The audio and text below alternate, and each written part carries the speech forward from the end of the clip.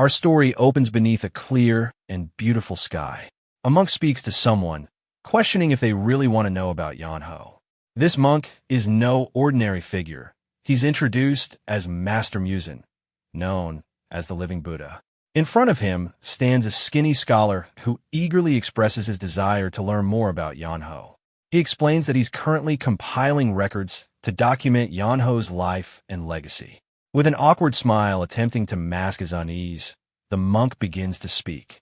He describes Yeonho, officially known as the Radiant Martial Sovereign, as a man of great virtue, kindness, and moral integrity. The monk even claims that Yeonho must have been sent by Buddha himself. The scholar's eyes light up with excitement. He immediately begins scribbling down notes, confirming it's just as he suspected. He then asks the monk about Yeonho's daily life. What kind of man was he truly? The question clearly rattles the monk. His composure cracks. The calm facade vanishes. Suddenly, he explodes in frustration, unleashing curses at the very mention of Yeonho's name. It's so shocking coming from a monk that the startled scholar practically falls out of the sky. The scene shifts abruptly to the Hube Penglan. The scholar is now being violently thrown out of the Pang clan residence. We're introduced to the furious supreme elder of the Pang clan, Pang Dojuk. Upon hearing Yeonho's name, the elder erupts with rage. He demands to know why a miserable lowlife like the scholar would even dare to bring up that name in his presence. He doesn't stop there. The elder immediately commands his people to bring out a whole bag of salt and scatter it around the area where the scholar had stood, as if to purge the very memory of Yeonho's name. The scholar, shaken to his core, is overwhelmed by the identical reactions he keeps encountering. No matter where he goes, people become hostile and disturbed the moment he mentions Yeonho. Yet, Yeonho, this same man everyone seems to hate, was once hailed as the Radiant Martial Sovereign. We are reminded of his grand reputation, a legendary figure who ended an era of chaos. He was celebrated as a paragon of virtue, a gentleman, a chivalrous warrior, and by some, the greatest martial artist who ever lived. Still puzzled, the scholar continues his journey, using a Qigong technique to travel swiftly. As he moves, he reflects deeply on why everyone avoids speaking of Yeonho. As a historian, he feels responsible for uncovering the full truth, even the parts buried in shame or secrecy. And now, he believes he might finally find a reason. Next, we meet the divine Mad Dog, a notorious figure among beggars. The moment he hears that the scholar was chased out of both Shaolin and the Pang clan, he bursts into uncontrollable laughter. The scholar confirms it, sharing that wherever he went, he faced nearly the same kind of reaction. Every time he brought up Yeonho's name, he doesn't even get to finish the sentence before the Mad Dog interrupts him. He declares that it's no surprise people respond like that. The scholar, caught off guard by this sudden and confident reaction, is stunned. Then, the narrative formally begins. 100 years ago, in the Guangdong Wai clan, lived a boy named Yeonho, known in his youth as Wonho. Far from being a hero, he was considered the worst kind of person. We're taken back to when he was just 12. Young Wonho is seen half asleep, mumbling about his dream to become the strongest. From Mad Dog's point of view, there was once a boy with a grand ambition of becoming the greatest under the heavens. Raised in a martial clan, he was immersed in the values of chivalry from an early age. He already understood what it would take to reach the top, relentless effort. There was, however, one problem: he just couldn't get started today.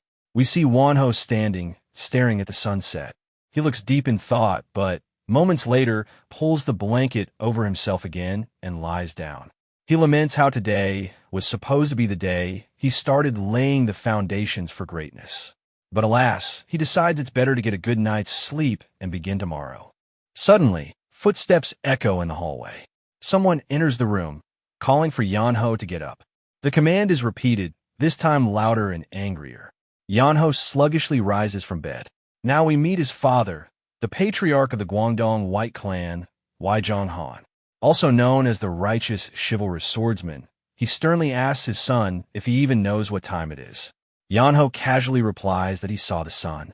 His father points out that despite seeing the sun, Yeonho is still in bed. Yeonho cheekily argues that the sun is setting, so technically it's still sleep time. His father grows more frustrated and asks how long he's been holed up in his room. Yeonho guesses, was it 2 days? Maybe 3? He settles on 2. But the truth hits hard. It's been 4 full days. His father calls him a useless brat, appalled that Yeonho has been lazing around for that long, wrapped in a blanket. He even jokes that not even a bear would lie still for that long, without turning over from the sweat. Trying to deflect the scolding, Yeonho laughs nervously and claims he does get up every now and then. That only angers his father more. Yeonho then tries to explain he meant to train today, truly, but each time he opened his eyes, the sun was already setting. And of course, when the sun sets, it's bedtime again. One must rest to train early the next morning, right? Fed up with the excuses, his father explodes in rage. He flips the bed over, yelling that today he will finally fix his son's rotten attitude once and for all. From Mad Dog's perspective, the scene is both ironic and amusing.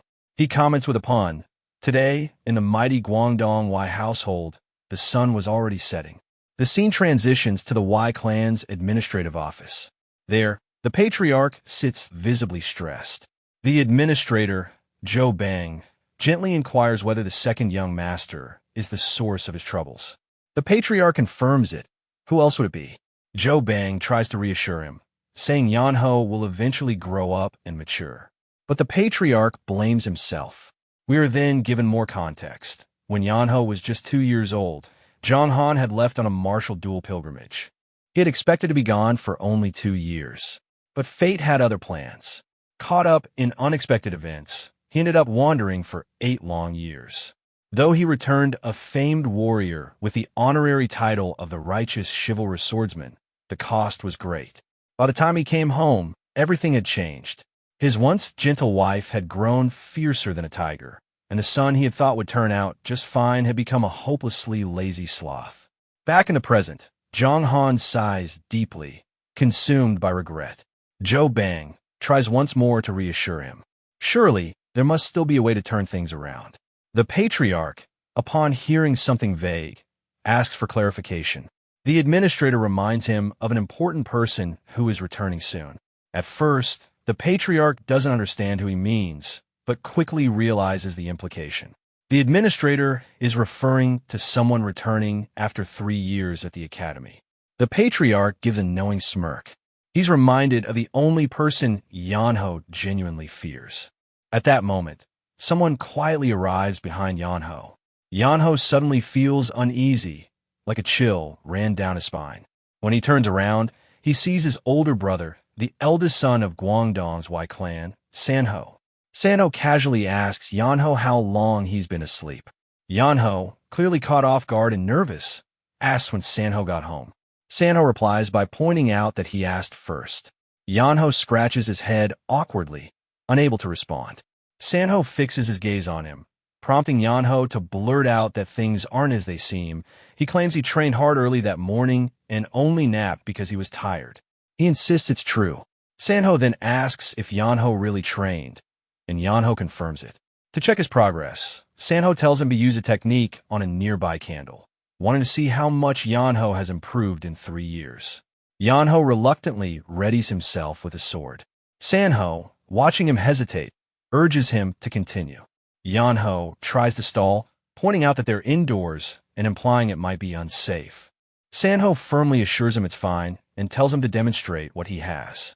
Yeonho begins preparing and attempts to perform a sword move, the soaring dragon technique.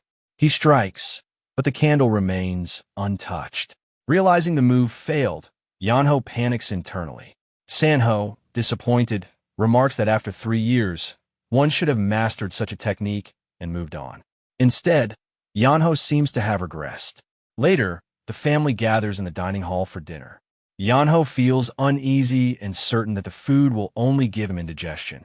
The patriarch asks Sanho about life at the martial academy and whether he faced any challenges. Sanho responds that everything was fine. In fact, difficulties are essential as they help one grow. The patriarch commends Sanho's perseverance and acknowledges the hardships he must have endured. Sanho humbly returns the sentiment, saying his father had it harder being away from home. Then the patriarch asks if there are any other issues. Sanho brings up one, concerning Yeonho. The matriarch asks what it is, and Sanho responds that he believes Yeonho should be taken to the martial academy. This catches everyone off guard, especially Yeonho, who is overwhelmed by fear and anxiety. The scene shifts, with the narrator known as the Mad Dog, noting that even well-known martial figures like Master Muzin and Pang Dojuk react strongly at the mention of Hae Yeonho's name. He hints that this moment was the start of something significant, though no one could have guessed that the lazy Yeonho would one day make a name for himself. And so, Yeonho ends up being sent to the academy, mostly against his will. His family, especially his younger sister Warren, is emotional. She cries and begs him not to go. Their father jokes lightheartedly, encouraging him to return as a man. Yeonho tries to console his sister, promising to come back. From Mad Dog's view, the journey of Sanho and Yeonho seemed smooth, at least for Sanho. During the journey, Yeonho asks if they're nearly there. Sanho tells him there are 10 more days left. This shocks Yeonho, who's clearly exhausted. Sanho adds that they could have arrived in 5 days if Yeonho knew how to ride a horse. Yeonho points out that he's never ridden before. Sanho clarifies that he wasn't blaming him, just explaining. Later, Yeonho asks to take a break, mentioning how steep the path is and how much pain he's in. As they travel, Yeonho spots people lying beneath a tree and suggests they join them to rest. Sanho takes a closer look and suddenly appears alarmed. He dismounts to inspect the bodies. Yeonho, confused, asks what he's doing. Sanho reveals that the people are already dead. He shows Yeonho evidence of a martial technique called the flower indulging palm. It used to be known as the crimson flower palm, but became infamous due to a criminal named Kwok, who committed crimes using this technique. Yeonho, shocked by the mention of a rapist, asks if that person is nearby. Sanho explains that Kwok targets women climbing the mountains, and based on the situation, he likely ambushed this group while pursuing a woman who may still be in danger. Sanho tells Yeonho to stay put while he goes to investigate. Yeonho protests, upset that he's being left alone with the corpses. But by the time he reacts, Sanho is already gone. Frustrated and anxious, Yeonho looks around. Surrounded by bodies and growing storm clouds, he feels helpless. As the rain starts falling, he begins panicking, calling out for Sanho. He wonders what's taking so long and whether something bad has happened. Worried, he starts trying to move the bodies onto a horse, thinking he can't leave them to become food for animals. But the horses resist. Then lightning strikes, and in the commotion, one of the horses kicks Yeonho, sending him tumbling down a hill. When he wakes up, sore and muddy, he curses the horses. He finds himself at the entrance of a cave and is relieved to have found shelter from the rain. Soon after, the horses arrive too. He ties them up and scolds them, though he knows he can't do anything more. Looking at his soaked clothes, he complains about the situation and thinks that this is why he prefers staying home. He marks the cave entrance in case Sanho comes looking, then lies down to rest. After some sleep, Yeonho wakes briefly and hopes that nothing bad has happened to his brother. He reassures himself that Sanho is strong and will be okay, then goes back to sleep. Later, an unusual blue light begins to appear around Yeonho. The light gently lifts his sleeping body and carries him away, eventually taking him through an invisible barrier. Yeonho wakes up again, disoriented. The space resembles the cave he was in, but something feels different. He wonders if he somehow rolled deeper inside while asleep. Then, a mysterious voice addresses him, calling him a fated human. Yeonho, startled, backs up in fear and notices a glowing blue spear.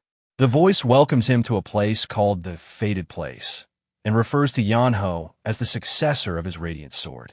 Yeonho, confused, asks if the voice is coming from the glowing object.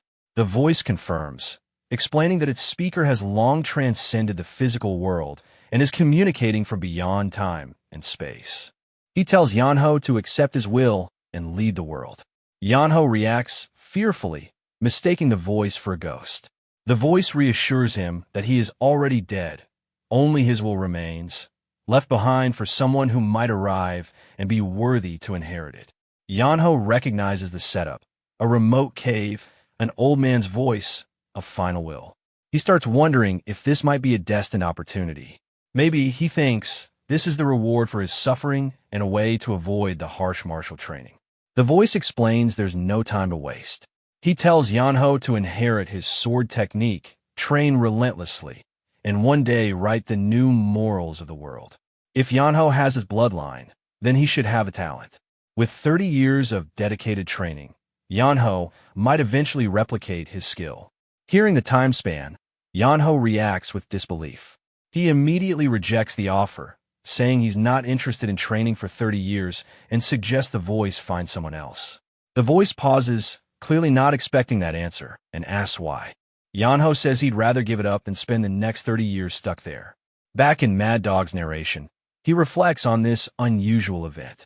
He says this strange encounter was the beginning of Yeonho's transformation, the moment when the boy once dismissed as lazy started down a path that would eventually make him famous. Yeonho tells the old man that he doesn't believe this is fate and suggests he find someone else, then leaves. The old man calls for him to wait. When Yeonho turns back, he sees the light forming into the shape of an old man. This is the first appearance of Baek Muhan. Seeing him, Yeonho concludes he was right all along. The old man is a scammer. The old man reacts to this accusation, questioning how Yeonho could call him that. Yeonho explains that the old man pretended to be something else at first, only revealing his true nature when his act failed. The old man denies pretending and explains that he is a spirit who has left his physical body. Yeonho doesn't believe it and tries to hit him, but his hand passes through, causing him to fall. Surprised, Yeonho realizes the old man might really be a ghost. The old man clarifies this is a rare technique called the spirit transmission arts, used only by extremely high-level martial artists. Yeonho casually calls such people ghosts, frustrating the old man, who insists he's not one. Back with Mad Dog, he tells a scholar that this is how Yeonho met his master. The scholar questions whether spirit transmission arts really exist. Mad Dog confirms it's a technique mastered only by the most elite. The scholar then asks who among martial artists can use it. Mad Dog brings up the Sword Emperor. The scholar immediately recognizes the name. He's known as the strongest in history, head of the Baek clan, and a legendary figure. Mad Dog confirms that Baek Muhan, the Radiant Sword, later known as the Sword Emperor, was Yeonho's master. The scholar is surprised since the Sword Emperor lived 300 years ago. Mad Dog agrees, saying the Sword Emperor belonged to a long-forgotten era. Still, it's true that he trained Yeonho. The scholar assumes Yeonho must have begged to become the Sword Emperor's disciple. Mad Dog corrects him. It was the Sword Emperor who sought a disciple after centuries of being ignored by his own descendants. Back in the cave, Yeonho asks the old man why he's overreacting and insists again he can't learn from him. The old man closes the entrance, trapping Yeonho. He explains that with Yeonho's current skill, he can't move the thick stone gate. But if Yeonho learns his martial arts, he'll be able to slice through it easily. Not convinced, Yeonho takes out a sword and starts scraping the wall. The old man is surprised and asks what he's doing. Yeonho replies that he's digging, since even a stone wall can be worn down with metal over time. He estimates it'll take a year or two. The old man is taken aback that Yeonho is willing to spend that long. Yeonho jokes that it's shorter than the 30 years of training the old man suggested. Frustrated, the old man realizes he can't even punish Yeonho. He hovers and tries to persuade Yeonho to learn, promising not to disappoint him. Yeonho still refuses, saying he doesn't like him. The old man offers a deal, leave after 20 years. Yeonho lies down and says 20 is too long. He would consider it if the old man had said 3. The old man, trying to stay calm, questions Yeonho's expectations. Even the greatest masters couldn't achieve that. Yeonho shrugs and says maybe it just isn't meant to be. The old man, overwhelmed with frustration, finally proposes 5 years, vowing to make Yeonho the strongest in the world. That makes Yeonho pause. He reflects that maybe this old man really was the strongest martial artist.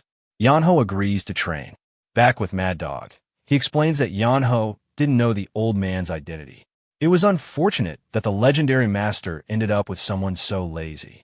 Meanwhile, the old man is frustrated that Yeonho sleeps all day. Yeonho argues he's human and needs sleep, unlike the spirit. Baek Muhan grumbles, but encourages Yeonho to train. Still, Yeonho trains only lightly, prompting Baek Muhan to estimate it'll take 50 years at that rate. Yeonho asks if there's an easier way. The old man says it's already as easy as it gets. Yeonho thinks the old man would be less irritating if he just stayed quiet. He jokes that this is why one needs a skilled master. The old man seethes with frustration, but can't do anything without a physical body. He laments his condition and wishes he could properly train Yeonho. While Yeonho lies around, he asks how the old man operated the stone gate. Baek Muhan explains he triggered a device using psychic energy, not physical force. This makes him realize something new, that he can still manipulate objects with chi. Laughing, he tests it out. Yeonho gets nervous as he sees this. When the old man levitates rocks, Yeonho backs away and tries to reason with him. The old man sends the rocks flying at Yeonho. From then on, training continues day and night. Yeonho practices swordsmanship daily and uses a special dream-based art at night. Over time, his life becomes fully focused on martial arts. 5 years pass quickly. One day, the old man wakes Yeonho up early. Yeonho is confused by the serious tone. Baek Muhan explains his lifelong pursuit of martial arts, how it led him to neglect family and relationships, and how that distance is why no one came to find him. He says that through Yeonho, he finally learned about emotion and connection. Yeonho senses something is off. The old man confirms it's time for him to go. Yeonho panics and insists the old man can't leave. They agreed on 30 years. But the old man reveals he used up his energy maintaining the elixir that allowed Yeonho to survive without food. There's no energy left. Yeonho is upset, saying he would have left and returned if he had known. The old man doubts Yeonho would have come back. Still, he expresses gratitude for their time and says his hope is that Yeonho will explore the world, learn from it, and not repeat his mistakes. He tells Yeonho that even if no one remembers him, his teachings live on in Yeonho's swordsmanship. As the old man fades away, his last words to Yeonho are to be happy. Yeonho, crying, says the old man could have at least warned him. Back in the present, Yeonho is annoyed. He finds a cloth the old man left behind, covered in writing. It explains that Yeonho's martial arts are still incomplete, and the elixir in his body is a double-edged sword. If he doesn't keep training fast enough, it'll kill him. Frustrated, Yeonho curses the old man. Another note tells him to travel and experience the world. That's how he'll grow further. The script ends with Yeonho realizing that the journey isn't over, and the old man made sure he wouldn't slack off again. The old man advises Yeonho not to be content with living a limited life in a small place. Baek Muhan also encourages him to broaden his vision, to see more, experience more, and become someone capable of greater things. As a starting point, Yeonho is told to go to a place called Ruin to find the world's greatest scholar and stay with him. It's expected that Yeonho will learn and feel something important through that experience. Yeonho reflects on this. Though he initially intended to return home, he decides to delay that plan until he settles what he needs to. With resolve, he bows deeply to his master and then sets off for Ruin. Outside the cave, Baek Muhan reappears and bursts into laughter, mocking Yeonho in his usual rough manner. He calls Yeonho a fool and says that if Yeonho doesn't learn more about the world, he'll waste away like a dried-up mummy. He insists that martial arts developed in isolation have no value. To Baek Muhan, letting Yeonho stay tucked away in some remote place would be a loss. With a content expression, he says it would be a waste of Yeonho's martial talent. The story moves to the city of Kiang. Yeonho is visibly thin from starvation, looking skeletal. He approaches a beggar who turns out to be Jangyul, the branch leader of the beggar sect in this area. Jangyul is taken aback by Yeonho's appearance and internally wonders who this dried-up person is. Yeonho says he came with a question, but Jangyul immediately asks for money in exchange. When Yeonho questions if payment is necessary, Jangyul tells him that nothing in the world is free. Though he considers helping Yeonho out of professional respect, he sticks to the rules of his organization. Jangyul assumes Yeonho is a beggar and says so. Yeonho questions the assumption, but Jangyul replies that anyone who begs is, by definition, a beggar. He even jokes that Yeonho could make money just by sitting on a street corner. Then, unexpectedly, Yeonho asks if Yeonho wants to work with him. Later, we see a pile of money in front of Yeonho. Yeonho is thrilled. They've earned 6 months' worth of operating funds in just half a day. He calls Yeonho the god of wealth and is ready to give him the information he asked for. Yeonho wants detailed info about famous scholars and blacksmiths, their locations, hobbies, and specialties. Yeonho says it'll take 7 days and asks Yeonho to return. Yeonho replies that he has nowhere to go and nothing else to do, so he'll wait right there. Yeonho agrees, something he soon comes to regret. A few days pass, and another beggar runs up to Yeonho, saying they're in trouble. When Yeonho asks what kind of trouble beggars could possibly face, the beggar explains they are on the verge of starvation. He leads Yeonho to the source of the problem. There, Yeonho finds a crowd tossing coins at Yeonho, who's just sitting on the roadside. People are saying that if you want to be a beggar, you should at least reach Yeonho's level. Yeonho is both stunned and unsettled by how quickly Yeonho has taken over the streets. Yeonho, now acting comfortably, complains that he's thirsty and asks Yeonho to bring water. When served, he complains about the bowl being dirty and the water being lukewarm. Yeonho scolds his subordinates and tells them to bring cold water from mountains. Yeonho lounges and mutters how nice it is, further frustrating Yeonho. Yeonho feels humiliated.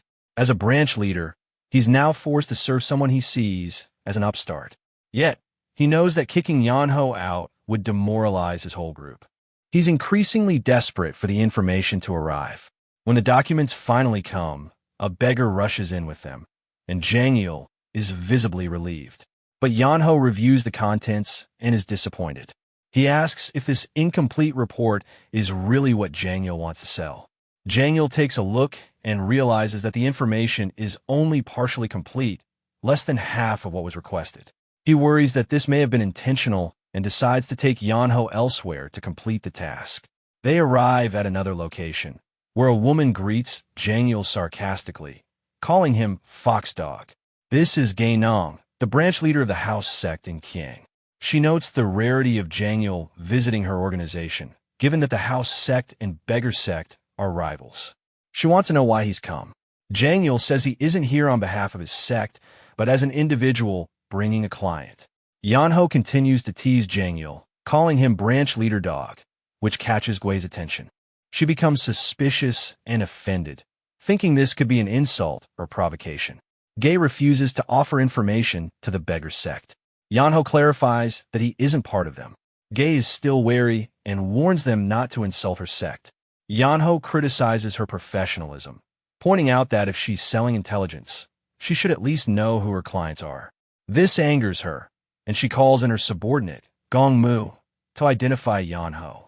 Gongmu reports that Yeonho is not from the Beggar Sect. Still irritated, Gai refuses to help and tells them to leave. Yeonho remarks that she's turning away a paying customer, which he sees as bad business sense. Gai warns him to watch his mouth, threatening violence. Yeonho calls her an old lady, provoking her further. Gai orders Gongmu to teach Yeonho a lesson. As Gongmu lunges, Yeonho effortlessly counters, knocking him out in one blow. Everyone is shocked. Gai realizes that Yeonho is a martial master. He apologizes and says it was just reflex.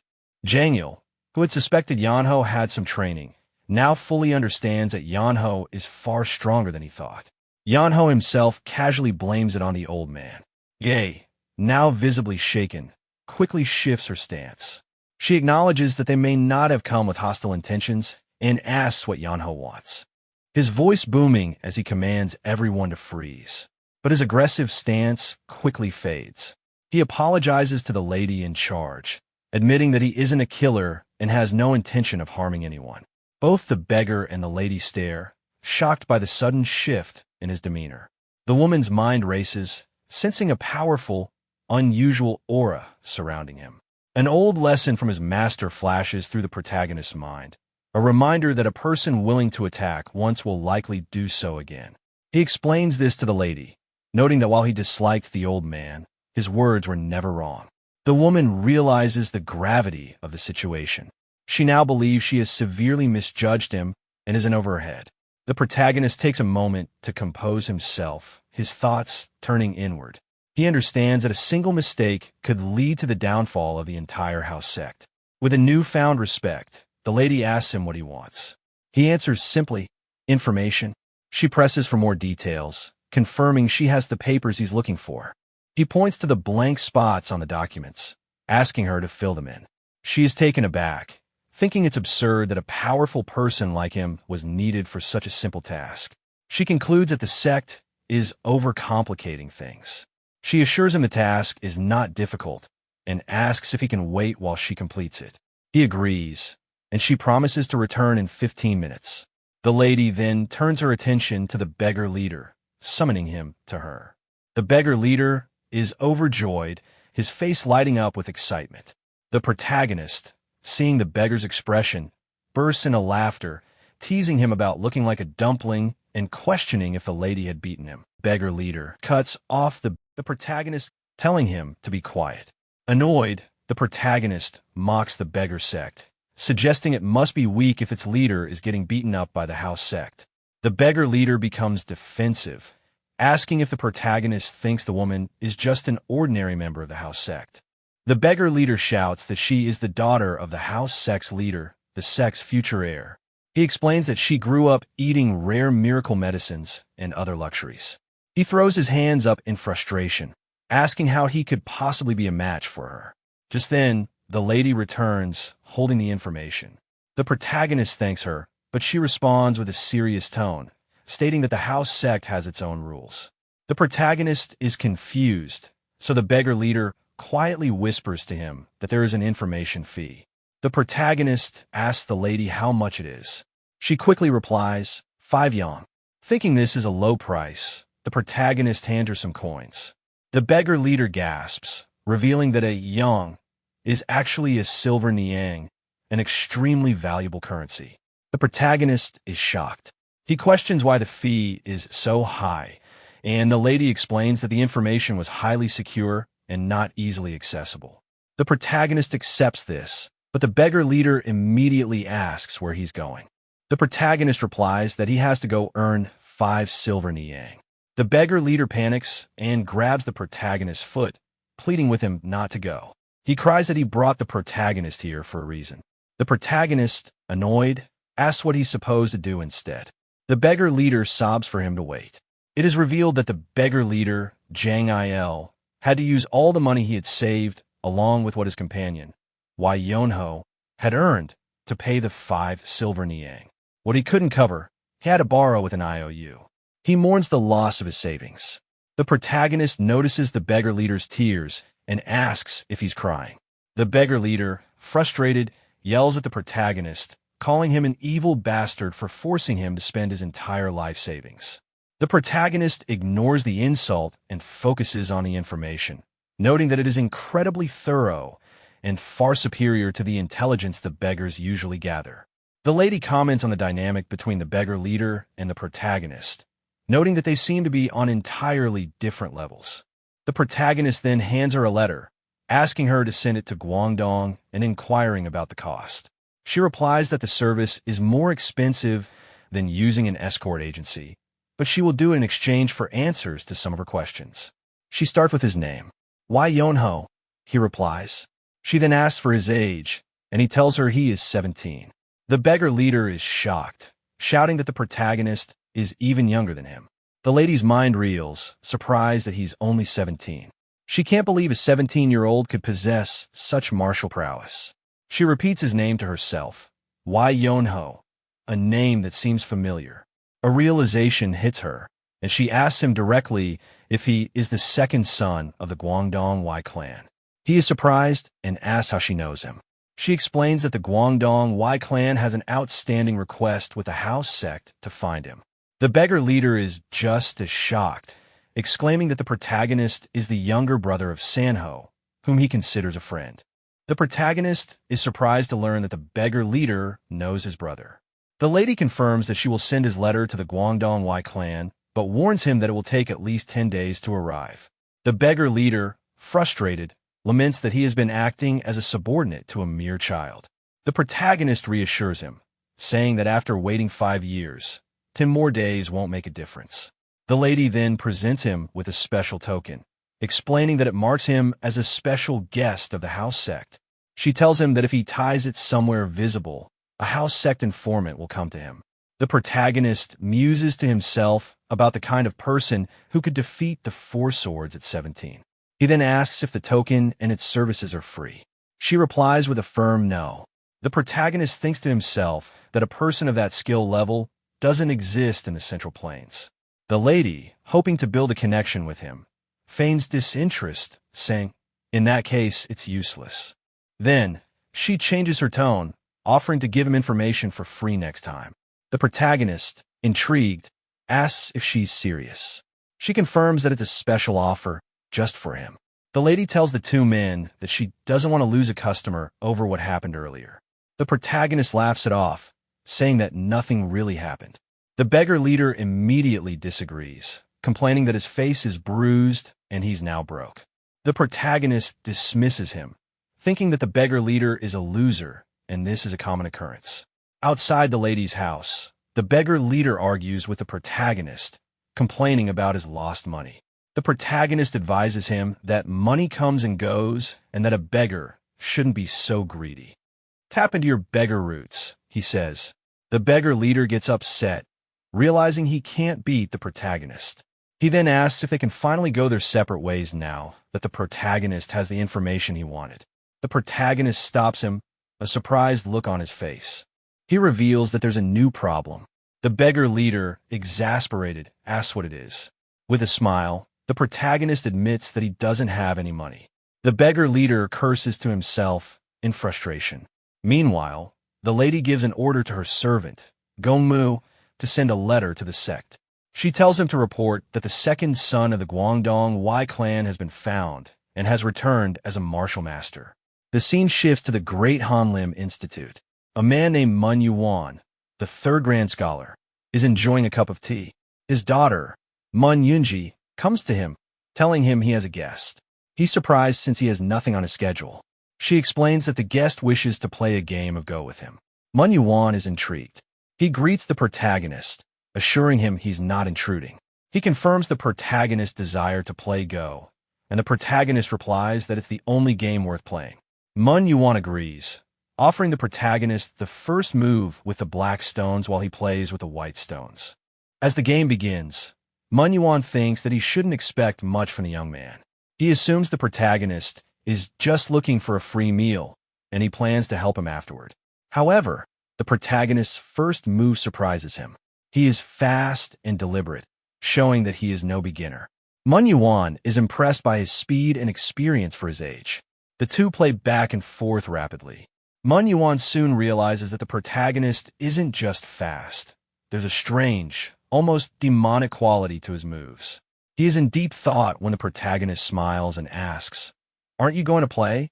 Manhwa's inner monologue reveals a shocking realization. He's a war demon. Manhwa stared at the board in silent amazement.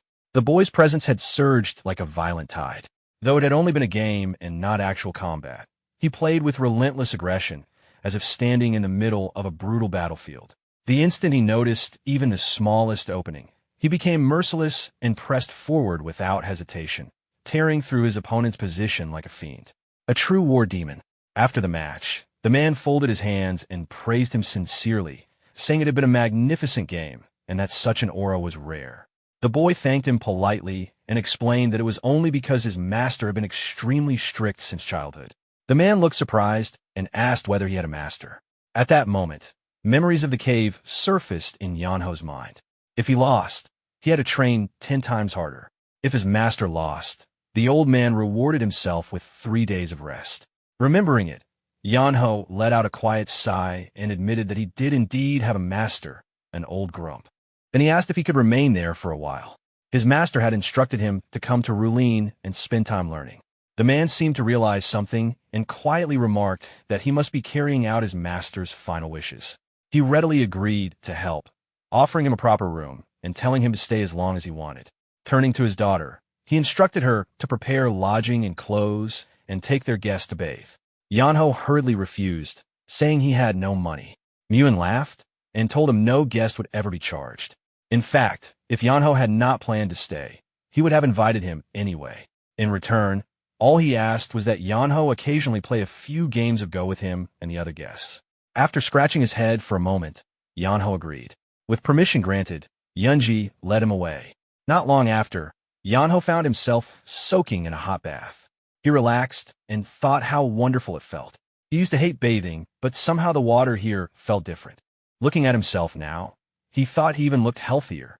Cursing his old master inwardly, he admitted this comfort was so satisfying he could almost cry. A little later, Yeonji returned carrying a fresh set of clothes. She still could not understand why her father had accepted someone like him into the estate. Just then, Yeonho casually stepped out of the bath without thinking. Startled, she screamed and quickly thrust the clothes toward him, telling him to cover himself because she had nearly mistaken him for a ghost. Yeonho accepted the clothes without much concern. Meanwhile, Yeonji found herself unexpectedly surprised. After bathing, he actually looked rather handsome, and his well-built frame revealed years of training. Once dressed, Yeonho looked at her and simply asked whether this was fine. Caught off guard, Yeonji blurted out in confusion and asked who exactly he was. Several days passed. Yeonji eventually went to her father in frustration and complained about their guest. Since arriving, Yeonho had done nothing except lie in his room, wake only to eat, and go back to sleep. 7 days and nights had passed like that. Hearing this, Myun frowned slightly as if remembering something. Then he realized he had never even asked the boy's name. But Yeonji continued complaining. Her father had always taught that laziness was a sin and constantly emphasized diligence and effort. So why was he overlooking someone who spent every day sleeping? Even as a guest, she argued, he should not be allowed to drag down the atmosphere of the estate. Myun calmly explained. He loved Go because it revealed a person's true nature. Words could be controlled and expressions hidden, but aura could not lie. Someone impatient could not play calmly, and someone carefree could not truly enjoy fierce competition. Through aura, a person's life and character became visible. As for Yeonho, his aura was unusually rough and fierce in a way he had never encountered before. That alone proved he was not naturally idle. Perhaps he had once lived through hardships they could not imagine. The harsher the sunlight, the deeper the shadow. If he appeared lazy now, perhaps it was only because he had endured too much before. People did not blame a bird for sheltering under an eave during rain or question why it was not flying. So couldn't they allow him to rest a little longer? Yeonji sighed and said she understood, but she did not truly agree. Arriving at Yeonho's room, she decided her father had been fooled. Someone that lazy could not possibly be the person her father described. She would drive him out herself. She entered and called for him to wake up. Yeonho responded lazily. Annoyed, she yanked away the blanket and told him the sun was already high. With no choice, he sat up and casually asked why she had not waited until sunset. Her irritation flared immediately. She demanded to know what kind of person could shamelessly spend 7 days sleeping while everyone else worked and studied. Yeonho looked at her lazily and answered that her studying was her business, and he slept because he wanted to. He asked what was wrong with that. Furious, Yeonji snapped back. She said she could not tolerate someone lying there for 7 days without even washing and reminded him that someone had to drag his blanket off every day. No one in the estate lived for free. If he were a scholar in training, she might overlook it, but the estate did not have extra rice to support freeloaders. Yeonho looked confused. He pointed out that her father clearly had not finished speaking before she interrupted. Yeonji immediately answered that she was the one managing the estate finances. Yeonho sighed and asked what exactly she wanted him to do. Without hesitation, she led him outside and pointed at a huge pile of clothes. His task was simple. Wash all of them. Yeonho looked at the mountain of laundry and asked whether all of this was really the price of the meals he had eaten. Was the rice here mixed with gold? Yeonji turned away, secretly satisfied. She told him the work was now his responsibility and warned that every piece had to be cleaned properly. If anything remained dirty, she would make him wash everything again, so he should do a thorough job. Walking away, she smiled inwardly. This time, he would finally experience real hardship. There was no way he could finish everything in a single day. But barely an hour later, she returned and froze. Every piece of clothing had been washed perfectly and neatly hung out to dry. She stared in disbelief and demanded to know how he had finished so quickly.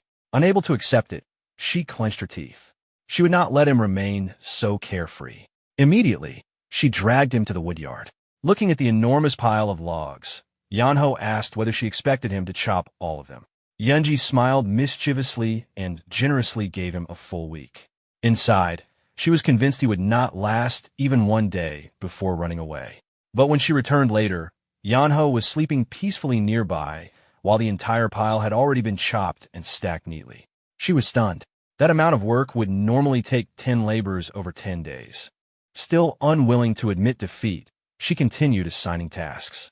Washing dishes, sweeping the yard, cleaning. Every job was completed almost instantly. Yeonji could only grind her teeth in frustration. How was he finishing everything so effortlessly? And so, Yeonho's life at Urim officially began. But taking West Yeonho into the estate eventually became what the third virtuous grand scholar considered a grave mistake. He should never have allowed him to stay. A young listener asked in surprise why he would say such a thing. The scholar answered solemnly.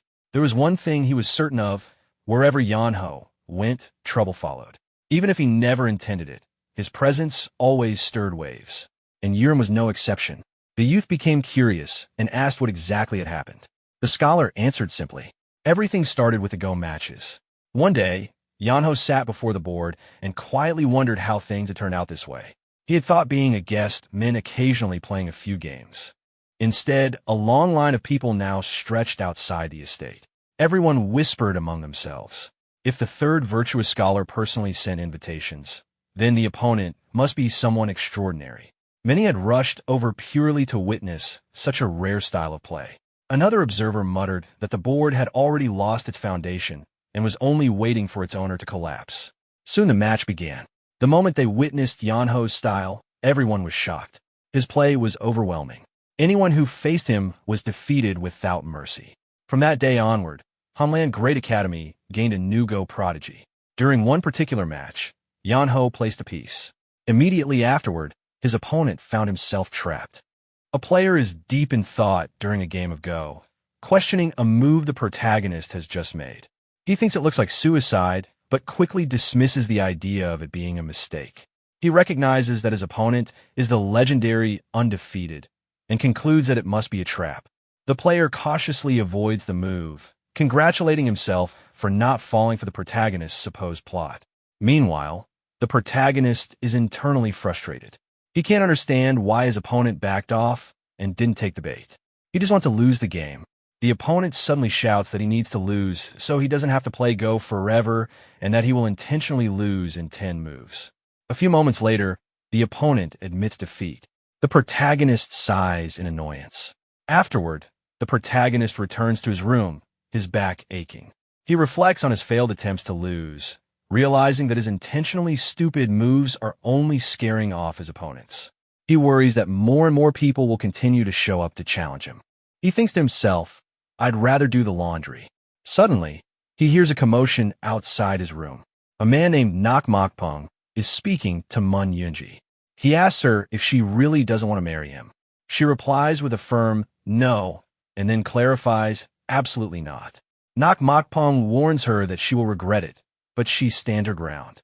He then takes a more forceful tone, telling her that he always gets what he wants and that his current offer won't remain an offer for long. He questions whether she's willing to risk the Great Hanlim Institute's downfall because of her refusal. Mun Yunji angrily asserts that the institute won't fall easily. He responds that he can make it happen, and she hates that he thinks everything will work out in his favor. Nak Mokpong coolly replies, it's not impossible. Mun Yunji loudly and angrily rejects Nak Mokpong once again, telling him it is impossible for her to marry him. She turns to leave, but Nak Mokpong grabs her hand. She screams, demanding that he let her go. He tells her in a menacing tone that it's in her best interest not to anger him, warning her that he could take her right there and then. Suddenly, the protagonist appears and calmly tells Nak Mokpong that his behavior is inappropriate in someone else's house. Mun Yunji, still frightened, glares at Nak Mokpong. She then turns to the protagonist and asks if he's finished all his chores, as if surprised to see him. The protagonist takes her hand, looking nervous. He says he's been playing Go and asks to borrow something. He then quickly takes the cord she uses to tie her hair and removes the tassels from it. Nak Mokpong calls out the protagonist for eavesdropping, but the protagonist apologizes with a smirk, admitting his lack of manners. He then points out Mokpong's own hypocrisy, asking if someone who truly cared about manners would act the way he does. Mokpong, seemingly impressed, calls the protagonist a genius of Hanlim. The protagonist thanks him, but admits he has no idea who Mokpong is. Mokpong begins to introduce himself, but the protagonist quickly cuts him off with a laugh, saying he really doesn't care. Mokpong praises him again as the genius of Hanlim, and tells him he should have just stayed and played Go instead of getting in his way. The protagonist smiles and replies, "What a shame. I'm really good at getting in people's way, just like right now." Mokpong, enraged, curses at him. A crowd of people has gathered, all of them avid Go players. They ask the protagonist if he's there to play Go, with one person enthusiastically requesting to play with him again tomorrow. He agrees. Mokpong, annoyed by the crowd, says he'll leave, but not without a threat. He warns the protagonist that if Yunji doesn't agree to marry him within 3 days, he'll take matters into his own hands. The protagonist turns to Yunji and asks who that was. She sighs and tells him that the man is Mokpong, the adopted son of a powerful imperial palace attendant. When the protagonist asks what he wanted, she explains that he wants to marry her, and she said no every time. The protagonist jokes that Mokpong seems like a good catch from a good family and determined. He then feigns a serious tone, asking her if she wants to die. She explains that Mokpong doesn't like her. He just wants to use her. Her father, the owner of the Great Hanlim Institute, has a powerful network in Rulin and is considered a perfect candidate for a political position. She reveals that her father hasn't taken a civil service role, not because of his love for Go, but because the eunuchs of the imperial palace are wary of him. The protagonist is surprised. He questions why the eunuchs would be wary of a mere institute owner. Yunji explains that the Great Hanlim Institute is unlike any other. It is not affiliated with any other organization, which has allowed it to form deep connections with various groups. The eunuchs are in power because the forces of Rulin haven't united against them. She says that if her father were to unite the forces of Rulin, the eunuch's power would be threatened. The protagonist realizes that this is the reason Mokpong's father is so desperate to stop her father from entering civil service. He now understands that Mokpong's new plan, marrying Yunji, would allow him to both neutralize her father as a threat and gain a powerful connection to Rulin.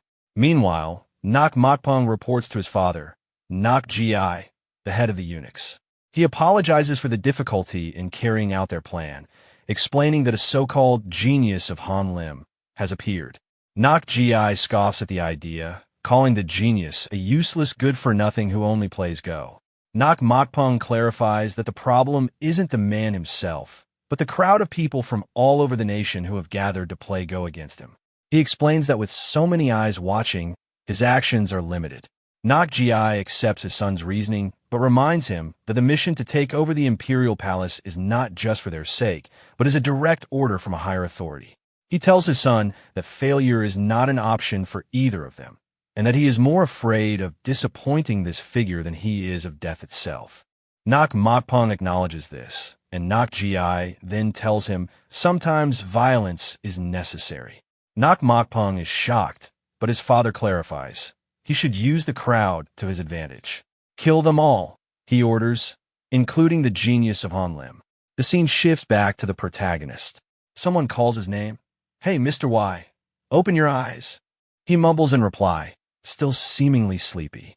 At the Great Hanlim Institute, 2 men, Wi Yeonho, the head of the inspectorate office and the emperor's younger brother, and Manhwa, are playing Go.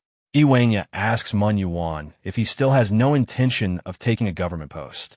Manhwa apologizes, but Wi Yeonho presses on, emphasizing the need to maintain balance to counter Ji.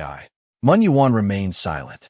Wi Yeonho then addresses him directly, stating that Ji's recent movements are unusual. He mentions unsettling activity within both military and scholarly circles, and widespread corruption orchestrated by Ji. When Manhwa tries to interject, Wi Yeonho anticipates his question. Is he wondering why a eunuch, driven by past humiliation, would attempt a rebellion? Manhwa confirms this. Yeonho then proposes an alternative. What if not Gi serves a different hidden master? He explains that the eunuch's power struggles are far more complex than they seem. He finds it strange that Nok Gi, despite having no established foundation, managed to defeat all his rivals and rise to his current position.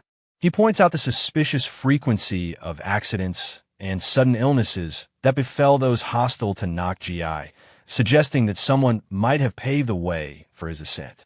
Manhwa considers this, acknowledging that it could also be a coincidence.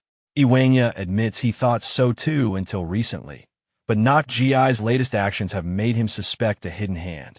He concludes by stressing the vital need for Manhwa's help in uniting the scholars to resist. Manhwa says he will think about it. Yeonho quietly accepts this, then shifts the conversation, asking about the talented individual Manhwa mentioned. Manhwa is surprised by the question, but quickly describes Wi Yeonho as an extraordinary person who seems to be hiding his true abilities. Yeonho, pleased by Manhwa's praise, expresses his own curiosity and asks when he can meet Wi Yeonho. Manhwa replies that his daughter, Yoonji, has likely gone to bring him now. Just then, they hear Yoonji's voice calling, "Father." Manhwa turns to see his daughter and Wi Yeonho. He welcomes them in. Wi Yeonho asks if he was called. Manhwa apologizes for the early intrusion and asks if he slept well. Wi Yeonho promptly replies that he slept very well. The protagonist tells Manhwa that he could have slept better if someone hadn't poured cold water on his face, but laughs it off. Manhwa chuckles in response, relieved that the protagonist seems to have slept well despite the interruption. He explains that he called him to introduce him as someone. Yeonho introduces himself simply as an old man passing by. The protagonist sees through this vague explanation and directly asks what his business is. Yeonho replies that he's with the Hanlim Academy and simply wants to play a game of Go. The protagonist, however, immediately refuses. Yeonho is surprised. He points out that the protagonist has been playing Go with all the other visitors. The protagonist clarifies that he's not refusing to play Go, but rather insists on respecting the established order. He tells Yeonho that there are others who came first, and he must wait his turn. Yeonho laughs, saying he can easily solve this problem by asking the others for their understanding. The protagonist counters that this isn't a solution, it's coercion. He points out that given Yeonho's high status, others would have no choice but to agree, even if they aren't convinced. He emphasizes the importance of principles and promises. Yeonho thinks to himself that the protagonist has more resolve than he initially thought. He asks again how his plan wouldn't work. The protagonist simply repeats that he must wait his turn. Just then, Yoonji steps in, telling her father she thinks she can solve the problem. She approaches the protagonist, her mind racing with his words about principles and promises. She offers to cancel all of the remaining Go games scheduled for the day. The protagonist is visibly shocked by her offer. He hesitates, saying that while it's tempting, he also has his own principles and duties. He then asks if she can cancel them until tomorrow. She sees through this and warns him not to play any tricks, telling him he has to make a decision now. He accepts her offer, saying, "The match I will begin." As they play, Yeonho thinks to himself that the protagonist is the worst. He considers him to be all talk and no action, but is bound by his own code to finish the game. He decides to see what the protagonist is truly made of. The game continues long into the night. Manhwa approaches Yeonho and asks if he's enjoying the game. Yeonho simply hums in response. Yeonho reflects on Wi Yeonho's Go playstyle, finding it incredibly ferocious and unlike anything he's ever seen, even on a battlefield. He wonders about the kind of life Wi Yeonho must have lived. However, he concludes that this brutal side doesn't align with the lazy man he's observed, and he finds neither version suitable for the talent he seeks. He tells Manhwa that the game was a waste of time and that he can't understand why he values Wi Yeonho so highly. Manhwa immediately responds, "Because I have seen it." He explains that during a particularly intense game, he witnessed a divine move, a moment of pure genius from Wi Yeonho. He had taken his eyes off the board, and when he looked back, he saw a fleeting glimpse of a selfless, focused expression on Wi Yeonho's face. Yeonho questions if he saw it incorrectly, but Manhwa is adamant, insisting he couldn't have been wrong. Despite this, Yeonho states that he still has no intention of using Wi Yeonho. He says his time was not completely wasted because he was able to see Manhwa. He announces that he will be leaving early the next day. Manhwa asks if he is that busy, and Yeonho confirms that the atmosphere in the imperial family is not good. He internally laments the situation. A fateful night, meanwhile, Manhwa and his soldiers are preparing for an ambush. The night is perfect, with everything in place. Manhwa gives the order to subdue and arrest everyone. The soldiers charge, and the Serene Institute is immediately filled with screams and the sounds of struggle. Manhwa smiles to himself, thinking that they should have listened to his earlier warnings. He orders his men to arrest everyone, confident that not a single person will escape the Great Hanlim Institute. In the midst of the chaos, Wi Yeonho remains fast asleep. That's it for today's video. If you made it this far, I hope you enjoyed it. And if you did, make sure to subscribe to the channel for more awesome videos like this. Thanks for watching. At the Great Hanlim Institute, two men, Yeonho, the head of the inspectorate office and the emperor's younger brother, and Manhwa, are playing Go. Yeonho asks Manhwa if he still has no intention of taking a government post. Manhwa apologizes, but Yeonho presses on, emphasizing the need to maintain balance to counter Nakji. Manhwa remains silent. Yeonho then addresses him directly, stating that Nakji's recent movements are unusual. He mentions unsettling activity within both military and scholarly circles, and widespread corruption orchestrated by Nakji. When Manhwa tries to interject, Yeonho anticipates his question. Is he wondering why a eunuch, driven by past humiliation, would attempt a rebellion? Manhwa confirms this. Yeonho then proposes an alternative. What if Nakji served a different hidden master? He explains that the eunuch's power struggles are far more complex than they seem. He finds it strange that Nakji, despite having no established foundation, managed to defeat all his rivals and rise to his current position. He points out the suspicious frequency of accidents and sudden illnesses that befell those hostile to Nakji, suggesting that someone might have paved the way for his ascent. Manhwa considers this, acknowledging that it could also be a coincidence. Yeonho admits he thought so too until recently, but Nakji's latest actions have made him suspect a hidden hand. He concludes by stressing the vital need for Manhwa's help in uniting the scholars to resist. Manhwa says he will think about it. Yeonho quietly accepts this, then shifts the conversation, asking about the talented individual Manhwa mentioned. Manhwa is surprised by the question, but quickly describes Wi Yeonho as an extraordinary person who seems to be hiding his true abilities.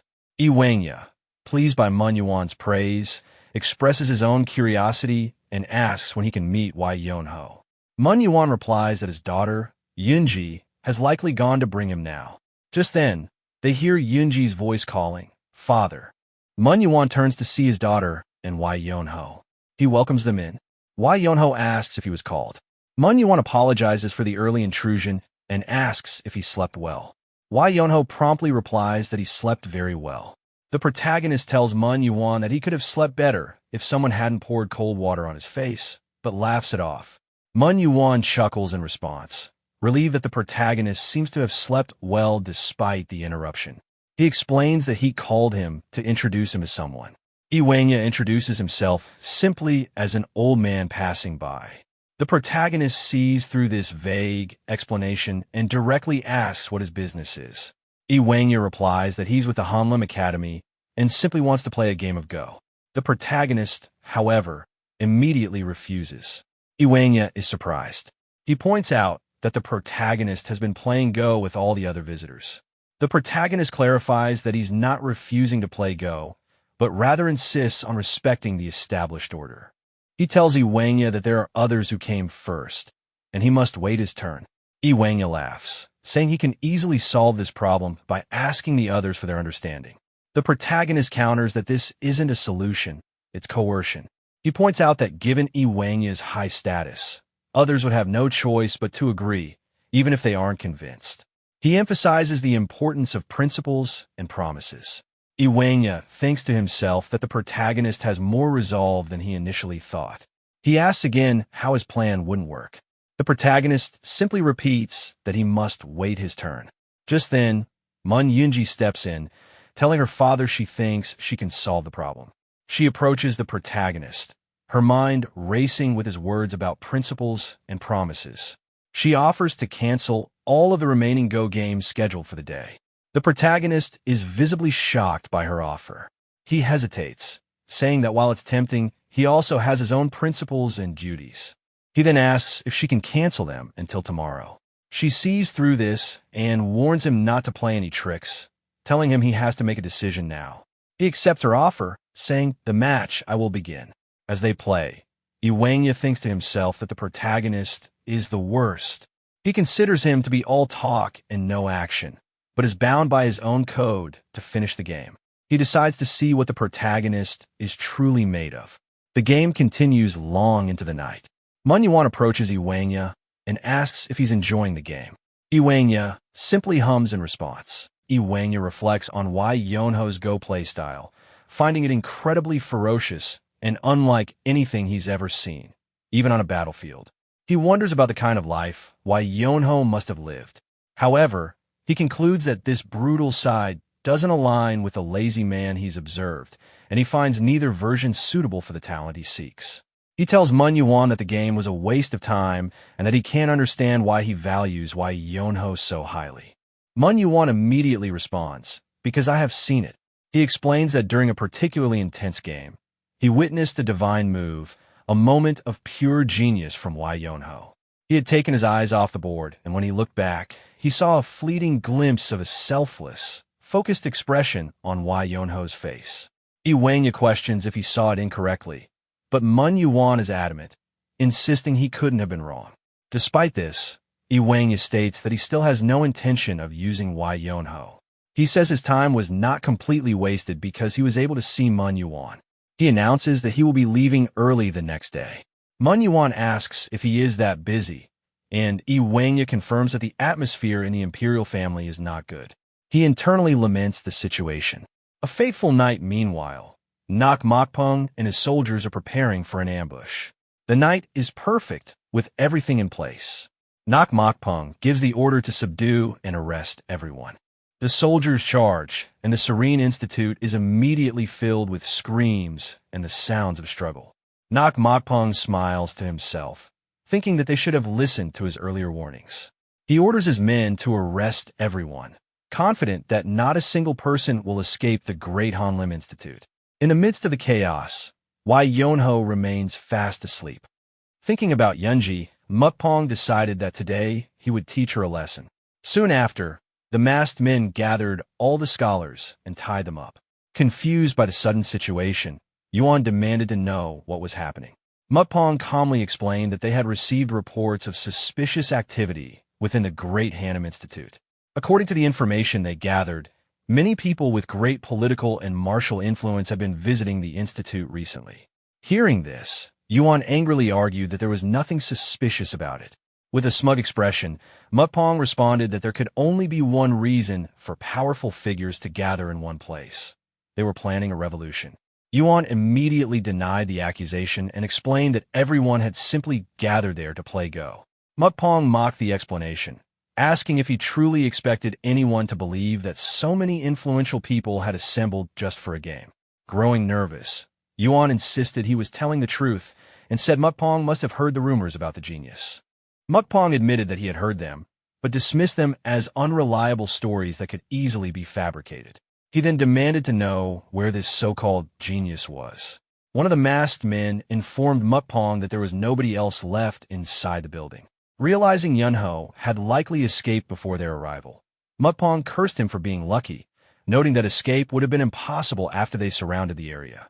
Mukpong then assured the scholars that if they were truly innocent, they would eventually be released and even receive an apology. At that moment, one of the masked men returned carrying a ledger, claiming he had found evidence of an agreement made by the revolutionaries. Hearing this, Yuan was shocked and immediately denied the accusation. However, Mukpong held up the ledger and declared that the proof was right in front of them. Yuan quickly realized they had been set up from the very beginning. The scholars desperately protested their innocence. Some claimed they knew nothing about any revolution and insisted they had never come there for such a purpose. Amid the chaos, Lai Huana suddenly stood up and remarked that the situation was becoming quite interesting. The moment Mukpong noticed him, his expression stiffened in shock. Lai Huana immediately ordered him to address him properly as the royal head inspector. The masked men fell silent while the scholars looked relieved, believing that Lai Wanga's presence would clear their names since he had witnessed everything himself. Mukpong quickly greeted him respectfully and claimed he would never have acted this way if he had known Lai Huana was present. Lai Huana coldly told him to stop wasting time and release everyone immediately.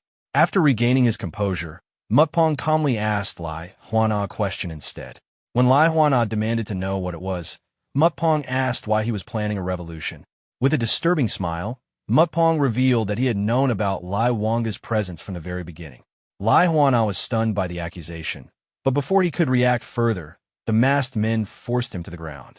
Mukpong explained that every revolution required a central figure, and it made far more sense for that role to belong to someone connected to the imperial family rather than a group of ordinary scholars. Furious, Lai Huana shouted that Mukpong's arrogance had gone too far.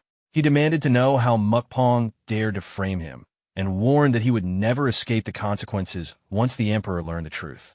Mukpong, however, calmly replied that Lai Huana misunderstood the situation. There would be no opportunity to report anything to the emperor because none of them would ever leave alive. According to him, the punishment for revolution was immediate execution. Mukpong further claimed they already possessed the revolutionaries' signatures, making the case appear undeniable in the eyes of the emperor. After explaining his plan, he burst into laughter. Lai Huana cursed him and declared that the heavens would never forgive such evil deeds. Mukpong simply told him to continue talking while announcing that the first person who needed to die was Yunji. Turning toward her, Mukpong reminded Yunji that he had warned her he would handle things his own way. He blamed her rejection for the fate awaiting everyone there. Mukpong then asked if she was willing to change her mind now. In response, Yunji spat directly in his face and declared that she would rather die than marry someone like him. Mukpong's expression twisted with anger. As he touched Yunji's cheek, he told her not to worry because he had no intention of killing her. Instead, he planned to make her wish for death. He promised to inflict suffering far worse than anything she could imagine. Desperate, Yunji attempted to bite her own tongue, declaring that she would rather die than allow herself to be humiliated by him. Mukpong immediately threatened her, saying that if she killed herself, her father would suffer in her place. If her father also chose death, then everyone else there would be tortured instead. He continued by reminding her that the families of traitors accused of revolution were always executed as well. If she truly wanted to die, she was free to do so, but the others would simply pay the price for it. Yunji gritted her teeth in helpless anger. Mukpong grabbed her by the hair and mockingly encouraged her to kill herself, saying he would only gain more entertainment from the suffering of the others. Then, while touching her cheek once more, Mukpong quietly asked if they should begin. Unable to resist or do anything to stop him, Yunji silently prayed for someone to save her. When Yunji opened her eyes again, her expression darkened. She saw Yeonho quietly trying to leave the scene. As he climbed over the wall and prepared to escape, Yunji suddenly shouted his name, causing everyone to turn toward him at once. Caught in an awkward situation, Yeonho let out an embarrassed laugh. Confused by his reaction, Yunji demanded to know what he was doing. Yeonho casually replied that he was obviously running away. When Yunji stared at him in disbelief, he wondered if she disliked the way he phrased it and jokingly asked if he should instead say he was excusing himself. Yunji angrily reminded him that he had learned martial arts and should be helping them instead of fleeing. Yeonho immediately refused, saying it was already difficult enough to keep himself alive and that she was greatly overestimating his abilities. According to him, the smartest choice in a situation like this was to pretend he had seen nothing. He even waved toward the intruders and told them to continue whatever they had been doing because he truly had not seen anything. Hearing that, everyone could only think about what a shameless person Yeonho was. Mukpong suddenly shouted for Yeonho to stop, warning him that he was already involved in the so-called revolution. He claimed the entire world would hunt him down and that there would be nowhere safe for him to hide. Yeonho casually replied that Mukpong could not be certain about that. Calling him a fool, Mukpong declared that although the world was large, there were eyes everywhere, and finding him would not be difficult. Still attempting to leave, Yeonho simply told him to try finding him later. Irritated, Mukpong immediately ordered the masked men to capture him. The masked men rushed toward Yeonho, while Yeonji urgently told him to run. Hearing that, Yeonho looked confused and pointed out that she had been demanding his help just moments earlier, yet now she was telling him to escape. He asked what exactly she expected him to do. One of the masked men suddenly missed his strike and became confused, wondering if he had just seen an afterimage. In the next moment, Yeonho drove his elbow into the man's body and slammed him into the ground before casually muttering that this whole situation was becoming troublesome. He then remarked that Yeonji was a very strange woman. Meanwhile, the masked men ended up sprawled across the ground in awkward positions. The scholars were left speechless, and even Mukpong could not understand what had just happened. Realizing Yeonho possessed real skill, Mukpong admitted that he had abilities after all. Yeonho thanked him for the compliment, though Mukpong angrily clarified that it was not praise. Furious from the humiliation, Mukpong ordered another masked man to step forward and deal with Yeonho immediately. The masked man apologized for the delay and promised to handle it at once. Mukpong specifically warned him not to kill Yeonho because he intended to tear him apart personally. As the masked man charged forward, Yeonho suddenly stopped him and asked for a moment to retrieve his sword from his room. The masked man stared at him in disbelief and called him insane. Yeonho complained that the man already looked old enough, yet was still making such a fuss when a younger person politely asked to fetch a weapon. The masked man angrily told him to shut up. Looking around, Yeonho noticed a broom nearby and sighed that 5 years ago the world had not been this harsh. Picking up the broom, Yeonho declared that since they would not let him get his sword, he would simply use that instead. Enraged, the masked man accused him of mocking him, but Yeonho calmly replied that if he disliked it so much, he should have allowed him to retrieve his sword. The masked man then rushed toward him in fury, swearing that although he would not kill him, he would inflict enough pain to make him beg for death later. Still looking half awake, Yeonho lazily told him they should just begin already because he had only recently woken up and still felt sluggish. The masked man became even more enraged and charged at full speed, but Yeonho instantly struck him across the head with a broom, sending him flying backward. As the masked man collapsed unconscious, Mukpong, Yuan, and Lai Huana were left stunned by the unbelievable sight. Holding the broom over his shoulder, Yeonho casually remarked that trash was best cleaned with a broom after all. The masked man soon regained consciousness but still could not understand what had happened. Pointing the broom toward him, Yeonho calmly told him to be grateful ended with only that much damage because it was Yeonho standing before him. He also advised him not to rush in recklessly. However, before Yeonho could finish speaking, the masked man cursed at him in anger.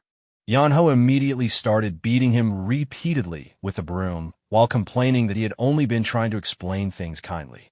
The masked man quickly realized that Yeonho was unbelievably fast. Although he hated to admit it, Yeonho was clearly far more than a mere loudmouth. Still, the masked man reminded himself that in real combat, strength alone did not guarantee victory. He immediately drew out a deadly poison known as the 7-step soul-chasing serpent. Seeing the poison, Yeonho asked if the man did not think such methods were dirty. However, he casually added that poison would not work so easily on him. The masked man questioned whether Yeonho was immune to all poisons. Yeonho denied it, joking that he had never boiled and eaten rare ginseng roots or anything like that. Poison definitely worked on him. Before he could fully explain himself, Yeonho suddenly dashed forward at incredible speed. In an instant, he appeared directly in front of the masked man and knocked the poison dagger from his hand. Without giving him time to react, Yeonho followed with another attack. The masked man instinctively thought he needed to block it, but Yeonho immediately mocked him for believing he could actually defend against the strike. In the next moment, Yeonho's attack landed cleanly, and the masked man was completely unable to avoid it. The masked man collapsed onto the ground unconscious once again. Looking down at him, Yeonho casually remarked that his master always taught him one thing. Whenever an enemy looked like they were preparing something impressive, the safest option was to knock them out before they could finish. Mukpong could hardly believe what he was seeing. The man Yeonho had defeated so easily was Hyuk, the leader of the dark force his father had spent decades building. Yeonho then advised Mukpong that if he chose to back down now, things would end better for both of them. Instead of becoming angry, Mukpong slowly clapped his hands and praised Yeonho's martial skill, calling it exceptional for someone his age. Hearing the compliment, Yeonho awkwardly became embarrassed. Yeonji immediately questioned why he looked pleased after receiving praise from someone like Mukpong. Mukpong admitted it was unfortunate that Hyuk failed to defeat Yeonho, but from another perspective, simply meeting a martial artist like him made the entire situation worthwhile. He then openly invited Yeonho to work for him. Yeonho looked genuinely surprised by the offer, while Yeonji demanded to know what Mukpong was plotting now. With intense determination, Mukpong promised Yeonho unimaginable rewards if he joined him. He offered him immense wealth and enough power to hold the world in his hands. Yeonho then declared that any sensible and honorable person would never be tempted by such sweet words. For a brief moment, Yeonji felt moved by his response. However, Yeonho immediately ruined the moment by admitting that he personally was interested and wanted to hear the actual numbers involved. Yeonji instantly looked disgusted and told him he should just die instead. Lai Hwana also shouted at Yeonho, asking if power and money truly mattered that much to him. Without any shame, Yeonho confidently answered that they absolutely did. Surprisingly, Mukpong agreed with him, and even Yeonji reluctantly admitted that wealth and power were indeed valuable. Lai Hwana became flustered and quickly argued that he could also reward Yeonho. Curious, Yeonho immediately became interested. Mukpong mockingly asked what Lai Hwana could possibly offer. Although Lai Hwana was related to the emperor, he had already abandoned his pursuit of power and wealth. At best, he could only provide Yeonho with a government position. Mukpong, meanwhile, claimed that his father could give Yeonho limitless authority and riches beyond imagination. Yeonho bluntly told Lai Hwana that he was clearly losing this negotiation. At that moment, Yuan stepped in and pointed out that helping evil men carry out conspiracies was completely different from exposing conspiracies. He then asked Yeonho whether his master had never taught him proper morals. Hearing his master being mentioned, Yeonho suddenly became serious and asked if Yuan truly wanted to know what his master taught him in situations like this. Yuan believed that because Yeonho constantly mentioned his master, he must deeply respect his teachings. Surely no master would raise a disciple with terrible morals. As all the scholars watched with anticipation, Yeonho finally revealed his master's advice. According to him, his master always said to side with whoever offered more money. Morals and reputation had no value because they could not put food on the table.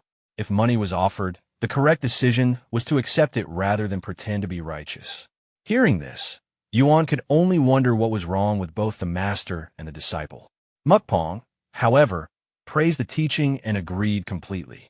He argued that morals and recognition meant nothing compared to usefulness and loyalty. Once again, he asked Yeonho whether he would work for him. The moment the word work was mentioned, Yeonho visibly frowned and asked if he truly had to work. Yeonji quickly seized the opportunity and promised that if he sided with them, they would not force him to work at all. Instead, they would provide him with good food while allowing him to rest comfortably every single day. That immediately caught Yeonho's attention. Mukpong also realized his mistake and quickly assured Yeonho that he would not need to work either. He promised that Yeonho would still receive every reward he mentioned earlier. Yeonho excitedly asked if he truly meant it. Then he casually walked over to Mukpong, wrapped an arm around him, and praised him for being generous and manly. Mukpong awkwardly laughed along and humbly replied that he was nothing compared to Yeonho. Watching the two of them get along so well, Yuan, Yeonji, and Lai Hwana were filled with silent rage and cursed Yeonho in their minds. Yeonho then asked Mukpong what exactly he needed to do. Mukpong let out another unpleasant laugh before calmly ordering Yeonho to kill everyone there. Since they were traitors accused of treason, execution was only natural. Looking toward the tied-up scholars, Yeonho casually repeated Mukpong's claim before asking why they had supposedly committed treason in the first place. Unable to contain her frustration any longer, Yeonji exploded in anger and shouted that there had never been any treason at all. Mukpong had fabricated everything from the start. She demanded to know whether Yeonho actually believed him. Yeonho pointed out that the situation looked convincing enough, especially since the ledger of signatures had been discovered. Furious, Yeonji cursed him as a complete bastard. After thinking for a moment, Yeonho admitted that killing them all felt excessive. Besides, he had never killed anyone before. Mukpong then decided to do it himself and ordered one of the masked men to bring him a sword. He calmly explained that although he disliked dirtying his own hands, punishment should never be delayed. Yuan desperately tried to stop him. He argued that Mukpong was supposed to be a learned man and questioned how he could commit such betrayal against the nation. Sword in hand, Mukpong coldly replied that everything he was doing was for the sake of loyalty to the country. As Yeonji cried out for her father, Yuan quietly closed his eyes and apologized to her, preparing himself for death. Just as Mukpong was about to cut off Yuan's head, Yeonho suddenly stopped the sword with one hand and calmly told him that it was enough. Mukpong immediately realized he could not pull the blade free from Yeonho's grip. Shocked, he could not understand how Yeonho possessed such strength. Mukpong then reminded Yeonho about the agreement they had just discussed, but Yeonho replied that he had not forgotten anything. He simply said he was tired of playing along. Yeonho then explained what was truly necessary for living a lazy life, avoiding troublesome situations altogether. He recalled how he once broke an ink slab his father treasured while his father was away from home. Yeonho had run away for 3 days, but those days felt worse than death itself. When he finally returned, his father beat him nearly to death. However, after enduring it, Yeonho actually felt relieved afterward. Lai Hwana coldly commented that Yeonho's father should have killed him back then. Completely confused, Mukpong demanded to know what Yeonho was talking about. Yeonho then mentioned another lesson from his master. According to him, while people should never forget hatred, they also should never forget kindness. Anyone who failed to repay what they owed would eventually pay an even greater price later. Debts had to be settled before the interest continued to grow. Hearing those words, Yuan, Yeonji, and Lai Hwana began seeing Yeonho in a completely different light. Yeonho calmly declared that it was finally time for him to repay his debts. The others stared at him in surprise, while Mukpong realized Yeonho was openly declaring that he intended to stop him. Instead of panicking, Mukpong burst into loud laughter. He then asked whether Yeonho truly believed he had tried recruiting him because he feared him. Scratching his head, Yeonho admitted that it never really seemed that way. Mukpong immediately raised his hand and unleashed a massive palm of condensed chi. As powerful waves of energy gathered around him, he declared that if he truly wanted to, he could kill Yeonho effortlessly. He even told Yeonho to consider it an honor to die by his hand. Yuan and Lai Hwana were both shocked to discover that Mukpong could also use martial arts. In the next moment, Mukpong unleashed his technique. Numerous giant palms formed from chi rushed toward Yeonho from every direction. While laughing confidently, Mukpong mocked Yeonho and advised him not to live lazily in his next life. However, as the attacks closed in, Yeonho casually remarked that the martial art looked strangely familiar. Mukpong became pleased, believing Yeonho had finally realized the power of the technique. Since Yeonho appeared skilled, Mukpong had used one of his ultimate techniques immediately, assuming Yeonho would not even have time to react. But before Mukpong could finish his thoughts, Yeonho effortlessly slipped through every incoming strike. Mukpong froze in shock. Before he could even understand what happened, Yeonho suddenly appeared behind him and casually asked if he was done already. Terrified and stammering, Mukpong questioned how such a thing was possible. Yeonho simply replied that he had watched through the entire process carefully. Without wasting another word, Yeonho kicked Mukpong hard enough to send him crashing into a wall. Afterward, Yeonho casually remarked that one kick was more than enough to clean up trash like Mukpong. The scholars could only stare at him in complete awe. Yeonho then began untying everyone. Lai Hwana asked whether Mukpong was dead, but Yeonho said he had only kicked him lightly. Considering how much fat Mukpong had, he was probably perfectly fine. Yeonho then walked toward Mukpong while stretching his arm and casually asked whether they should continue where they had left off. Mukpong immediately panicked and shamelessly proposed, pretending that none of this had ever happened. Hearing that, everyone else became speechless. Lai Hwana immediately rejected the idea and ordered Yeonho to seize him at once. Addressing Lai Hwana respectfully, Mukpong desperately pleaded for mercy. Lai Huana coldly asked if he had ever seen the Inspector General allow a traitor to walk free. Mukpong then revealed his final card. If he failed to return, his father would realize the plan had failed and make one last desperate move. Regardless of the outcome, the imperial family would suffer irreversible damage. Lai Huana called him a wicked man. However, he also understood the danger of the situation. If this single incident pushed the conflict too far, the imperial palace itself could be drowned in bloodshed. Even if he tried to prevent it, the forces behind Mukpong's father would throw the empire into chaos. Lai Huana knew that a cornered enemy like that would only resort to even more ruthless methods. Mukpong then calmly claimed that this was simply politics. If the inspectorate overlooked the matter for now, they could seize weaknesses later and maintain temporary peace. After hearing him out, Lai Huana remarked that the eunuchs faction truly were like rats, always preparing countless escape routes in advance. In the end, Lai Huana reluctantly ordered Mukpong to leave while he still had the chance. As Mukpong departed with his men, Yeonho suddenly called out to him and offered a piece of advice. He recognized Mukpong's martial art as the art of flowing grace and admitted it was an impressive technique. However, because Mukpong was simultaneously maintaining a bone-shrinking art transformation, the effectiveness of the martial art naturally decreased. If Mukpong truly intended to fight Yeonho properly one day, he would be better off releasing the transformation first. Mukpong quietly replied that he would remember that advice for next time. Yeonho immediately answered that he would prefer there not to be a next time at all. However, Mukpong calmly reminded him that as long as Yeonho continued wearing that disguise, the identity of the genius of Hanan would remain tied to him. After the long night finally came to an end, morning arrived. Letting out a tired sigh, Yeonho declared that everything was finally over. He then noticed everyone staring at him expectantly. Ignoring their looks, Yeonho casually announced that he was going to sleep and that they could handle the rest themselves. Yeonji angrily asked whether he intended to sleep again already. Yeonho reminded her that she had promised him full board and lodging, so she would not dare take back her words now.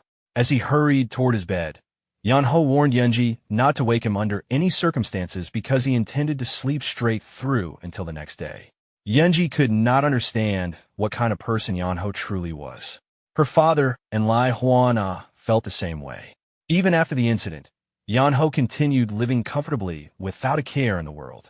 While Lai Huana and Yuan spent their days dealing with the aftermath of Mukpong's scheme, none of those responsibilities reached Yeonho. Every meal was delivered directly to his room, filled with delicious food, and nobody bothered him for sleeping all day. To Yeonho, it truly felt like paradise. 7 days later, Yeonji finally entered his room and told him to wake up. Yeonho remained motionless, pretending to sleep. Growing irritated, Yeonji shouted that he should stop pretending because she knew he was awake. Yeonho finally sat up and complained about what happened to his promised full rest.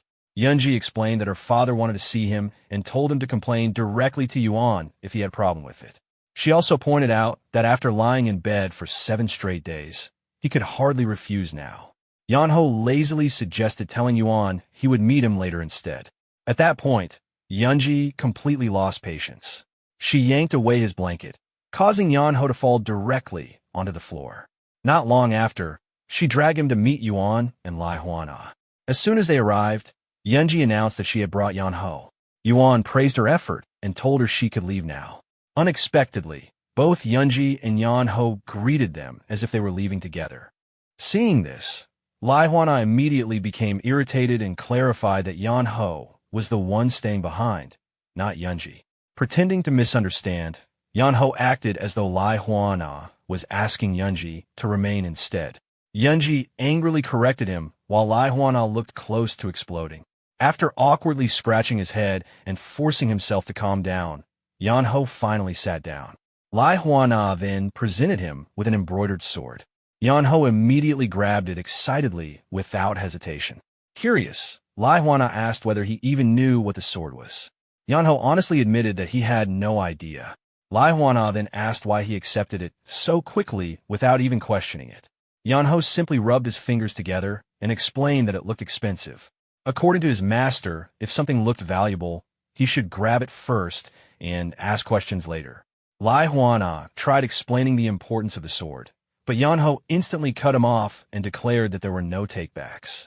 He even warned Lai Huana not to act stingy, saying that a man of his standing surely would not take back something he had already gifted. Lai Huana clarified that he never intended to reclaim it, but Yeonho insisted it was too late anyway because he had already spat on the sword, making it officially his. At that point, Lai Huana finally snapped and shouted at Yeonho to listen carefully before he ruined his entire clan. He then revealed that the sword was the sacred relic of the inspectorate. Anyone carrying it would be treated as an equal to Lai Huana himself. Yeonho quietly examined the sword for a moment before asking whether that was all it did. He wondered if it had any practical benefits, like helping him buy food or a house. Lai Huana stared at him in disbelief, while Yeonho continued explaining that what he did that day deserved something more realistic. In his view, the world operated on give and take, and people preferred rewards with actual value. Awkwardly gesturing with his hands, Yeonho implied he was talking about money without directly saying it. Lai Huana clenched his fist and angrily asked whether Yeonho expected him to forget about the sacred relic and simply hand over cash instead. Yeonho replied that he would never say something so crude because he still had manners. Unable to contain himself any longer, Lai Huana hurled an inkstone at him. Yeonho casually caught it and immediately asked whether that belonged to him now, too, since it also looked expensive. Meanwhile, Yuan silently mourned the loss of his precious inkstone. After calming down slightly, Lai Huana repeated himself. The sword represented the authority of the Inspector General. Carrying it was effectively the same as holding an official government position equal to his own. Yeonho immediately summarized it as additional work. Lai Huana argued that it was a prestigious government post, but Yeonho insisted that government positions and extra work were the same thing. Frustrated, Lai Huana eventually gave up trying to explain and simply ordered him to accept it as something different. Out of respect for his elders, Yeonho reluctantly agreed to let the matter slide. Yuan then explained that the inspectorate had once sent secret inspectors throughout the Central Plains, but the position had remained vacant for a long time. He suggested that Yeonho take up the role. Holding up the sword, Yeonho asked whether the position really came with only that reward. Lai Huana immediately clarified that he had no intention of forcing Yeonho into actual government duties. The sword itself was simply a reward. He even declared that he would sell his own house if necessary to properly compensate Yeonho, while angrily calling him a stubborn turtle. Relieved, Yeonho admitted he had been worried things might become troublesome. That comment immediately made Lai Huana and Yuan suspicious. Remembering Yeonho's constant gestures about money, both of them realized he had likely been planning to sell the sacred sword. Lai Huana then asked Yeonho about his clan and his master. Yeonho calmly refused to answer. Lai Huana questioned whether Yeonho distrusted him. Then, growing angry once again, he shouted that despite knowing his status, Yeonho still refused to reveal his identity. With a completely straight face, Yeonho explained that the issue had nothing to do with status. The real problem was that he could not trust someone who deliberately hid his martial arts while pretending otherwise. He then directly asked Lai Huana how long it would truly take him to subdue Mukpong, 5 seconds or maybe only 3. The sudden question immediately caught Lai Huana off guard.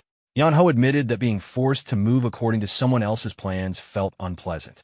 As his expression turned serious and his aura spread through the room, he openly said he could not stand being treated like a piece on another person's chessboard.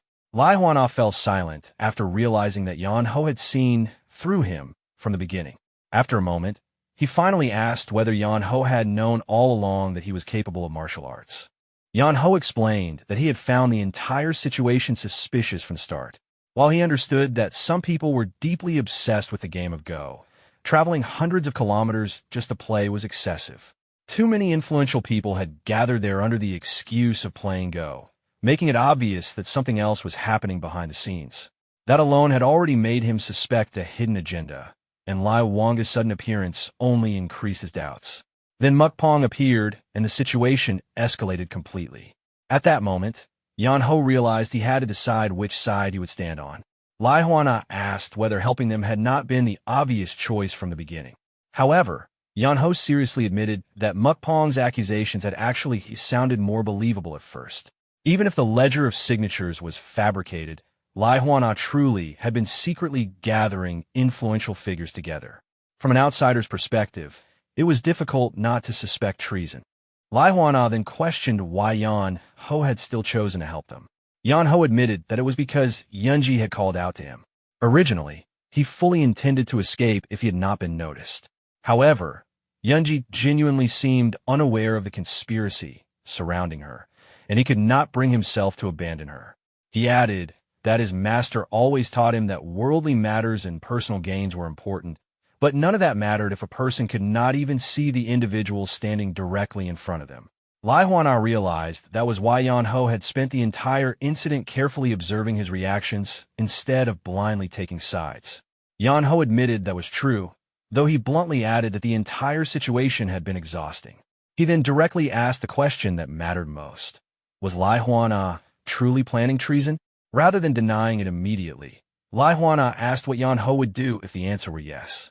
Yeonho casually replied that he would simply return to sleep comfortably. Lai Huana pressed him further and asked if that answer would remain the same even if he genuinely intended to rebel against the empire. Yeonho sarcastically asked whether Lai Huana expected him to pray for the success of the rebellion. Lai Huana then questioned whether Yeonho felt no loyalty toward the emperor. Yeonho answered honestly that he had never received anything from the emperor in his entire life, so he saw no reason to feel loyal to him. In fact, he admitted he felt more favorable toward Lai Huana since Lai Huana had at least given him gold. The two stared silently at one another for a long moment. Then Lai Huana suddenly burst into laughter. He admitted that while he already expected Yeonho to be clever, Yeonho had turned out to be far sharper than anticipated. After calming down, Lai Huana became serious once more and swore on his own name that they were not planning treason. Instead, they had only been gathering strength in preparation against Nagji. Yeonho quietly acknowledged his explanation. Lai Huana then revealed the real problem. Nagji had already noticed their movements. Mukpong had not been sent to expose a rebellion directly. Instead, the true goal had been to force Lai Huana into killing Mukpong himself. If that had happened, Nagji would have gained proof that Lai Huana was secretly hiding martial arts skills while gathering allies in private. Lai Huana openly admitted that Yeonho's unexpected interference was what completely ruined Nagji's plan. After revealing the truth, Lai Huana bowed deeply toward Yeonho and apologized sincerely if it had seemed as though they were using him like a pawn on a go board. He explained that both he and Yuan had simply been desperate. Yeonho casually replied that it was fine. Lai Huana still insisted on asking him to believe his sincerity, but Yeonho simply repeated that it was fine. The conversation soon shifted again as Lai Huana asked whether Yeonho would consider accepting the position of secret royal inspector. Yeonho immediately made his stance clear, saying he had no intention of voluntarily taking on work. Lai Huana calmly responded that it did not matter because the world would never leave someone like Yeonho alone, no matter how much he tried to avoid involvement. Pouting slightly, Yeonho asked if that was supposed to be an insult. Lai Huana smirked and replied that it was not an insult, but the path destined for a hero. Yeonho rejected the idea immediately and flatly answered no. Lai Huana warned him that fate was not something a person could simply refuse forever. At that point, Yeonho stood up and announced that he was leaving. Lai Huana also rose from his seat and revealed that he too would depart that very day. Before leaving, Yeonho honestly admitted that he hoped they would never meet again. Lai Huana simply smiled and replied that he had a feeling they would. After Yeonho left, Yuan quietly approached Lai Huana and asked for his thoughts. With a grin, Lai Huana admitted that Yeonho had exceeded all of his expectations. He already knew Yeonho's martial arts were extraordinary, but he never imagined Yeonho would be perceptive enough to realize that Lai Huana himself was hiding his abilities. Lai Huana confessed that he originally believed he had discovered a dragon, but Yeonho was closer to a monster. If they were not careful, there was even a chance Yeonho might eventually devour them instead. Yuan calmly replied that the risk was still worth taking. Lai Huana nodded and added that Yeonho's martial strength was not the only frightening thing about him. He was intelligent as well. Lai Huana admitted that Yeonho was even more dangerous than he first thought. Yeonho had understood everything happening around him from the beginning, yet he deliberately chose not to act until the final moment. That combination of strength, patience, and judgment made him far more frightening. He then wondered what kind of person could have trained someone like Yeonho. Turning toward Yuan, Lai Huana ordered him to investigate Yeonho thoroughly. Even if they could not uncover anything about his deceased master, they at least needed to learn which family he belonged to. Yuan accepted the order without hesitation. Later that night, Yeonho rested alone on the rooftop beneath the moonlight. A voice suddenly called up from below, asking whether he was planning to leave. Yeonho sat up and looked down to see Yuan standing there. He replied that after being allowed to stay there comfortably and eat well, he would not leave without saying a proper goodbye first. Yuan pointed out that Yeonho had already planned to leave earlier. Yeonho admitted that was true, but he also confessed that he had learned many things during his stay. Curious, Yuan asked what exactly he had learned. Yeonho answered that he realized two things. First, even scholars who spent their lives studying books often failed to live according to the teachings they praised. Second, the world of Rulon itself was frightening. Yuan asked why he considered it frightening. Yeonho explained that among everyone he had met in the Jianghu, the strongest person he encountered turned out to be someone from Rulon. Yuan admitted that Lai Wanga's martial arts were indeed impressive. Yeonho smirked before directly asking Yuan why he continued pretending. Yuan was visibly startled and asked whether Yeonho had known all along. Yeonho calmly confirmed that he had. After sighing helplessly, Yuan admitted that things had become troublesome. He then asked Yeonho for a favor and requested that he keep his secret hidden because he genuinely wished to continue living as a scholar. Yeonho agreed immediately, but only if Yuan answered one question first.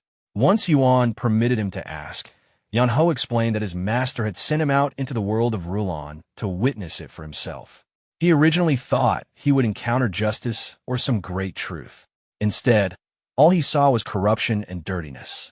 Yuan lowered his head before answering seriously. He explained that every person carried an ideal in their heart, but each ideal differed from another. Once those ideals collided, people realized they had to surpass reality itself to achieve them. Everyone understood that worldly attachments should be severed, yet untangling those bonds naturally took far too long. Many people eventually lost patience and searched for shortcuts instead, attempting to cut through the knot entirely.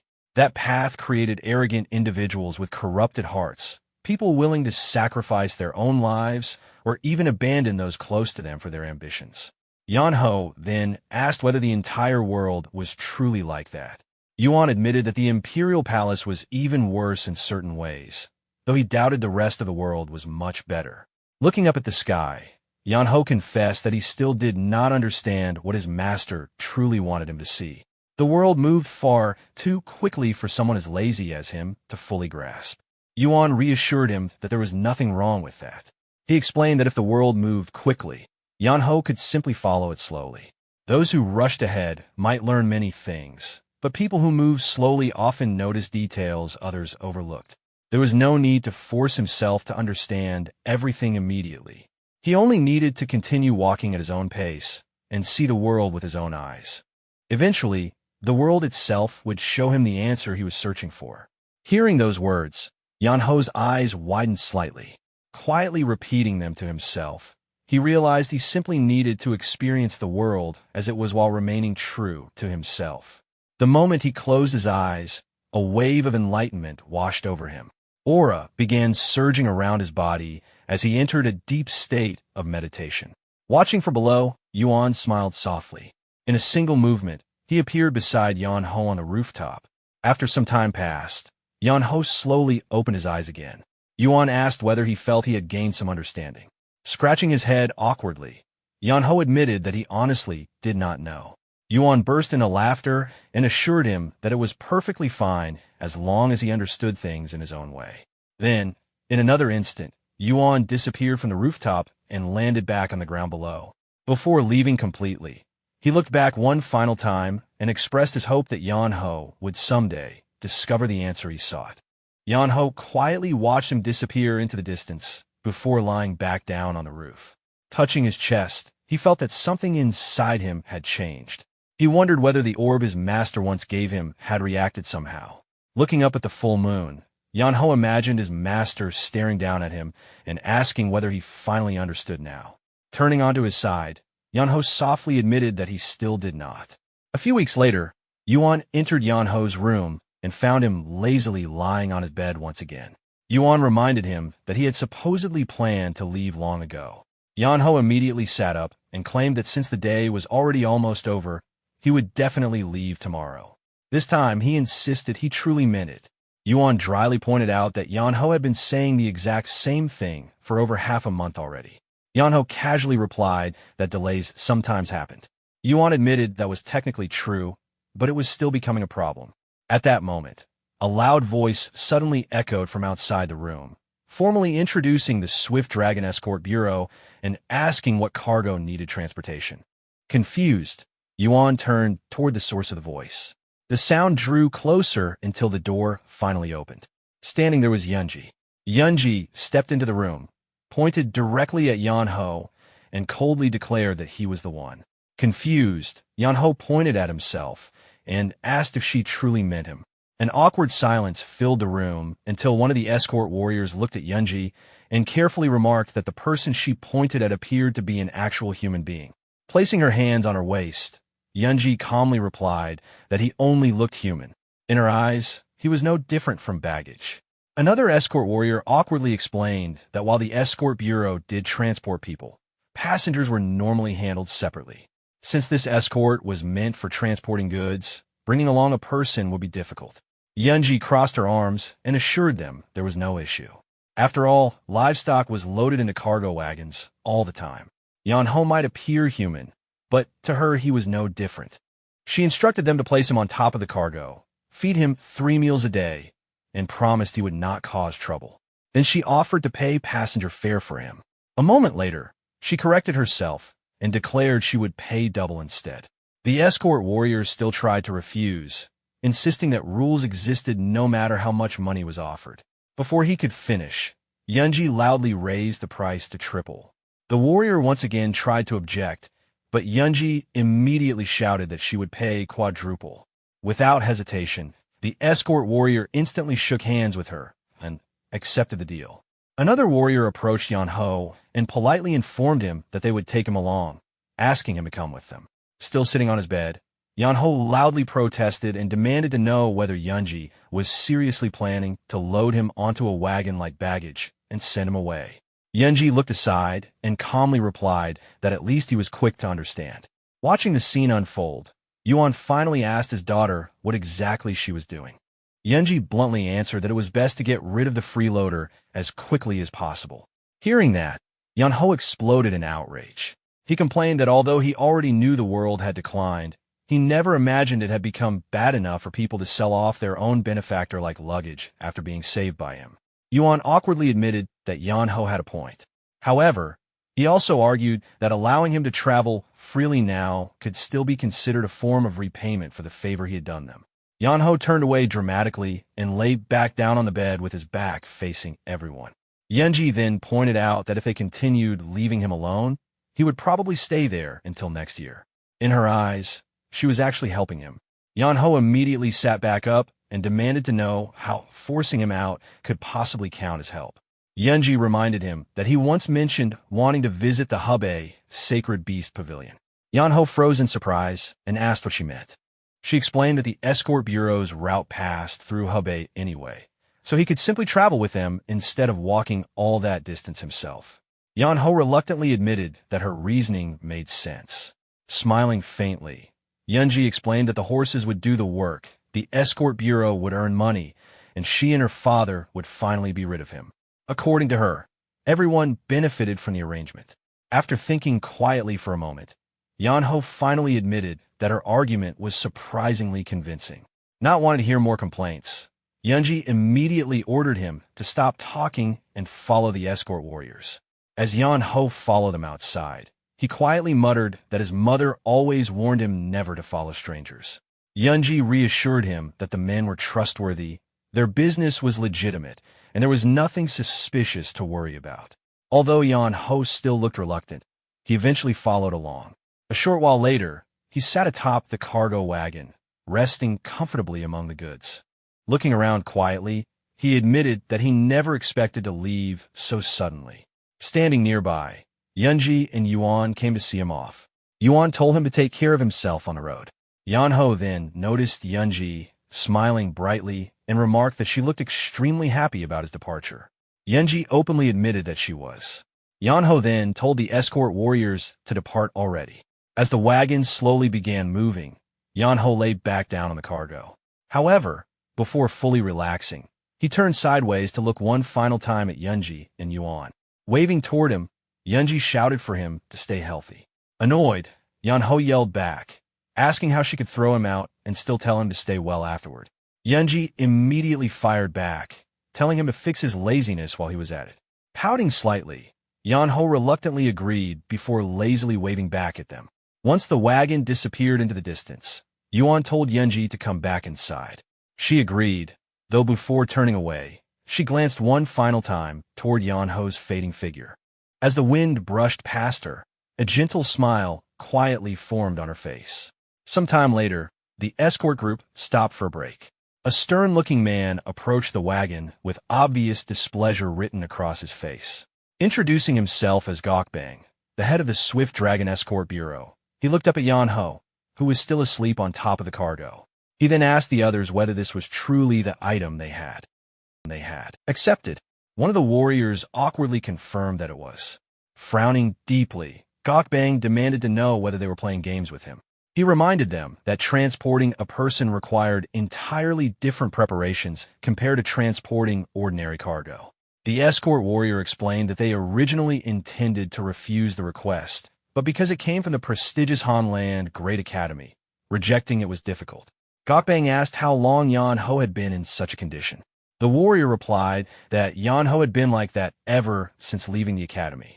Crossing his arms, Gokbang stared at Yeonho, who remained deeply asleep atop the cargo. He quietly thought to himself that never seeming to tire was impressive in its own strange way. Another warrior added that the academy only instructed them to feed Yeonho 3 meals a day, much like livestock, and assured them he would quietly behave until they reached their destination. Gokbang admitted he could not understand the situation at all. He called out to Yeonho, but Yeonho did not respond.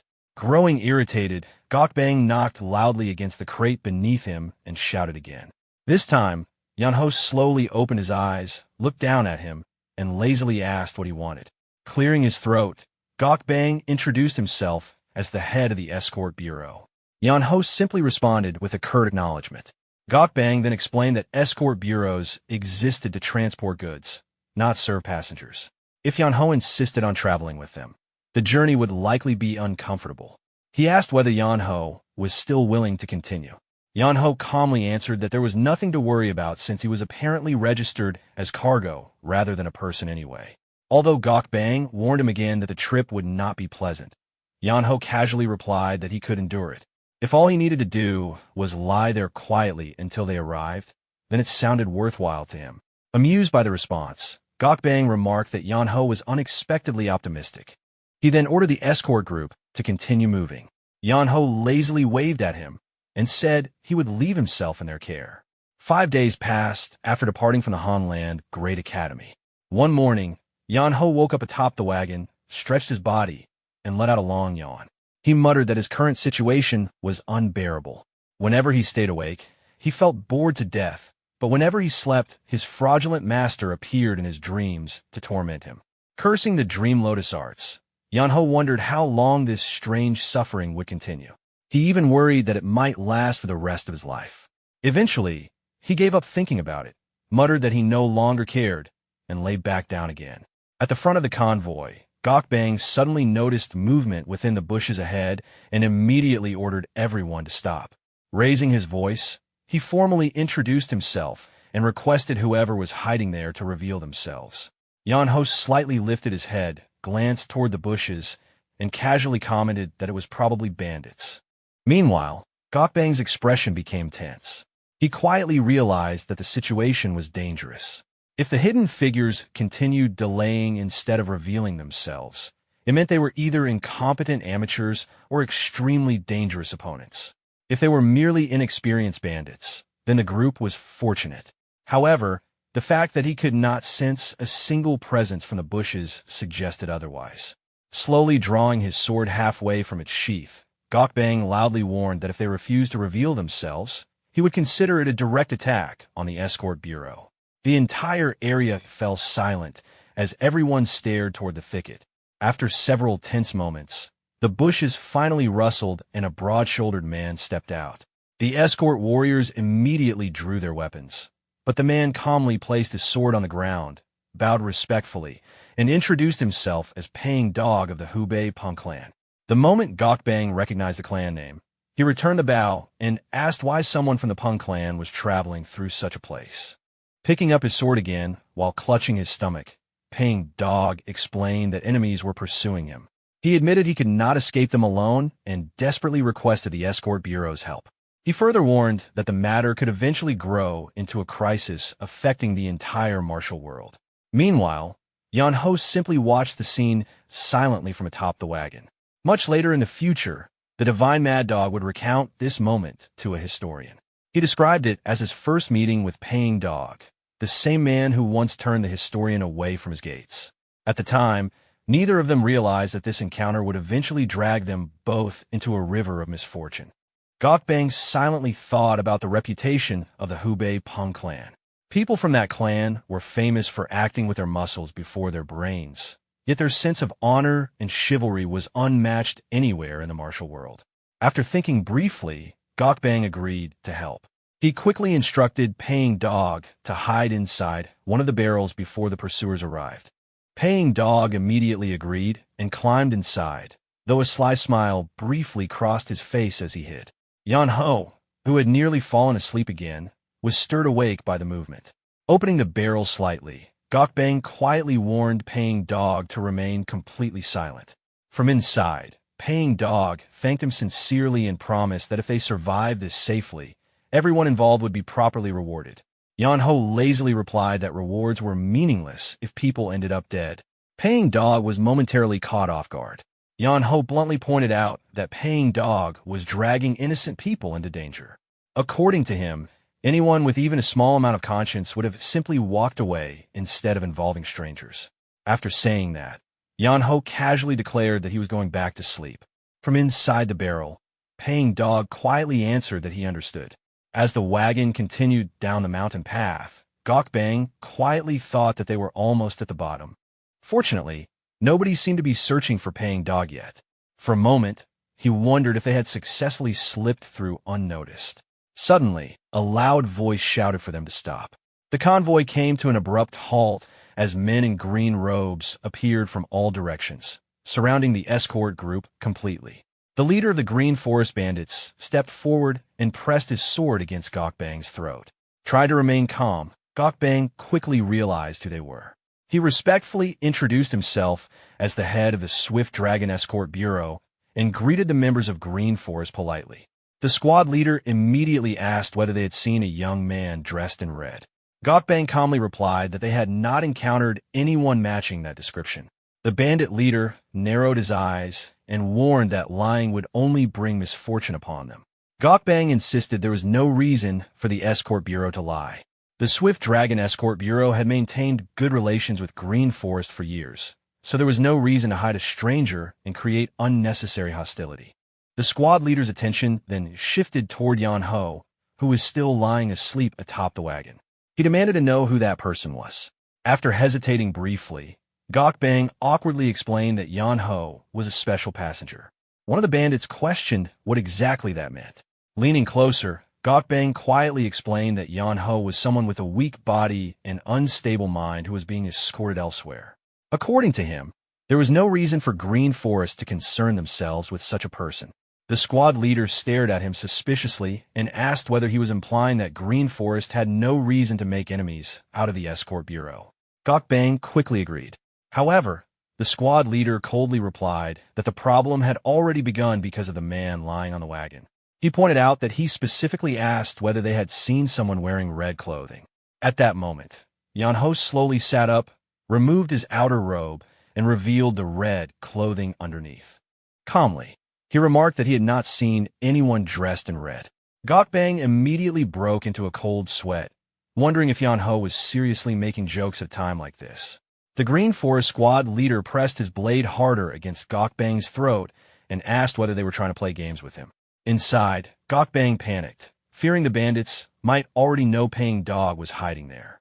The squad leader then calmly announced that if nobody spoke honestly, they would begin killing people one by one. Eventually, someone would reveal the truth before too many corpses piled up. Hearing that, Gokbang immediately protested. Ignoring him, the squad leader pointed at one of the escort warriors and demanded to know whether he had seen the man in red. Terrified, the warrior stammered nervously before insisting that he had not. The squad leader coldly replied that death would answer in his place instead.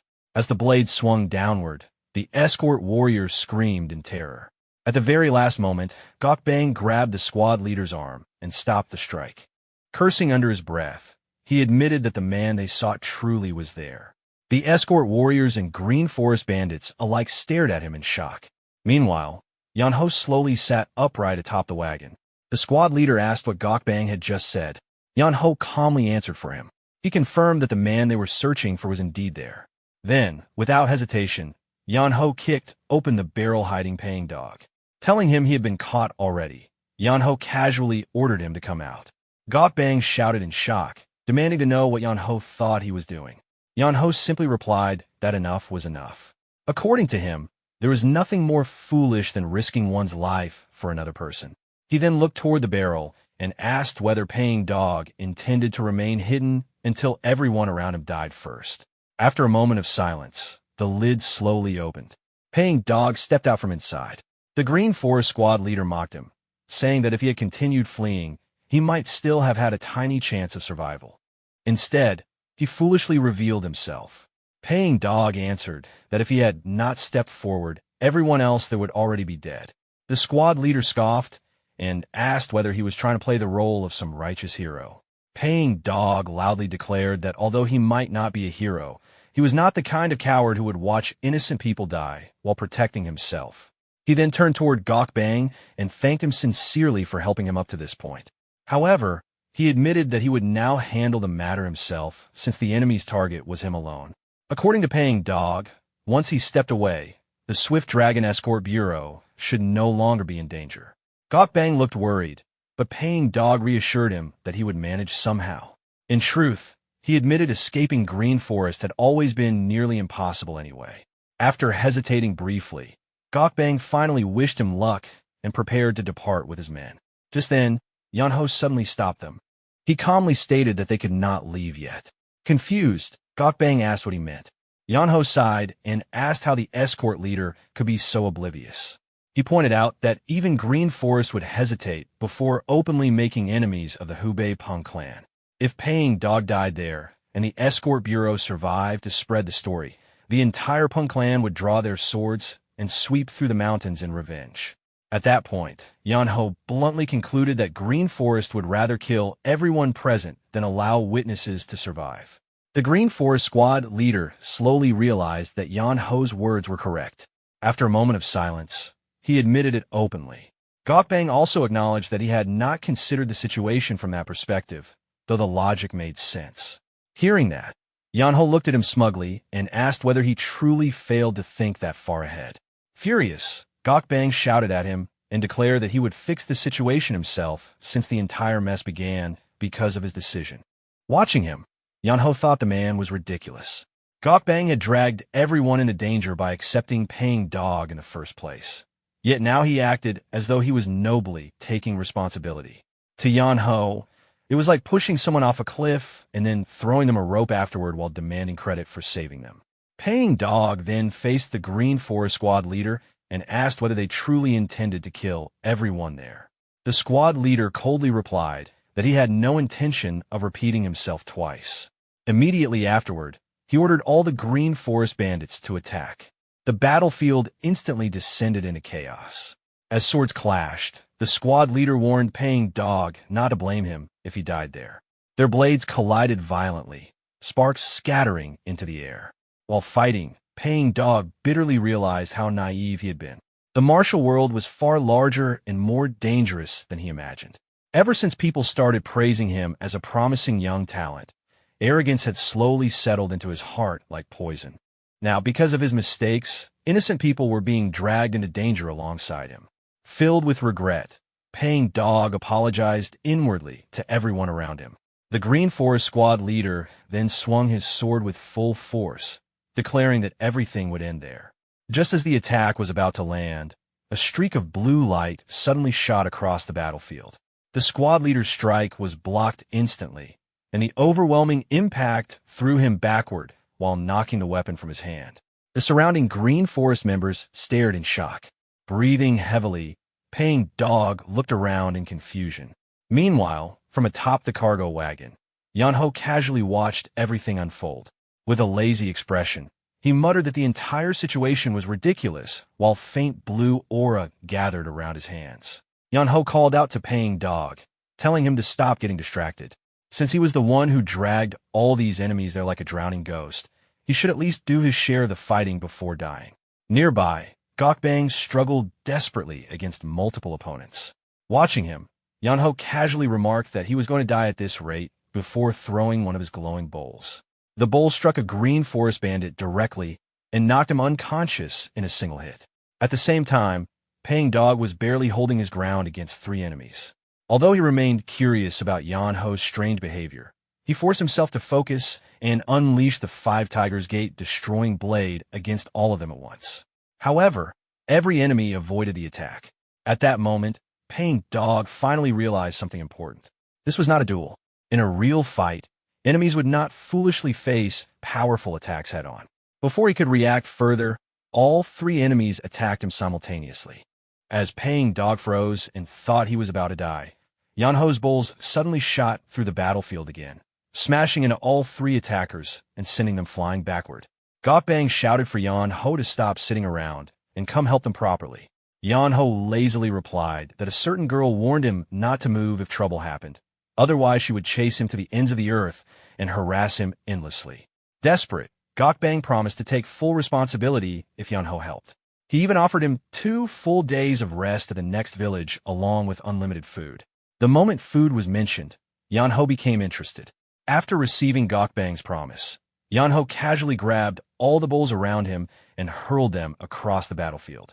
The glowing bowls flew like a barrage of arrows, striking Green Forest bandits one after another and knocking them down instantly. Watching the scene, the Green Forest leader's eyes widened in horror as he realized Yeonho was a true martial master. Yeonho then jumped down from the carriage and walked over to Paying Dog. He immediately scolded him, pointing out that since he was the one who brought everyone into danger, he should be trying harder than anyone else to help. Yeonho criticized his fighting style again, explaining that using slow and heavy techniques against multiple enemies was suicidal. Instead, he should either use quicker attacks or focus on defeating enemies one at a time. He also pointed out that the 5 Tigers Gate destroying blade wasted too much energy when swung recklessly into empty space. Before Paying Dog could respond, Yeonho casually snatched the sword straight from his hand. Paying Dog was stunned. He could not even react before his weapon disappeared. Holding the sword, Yeonho used the exact same technique Paying Dog had shown earlier. However, Yeonho's version was much faster and smoother. He explained that the technique itself was too slow in Paying Dog's hands. When fighting groups, speed mattered more than pouring excessive chi into a single heavy strike. Paying Dog stared in disbelief after realizing Yeonho copied the technique perfectly after seeing it only once. Yeonho demonstrated the attack again, this time even faster, before asking why such a simple concept was so difficult to understand. After handing the sword back, Yeonho told him to do better this time. Paying Dog faced the Green Forest leader again and focused himself completely. This time, he decided to prioritize speed and precision, even if it meant reducing the amount of chi in his blade. However, the moment he opened his eyes, he saw the remaining Green Forest members fleeing into the forest. Before disappearing, they shouted that they would return someday. Watching them run away, Yeonho simply sighed and muttered that the entire situation was frustrating. Paying Dog stood there awkwardly, unsure how to react. Some time later, after the journey safely continued, Yeonho thanked Gokbang for everything and admitted that the trip had been comfortable. Gokbang replied that there was no need for thanks since the escort bureau was already being paid. However, he assured Yeonho that they would never forget him, saving their lives. Yeonho jokingly asked whether he planned to repay him with only words before casually adding that he would simply collect compensation from Paying Dog later. Curious, Bang then asked why Yeonho had treated paying dog so harshly. Yeonho reminded him that everyone there nearly died because of one reckless person. Bang admitted that was true, but argued that paying dog seemed to be pursuing something righteous. Yeonho immediately answered that noble intentions did not justify innocent people dying. He recalled another lesson from his master. According to him, there was nothing admirable about risking one's life for matters unrelated to oneself.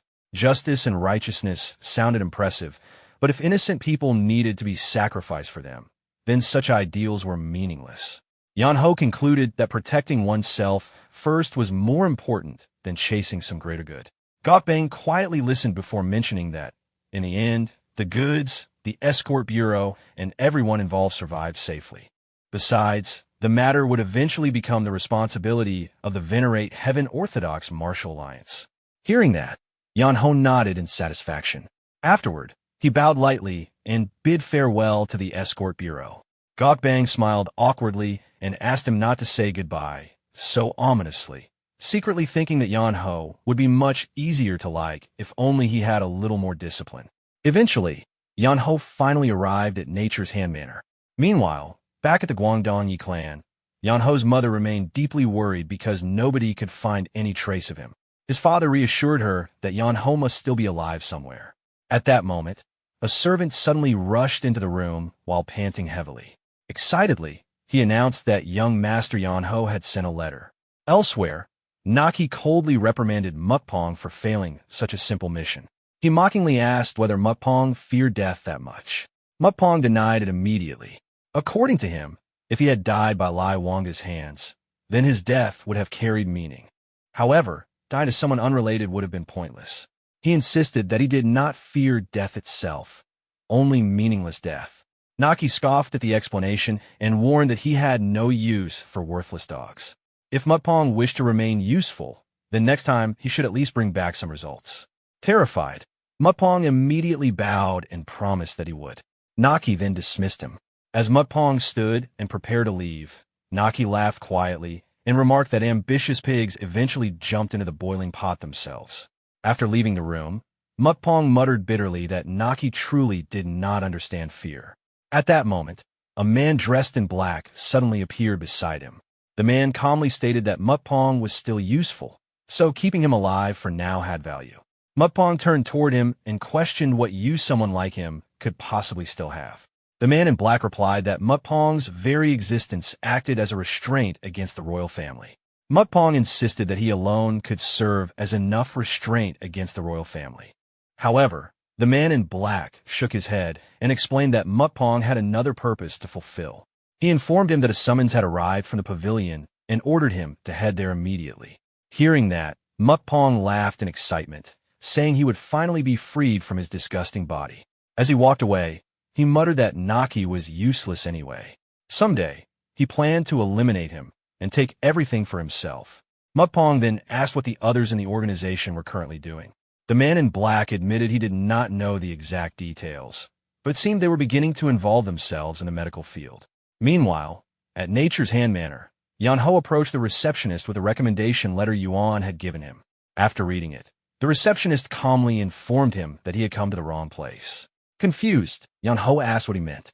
The receptionist explained that the letter was actually addressed to Sacred Hand Manor, not Nature's Hand Manor. Only then did Yeonho remember Yuan mentioning that he had connections with a master of Sacred Hand Manor and would provide a recommendation to ensure Yeonho receive proper treatment. Sweating awkwardly, Yeonho asked whether this truly was not Sacred Hand Manor. The receptionist shook his head and gave him directions across the street and through a nearby alley. While wandering through the alley searching for the manor, Yeonho suddenly heard desperate voices begging a physician for help. A poor family knelt before a doctor, pleading for him to save a loved one. However, the physician coldly refused, saying he would not treat anyone without money. Watching the scene, Yeonho realized that not every physician cared equally for people. He had always assumed doctors helped the sick regardless of wealth, but reality proved otherwise. Once again, he was reminded how important money was in the world. As he continued through the alley, Yeonho finally noticed a worn sign lying beside a wall. Sacred Hand Manor. Staring at the plain-looking building before him, He wondered how such an ordinary house could truly be the legendary Sacred Hand Manor with over 500 years of history. Entering cautiously, Yeonho called out to ask if anyone was there. A young child walked out and asked why he came. Yeonho explained that he wanted to meet the manor master. The child casually told him to come inside. Confused, Yeonho repeated that he wished to meet the master and asked where the boy's father was. The child calmly answered that his father had died the previous year, making him the current manor master. The boy introduced himself as Jin Soa, the new master of Sacred Hand Manor. Hearing that, Yeonho grabbed his head in frustration. At this rate, he felt he would sooner be struck by lightning than receive proper treatment. Internally, he cursed his master again for sending him into such a situation. At that moment, a young woman stepped out from deeper inside the house and asked what was happening. Jin Soa explained that their guest came looking for their late father. The moment Yeonho saw the girl, he became speechless for a moment because of her beauty. She introduced herself as Jin Yurin. After reading Yeonho's recommendation letter carefully, Yurin explained that he apparently came to learn about the physician arts. Yeonho nodded in agreement. Although Sacred Hand Manor had lost much of its former glory, Yurin politely insisted that she could not simply turn away a guest who came with a recommendation. She invited him to stay comfortably, even if their conditions were modest. Yeonho awkwardly tried refusing and claimed he could stay somewhere else instead. However, Yurin quickly explained that if they turned away a guest, people would speak badly about Sacred Hand Manor. In the end, Yeonho reluctantly agreed to stay. Later, while resting quietly in his room, Yeonho sighed to himself. He admitted he should not have expected much from someone connected to Scholar Mun. Still, at least it was a physician's manor. Not long afterward, someone knocked on his door. When Yeonho allowed them inside, Yurin entered carrying an impressive tray filled with food. She shyly explained that she thought he might be hungry and hoped the simple meal suited his tastes. The moment Yeonho saw the amount of food, his eyes widened. In his mind, the meal alone looked sufficient to feed him for 3 entire days. As Yurin turned to leave, Yeonho invited her to eat together with him, but she politely refused and claimed she had already eaten earlier. Looking at the luxurious meal, Yeonho quietly started suspecting the manor might not be as poor as it appeared. However, moments later, he overheard Jin Soa whispering in the hallway. The boy asked his sister how she managed to prepare such a meal when they no longer even had enough rice left. Yurin immediately hushed him and told him not to worry about the manor's finances. But Jin Soa continued pressing her, asking what happened to her necklace. Yurin casually claimed she merely took it off temporarily. The boy became upset and reminded her that she never removed it because it was their mother's heirloom. Realizing the truth, Yeonho's expression slowly stiffened. Yurin finally admitted that she pawned the necklace at Milky Way Manor to borrow money temporarily. She promised she would retrieve it once their situation improved. Staring silently at the food before him, Yeonho suddenly felt unable to eat even a single bite. At that moment, Yurin returned and noticed the untouched meal. Worried, she asked whether the food did not suit his taste and immediately offered to prepare something else. Sweating nervously, Yeonho hurriedly denied it and instantly began eating. As he forced himself to finish everything, tears even formed in his eyes while he wondered whether it was still possible to refund a meal after eating it. The following morning, Yeonho wandered through the streets while clutching his stomach painfully. Although the meal had been far too heavy for him, he ended up eating every last bite. Eventually, he arrived at Milky Way Manor. Inside, an employee greeted him politely and asked what brought him there. Yeonho explained that he came looking for something. As the man guided him further inside, he asked exactly what Yeonho wished to retrieve. Yeonho calmly answered that he wanted the necklace Sacred Hand Manor pawned the previous day. At that moment, the branch owner of Milky Way Manor, Hak Defong, was introduced. Hak Defong explained that Sacred Hand Manor had not sold the necklace outright. It was only pawned, meaning he could not return it unless Yeonho officially belonged to the manor. Without hesitation, Yeonho immediately claimed that he was indeed from Sacred Hand Manor. Defong narrowed his eyes suspiciously and pointed out that he had never seen Yeonho before. Yeonho casually replied that he only arrived there yesterday. Taking out a pouch of money, Yeonho placed it on the table and asked whether it was enough to retrieve the necklace. Defong opened the pouch, glanced inside, and shook his head. Surprised, Yeonho argued that there were more than 2 silver niang inside. Defong calmly explained that the original loan was only 1 silver niang, but the repayment amount tripled when reclaiming the item. If 3 months passed, the repayment would increase to 6 times the original amount. Yeonho stared at him in disbelief and pointed out that the interest was absurdly high for such a small loan. Defong simply shrugged and stated that those were the rules. If Yeonho disliked them, he could always leave the necklace there permanently. Hearing that, Yeonho realized Sacred Hand Manor would never realistically be able to reclaim the necklace. Deep down, he was certain Yurin already understood that when she pawned her mother's heirloom. After thinking for a moment, Yeonho pulled something else from his pocket and asked whether Defong accepted additional collateral. Defong agreed. Yeonho then placed a gold-plated dagger onto the table and casually remarked that it should be valuable since it was made of gold. Defong unsheathed the dagger slightly and nodded, admitting it was genuine gold. According to him, it was worth at least 1 gold niang, though Yeonho would later need to repay 3 gold niang to reclaim it. However, while examining the sheath more carefully, Defong suddenly noticed a particular engraving, the Royal Inspectorate emblem. The moment he recognized the mark, Defong's face instantly stiffened. At that moment, he realized something horrifying. He had just accepted the personal item of someone connected to the Royal Inspectorate as collateral. Meanwhile, elsewhere, a subordinate hurriedly reported to a scarred man that their attempt to take control of the palace had failed. The scarred man immediately asked whether Naki refused to act. A man dressed in white explained that the royal inspectors remained firmly opposed, weakening Naki's influence significantly. Because of that, they might even need to abandon the entire plan. He also reported another issue regarding Green Forest. During their attempt to take control of it, the Hubei Peng clan became involved. The scarred man asked whether the Peng clan discovered their movements. The man in white clarified that it was actually the Orthodox Alliance interfering, not the Peng clan itself. Fortunately, nobody seemed to realize the true intentions behind the incident. Everyone simply assumed it was an ordinary bandit attack. The scarred man remained calm throughout the report. According to him, problems were inevitable when carrying out a massive scheme. What truly mattered was how those problems were handled. The man in white then reported that all operations involving physicians and their other ongoing plans were progressing smoothly. Hearing that, the scarred man remarked that after enduring countless hardships since his retirement, they had finally gathered enough strength. Soon, they would reveal to the world just how terrifying their sword truly was. Back at Milky Way Manor, Defong's hands trembled uncontrollably. As Yeonho casually asked for the 3 gold niang, Defong suddenly dropped to his knees and apologized repeatedly for failing to recognize him earlier. Inside his mind, panic consumed him. He could not even decide what problem to fix first: cheating Yurin or demanding outrageous interest rates from customers.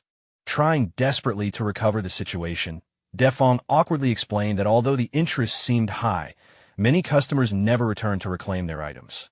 According to him, after compound interest calculations, their actual profit was supposedly only around 4 or 5%.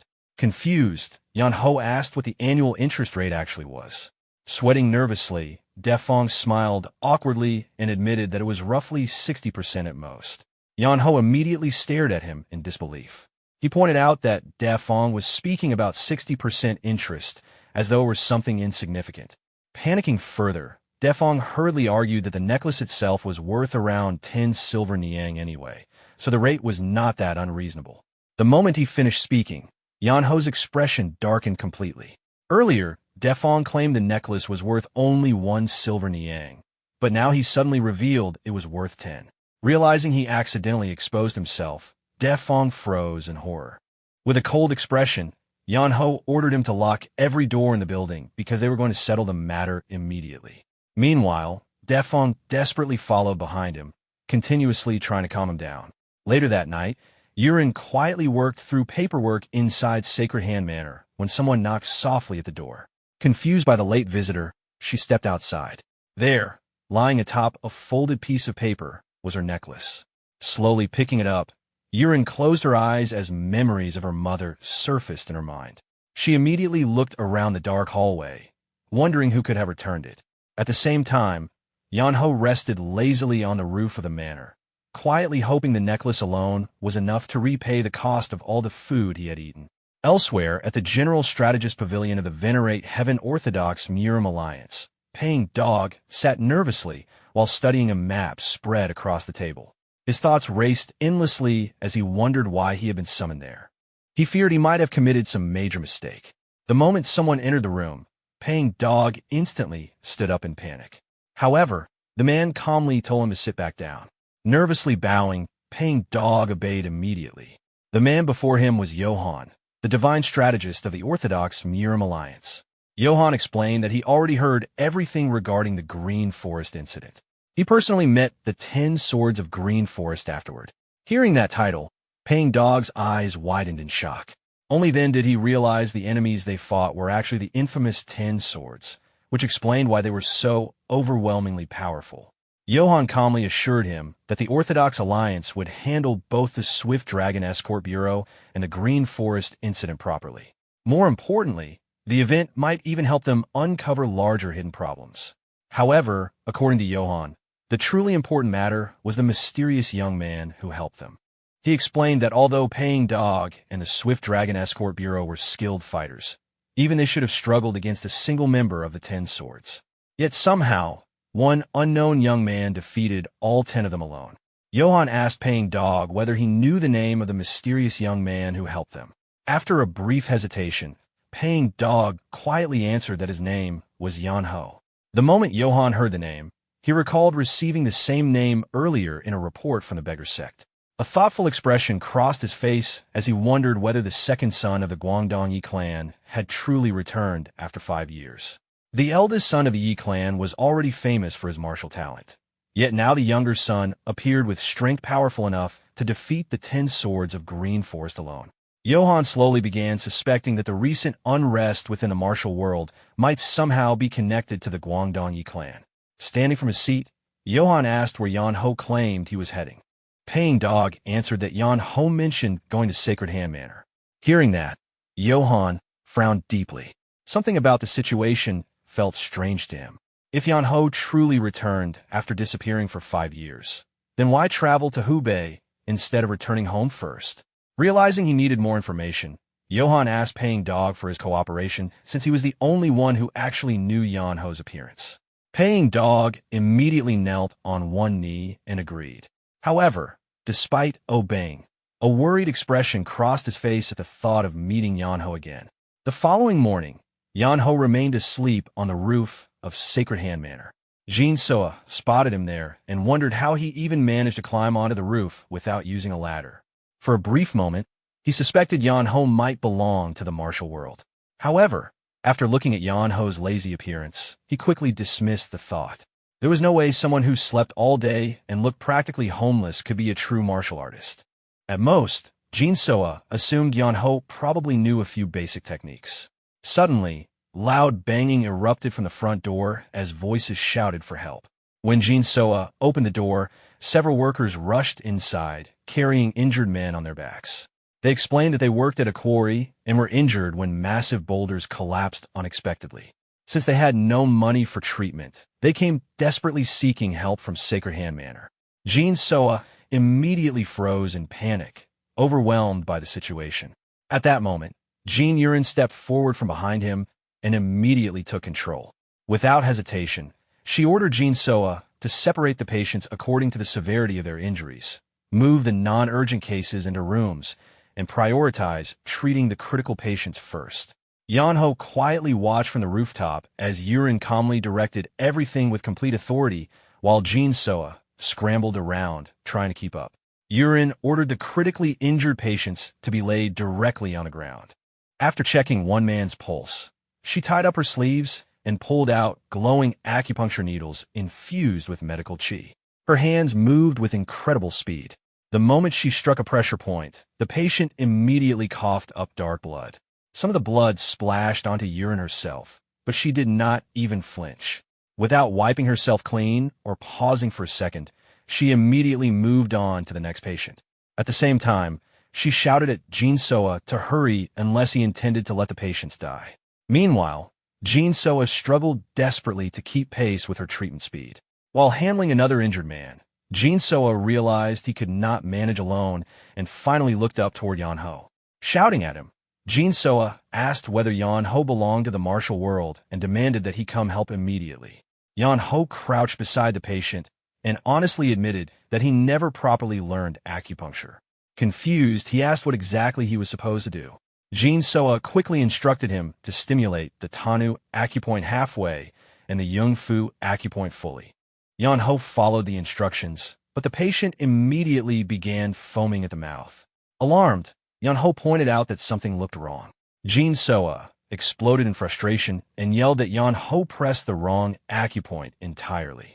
Irritated, Yeonho snapped back that he already warned him he did not know acupuncture. After adjusting his hand lower, Yeonho suddenly noticed the patient breathing properly again. Jin Soa quickly explained that the airway reopened, but now they needed to make the patient cough out the remaining blood. Realizing they were running out of time, Jin Soa panicked and shouted for Yeonho to suck the blood out with his mouth if necessary. Yeonho froze in horror.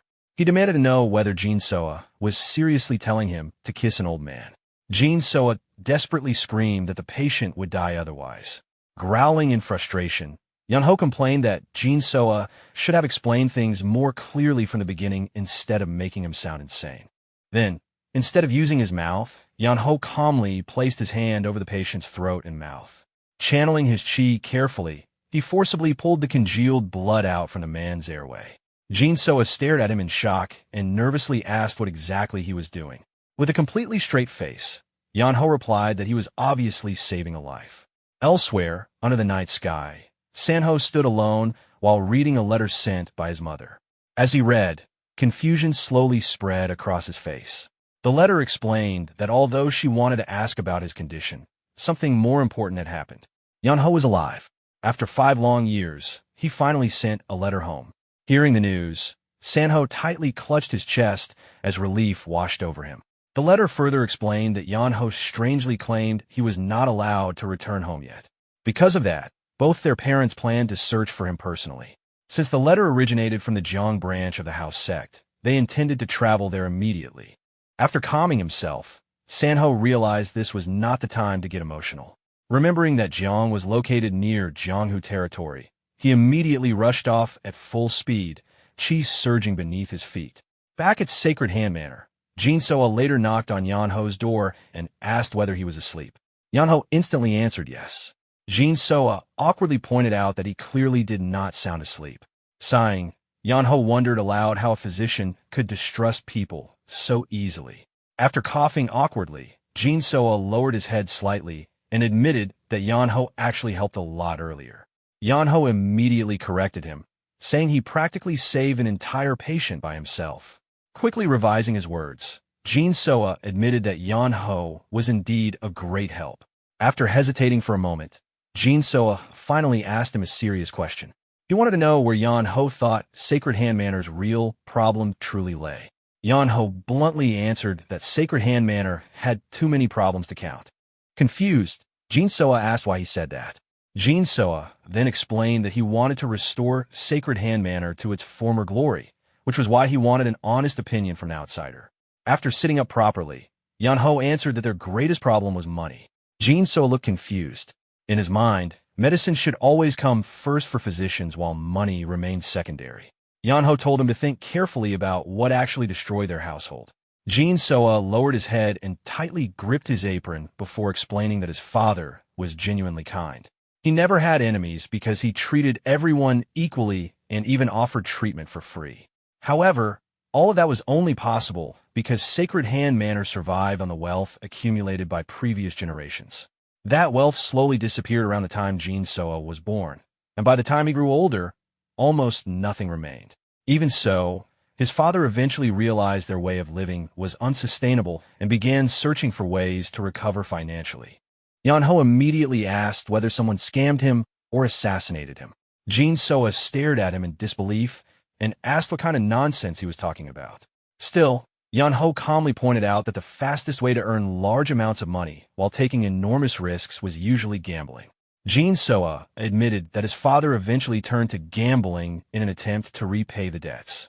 However, things only became worse. His father stopped eating properly, fell into alcoholism, and ultimately died from malnutrition and alcohol poisoning. Hearing that, Yeonho became annoyed and questioned why Jin Soa even bothered asking him for advice if he already knew the problem. Jin Soa explained that because Yeonho carried a recommendation from Yuan, he clearly could not be an ordinary person. Smirking slightly, Yeonho insisted that he truly was ordinary and told Jin Soa to seek advice from an actual expert instead. Later, at Milky Way Manor, Ha Defong greeted Yeonho enthusiastically and immediately guessed that he wanted help investing in Sacred Hand Manor. Yeonho confirmed it and asked whether the manor would have collapsed into ruin if Defong had been managing it instead. Defong confidently declared that it never would have reached such a state under his management. Yeonho pointed out that Jin Soa and Yurin possessed excellent medical talent, but lacked administrative ability entirely. Defong agreed and assured him that if he became involved, Sacred Hand Manor would definitely begin making money again. At that moment, Jin Soa suddenly interrupted and firmly declared that he refused to work with a loan shark. Yeonho immediately told him that his situation was too desperate to afford being selective. Jin Soa argued that Sacred Hand Manor carried a prestigious reputation, so cooperating with someone like Defong felt wrong. Defong instantly fired back, reminding him that Sacred Hand Manor itself was the one that squandered all its wealth. At the very least, he actually knew how to manage money properly. Yeonho then urged Jin Soa to think carefully about where Sacred Hand Manor's reputation originally came from. Did he truly believe the manor could survive for centuries while treating everyone entirely for free? Their ancestors built massive pavilions and established their reputation because they possessed wealth. Without money, none of it would have existed. According to Yeonho, Jin Soa now needed to do exactly the same thing. He first needed to earn money so people could once again believe Sacred Hand Manor was thriving. Disappointed, Jin Soa quietly admitted that he always believed medicine should exist purely for helping people. Later that evening, Yeonho thought back on Jin Soa's troubled expression and wondered whether he had been too harsh earlier. Ever since their conversation, Jin Soa looked visibly depressed. At that moment, loud commotion erupted outside the manor. A man was grabbing someone by the collar while demanding to know where Jin Yurin was. The man was Jael from the Black Earth clan. Hearing the disturbance, Yurin immediately rushed outside and demanded to know why he was dragging patients into the matter. She angrily asked whether he lacked even basic empathy. Jael looked directly at her and asked whether she was Jin Yurin. He then explained that her father borrowed money from the Black Earth clan under Sacred Hand Manor's name. Since the debt remained unpaid, she either needed to repay it or shut the manor down. Yurin firmly told him to discuss such matters with her directly instead of harassing innocent patients. Without warning, Jael threw the patient aside and violently grabbed Yurin's wrist, causing her to cry out in pain. He admitted that he originally did not wish to resort to force. However, considering her appearance, selling her to a brothel would eventually repay the debt after several years. Hearing that, Jin Soa rushed forward and struck Jael while screaming for him to release his sister. Jael merely smiled before kicking Jin Soa violently to the ground. Seeing her brother hurt, Yurin shouted his name in panic. The surrounding patients immediately intervened as well. Several of them grabbed Jael and begged him not to take Yurin away. One desperate patient even bit Jael's arm while declaring that since he was dying anyway, he would drag Jael down with him. As the room descended into chaos, Yurin shouted for everyone to stop. Sitting helplessly on the floor, she insisted that the matter was not the patient's burden to bear. She begged Jael not to harm them and agreed to leave with him willingly. Jin Soa tearfully demanded to know what she was saying. Yurin forced herself to smile sadly and assured him she would somehow repay the debt, telling him not to worry about her. Jael then grabbed her and prepared to leave. The patients watched helplessly while Jin Soa broke down crying. Just then, another voice suddenly stopped them. Both Jael and Yurin turned around. Wrapped lazily in a blanket, Yeonho calmly stated that Jael could not take her away. Jael frowned and demanded to know who he was supposed to be.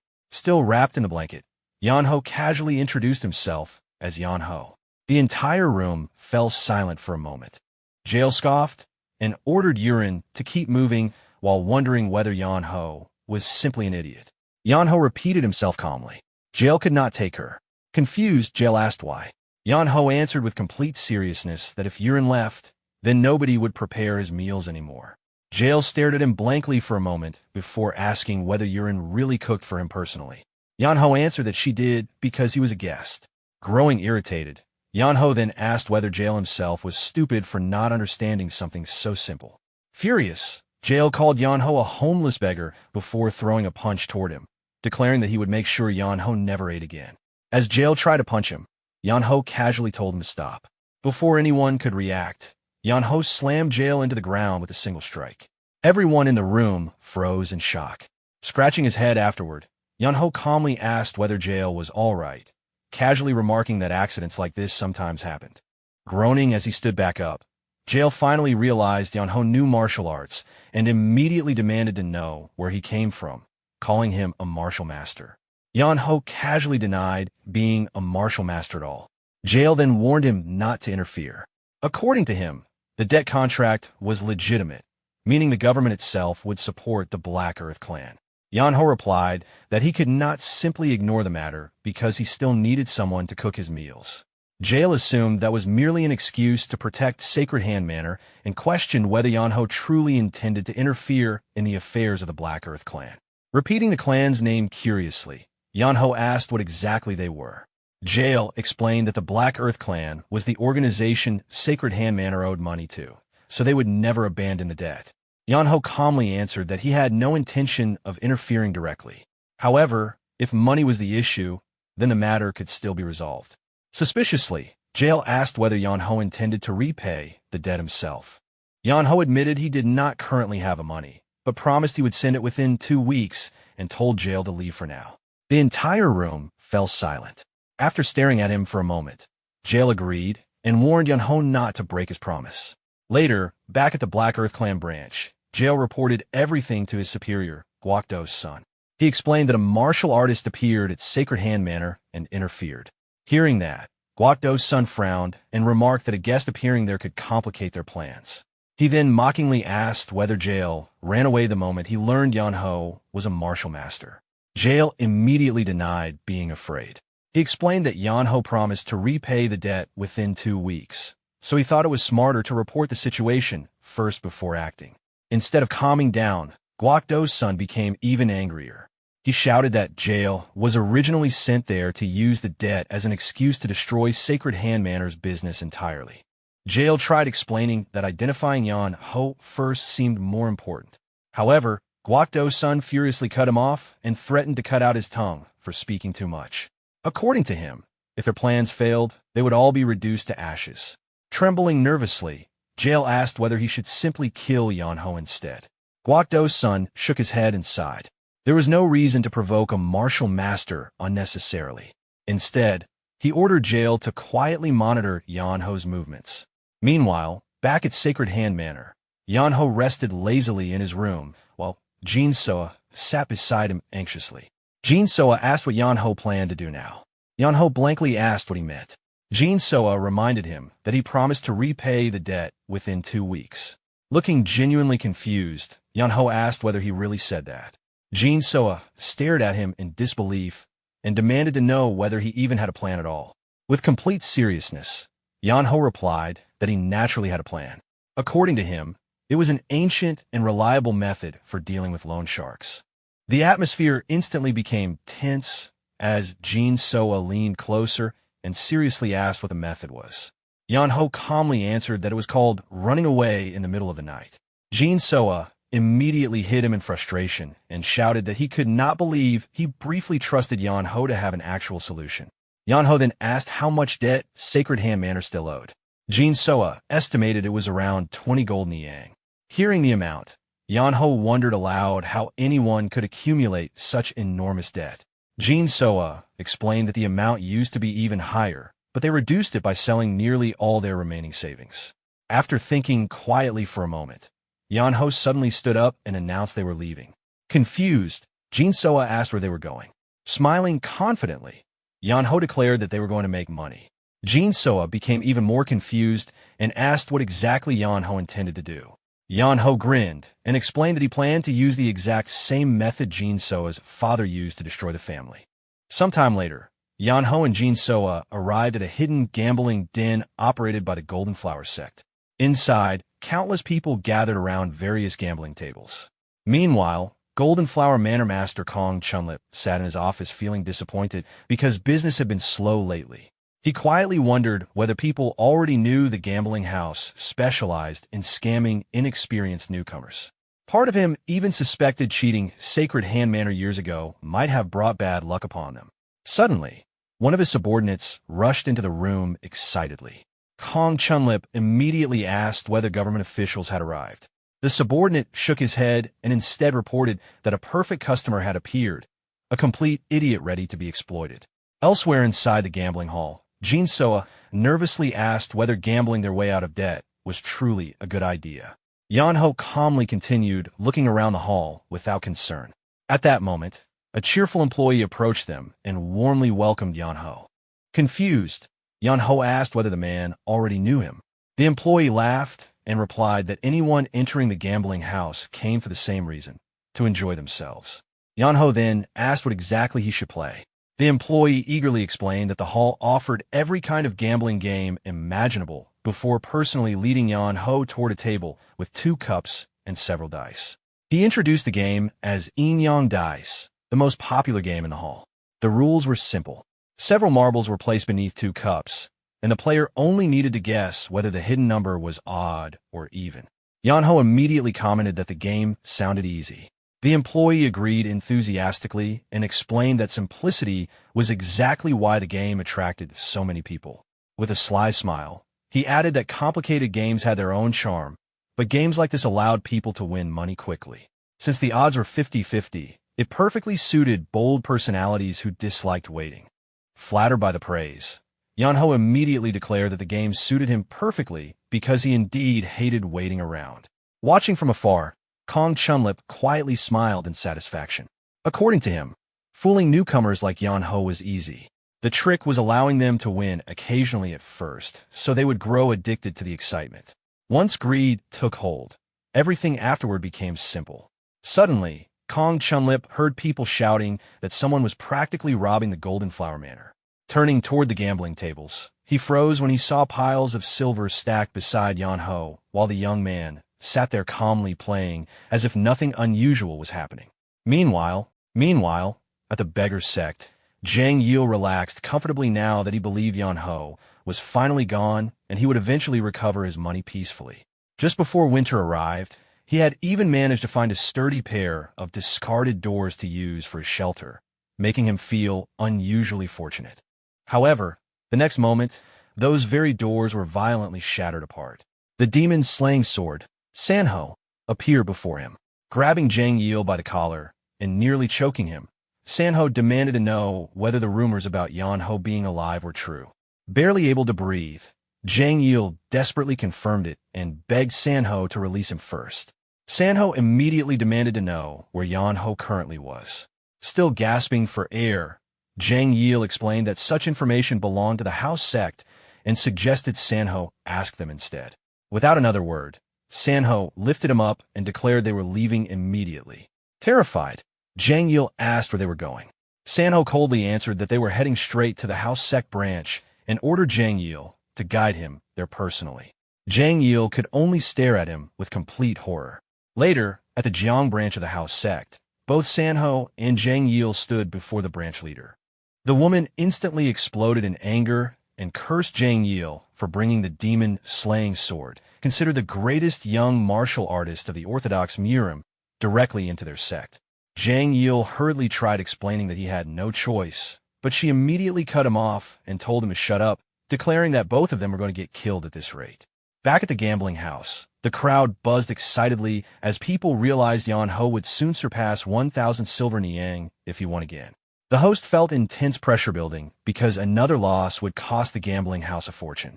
At the table, Yeonho calmly placed his next bet on even.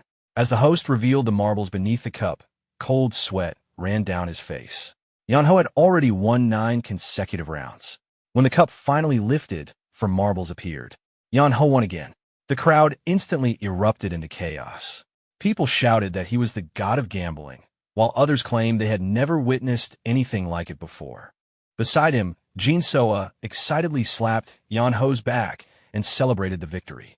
Meanwhile, Yeonho simply sat there smugly. Inwardly, he recalled how his training allowed him to dodge flying rocks merely by listening to sound alone. Compared to that, determining whether marbles were odd or even based on the shaking sound was extremely simple. As the host prepared another round, Yeonho quietly yawned and thought that he should probably stop soon. One more win would give him all the money he needed. However, before the game continued, Kong Chunlip personally stepped forward. Both Yeonho and Jin Soa looked at him curiously. With a polite smile, Kong Chunlip greeted Yeonho warmly and remarked that he never expected such an important guest to appear. Someone nearby immediately recognized him as the master of Golden Flower Manor. Yeonho casually replied that he was nobody important and merely an ordinary person. Kong Chunlip smiled politely and answered that anyone capable of making the games entertaining deserved respect. Yeonho honestly admitted that he did not even find the game very interesting. Internally, Kong Chunlip nearly exploded with anger. Yeonho had already taken over 1,000 silver niang from them and still dared to say the game was boring. Keeping his smile intact, Kong Chunlip invited Yeonho to participate in a much larger game instead. Hearing the words bigger game, Yeonho showed slight interest. Kong Chunlip immediately pushed further, claiming that the truly exciting games had not even started yet and would be far more entertaining. However, Yeonho immediately refused, saying he did not want to bother. Meanwhile, Jin Soa hurriedly stuffed their winnings into a bag. Watching this, Kong Chunlip realized that if things continued normally, Yeonho would simply walk away with 10 gold niang. He absolutely could not allow that to happen. Placing a hand on Yeonho's shoulder, Kong Chunlip insisted that Yeonho could not leave yet.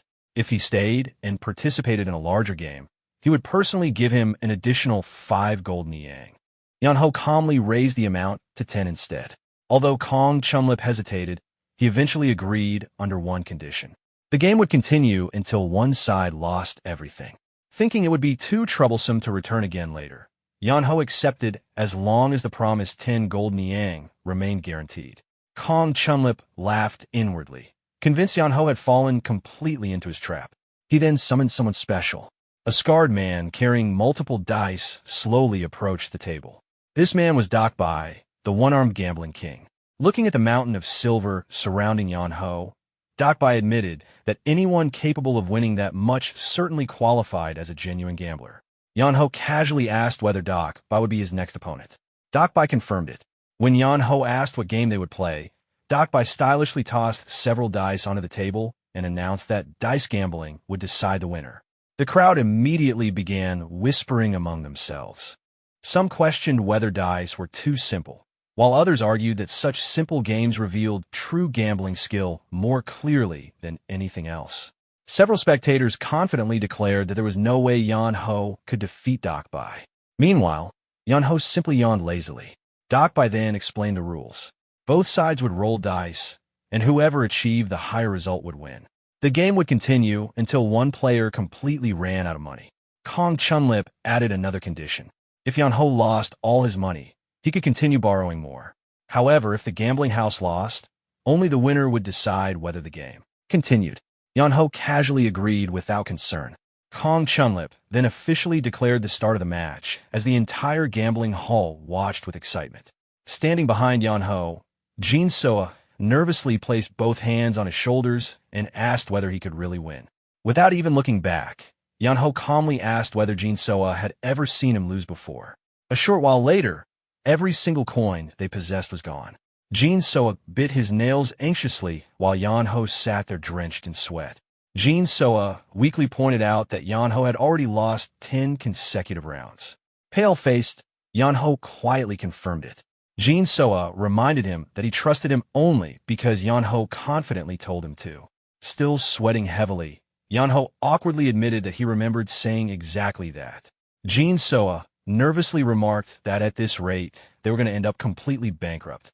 Across the table, Dakbai calmly held the dice and announced that the next round would be the final game, with a stake of 2,000 silver niang.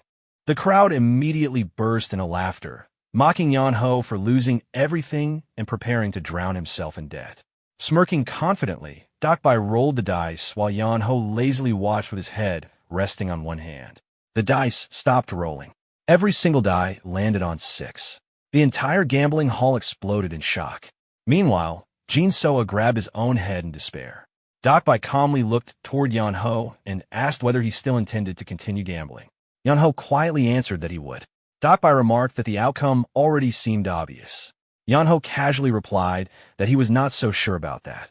At that moment, Jin Soa suddenly called out to him, addressing him respectfully as young master. Yeonho blinked in surprise and asked whether Jin Soa actually trusted him. Tilting his head slightly, Jin Soa answered that there was nobody else he trusted more at that moment. For a brief second, Yeonho looked genuinely moved. Resting his forehead against Jin Soa's head, he quietly admitted that nobody had ever said something like that to him before. Then, taking the dice into his hand, Yeonho slowly exhaled. If he won this round, he would gain 40 gold Niang. With an unusually serious expression, he rolled the dice. The entire gambling hall fell silent as everyone watched them tumble across the table. A moment later, every die stopped. All of them showed 1. The absolute lowest score possible. Yeonho stared blankly at the table with his mouth hanging open in disbelief, while Jin Soa immediately exploded and cursed him in frustration. Elsewhere, a shadowed man sat calmly in a chair while asking about Yeonho's identity. Kneeling before him, Guokdo's son admitted they still failed to uncover who the boy truly was. The mysterious man remarked that a young martial artist suddenly appearing out of nowhere was suspicious enough already. Without hesitation, he ordered Do's son to kill Yeonho. Do's son looked confused and argued that they still had no idea how skilled Yeonho actually was. Smiling darkly, the man assured him that stronger fighters would be provided if necessary. There was no reason to drag the matter out further. Then he repeated the order. Kill Yeonho. Back at the gambling house, Jin Soa nearly lost his mind while Yeonho continued staring blankly at his own hands. Smiling faintly, Dakbai remarked that Yeonho simply suffered from bad luck this time. Still staring silently at the table, Yeonho finally looked toward Kong Chunlip and asked what happened next. Kong Chunlip politely explained that since Yeonho lost all his money, he now needed to repay the 10 gold Niang he borrowed earlier. However, Yeonho clarified that he was not asking about the debt. He wanted to know how much money he needed if he wished to continue gambling. Kong Chunlip answered that he would need 40 gold Niang to continue playing. Yeonho immediately confirmed that bringing 40 gold meant the games could continue. Kong Chunlip nodded and explained that although the gambling house normally controlled whether a game continued, they would naturally continue if Yeonho brought enough money. Yeonho then asked whether he could guarantee that promise. Kong Chunlip confidently answered that trust was essential for operating a gambling house. Hearing that, Yeonho slowly smiled. Beside him, Jin Soa immediately sensed that Yeonho was planning something dangerous. Without warning, Yeonho called someone inside. Everyone turned toward the entrance. Ha Defong entered the hall accompanied by servants carrying several heavy boxes. Apologizing politely, Defong explained that preparing so much gold took time. Yeonho immediately shouted at him for arriving late, complaining that he almost became a slave because of the delay. Defong casually brushed the complaint aside and remarked that Yeonho never seemed like the type to become someone's slave anyway. Sweating nervously, Kong Chunlip asked Defong why he suddenly appeared there. Defong answered that he simply brought the money Yeonho requested. Stepping forward confidently, Yeonho reminded Kong Chunlip of the earlier agreement. As long as he possessed money, the games would continue and the stakes would double every round. Then Yeonho calmly proposed increasing the next bet dramatically. Kong Chunlip froze completely. Without hesitation, Yeonho declared that the next round would be worth 100 gold Niang. Stammering in disbelief, Kong Chunlip repeated the amount aloud while wondering whether he truly heard correctly. Seeing his reaction, Yeonho casually asked whether he was scared. Internally, Kong Chunlip admitted that he absolutely was. Quickly turning toward Dakbai, he nervously asked whether he could handle it. Dakbai calmly questioned whether Kong Chunlip doubted the gambling king himself. Kong Chunlip immediately denied it and insisted he trusted him completely before officially announcing that the match would continue. Dakbai then remarked that Yeonho had transformed the game into something much larger than expected and wondered whether this had been his plan all along. Yeonho looked at him blankly and asked what he was talking about. Dakbai pointed out that Yeonho summoned the Milky Way Manor Master ahead of time, clearly preparing for this moment. Yeonho casually answered that his mother always taught him to keep plenty of money prepared no matter the situation. Taking the dice into his hand, Yeonho announced that he would roll first. He tossed the dice high into the air, The entire hall held its breath as the dice bounced across the table. One by one, 5 die stopped on 6. Every eye immediately focused on the final die. After wobbling briefly, the last die landed on 5. The crowd murmured in amazement. Although it narrowly missed perfection, a total score of 35 was still unbelievably high. Picking up his own dice, Bai calmly remarked that it was unfortunate Yeonho fell short by only a single point. Yeonho casually answered that 35 still seemed incredibly difficult to beat. Bai laughed confidently and declared that it made no difference. Even if Yeonho underestimated him, he would now learn why people called him the Gambling King. Then Bai rolled the dice. Again, 5 dice landed perfectly on 6. The crowd collectively held its breath as the final die continued spinning. Beside Yeonho, Jin Soa anxiously asked why he remained so calm. If they lost now, they would lose absolutely everything. Shaking violently, Jin Soa desperately asked whether Yeonho truly believed they could win. Yeonho squeezed his eyes shut and suddenly asked whether Jin Soa's sister happened to dance well, casually remarking that she would probably be sold away if they lost. Jin Soa immediately screamed at him, demanding to know why he was saying nonsense at a moment like this. At last, the final die stopped moving. The gambling hall fell silent. The final result was 4. For a brief second, nobody spoke. Then the entire hall exploded into chaos. Yeonho had won by exactly 1 point. Meanwhile, Yeonho himself sat frozen in place with wide eyes, unable to believe he actually survived. Jin Soa immediately hugged him tightly while shouting that they had just won 100 gold niang. Yeonho quickly shoved him away and reminded him that he was the same person who cursed him only moments earlier. Nearby, Kong Chunlip grabbed his own head in despair as the reality of losing 100 gold niang finally crushed him. Kong Chunlip grabbed Bai and reminded him that he confidently claimed victory was guaranteed. Bai calmly replied that if he himself was called the Gambling King, then Yeonho deserved to be called the Gambling God. Hearing that, Kong Chunlip could only curse in frustration. At that moment, Defong stepped forward, drawing everyone's attention. He formally declared that with this victory, all debts Sacred Hand Manor owed to Golden Flower Manor were completely repaid. Everyone present had witnessed the outcome of the game themselves. Bai then respectfully bowed toward Yeonho and admitted it was an excellent match. Yeonho returned the bow with equal respect. Afterward, Defong informed Yeonho that he would temporarily safeguard all the winnings at Milky Way Manor. Yeonho casually agreed. Meanwhile, Jin Soa approached Yeonho looking completely exhausted. He admitted he felt drained just from watching the gambling match and asked whether Yeonho was all right. Yeonho answered honestly that he also felt tired. As they prepared to leave, Yeonho told Jin Soa not to worry since Defong would handle the money. All he wanted now was good food and proper sleep. Jin Soa immediately said he knew a good place nearby and offered to guide him there. However, before they could leave, Jin Soa accidentally bumped into someone. Several men stood blocking their path with Guokdo's son at the front. Yeonho looked at them curiously, while Defong quietly warned him that they appeared to belong to the Dark Earth sect. Coldly staring at the group, Do's son asked which one of them was Yeonho. Elsewhere, Sanho finally arrived at the Great Hanam Institute, where Yunji greeted him personally. She explained that Yeonho was no longer there because he had already departed for Hubei alongside the Swift Dragon Escort Bureau. After hearing that, Sanho thanked her and immediately told Jang Yil they were leaving again. Shocked, Jang Yil asked where they were headed now. Sanho calmly answered that they were going to Hubei. Jang Yil instantly panicked and loudly protested that nobody ever agreed he would accompany Sanho. Rolling dramatically across the ground, he cried that he had already traveled all the way there without proper food or water. If Sanho insisted on dragging him further, he might as well kill him now. Watching the scene, Yunji sighed helplessly and suggested they rest for the night before departing. Sanho initially refused. Hearing that, Jang Yil became even more horrified and desperately begged him to stay. Yunji then explained that allowing guests to leave at night would damage the Institute's reputation. She promised to prepare food and baths for them and asked them to depart the following morning instead. Jang Yil continued rolling on the floor while claiming he would die either way.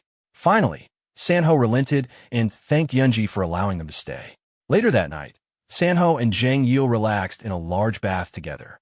Zhang Yil jokingly remarked that if the beggar sect ever discovered one of their members enjoying a luxurious bath like this, their sect leader would probably foam at the mouth. However, Sanho remained silent, lost in thought. Trying to lighten the mood, Zhang Yil complimented Sanho's impressive physique and asked whether the enormous scar across his body came from fighting the tailless phantom demon.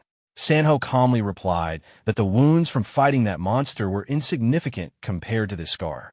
Stunned, Zhang Yil wondered what kind of demonic martial artist could leave a scar worse than the phantom demon itself. A faint smile appeared on Sanho's face as he remembered a young Yeonho crying desperately while begging him to wake up. Quietly, Sanho explained that the scar came from time when Yeonho still did not understand how terrifying a sword truly was. Back at Golden Flower Manor, Do's son once again demanded to know which one was Yeonho. Yeonho casually pointed at himself and answered that he was Yeonho. Do's son stared silently at him for several seconds before turning toward Jail and asking whether this was truly the same person. Jail confirmed it immediately. Do's son angrily lashed out, complaining that Yeonho looked far too young. Jail reminded him that he already explained Yeonho was young from the beginning. Do's son argued back that Jail also claimed Yeonho was a martial master, making it sound as though he greatly exaggerated because Yeonho still looked like a child. Turning back toward Yeonho, Do's son declared that even children had to pay for interfering in Dark Earth Sect business. He ordered his men forward. Before they moved, Yeonho suddenly told everyone to wait. At the same moment, Defong handed Jin Soa a brush and paper. Yeonho instructed Jin Soa to sign the document. Confused, Jin Soa hesitated. Yeonho told him he would explain everything later and urged him to sign first. After some hesitation, Jin Soa finally obeyed. Facing Do's son again, Yeonho calmly asked how much debt Sacred Hand Manor supposedly owed. Do's son answered that the total amounted to 20 golden niang and 50 silver. The next moment, 2 heavy boxes were placed directly in front of him. Surprised, Do's son asked what they were. Yeonho calmly explained that the boxes contained the debt repayment. He instructed Do's son to write an official guarantee confirming the debt was settled before taking the money. As Do's son stared at the overflowing gold inside the boxes, saliva nearly dripped from his mouth. He slowly asked whether Yeonho truly believed the matter could be solved with just money. Yeonho calmly replied that he even included slightly more than the original amount owed. Jail quietly leaned toward Do's son and reminded him that they were never there for the debt itself. Their real purpose was destroying Sacred Hand Manor. Despite hearing him, Do's son kept staring greedily at the gold. Finally forcing himself to look away, Do's son claimed that money was not the true issue. He simply could not allow outsiders to interfere with their business. Yeonho then asked directly whether Do's son wanted a fight. Smiling coldly, Do's son answered that this was not a fight. It was punishment. Immediately afterward, he ordered his men to take Yeonho's head. The men charged forward from every direction at once. However, their swords struck nothing but empty air. The next instant, Yeonho casually sat atop their blades while looking down at Do's son. Calmly, he remarked that Do's son was going to regret this decision. The attackers froze in shock. Without giving them time to react, Yeonho launched his counterattack. He punched one man directly in the face, smashed another across the neck with his elbow, and sent multiple opponents flying simultaneously while remaining completely steady himself. Watching the scene unfold, Do's son could only stare in horror with his mouth hanging open. Jail quietly reminded him again that he already warned everyone Yeonho was a martial master. Yeonho then casually remarked that he wanted to finish everything quickly, so Do's son should call out the people hiding in the back as well. Sweat instantly formed across Dawson's face as he asked how Yeonho discovered them. Without answering, Yeonho simply waited. Realizing there was no point hiding anymore, Do's son ordered the hidden men to step forward. Several figures dressed entirely in black slowly emerged with swords drawn. As Yeonho observed them carefully, they strangely felt familiar to him. Curiously, he asked whether they had met before. However, before anyone answered, a sudden hidden attack struck Yeonho from behind. Yeonho leaned backward just in time, barely avoiding the sudden strike aimed at him. After stepping back and regaining his balance, he admitted that the attack genuinely startled him. He originally thought this would be an easy fight, but the speed of the attack immediately changed his mind. Looking at the hidden attackers, Yeonho wondered whether they were using the hidden sword technique. He then remembered his master explaining that technique long ago. It was an assassination art designed to kill targets before they even realized they were being attacked. Back then, his master asked what Yeonho would do if he ever encountered assassins using such techniques. At the time, Yeonho had no answer. His master then told him that anyone trained in the hidden sword technique was already a murderer who had taken countless lives. Because of that, Yeonho should never hesitate against them. If he ever met assassins like those, he must eliminate them immediately. Realizing there was no choice but to become serious, Yeonho turned toward Ha Defong and asked for a sword. Defong handed one over instantly. Drawing the blade slowly, Yeonho warned everyone nearby to step back because things were about to get noisy. Meanwhile, the assassins were equally shocked that Yeonho managed to dodge the hidden attack. One of them warned the others not to underestimate him because their opponent was clearly a martial master. The assassins attacked together from every direction at once. Yeonho tightened his grip on the sword and slowly closed his eyes. A violent aura erupted around him, forcing the assassins to shield their eyes. At that moment, Yeonho remembered more of his master's teachings. A swordsman must never allow himself to be shaken. Even when an enemy's blade approaches directly, his spirit must remain firm and unmoving. Taking a deep breath, Yeonho planted his foot firmly into the ground and swung his sword. 2 assassins fell instantly from a single slash. Another attacker rushed toward him from the front, but Yeonho blocked the strike effortlessly before slicing the assassin's sword cleanly in half. A second later, the assassin himself collapsed. Without pausing, Yeonho moved toward the next opponents. 2 assassins attacked simultaneously, but Yeonho calmly raised his sword overhead. A flash of light burst from the blade. With one powerful downward slash, both assassins were cut down together. Another assassin charged straight toward Yeonho with his sword extended. Yeonho poured energy into his blade and unleashed a strange technique while slipping past the attacker in one smooth movement. The assassin immediately coughed blood and collapsed. Only one assassin remained. Standing at a distance, the final attacker hesitated in fear. Yeonho slowly gathered energy into his sword, forming a glowing purple sphere around the blade. The assassin stared at the light with wide eyes. Then Yeonho raised his sword again. His aura surged wildly as multiple glowing crosses of light appeared above him. Holding the sword firmly overhead, Yeonho brought it down in a single motion. The crosses of light shot forward instantly. Blinding beams rained down upon the final assassin from above, destroying everything in their path. Ha Defong instinctively raised his arms to shield himself, while Jin Soa stood frozen in complete shock.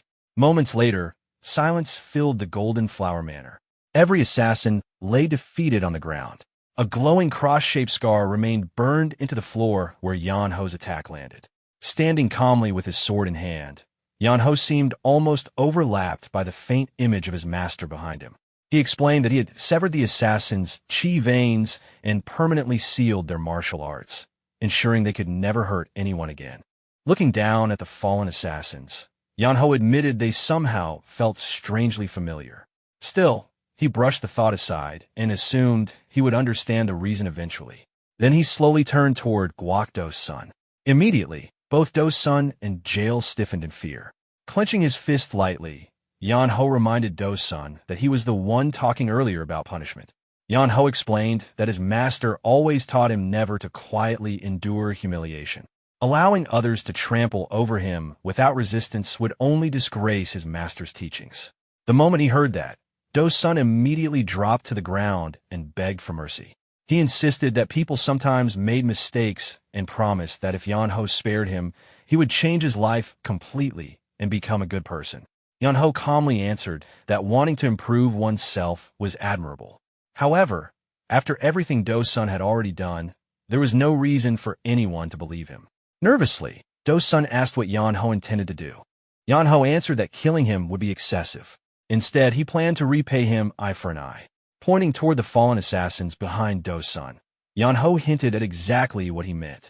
Realizing Yeonho intended to destroy his martial arts entirely, Dawson's face turned pale. Yeonho smiled and admitted he appreciated people who understood quickly. Desperately, Do's son begged for another option. Yeonho simply crossed his fingers into an X shape and replied that there was none. At that moment, Do's son truly realized he was finished. Suddenly, a brilliant explosion of light burst throughout Golden Flower Manor. Moments later, Do's son lay collapsed face first on the floor. Afterward, Yeonho turned toward jail and calmly ordered him to guide him to the Dark Earth Sect's main base. That same day, the Dark Earth Branch Sect, once considered the strongest organization in Hubei, completely fell apart. Meanwhile, back at Sacred Hand Manor, Jean Yurin stood anxiously outside while worrying about where her brother disappeared to. Suddenly, Jean Soa burst through the entrance excitedly while shouting for her. Confused, Yurin asked why he looked so worked up. Unable to contain himself, Jean Soa announced that all of their debt had finally been repaid. At first, Yurin assumed he was joking or dreaming. However, Jean Soa insisted it was true and quickly explained everything that happened in detail. After listening carefully, Yurin asked once more whether all of it was really true. Jean Soa nodded firmly and declared that Sacred Hand Manor was finally free from debt, all thanks to Yeonho. Hearing that, Yurin quietly held her hands against her chest in relief. She admitted she was genuinely happy and said they now owed Yeonho an enormous debt themselves. However, her expression soon became serious again. She immediately scolded Jean Soa for attempting to solve their financial problems through gambling. Still, since he was not the one personally gambling, she reluctantly decided to overlook it this time. Even so, she firmly ordered him never to go near a gambling house again. Jean Soa fell into deep thought before asking whether the method truly mattered that much. Jean Yurin answered firmly that anyone who abandoned the orthodox path would eventually hit a wall. She then asked him whether he was really comfortable with gambling after witnessing what happened to their father. Jean Soa argued that if not for Yeonho, Yurin might have been dragged away to the escort house. So could she still call it wrong? Without hesitation, Yurin answered yes. To her, a physician must always follow the orthodox path, no matter the circumstances. After thinking quietly for a moment, Jean Soa finally told her that she was too rigid. He pointed out that he did everything he could for her, yet all she saw was something to criticize. Yurin replied that everything she said was for his sake. But Jean Soa argued that if they continued living only according to her ideals, they would remain trapped in that miserable place forever. He admitted that this was no longer simply about restoring the manor. He wanted to live his own life as well. After that, both siblings stood silently beneath the night sky.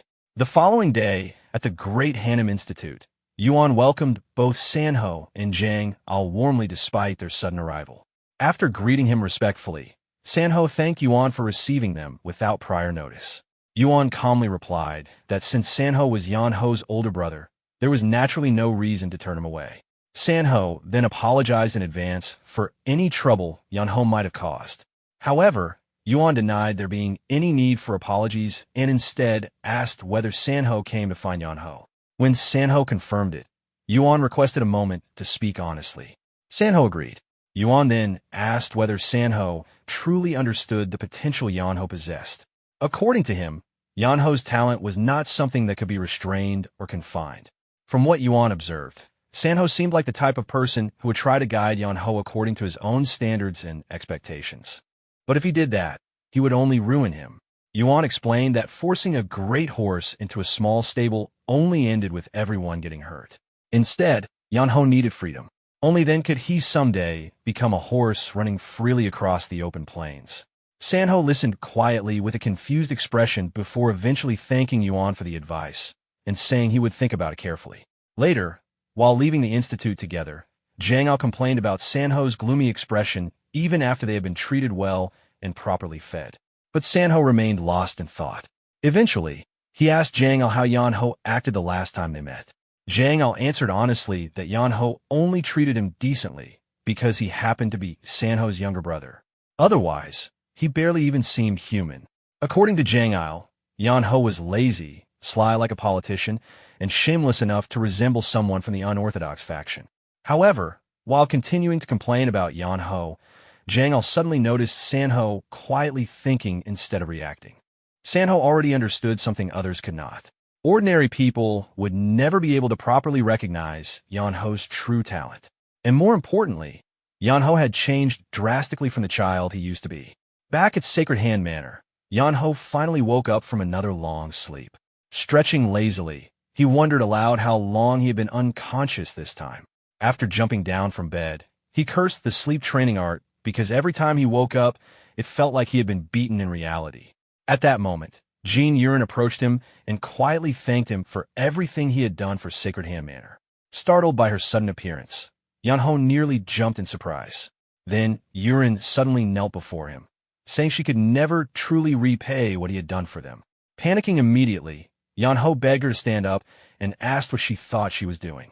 Ignoring that, Yurin carefully asked whether she could request one favor from him. Hearing that, Yeonho muttered that perhaps his ancestors truly were cursing him. Yurin then asked him to help change Jin Soa's mind.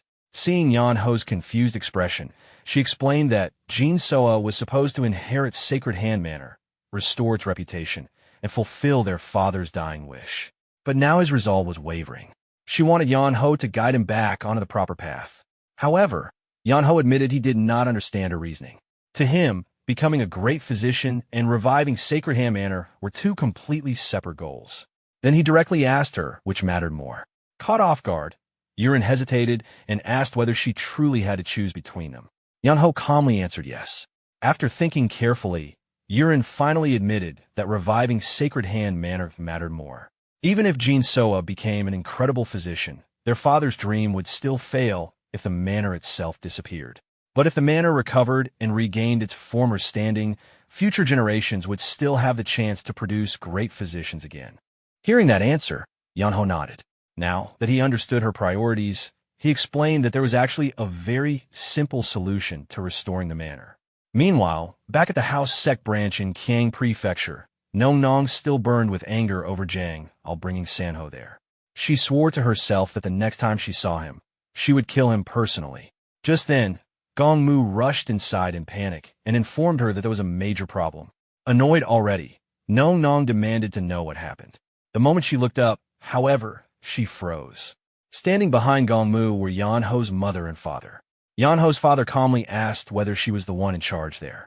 Since she had no idea who they were at first, Nong simply answered yes while wondering why strangers kept appearing lately.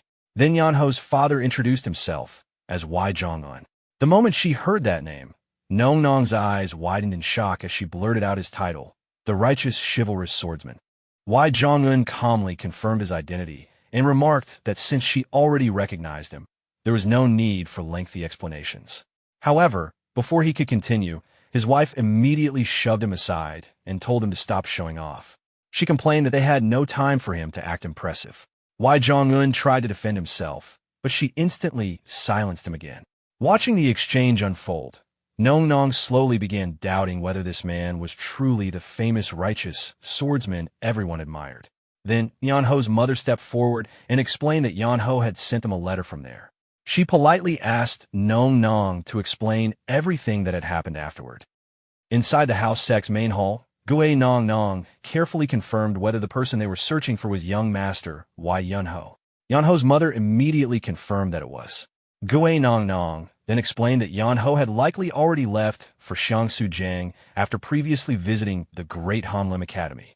Hearing that, Yeonho's mother became worried because Xiangsu Jiang belonged to a medical clan and wondered whether her son had fallen ill. Gue Nong reassured her that she had never heard of Yeonho suffering from any illness. Standing nearby, Wi Yeonho found the situation strange. He pointed out that Yeonho was naturally lazy and not the type to secretly stay in contact with people, so he questioned how she knew his whereabouts so accurately. The moment he asked, Gue Nong panicked internally. She realized she had spoken too freely and accidentally revealed how much she knew. Then Wi Yeonho stepped forward and firmly asked her to answer honestly. Meanwhile, over at Xiangsu Jiang, Sacred Hand Manor's restoration moved forward rapidly. The former Black Spider Den building was converted into the manor's new headquarters, and the money recovered there was used to solve the financial shortages. Not long afterward, Yeonho gathered Jin Soa and presented him with a document. It turned out to be an IOU. Yeonho explained that paying off Sacred Hand Manor's debts counted as an investment. Now, Jin Soa owed him 20 taels of gold. To repay it, he would work to rebuild Xiangsu Jiang. Yeonho even offered proper wages, one tael of gold per year, and if Jin Soa continued for 20 years, the debt would disappear naturally. Hearing 20 years, Jin Soa was stunned. But Yeonho casually added that if he disliked the arrangement, he was free to repay the full amount immediately. Having no other option, Jin Soa reluctantly signed. As he walked away, he could not help feeling that he had unknowingly signed something suspiciously close to a slave contract. Back inside, Yeonho sat together with Ha Defong and casually remarked that they had basically secured Xiangsu Jiang's heir. Outside the room, Jin Soa unintentionally overheard their conversation. Defong then asked Yeonho why he would go this far. From his perspective, the agreement was too generous. Even if Jin Soa worked hard, reviving Xiangsu Jiang within 20 years would still be difficult, and Sacred Hand Manor did not seem valuable enough to justify such support. Yeonho quietly put down his tea and explained that it was simply fate. He believed Jin Soa had the talent to shoulder great responsibilities in the future. If Jin Soa revived Xiangsu Jiang and became an outstanding physician, countless people might eventually be saved. Because of that, Yeonho wanted to trust him, support him, and give him a chance. Defong admitted he still did not completely understand, but accepted Yeonho's reasoning. Outside, Jin Soa quietly listened. He never imagined Yeonho had such expectations for him. Realizing he had misunderstood everything and complained for no reason, he quietly resolved to work harder and repay that trust. After Jin Soa finally left, Defong checked outside. Once he confirmed nobody was listening anymore, Yeonho suddenly laughed. He admitted that fooling a child with so little experience was easier than expected. Defong laughed too and said it was not really a scam. The two ended up laughing together after successfully misleading the boy. The next day, the Xiangsu Jiang signboard was raised once again.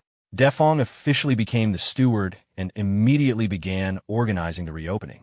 Preparations moved quickly. When opening day arrived, many people came to congratulate them. The manor became busy with workers running around, food supplies running low, and more staff being hired with promises of generous pay. For the first time in a long time, Xiangsu Jiang truly looked alive again. As Xiangsu Jiang's reopening ceremony began, the entire manor became crowded with visitors. A servant hurried over to Ha Defong carrying a tray and reported that there were no seats left. Without hesitation, Defong ordered them to open the empty patient rooms, spread mats across the main hall, and seat every guest. When another servant reported that ingredients were running out, Defong immediately told them to buy whatever was needed and keep supplies flowing. Meanwhile, Jin Soa appeared dressed properly for the first time as the young master of Xiangsu Jiang. Standing quietly, he clenched his fists and encouraged himself to stay confident. The moment he appeared, the guests immediately began whispering. Many recognized him as the legitimate heir of Xiangsu Jiang. Some commented on how much he had grown and hoped he would inherit at least part of his father's talent. Others mocked the counterfeit Sacred Hand establishment and said the true Xiangsu Jiang had finally returned. As everyone talked among themselves, another carriage suddenly arrived. The crowd quickly realized who had come. The prefect had personally appeared. Dressed formally and carrying himself with authority, the prefect stepped down while his attendants loudly announced his arrival. Everyone immediately bowed. Ha Defong respectfully greeted him. However, instead of answering, the prefect simply glanced once toward the carriage behind him before turning his attention directly to Jin Soa. Jin Soa immediately knelt and paid his respects. The prefect calmly examined him before expressing his approval at seeing Xiangsu Jiang restored. He officially acknowledged Jin Soa as the legitimate successor of the former head and publicly recognized the reopening of Xiangsu Jiang. He stated that he trusted the new head would serve the people faithfully. Jin Soa bowed deeply and promised to dedicate himself fully. The moment the declaration ended, firecrackers exploded outside. The crowd burst into celebration. People praised the return of Xiangsu Jiang and called it not only the pride of Wuhan, but something all of Hubei could celebrate. Before leaving, the prefect turned back and instructed people to support Xiangsu Jiang often, saying that healthy people strengthen the country. Soon after, his carriage departed. Inside Xiangsu Jiang, celebrations continued. Standing there quietly, Jin Soa remembered his father. He silently promised that he would do well and hoped his father would continue watching over him. Then the scene shifted inside the departing carriage. The prefect, now sweating heavily, quietly asked whether that was enough. Across from him sat Yeonho, relaxed and sitting comfortably like the true owner of the carriage. Yeonho nodded and said it was perfect. The prefect reminded him not to forget their agreement. Yeonho smiled and agreed. Then he casually lifted a ledger and tapped it lightly. With a relaxed expression, he remarked that he would hold onto the bribery records for now, because it would become troublesome if the prefect changed his mind later. The prefect could only grit his teeth. Realizing the Black Spider Den's records had ended up in Yeonho's hands, he bitterly accepted that he would need to stay quiet for a while. Yeonho cheerfully waved him off and wished him a safe journey. The next morning, Jin Soa stepped outside and froze. An enormous line stretched far outside Xiangsujang. People had gathered from all directions for consultations. Jin Soa stared in disbelief and wondered where the line even ended. Beside him, Hot Defong trembled excitedly. He claimed he could smell something. Confused, Jin Soa asked what he meant. Defong replied that it was the smell of money. Excitedly, he told Jin Soa to collect every coin they could. Immediately annoyed, Jin Soa demanded to know what he meant by that and complained that the old man only cared about profits. Meanwhile, elsewhere inside the counterfeit Sacred Hand establishment, the atmosphere was completely different. Someone angrily demanded to know why they did not have a single patient. A fat man nervously explained that Xiangsujang had reopened and all the patients had gone there. The skinny man slammed his hands onto the table in disbelief. He could not understand how Xiangsujang had returned when its previous head had died long ago. When he learned that the son reopened the clinic, he became even angrier. He pointed out that the father's gambling debts should still exist and questioned where the money came from. Everything had gone smoothly after the previous head went bankrupt. Now all their plans were falling apart. The fat man nervously asked what they should do. The skinny man answered coldly. This entire operation had been assigned by their young master. If it failed, they would be blamed. When the fat man pointed out there was nothing they could do anymore because the opportunity had already passed, the skinny man slammed a knife into the table. He declared that if a knot could not be untied, then it should simply be cut apart. And with that, their attention turned toward Xiangsujang once again. The fat man stared in horror and asked what exactly he meant. The skinny man calmly explained that the young head of Xiangsujang had only barely managed to restore the manor. If something unfortunate happened tonight, if bandits suddenly broke in and killed him, then that would simply be a tragic accident. He told the others to prepare a generous funeral donation. The scene shifted to the Venerate Heaven Orthodox Murim Alliance. Inside the hall sat Samachinsi, leader of the Min Queen faction, arms folded as he listened to a report. Across from him sat a silver-haired man who informed him that Green Forest had made contact with the Iron Blood sect. Interested, Samachinsi repeated the statement. The silver-haired man explained that Pang Dojuk of the Pang clan had confirmed it personally. Although he had been pursued by Green Forest's 10 swords, he escaped after receiving unexpected help. Samachinsi smiled. If even the 10 swords had moved, then Green Forest and Iron Blood sect cooperating was likely real. He reflected that Jianghu had remained stable for nearly 20 years. During that time, factions had accumulated too much power. And when power accumulated too long, eventually it overflowed. The current balance of the martial world rested between the Orthodox Murim Alliance in the east and the Heavenly Will Alliance in the west. Even a small conflict between the two could turn into large-scale bloodshed. The silver-haired man added that the Heavenly Will Alliance remained inactive for now, but Iron Blood sect had long maintained friendly relations with them. If Green Forest acted under that protection, the situation could become much larger than expected. Samachinsi frowned. If conflict reached that level, the entire Jianghu would suffer. Then he returned to another matter. He asked about Pang Dojuk defeating the 10 swords. The silver-haired man corrected him. According to reports, a young man named Wi Yeonho had been the one who intervened. Samachinsi immediately became interested. The silver-haired man explained that Yeonho was reportedly the second son of the Guangdong Wi clan and the child of Wi Jianghan. He had disappeared years ago and only recently resurfaced. Samachinsi laughed. So the upright sword had secretly been raising a monster. The silver-haired man continued. The eldest son, Sanho, was already famous throughout Murim. With 2 sons like that, in another decade, the Guangdong Wi clan might become the strongest noble clan in the land. Samachinsi stood and smiled. If Yeonho truly inherited the upright sword's bloodline, then surely the boy would accomplish something extraordinary in Jianghu. The scene returned to Xiangsujang. Yeonho was sleeping lazily on the roof, while Ha Defong sat below. After a long nap, Yeonho opened his eyes and asked where Jin Soa had gone. Defong replied that he had fainted earlier and was resting. Yeonho casually told him to prepare restorative medicine and make sure the boy did not get sick. Defong assured him everything was already arranged. Then, Yeonho remembered something else. He reminded Defong about their wager and said it seemed they would now have to split the winnings. Confused, Defong asked what he meant. At that exact moment, outside Xiangsujang, a group of black-clothed assassins rushed forward carrying weapons. Inside, Yeonho accepted a gold ingot from Defong and casually pointed outside. He reminded Defong that he had predicted they would come today. Defong sighed. He admitted he expected them to wait at least 3 days. Since Yeonho predicted this already, he asked whether preparations had been made. Yeonho jumped down from the roof, carrying nothing but a broom. He calmly answered that one broom was enough. After all, who would dare touch his pile of gold? Holding the broom like a sword, Yeonho stepped into the courtyard. Looking at the incoming assassins, he actually seemed pleased. He rolled his shoulders and prepared to meet them head-on. Meanwhile, back at the Hua Sect in Qiang, Wi Yeonho turned pale. Wi Yeonho had asked a simple question. His son was naturally lazy and not someone who secretly exchanged letters or maintained private contact with young women. So how did she know his location so precisely? Wi Yeonho froze. She awkwardly tried to answer while panicking internally. Caught up in the conversation earlier, she had revealed far more than she intended. Now it sounded as if she had been secretly monitoring young Master Yeonho. One wrong answer here, and she felt like she might truly be in trouble. Across from Wi Yeonho, Wi Yeonho suddenly raised his voice and demanded that she answer honestly. But just as he was striking the pose of a famous righteous figure of Jeonghu, his wife pinched his shoulder hard.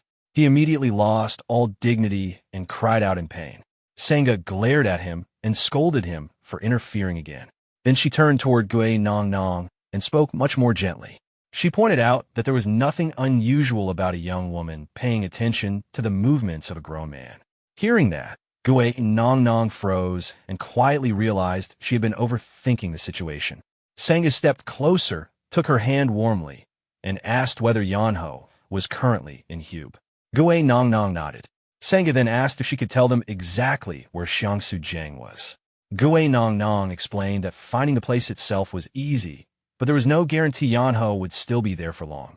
Previously, he had not remained at Hanlan Great Academy for very long either. Still, if someone from the Hao clan guided them, they would not get lost. She offered to accompany them personally. Watching quietly from the side, Wi Yeonho evaluated her. Despite knowing who he was, she remained calm and respectful. She seemed intelligent, composed, and decisive. After a moment, he stated that this favor would be considered a personal debt rather than one owed by the Hao clan. As long as her future request did not violate righteousness or morality, he promised to repay her. Then he casually asked who would act as the guide. Sanga sighed at her husband's lack of awareness. She stepped forward again and asked Wi Yeonho her age and about her family. Wi Yeonho answered that she was 26 and that her father was healthy, but her mother had passed away when she was young. Sanga softened immediately. She embraced her gently and comforted her, saying she must have endured a lot. Then she asked if she would truly be able to handle such a long journey to Hube. Caught off guard, Wi Yeonho answered yes. Sanga smiled and admitted she would be grateful if Wi Yeonho personally accompanied them. As Wi Yeonho thought about it, her thoughts became complicated. The upright sword, Wi Yeonho, the famous eldest son, Sanho, and now Yeonho. With people like this, the Guangdong Wi clan could someday stand at the very top among noble families.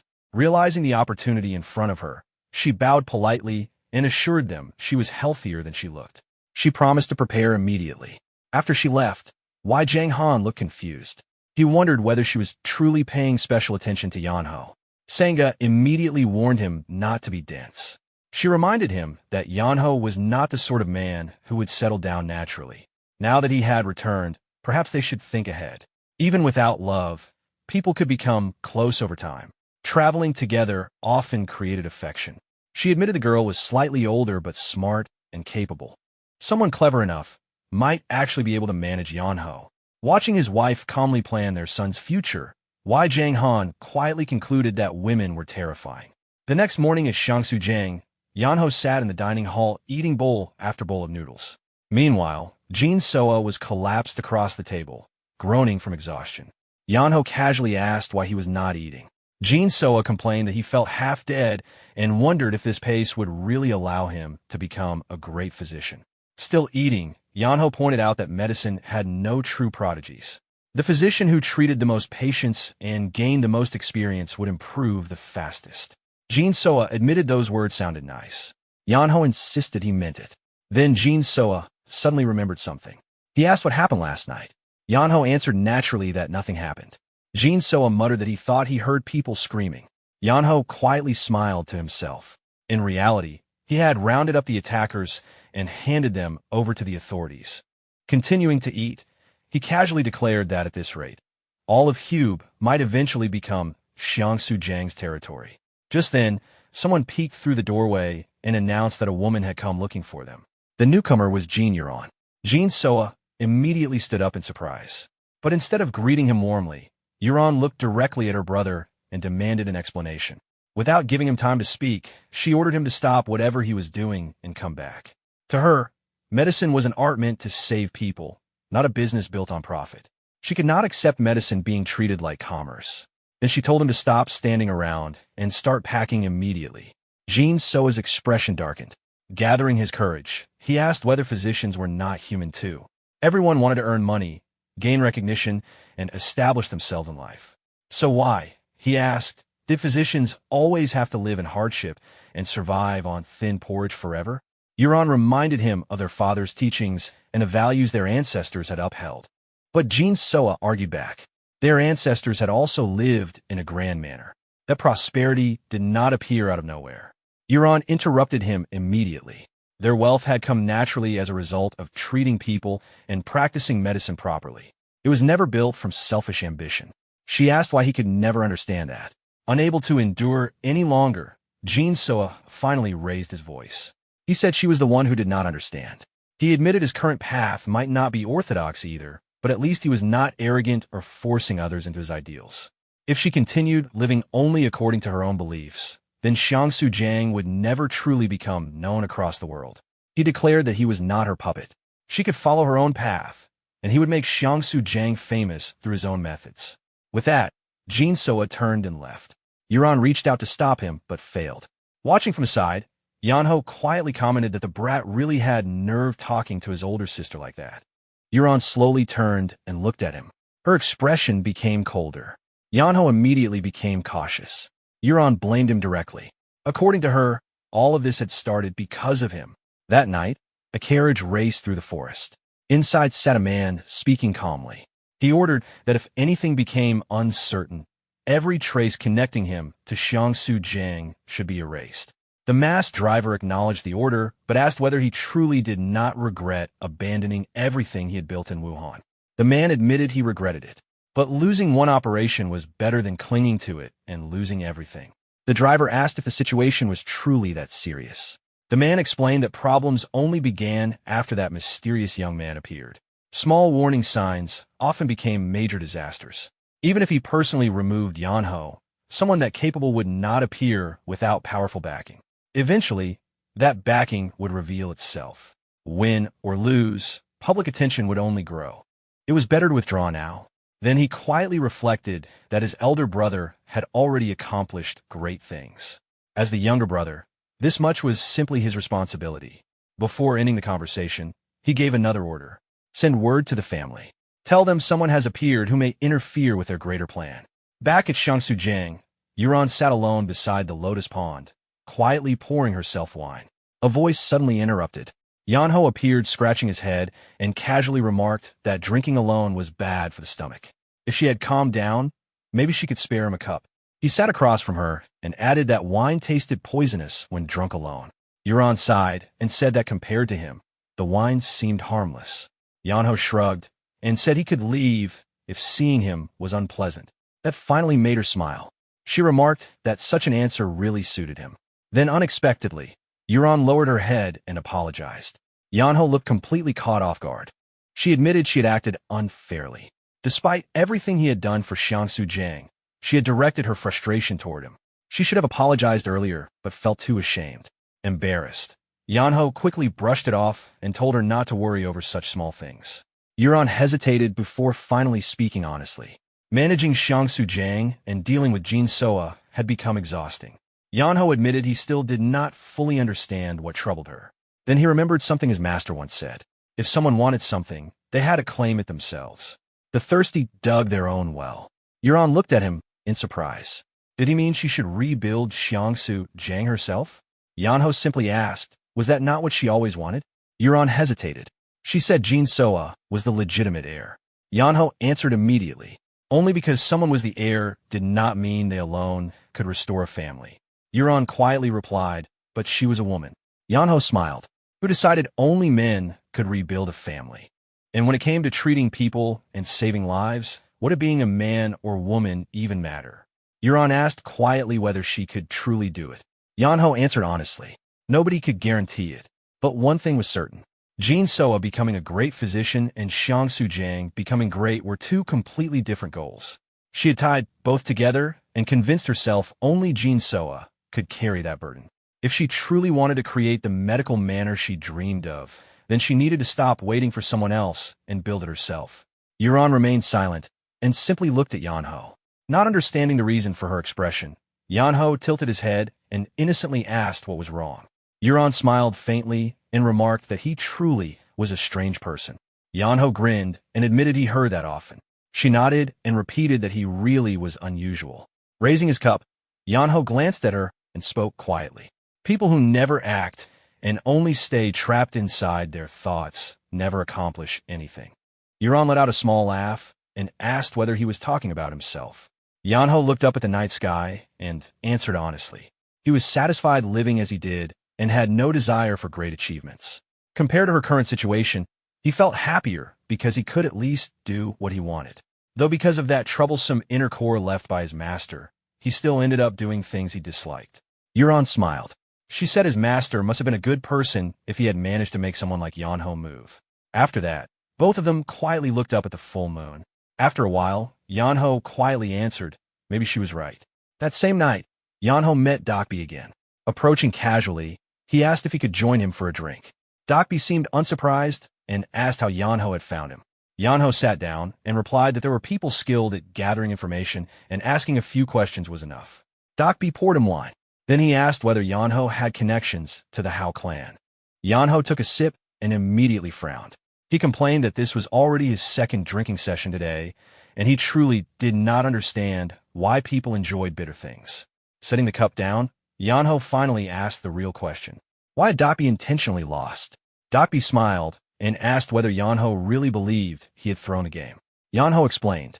Someone with Dokbi's skill could have reversed the outcome at the final moment. Instead, he chose not to. By all logic, Yeonho should have lost. Dokbi lifted his empty left sleeve slightly. Then he asked Yeonho what gambling meant. To him, gambling was deciding victory and defeat. People who sat at the table put everything they had into those moments. But recently, gambling houses had become filled with schemes, manipulation, and unnecessary tricks. He said he had not lost on purpose. His luck simply ended. And because of that, Xiangsu Jiang no longer had a collapse. Even if another gambling house eventually appeared, at least for now people would get to enjoy honest games. Yeonho asked whether losing everything so easily was truly acceptable. What about reputation? What about the people following him? Dokbi smiled. The most important thing was courage. If the cup emptied, fill again. If something was lost, then continue as though it had never been lost. Yeonho laughed and said it sounded suspiciously like excuses. Dokbi laughed too. If he believed that, then perhaps it really was. As Yeonho watched him, he quietly thought to himself, this man lived in a world obsessed with winning and losing, yet somehow refused to be controlled by either. That felt strange. Then, Yeonho admitted something. Recently, he had met many kind people, but strangely, he never truly understood them. He understood their words, but could not feel the reality behind what they sought. Yet speaking with Dokbi felt different. It felt like something rigid inside him had loosened. Dokbi smiled and answered simply. People were always like that. Even facing identical situations, everyone chose different paths and continued betting their lives on them. That was life. Then he smiled and added, their match had been enjoyable too. The two continued drinking and talking until dawn. The next morning, Haedebong suddenly ran into Xiangsu Jiang in panic. Jin Soa immediately asked what happened. Breathing heavily, Debong revealed a letter. Yeonho had disappeared. Inside was a short message. He wrote that staying forever would be strange, so he was leaving. He did not think he could help Xiangsu Jiang much anymore, so everyone should manage things themselves. He reminded them not to become too greedy for money. He added that Jin Soa would become an outstanding physician. As for Steward He Debong, he trusted him to manage the manor properly. Then came a postscript. Gather the money carefully. When the time came, he would return and collect it. Jin Soa immediately asked Debong to send people searching. Knowing Yeonho's personality, he could not have gone far. He had to still be somewhere nearby. The scene shifted again to a poor village. Yuran was making house calls and treating patients. After finishing treatment, she told the villagers that this should be enough for now. The villagers thanked her sincerely. They said she had traveled all the way to such a remote place just to help them. Calling her a true healer, they expressed their gratitude. Yuran smiled softly. Leaving behind medicine, she explained that if pain returned, they only needed to apply the salve. Then she quietly prepared to move on to the next patient. Yeonho quietly watched Yuran treating villagers. Looking at her going from house to house without hesitation, he thought to himself that nobody could stop this young lady once she made up her mind. After the treatment ended, Yeonho casually asked if the medicine she used was really that effective because he wanted to try it himself someday. Surprised, Yuran looked at him. Sometime later, the two arrived near a quiet well. Yeonho clicked his tongue and looked at her. She was from a family of physicians, yet she was making house calls for free. Did she even realize how much money she had already spent? Why insist on choosing such a difficult road? Was saving people some sacred duty? Yuran smiled gently. She answered using his own words against him. Those who only think and never act accomplish nothing. So she had decided to rebuild Xiangsu Jiang in her own way. Hearing that, Yeonho smiled with satisfaction. Without another word, he handed her a pouch. Confused, she opened it. Inside were pieces of jewelry. Her eyes widened. Could the necklace returned earlier also have come from him? Yeonho casually explained that she kept selling things that looked important to her, and it bothered him. Then he asked her not to sell them anymore. Yuran held the pouch tightly and quietly promised. Satisfied, Yeonho turned away and announced he would leave. Yuran was surprised. She asked where he intended to go. Yeonho sighed. Because of his master's wishes, he could not stay in one place too long. If fate allowed, they would meet again. As he started walking, Yuran suddenly stopped him. Holding a small blue cloth cord in both hands, she offered it shyly. It was only a simple gift, but she hoped he would accept it. Since he always tied his hair, she thought he might use it. Yeonho accepted immediately. He tied it into his hair and smiled. He promised he would use it well. Yuran thanked him softly. As Yeonho walked away, a faint smile appeared on his face. Yuran would walk her own path. Jin Soa would walk his, and he would continue walking his. But after some distance, his laziness returned. Yeonho groaned dramatically. His legs felt like they were about to fall off. If he had known, he would never have acted so cool while leaving. He should have brought a horse. Then, he spotted an old gray-haired man leading a covered wagon. Without hesitation, Yeonho threw himself onto the ground and rolled dramatically toward him. The old man immediately broke into a sweat. Yeonho raised one finger and politely begged for a ride. The old man awkwardly asked whether Yeonho expected a free ride. Yeonho shamelessly agreed. After staring for a moment, the old man sighed and allowed him aboard. The moment permission was given, Yeonho jumped into the wagon and thanked him, then immediately lay down and started sleeping. By evening, the wagon reached the foot of a towering mountain range. The old man gently woke him. Yeonho rolled over and slowly sat up. The old man warned that there were no houses nearby. Still sleepy, Yeonho replied casually. If necessary, he could sleep in a tree or dig a hole. He thanked the old man for bringing him this far. The old man nodded and continued on. Yeonho bowed farewell.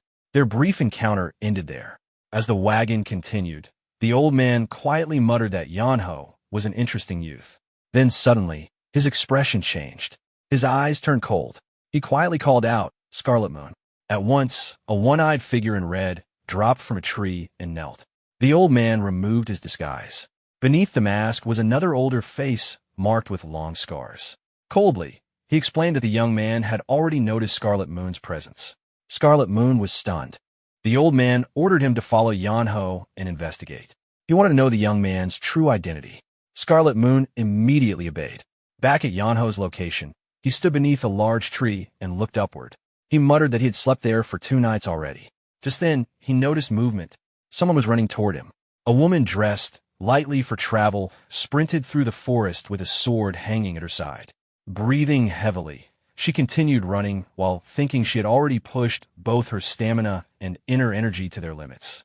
The girl continued running through the forest. Her breathing was becoming unstable, and she realized she could not maintain this pace much longer. She needed a place to hide. Looking around quickly, she noticed a tall tree and immediately decided to climb. As she moved higher into the branches, she prepared to use a breath-suppressing technique, a stealth method that regulated breathing and concealed one's presence completely. But even while activating it, she felt uneasy. Someone else was here. Carefully turning her head, she froze. Lying comfortably among the branches was not a wild animal or another pursuer. It was Yeonho, fast asleep. Her face instantly turned pale. At that exact moment, Yeonho slowly opened his eyes and yawned. Still half asleep, he vaguely saw the outline of a beautiful woman in front of him. Before he could react, the girl suddenly covered his mouth. Speaking quietly, she warned him not to make any noise.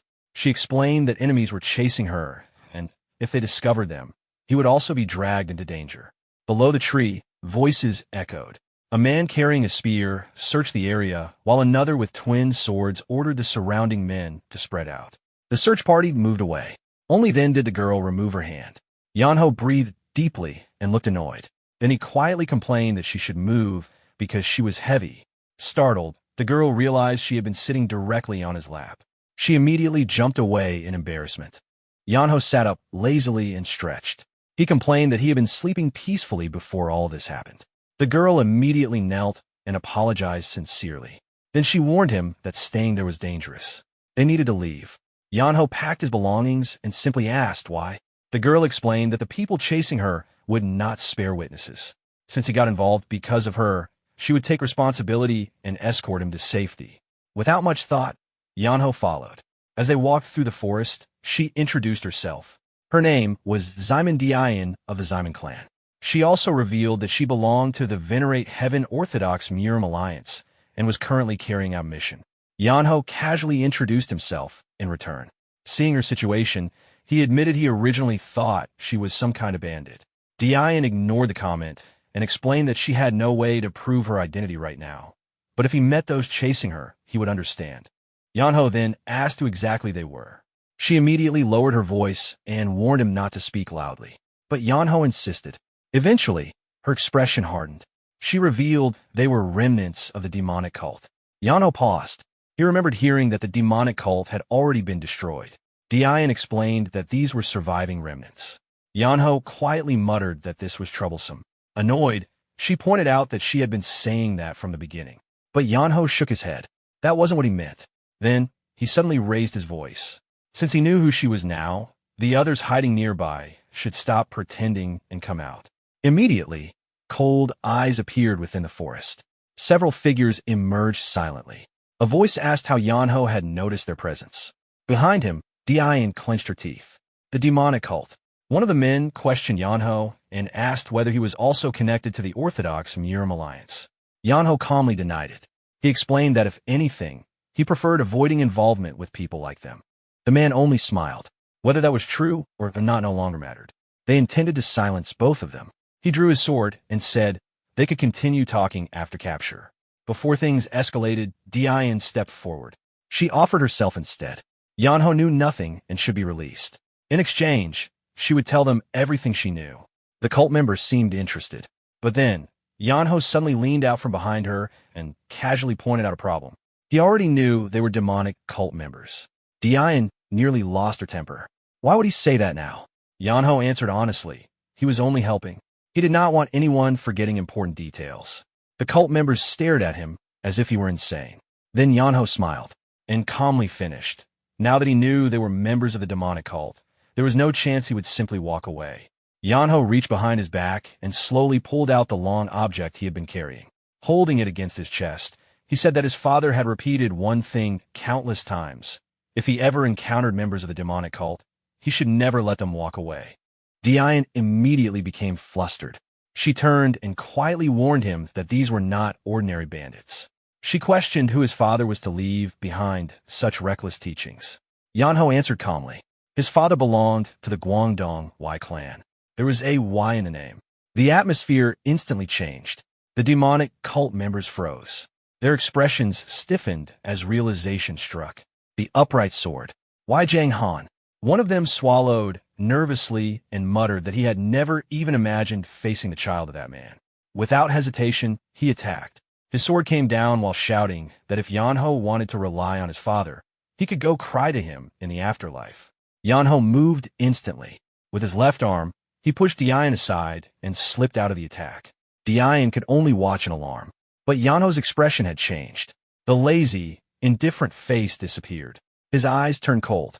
The wrapped object in his hands suddenly rose. Steel collided. The attacking cultist's eyes widened. The sword had been blocked. He immediately jumped backward. The cloth wrapped around Yeonho's weapon loosened and fell away. Inside was a sword.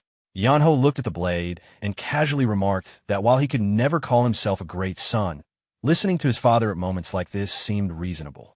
He slowly drew the sword. Cold light reflected across the forest. Pointing the blade forward, he calmly warned them to prepare themselves because his sword might end up being even sharper than his father's. Not far away, on a cliff overlooking the battlefield, the old wagon driver watched silently. Behind him stood Scarlet Moon.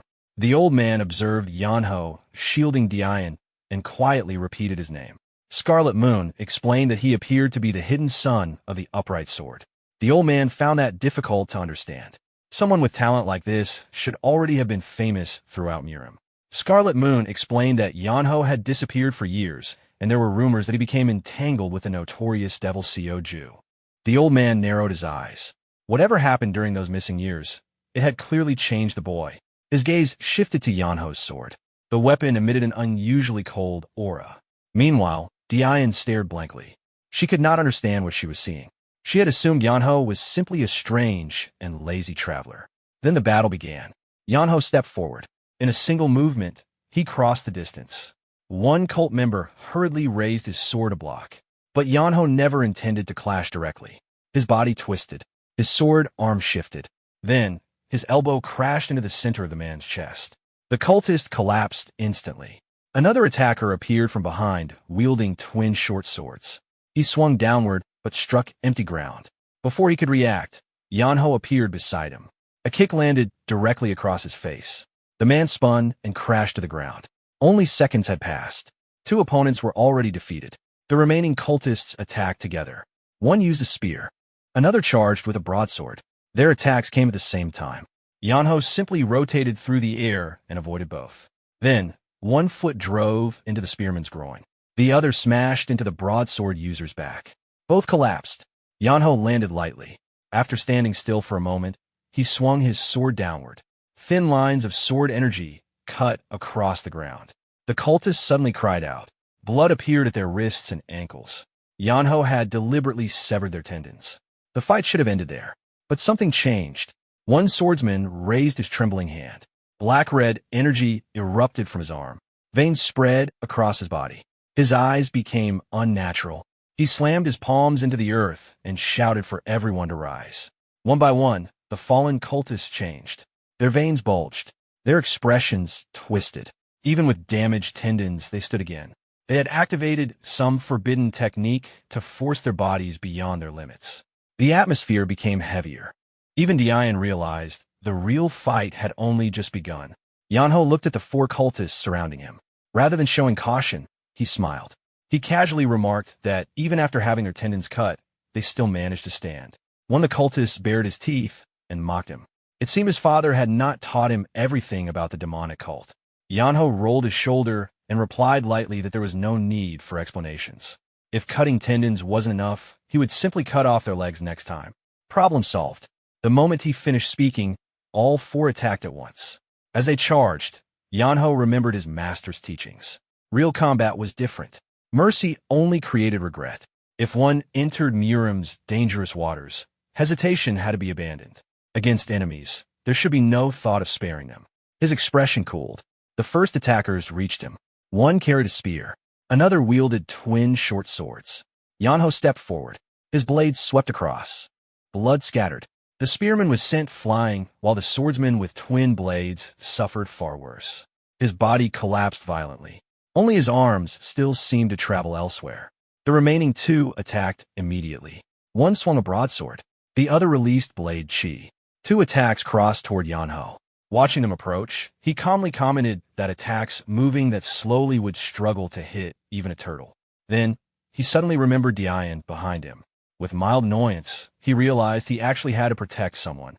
His sword moved. Light spread. After images formed around the blade. His master's words echoed again. A river never fights the current. Flow with it. Return what comes. Do not oppose the flow. To the cultists, it looked less like combat and more like watching someone dance. Yeonho moved through the attacks naturally. The incoming force returned to its owners. His master's final lesson followed. Once the water passes, misfortune returns to the one who released it. From above, the old man in Scarlet Moon silently watched. Dust spread across the battlefield. The old man showed no anger. Instead, he smiled faintly. When the dust settled, the battle was already over. The four cultists had been completely defeated. One lay inside a crater. Another barely remained conscious. Only the swordsman carrying twin swords on his back still clung to life. Holding his stomach, he realized everyone else was gone. His eyes changed. Using his tongue, he pushed something hidden inside one of his teeth.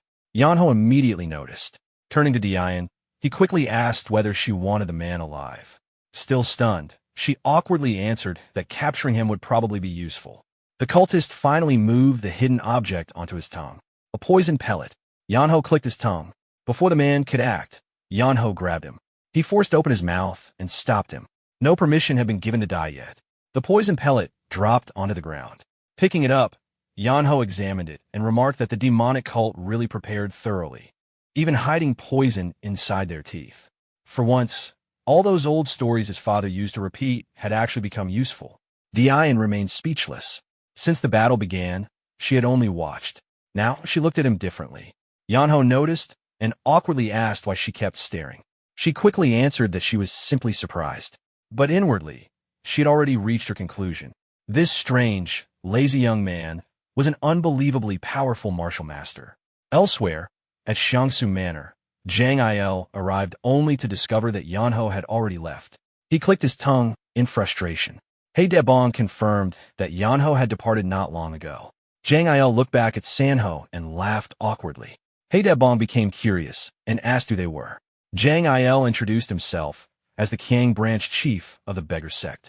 Then Sanho stepped forward. He introduced himself as Yeonho's elder brother.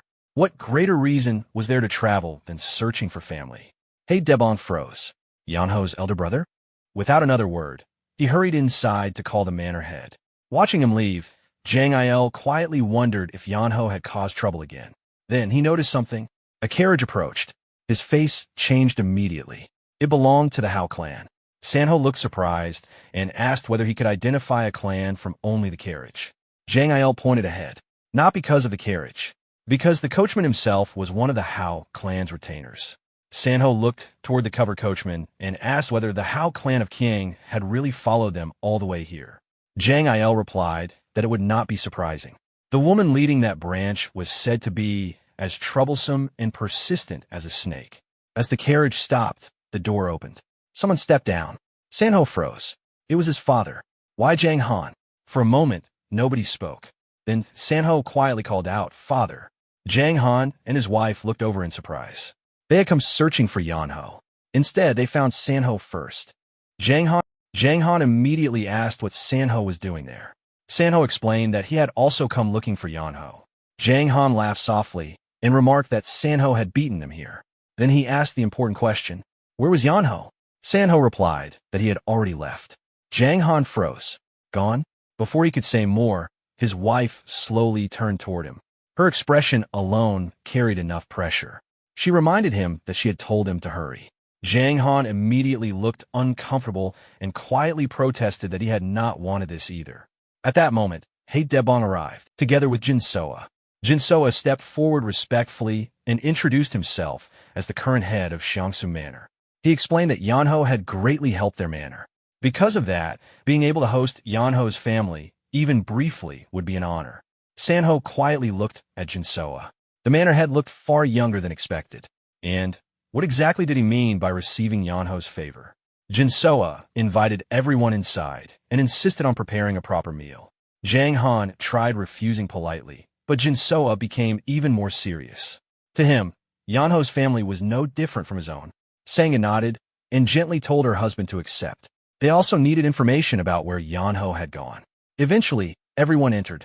Inside the reception room, the table was already overflowing with food. Jang Han looked impressed, but Sanga barely touched anything. She quietly worried whether Yeonho was eating properly. Sanho comforted her. He had already sent requests through both the Beggar Sect and the Hao clan. They would find Yeonho's location eventually. For now, she needed to take care of herself. Hearing that, Sanga admitted her health had not been great recently. Immediately, Jinsoa stood up. He looked genuinely alarmed. If her health was poor, why had nobody said so earlier? This was a physician's manor. Haek Debong hurried over. He suggested calling a female physician immediately. But Jinsoa objected. Ordinary treatment would not do. They had to bring the best female physician available. The Wi family exchanged confused looks. Before anyone could ask, the atmosphere changed. A pressure settled outside.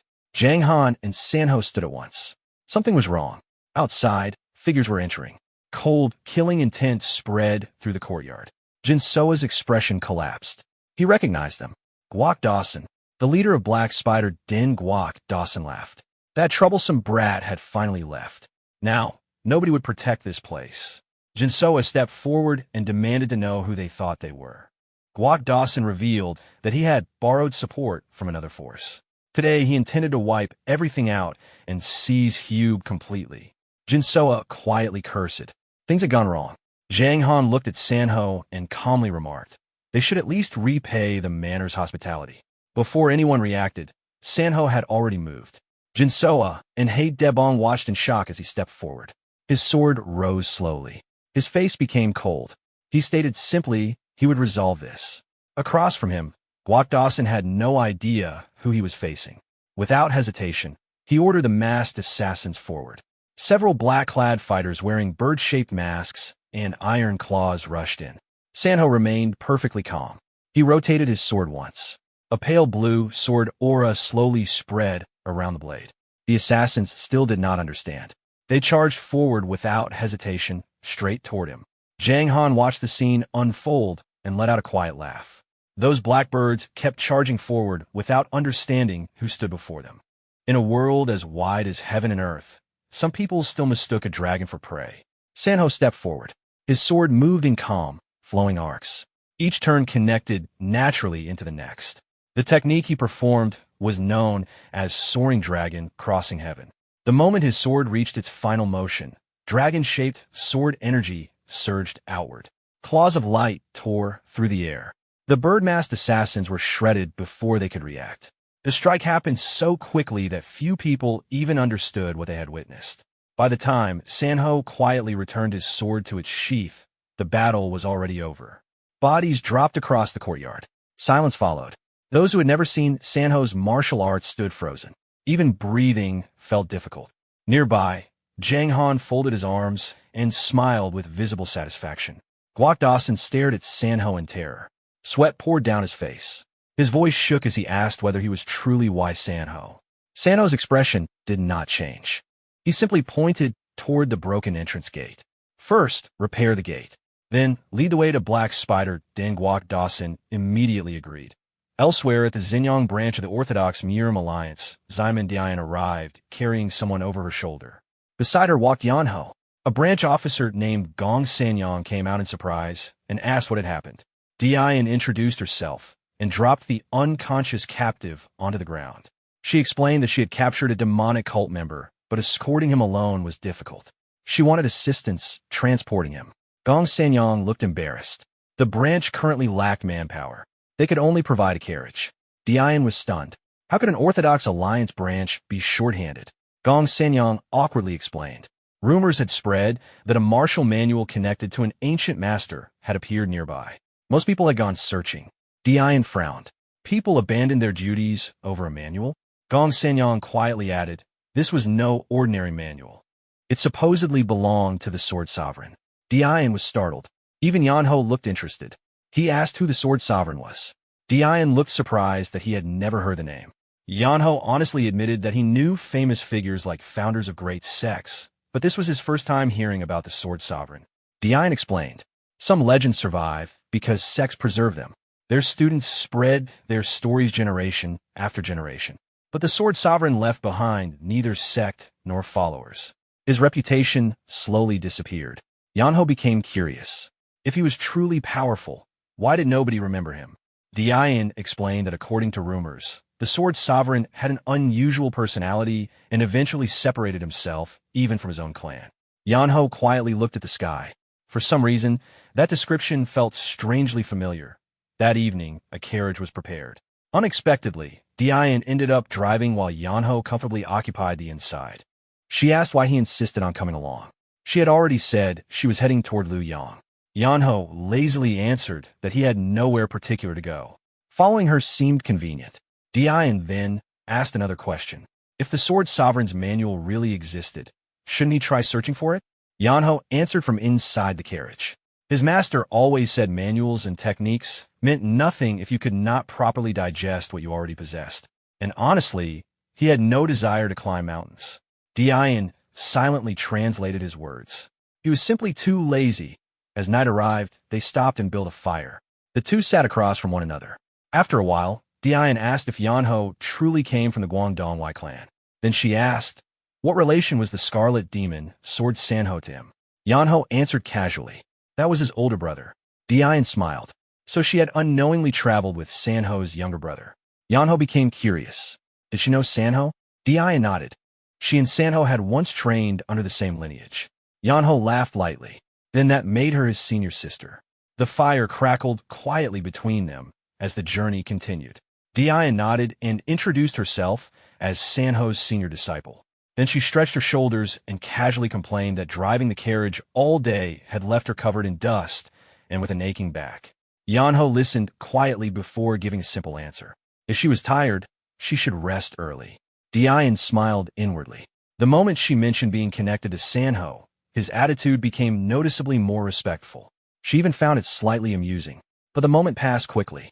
Yeonho climbed back into the carriage, shut the door, and calmly announced that he would not chat anymore, and she should sleep soon. Dian's expression froze. After staring at the closed carriage for a while, she muttered under her breath. Compared to Sanho's reputation as a refined gentleman, this younger brother really was something else. Not long after, 3 cloaked figures appeared nearby. The one in front politely asked for shelter. They explained they had lost their way in the mountains while pursuing someone and hoped to rest for the night. Before continuing, they removed their hoods and introduced themselves as disciples from the Blessing Sect. Dian immediately recognized the sect and welcomed them. After exchanging greetings, she asked what brought them into the mountains. The leader answered seriously. They were pursuing a notorious demon. Dian asked who. The answer came calmly. Co Jwack. The atmosphere froze. Suddenly, the carriage door burst open. Yeonho stepped out. The group instinctively drew their swords. Yeonho stared at them and asked again, who did they just mention? When they repeated the name, Co Jwack, Yeonho's expression changed completely. His hands clenched. His smile became dangerous. 5 years had passed, yet he still had not forgotten that man. In his mind, everything troublesome in his life started because of him. If not for that shameless lecher, his life would never have turned out this way. Yeonho stepped closer and demanded to know where Co Jwack was. The disciples felt pressured by the sudden change in his presence and explained that they only knew Co Jwack had headed toward Luoyang and should still be nearby. Without hesitation, Yeonho announced they were leaving immediately. Dian quickly stopped him. Traveling through the mountains at night was dangerous. Yeonho looked back and replied without hesitation. Dangerous? He was the dangerous one. Elsewhere, Co Jwack himself was running through the mountains. His thoughts were chaotic. Things had started well. Some people had found him in hiding and offered him money in exchange for the secrets of his techniques. He accepted. Life had briefly become comfortable again. But then, the discovery of the Sword Sovereign's remains caused martial artists to flood the region. His whereabouts were exposed. Now he could only escape. Clutching a manual tightly, Co Jwack convinced himself that once he mastered the gathering yang reinforcement technique recorded inside, one day nobody would dare look down on him again. Just then, someone appeared in front of him. A young woman dressed in pink robes blocked his path. Holding her sword, she introduced herself. She was Li Hua, the second disciple of Mount Hua. She stated her name plainly, so he would know who was sending him to the Yellow Springs. Co Jwack acted confused and asked what crime he had committed. Li Hua showed no interest in arguing. She declared that his actions were unforgivable even if he died 100 times. Today, she would punish him personally. Co Jwack narrowed his eyes and smirked. He warned her not to underestimate him. At once, her sword moved. A brilliant technique unfolded. What first looked like pink lightning was actually sword energy shaped like plum branches and unopened blossoms. The technique, Plum Blossom Path, spread through the night as the battle began. Seeing the attack, Co Jwack sneered. He mocked Li Hua's technique, saying she still could not make the plum blossoms fully bloom. Flowers like hers meant nothing. Placed before someone obsessed with beauty, they would simply be picked and scattered. The moment he finished, his hand moved. Pink petal-like palm force burst forward. It was the love flower palm. Li Hua immediately tried to counter.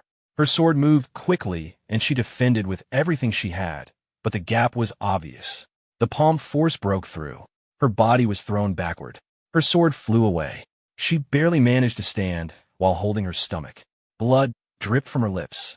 Her insides felt twisted apart. Co Jwack slowly walked toward her. Then he looked down and mocked her. A child who still knew nothing dared challenge him. Tonight, he would make her bloom properly. On her abdomen, a dark, 5-petaled flower mark had appeared where the palm struck. Her body refused to move. As Co Jwack crouched and lifted her chin, Li Hua could only cry out silently in her heart for her master. Then, someone appeared behind him. A cheerful voice echoed. "Found you." Co Jwack glanced over his shoulder. His expression stiffened. It was Yeonho. Even now, that irritatingly carefree face remained exactly the same. Yeonho stared and asked directly, "You're Co Jwack, right?" Co Jwack sighed. So another hunter had arrived. He mocked Yeonho and asked why such a young fool would chase fame by seeking death. Then he admitted it. Yes, he was Co Jwack. What was Yeonho going to do? Yeonho tilted his head back and laughed. First, he would beat him up. Then they could talk. The moment he finished, his body blurred. Co Jwack immediately sensed danger. Before he finished reacting, Yeonho's voice appeared behind him. Co Jwack spun and launched Love Flower Palm. The strike pierced straight through Yeonho's body, sending him flying. Li Hua's expression changed. She thought another innocent person had fallen. But what Co Jwack hit was only an afterimage. A fist crashed into his face. His cheek folded inward. His body spun through the air and rolled across the ground before stopping near Li Hua. Co Jwack coughed and struggled to stand. Yeonho remained where he was, smiling. Good. Now get up. His grudge would not disappear from just that. Then Yeonho's expression slowly darkened. Everything. It's all because of you. He rushed forward again. Co Jwack panicked. He raised both hands and shouted that he did not even know who Yeonho was. Yeonho ignored him. Another punch exploded across Co Jwack's face. He shouted at him to stop talking. Co Jwack flew back again. But even after hitting him, Yeonho still looked unsatisfied. He stared at his own hands. Something felt wrong.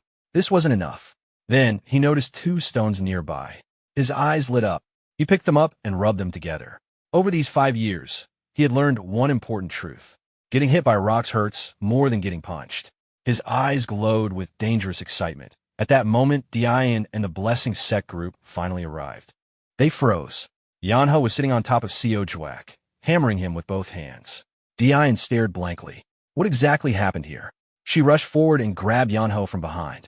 If he continued, this would become murder. Yeonho still gripped the stones tightly and shouted for Co Jwack to die. Everything miserable in his life, he blamed on that lecher.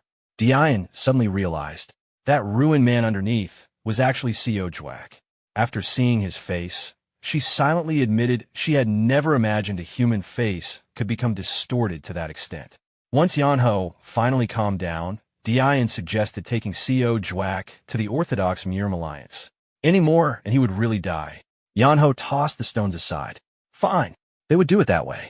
That night, the Blessing Sect disciples tied up Co Jwack and quietly commented that they never imagined someone like him could end up in such a miserable state. Nearby, Li Hua suddenly coughed violently. Dian immediately approached and asked if she was all right. Her complexion looked terrible. Li Hua awkwardly answered that she was fine. Yeonho, who had been silent until now, observed her for a moment before walking over. He told her to give him her wrist. Li Hua instinctively refused and said she would recover. Yeonho sat down anyway and took her hand. If she delayed regulating her chi and blood, there could be permanent consequences. Watching from behind, Dian realized again that Yeonho knew more than she expected. She had assumed he was simply reckless, but he even understood some medical principles. After checking Li Hua's pulse, Yeonho rubbed his chin and sighed. Unfortunately, this was outside his specialty. Li Hua became nervous. Yeonho explained calmly. The injury itself was not immediately fatal, but if left untreated, there was a chance she could lose all of her martial arts. Li Hua was shocked. She quickly asked whether there was a cure. Yeonho scratched his face and explained honestly. It could be treated, but since he knew almost nothing about acupuncture, there was only one option. He would have to directly send energy into her dantian area. After hearing that, Li Hua became embarrassed. Allowing a man she had just met to do that felt uncomfortable, but losing her ability to use the sword frightened her more. After hesitating, she agreed. But before anything even began, the accumulated injury suddenly surged. She coughed up blood and fainted. Yeonho immediately moved. There was no more time. He lifted her carefully and began treatment. Blue internal energy flowed from his hand. Slowly, he placed his palm over the flower-shaped injury. The moment his energy entered, Li Hua's entire body tensed. Pain spread through her channels. Her breathing became unstable. Yeonho calmly warned her not to open her mouth or her energy circulation would collapse. Time passed. Gradually, the dark flower mark faded. Li Hua could feel an unfamiliar yet stable current moving through her body. She had never experienced energy like this before. After nearly half an hour, the wound disappeared completely. Only then did Yeonho withdraw his hand. It was finished. Sweat covered both of them. Li Hua slowly opened her eyes. Yeonho explained that she only needed rest now and there should not be lasting problems. Li Hua awkwardly adjusted her clothes and quietly thanked him. The next morning, sunlight spread over the mountains. Birds circled overhead. Nearby, Co Jwack remained tied up and sprawled across the carriage roof. Dian stretched and complained that sleeping outside had left her entire body sore. She turned and asked Li Hua if she slept well. Li Hua smiled politely and answered that she rested comfortably. Later, after everyone properly woke, Dian checked on her condition again. Li Hua revealed she already felt much better. Dian suggested resting longer. At that moment, a man's voice interrupted. If someone complains over such a small injury, they are not worthy of being his disciple. A man wearing robes similar to Li Hua's appeared. He smiled faintly. Li Hua immediately stood and bowed respectfully. She greeted her master. Dian froze. If this was Li Hua's master, then this could only be the famous Plum Blossom Sword Ghost, Gong Mugon. She immediately greeted him respectfully. Gong Mugon looked at her with curiosity and asked whether she was related to Xaimen Sa. Dian explained that the man was her father. Gong Mugon nodded. Then he asked another question. If Dian had not healed his disciple, then who did? Curious, he asked them to explain exactly what happened. Elsewhere, Jang Il appeared proudly and raised 5 fingers. He declared that the beggar sect had discovered Yeonho's whereabouts before the Hao clan. Sanho calmly lifted his teacup and looked at him. Then, with complete calm, he asked him to behave a little more quietly. Jang Il pressed his lips together and finally spoke. The beggar sect had found a trace of Yeonho. The moment those words came out, the door burst open. Jang Han and his wife rushed in at once. Their expressions changed immediately. Had they found Yeonho? Jang Il quickly explained that someone had reported seeing a young man resembling Yeonho near Xinjiang. Jang Han repeated the place in surprise. Xinjiang. Nearby, Sanho quietly lifted his teacup and sighed inwardly. His father's reactions really were no different from an excited beggar. Jang Han clenched his fist and immediately declared they would depart for Xinjiang. At that moment, Jin Soa ran inside after hearing the commotion. He asked what happened and whether something had broken. Jang Han happily explained that they had finally received news of Yeonho. Jin Soa immediately became anxious and asked where young Master Yeonho was now. But before he could continue, someone stepped forward. Jin Yurin. She calmly stopped him from speaking recklessly in front of guests. Then she stepped forward and introduced herself properly. She bowed and introduced herself as Jin Yurin, eldest daughter of Holy Hand Manor. Jang Han greeted her politely, but Senga became curious. She asked what Yurin meant when she mentioned receiving great favor. Yurine smiled softly. Young Master Yeonho had once saved her life. Actually, once was not enough to describe it. The debt she owed him was difficult to repay. Jang Han quietly looked beside him and immediately noticed his wife's eyes sparkling. She had clearly started imagining something again. Sangha instantly stepped closer. If that was the case, why had she come today? Yurine answered politely. She wanted to examine and treat the lady's condition and repay a small part of the kindness she had received. Sangha's interest only grew. She immediately began asking her age, whether she was engaged, and what she thought of Yeonho. Yurine instantly broke into a sweat. She could barely answer. Meanwhile, Jang Han and Jang Il watched silently. Women truly were terrifying. Back in the forest after Diane finished explaining everything, Gong Mugon quietly stroked his chin. His eyes moved towards Co Jwak tied on top of the carriage. Li Hua explained that the young man had subdued that man in a single move. Capturing him looked easier than catching a mouse. Gong Mugon looked thoughtful. One move? Then he turned toward Li Hua. Had she lowered her guard during the fight? Li Hua lowered her head and answered no. Gong Mugon looked displeased. If she had fought seriously and still lost, then her opponent's strength could not be ignored. But that did not excuse her defeat. If she had died while fighting, he could have praised her resolve. But being rescued after defeat, that disappointed him. He ordered her to return to Mount Hua. Li Hua immediately knelt and accepted the punishment. Gong Mugon decided to leave the matter there for now. What mattered first was meeting the person who saved his disciple. He walked toward the carriage, then politely called out, "Little brother, are you awake?" No answer. He knocked again. Still nothing. Only soft snoring came from inside. Eventually, the carriage door opened.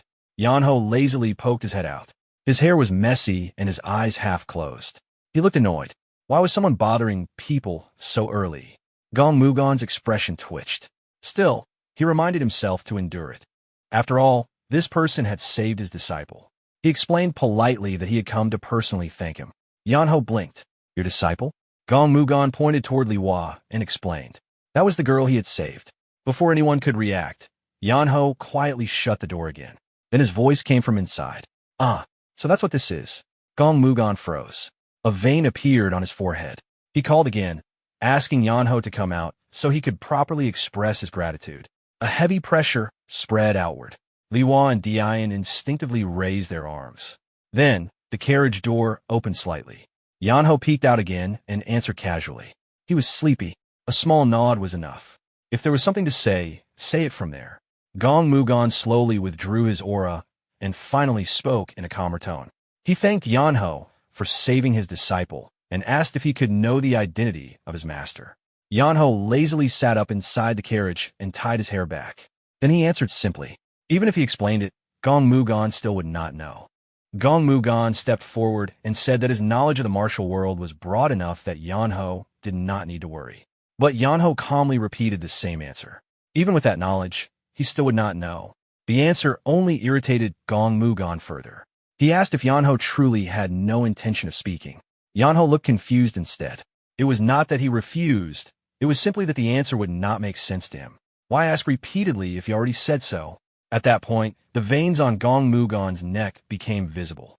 Still suppressing his temper, he finally proposed something else. If words would not work, then perhaps swords would. He requested a match. Surely someone so confident in martial skill would not reject a brief exchange.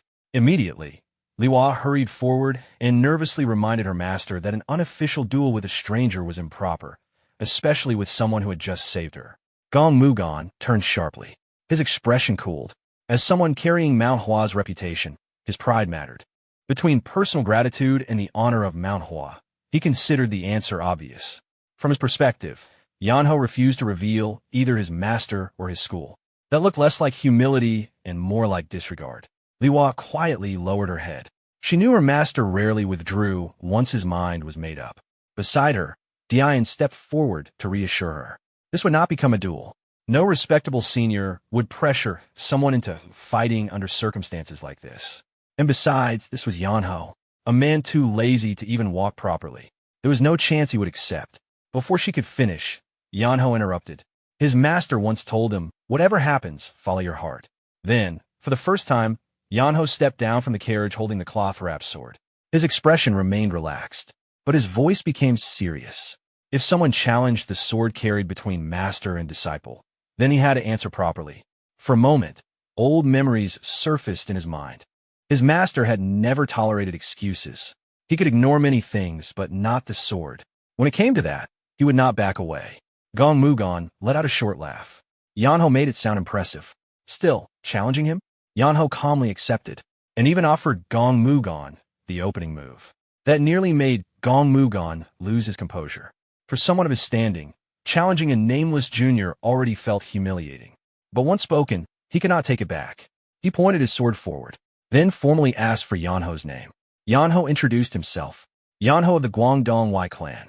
That answer made Gong Mugon narrow his eyes. So, he was the son of the upright sword. Interesting. Defeating the father had always been an idea in the back of his mind.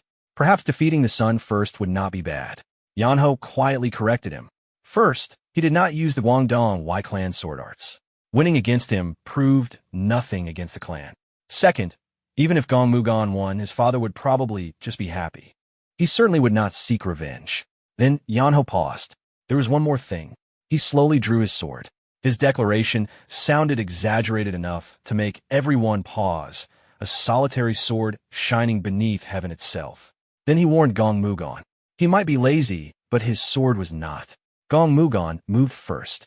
His pride had already reached its limit. He rushed in and attacked without holding back. His sword targeted openings continuously, but Yeonho dealt with each strike with ease. The pace increased. Gong Mugon changed forms repeatedly and unleashed one flowing attack after another. Yeonho watched quietly. The man was definitely strong. But that was all. The sword looked elegant, beautiful, yet strangely simple. During the exchange, Yeonho found himself thinking about something else entirely. If this was considered one of the great experts, then just how absurd had his own master been? Time passed. Eventually, Gong Mugon's clothes became soaked with sweat. He finally understood. This arrogance was not empty confidence. Someone with this level of skill, at Yeonho's age, was abnormal. Breathing heavily, he admitted Yeonho was not bad. Yeonho casually replied the same. Not bad. He said it without praise or emotion. But somehow, that answer irritated Gong Mugon even more. His fighting spirit surged again. This time, he declared that he would show Yeonho how vast the world truly was, and teach him that he was only a frog at the bottom of a well. Yeonho felt the pressure change. This time, Gong Mugon was finally preparing his strongest sword. Without hesitation, Gong Mugon stepped forward once more. His eyes sharpened. The real duel was beginning. At the midpoint of the clash, the plum blossoms began to bloom. One became two. Two became countless petals. The blossoms spun through the air in a dazzling display. Liwa immediately recognized the technique. Within those constantly shifting flowers, the true sword remained hidden. This was Mount Hua's famous combination. The 24 movements of the plum blossom sword merged with the plum blossom clone technique. A sky full of blossoms descended to swallow the opponent's light. As the petals closed in, sharp sword tips gradually emerged from each one. Yet Yeonho did not move. The laziness disappeared from his eyes.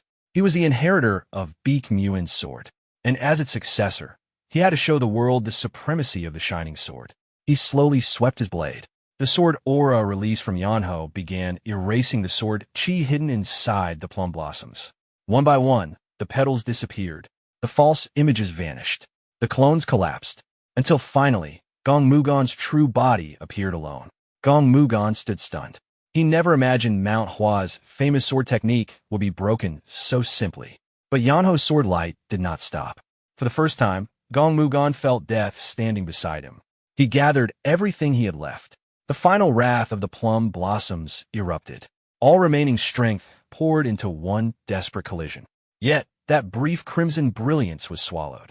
A white beam surged forward like a great wave. The petals scattered, and then there was nothing. Gong Mugon stared blankly.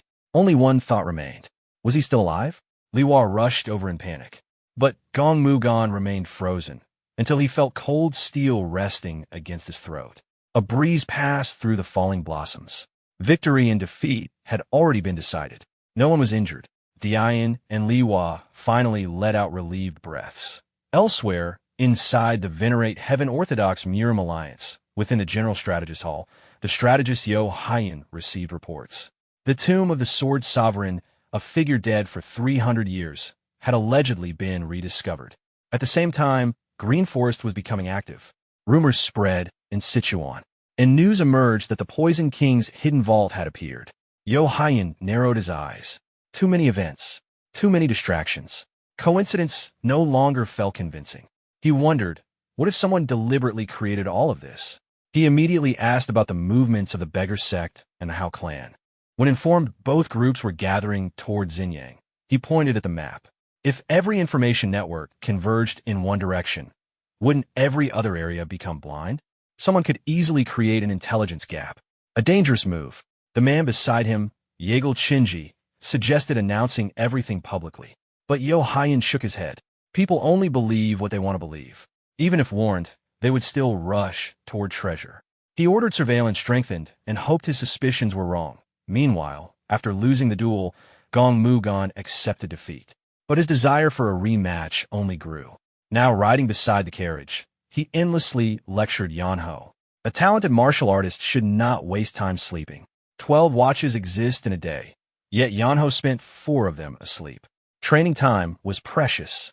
To Gong Mugan, this was tragic. The truth, he simply wanted another duel. Yeonho silently endured the torture. Punching him was troublesome. His father knew the man. That made things complicated. Then, the carriage suddenly stopped. A group of 5 youths appeared. All wore matching robes embroidered with dragons. Dian immediately recognized them. Hidden Dragon Martial Hall, disciples of the venerate Heaven Orthodox Murim Alliance. The handsome youth in front stepped forward. He introduced himself as Sang Guanhung. Dian returned the greeting and recognized him as the Sword Dragon. Sang Guanhung modestly dismissed the title, but Dian's expression became serious. Hall regulations forbade disciples from leaving without permission, so she asked directly, why were disciples of Hidden Dragon Martial Hall outside? If they could not explain themselves, she would consider this unauthorized departure. And the atmosphere quietly became tense once again. But Dian's suspicion turned out to be unnecessary. Sang Guanhong and the others had not left without reason. They had been sent as reinforcements for Mount Hua. The situation there had become unstable, and support from within the sect was delayed, forcing the Orthodox Murim Alliance to intervene. Dian quietly observed the group. Reinforcement missions were never given lightly. Only those with sufficient ability would be sent. Judging by their presence, this group had to be the famous 3 dragons and 2 phoenixes. As always, she carefully confirmed details one by one. Then she casually asked whether their master was doing well. After that, she added that a master who valued talent must think highly of disciples carrying titles like 3 dragons and 2 phoenixes. Sang Guanhong looked awkward, but he answered honestly. People often said their generation was inferior to the previous one. Their master constantly pushed them to improve. Dian realized she had touched an uncomfortable topic and quickly smiled. She said she had also been compared to seniors in the past. The difference was their standard had been set by Sanho. His excellence became the new measuring stick. His talent had simply created too large a gap. Sang Guanhong naturally knew that. After all, Sanho remained the most outstanding disciple the school had ever produced. He admitted there was still distance between them, but determination flashed in his eyes. Someday, he would surpass him. Dian smiled and praised his spirit. Young martial artists always carried ambitions. That was normal. Then, a strange sound came from the carriage. Dian immediately knew who it was. Sang Guanhong narrowed his eyes. That sounded suspiciously like someone laughing inside. He politely asked if a senior was resting there. Dian immediately changed topics and suddenly asked about his grandfather. Sang Guanhong looked confused. Dian awkwardly explained she had once met him and knew he was well connected. To her surprise, he accepted the explanation. Watching the conversation continue, Dian secretly looked toward the carriage. 3 dragons, 2 phoenixes, Blade Dragon Pang Du Yong, Fist Dragon Yen Heo, Sword Dragon Sang Guanhong, Sword Phoenix Nong Hai, Martial Phoenix Young Maria. By martial rank alone, all of them had already surpassed her. In the past, she probably would not even dare talk casually with them. Yet now, they strangely felt ordinary. She knew exactly why. Traveling beside someone like Yeonho completely ruined her standards. Eventually, everyone reached an inn. Gong Mugan finally had a chance to sit and speak with the younger generation. His mood improved immediately. Looking at the future pillars of the martial world seemed more satisfying than food. Sang Guanhong politely responded, titles meant little. Still, his curiosity remained. Who exactly was inside that carriage? He finally asked whether they should wake the person inside to eat. Immediately, both Gong Mugon and Dian refused. Leave him alone. If he gets hungry, he'll come out himself. Sang Guanhong answered politely, but inwardly became even more curious. Who was being treated this carefully? An eccentric senior? A hidden master? While everyone talked, Martial Phoenix Young Maria suddenly spoke. She pointed out that one person had remained quiet the entire time. Everyone thought she meant Liwa, but instead, she turned toward Gong Mugon, then calmly requested instruction in Mount Hua swordsmanship. For a moment, everyone misunderstood. Surely she meant Liwa, but Maria clarified there was another person present capable of using Mount Hua sword techniques. Gong Mugon immediately understood. His mood improved. Not long ago, Yeonho had repeatedly provoked him. Now, someone challenged him directly. Maria bowed. Not a duel, only a respectful request for guidance. Gong Mugon laughed. He admired the spirit. Still, he warned her. Trading moves with him carried danger. She could lose her life. Maria remained calm. If one pursued martial arts, risking one's life was natural. The disciples of Hidden Dragon Martial Hall knew her personality well. Nobody stopped her. Everyone quietly moved outside. Mount Hua's sword had been challenged. Gong Mugon would not treat that lightly. Standing across from each other, he warned her again. Even if this was only instruction, he had no intention of holding back. Maria answered immediately. Her sword was sharp as well. Nearby, Liwa became anxious. She quietly asked Dian whether they should stop this.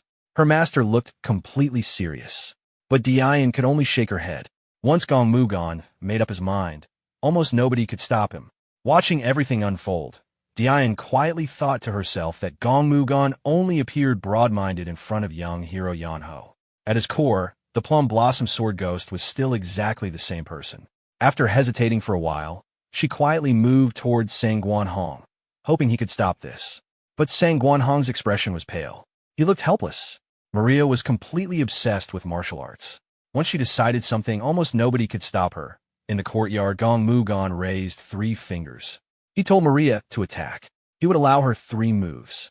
Maria nodded calmly. Then, she swung her sword 3 times in empty air. Whoosh, whoosh, whoosh. Nothing happened. Gong Mugon stared, then asked what she thought she was doing. Maria answered casually. He said 3 moves. She already used them.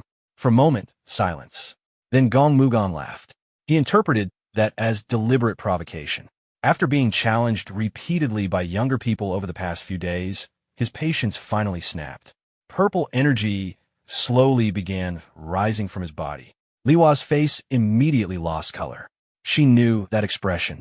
Her master was genuinely angry, and he had already begun using dangerous intent. If this continued, someone might actually get hurt. She desperately looked around. Who could stop the Plum Blossom Sword Ghost once he became serious? Then her eyes landed on only one person, Yeonho. But before she could call, an annoyed voice interrupted. Could everyone please be quiet? Someone only wanted to sleep. Why was that impossible? Yeonho stepped out while grumbling. The moment Gong Mugon saw him, his anger disappeared instantly. He cleared his throat. His tone softened. Young hero, you're awake.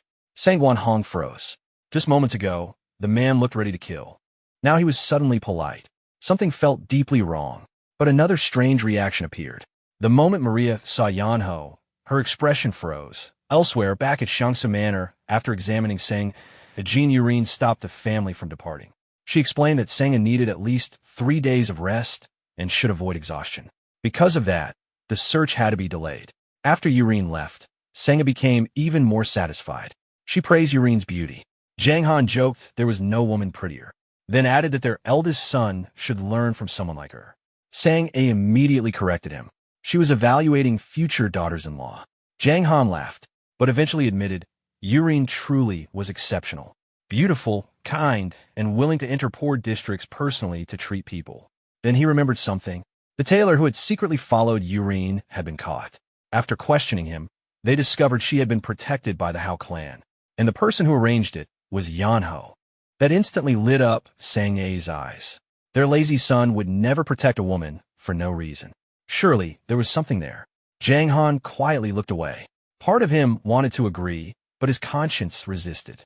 Pairing someone so talented and beautiful with Yeonho somehow felt unfair. He even compared it to damaging flawless jade. Of course, thinking things like that probably guaranteed trouble for him later. Meanwhile, back at the inn, the atmosphere became even stranger. After being scolded, Gong Mugon awkwardly explained to Yeonho that the young lady had challenged him first. Yeonho looked where he pointed, then immediately frowned. The girl looked younger than him. "Senior, are you part of some organization dedicated to picking fights with children? Where was the dignity? Why did he keep competing with people young enough to be grandchildren?" Gong Mugon became silent. Only Dian desperately defended him. This time, the old man really wasn't lying. Then, clink, a sword slipped from someone's hand. Everyone turned. Maria had dropped hers. She stared at Yeonho. Her lips moved. "Young hero, Yeonho." Yeonho himself looked confused. Did she know him? He had never met her. Maria slowly walked forward, then carefully asked for his name. Was he Wi Yeonho? Yeonho found her reaction strange, but his identity was no secret. Yes, he was Yeonho. The instant he answered, Maria moved. Smack! A slap exploded through the courtyard.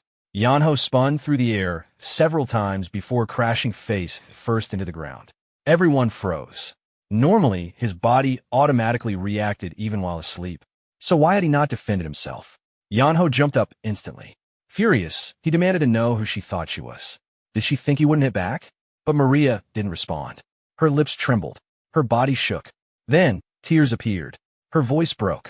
She said she had searched for him all this time, asked where he had been, and finally, she called him second brother. At first, everyone only heard Maria's opening words.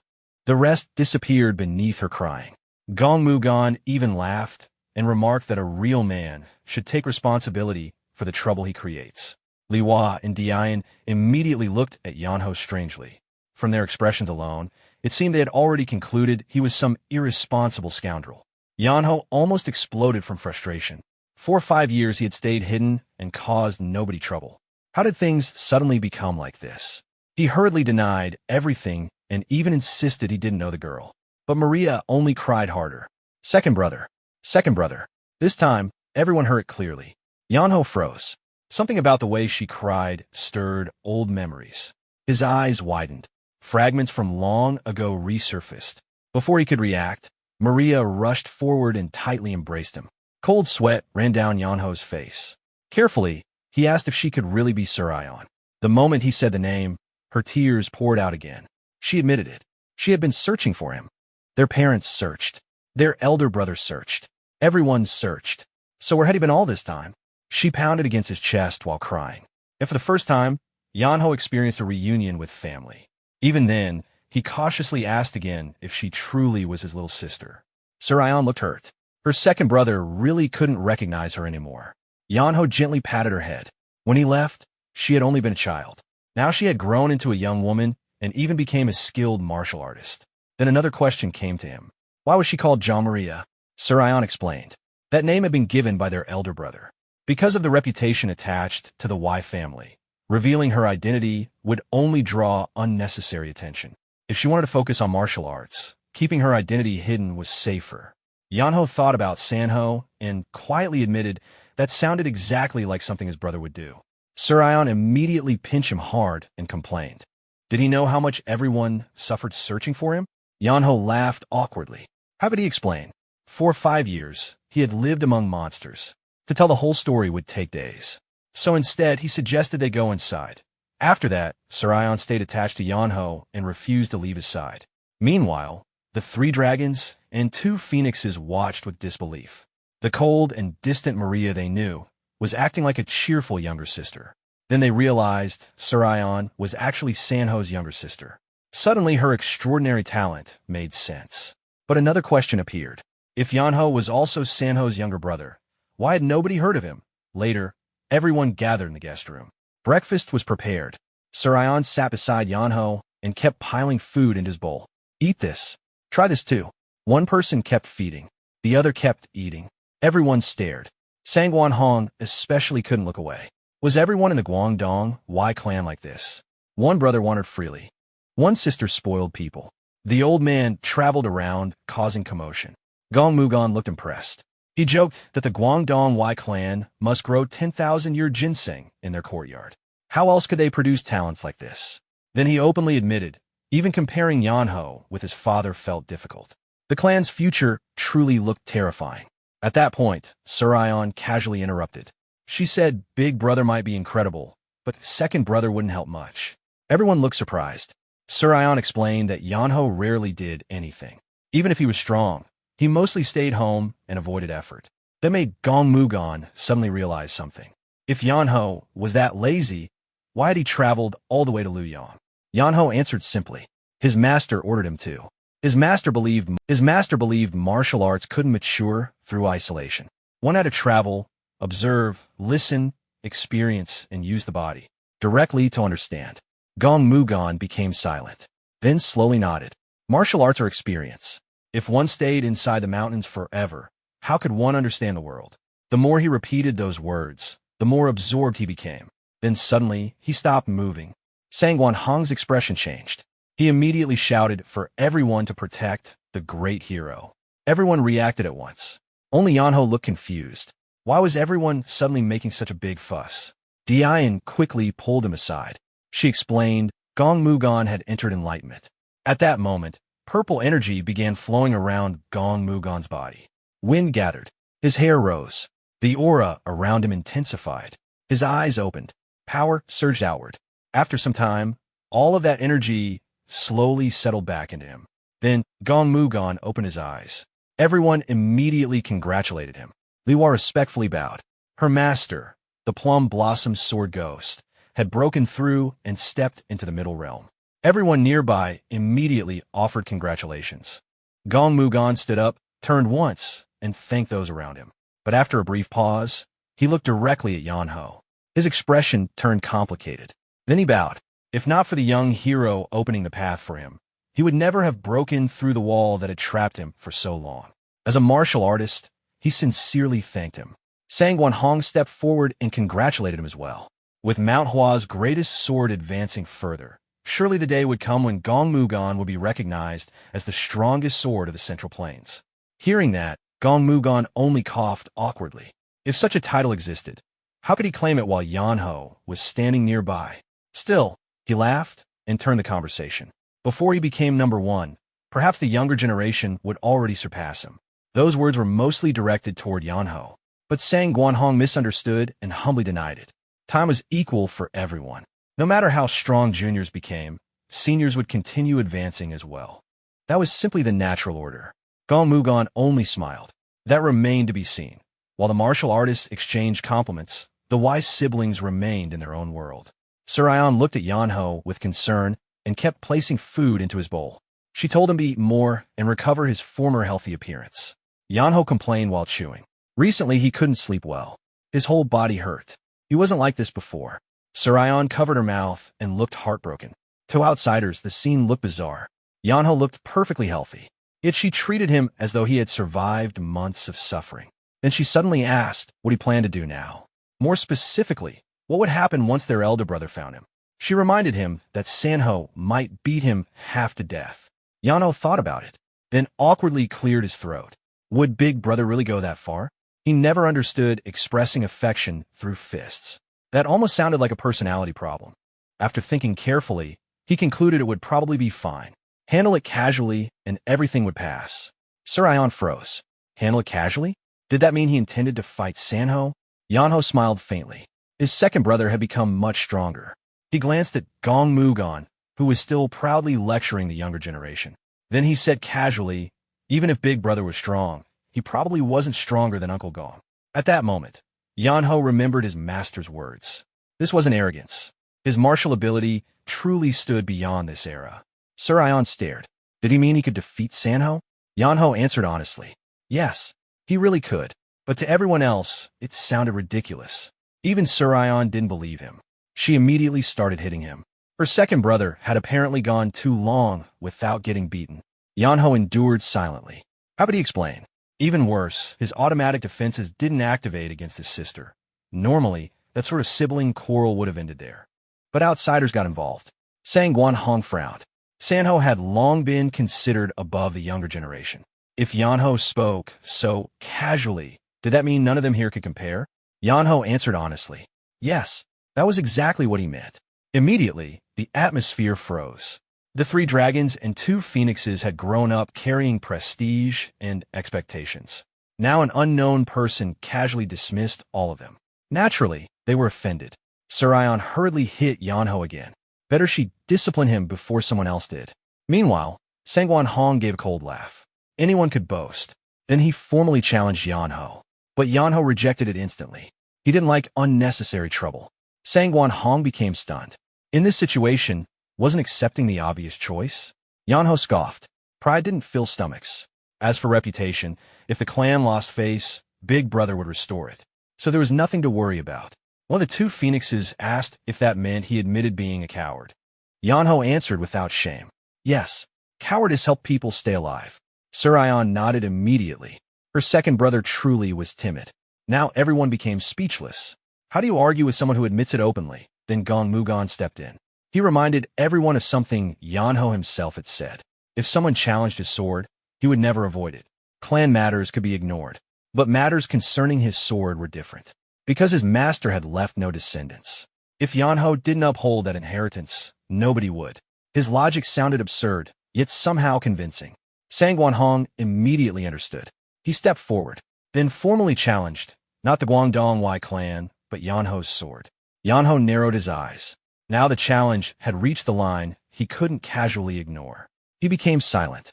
Then, before he answered, Surion suddenly stood. She apologized on behalf of her brother. She explained that her second brother lacked worldly experience and had spoken carelessly. If someone had to answer this challenge, then she would stand in his place. At that point, Yeonho suddenly became the one avoiding attention. Who told them to keep provoking him? Sangwon Hong looked uncomfortable and couldn't understand why this lazy-looking fellow seemed to hold such strange confidence. Before Surion could continue, Yeonho stood and told her to move aside. Rules were rules. Since he accepted the challenge, he would handle it himself. Everyone moved into the empty courtyard. Sangwon Hong introduced himself properly and declared that he wished to experience young hero Yeonho's sword. Meanwhile, Yeonho looked half asleep. He even yawned. That attitude struck directly at Sangwon Hong's pride. Yeonho lazily raised a finger. Quiet. Once swords are drawn, there's no need for endless words. Then he casually urged him to hurry. Finish quickly. He wanted to go rest. Sangwon Hong's neck veins bulged. He declared that once he defeated Yeonho, even Sanho coming afterward wouldn't matter. He would show no restraint. Yeonho looked unimpressed. If it was a fight, then stop talking and move. He was already tired. Then, without warning, Yeonho moved first. In one instant, he appeared directly in front of Sangwon Hong. The terrifying speed completely emptied Sangwon Hong's mind. Instinct screamed only one thing. Dodge. Yeonho lifted his leg. He simply intended to kick the man's stomach, but through an unfortunate angle, bad timing, and truly terrible luck, something entirely different happened. Two objects collided. A ripping impact followed. Then silence. Every man present instinctively froze. Sangwon Hong let out a terrible scream. He collapsed onto his back, legs raised, hands clutching his crotch, rolling in agony.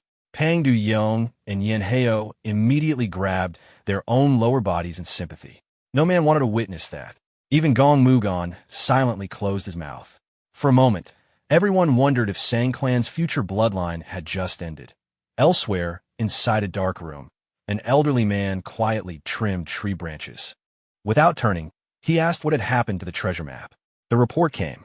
The pursuit group already possessed it. They were heading toward Mount Hua without suspicion. The old man sighed. Their enemies still refused to act. After setting the board so carefully, they remained motionless, truly incompetent. Then he explained calmly, life sometimes required intervention. Left alone, weeds overgrow. The martial world was the same. Some things had to be cut away, so healthier things could grow. The subordinate assured him their grand plan would proceed perfectly. The old man's eyes sharpened.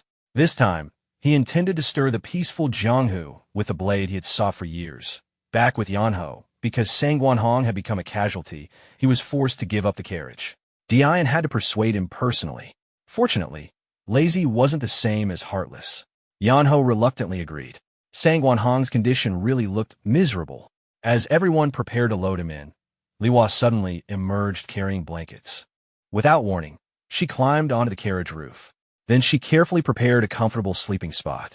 After arranging everything, She politely announced that the noble young master could now rest. Yeonho immediately jumped up, wrapped himself in blankets, and looked completely satisfied. Gong Mugon stared blankly, then pointed at himself. What about master? Liwa pretended not to hear. Instead, she tossed him a large bundle. Gong Mugon closed his eyes. A strange sense of jealousy appeared. The more ignored he felt, the more resentment he developed toward Yeonho. The group resumed traveling. Gong Mugon rode on horseback. Seojuk remained tied up awkwardly like cargo. Along the way, Gong Mugon kept replaying earlier events. How had someone of his status ended up losing attention to a junior? Then, his expression changed. Ahead, two men approached. One tall, one short, both completely white-haired, both clearly masters. Gong Mugon quietly became alert. For a moment, he comforted himself. Even if danger appeared, wasn't Yeonho nearby? Then he looked. Yeonho was asleep. Again, as the figures approached, tension grew. But unexpectedly, the two old men simply walked past. They didn't even spare Gong Mugon a glance. Still, Gong Mugon dismounted respectfully.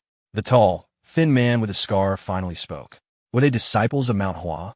Gong Mugon greeted them respectfully and asked their names. The two old men looked at each other, then laughed. To live this long and still be called seniors by Mount Hua disciples, that was amusing. After saying only a few words, they turned and continued walking. Before leaving, they casually told the group to be careful on the road. Then they disappeared. Gong Mugon did not immediately understand the meaning behind the old man's words. But something felt wrong. Even so, what else could he do except watch them leave? Just when it seemed the matter would end there, Yeonho unexpectedly woke up. He called out and politely asked the two elders to wait. If they didn't mind, he wanted to ask something. The two stopped and turned back. After a brief exchange, Yeonho suddenly asked whether something had happened ahead. The tall elder answered casually. Nothing special, just a few households. Although, strangely, there were no people left. Only wild beasts. Yeonho slowly stepped down from the carriage. There were houses but no people. Then his eyes drifted toward the elder's sleeve. His expression changed. The blood wasn't from beasts. It was fresh. The tall elder glanced at his sleeve and laughed. He admitted it was a mistake. Too much time away from the martial world. The short elder added casually, without battle, blades eventually grow dull. Just don't repeat the mistake. Only then did Gong Mugon understand. His hand tightened around his sword. He asked one final time for their names. Even if he offended them, he had to know. The two sighed. Out of respect for being called seniors, they originally intended to spare everyone.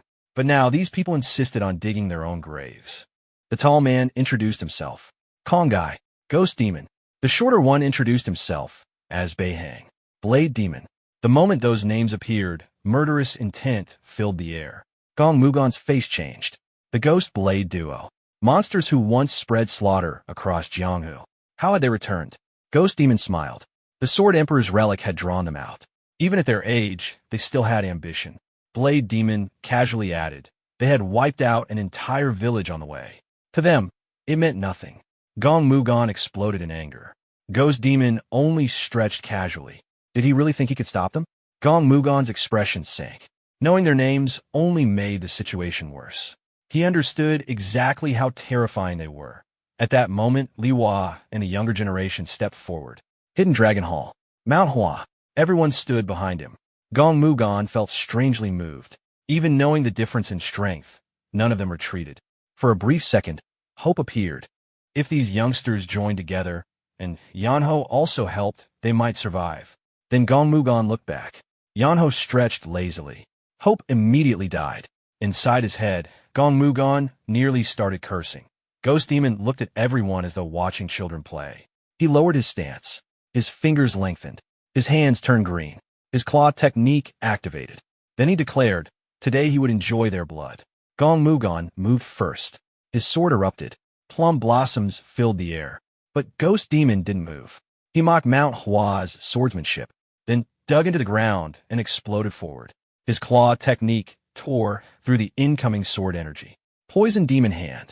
Green wind wrapped around his arm. The speed was overwhelming. Gong Mugon could only watch. Just before he was struck, the juniors rushed in. Each released their strongest attacks. Ghost Demon spun. Using Rising 6 demons, he erased all of their techniques at once. Still, their interference saved Gong Mugon. Ghost Demon looked at them. Mount Hua, Pang Clan, Namon Clan. Tonight had become a feast. He planned to enjoy each one slowly. Gong Mugon's thoughts turned cold. This wasn't enough. Their combined attack didn't even scratch him. And Blade Demon still hadn't moved. He simply stood there watching. That was even more frightening. Someone asked Yeonho, what would his master teach in a situation like this? Yeonho thought quietly. His master once said, leave things alone. Karma belongs to fate. People don't need to interfere. Everyone assumed that meant he wouldn't help. Instead, Yeonho turned around. Then remembered another thing his master once said. If you're in a bad mood, draw your sword. Strike. That's enough. Slowly, Yeonho drew his sword. His eyes settled on the two demons. Then he said, there were two thorns here, and they needed to be removed. He walked forward casually. Ghost Demon and Blade Demon stared, then burst into laughter. Was this brat insane? Yeonho looked annoyed. Did masters always need to make such expressions before fighting? Ghost Demon narrowed his eyes and asked, did Yeonho even know who he was? Yeonho didn't answer. He simply raised his sword, then slowly brought it down. At first, it looked like nothing, just a loose swing, like stretching. But suddenly, Ghost Demon felt danger. A flash passed, like a breeze. Then something disappeared. Ghost Demon looked at his hand. His claw, his fingers were gone. For a second, he couldn't process it.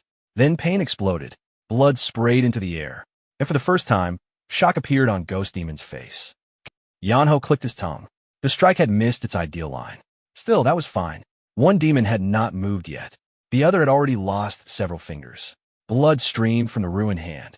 Ghost Demon trembled from pain. Blade Demon finally stepped forward. His rough voice called out to his companion. Clear your head. This wasn't some arrogant youngster. This was a supreme master. Ghost Demon clenched his teeth and admitted he knew. Then he looked at Yeonho. For the first time, there was hesitation in his eyes. Who exactly was he? Yeonho answered casually. Would it change anything if he explained? He wasn't interested in reputation. He didn't care about righteousness. Normally, he avoided interfering in other people's affairs. But for some reason, his blood had been boiling since earlier. So he needed someone to vent on. Ghost Demon exploded. He shouted that Yeonho dared treat the famous twin demon blades like toys. His left arm dropped. Green energy erupted. A giant poisonous serpent appeared from the claw technique. Its mouth opened wide. 6 demon corrupting strike. Ghost Demon unleashed a storm of claw attacks. Green lines crossed through the air. Even touching one would wound and poison the body. Yeonho leaned back, twisted. His sword arm bent naturally to gather force. Ghost Demon attacked again. Then, his expression changed. A white flash descended. He barely reacted. Years of battle experience saved him. He forced his body aside. The sword only grazed him. For a moment, everything went quiet. Then his left ear fell. Ghost Demon touched the side of his head. Blood.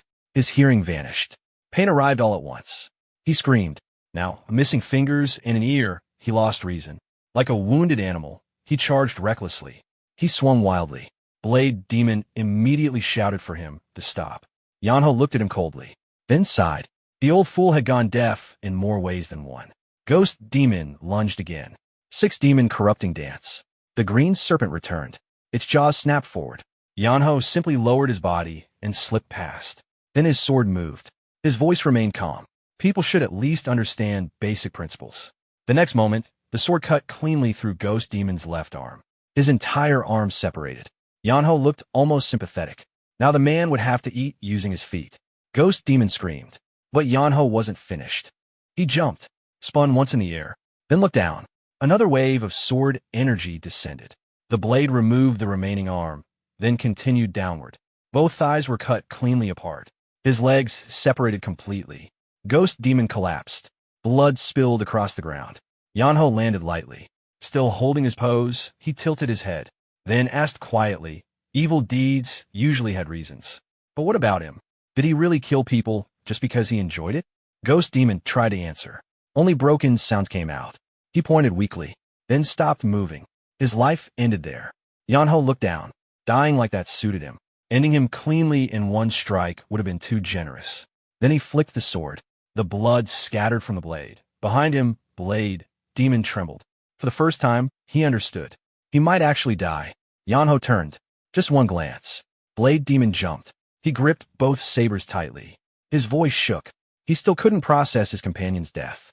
Yeonho looked at him and spoke calmly. The families of the people they killed suffered far more. What grievance did they even have? Blade Demon pointed a saber. His voice rose. What would Yeonho know? Yeonho slowly stepped forward. He answered quietly. He didn't want to know. He would simply send him to join his companion. Go below. Meet him there. He had thought they were iron.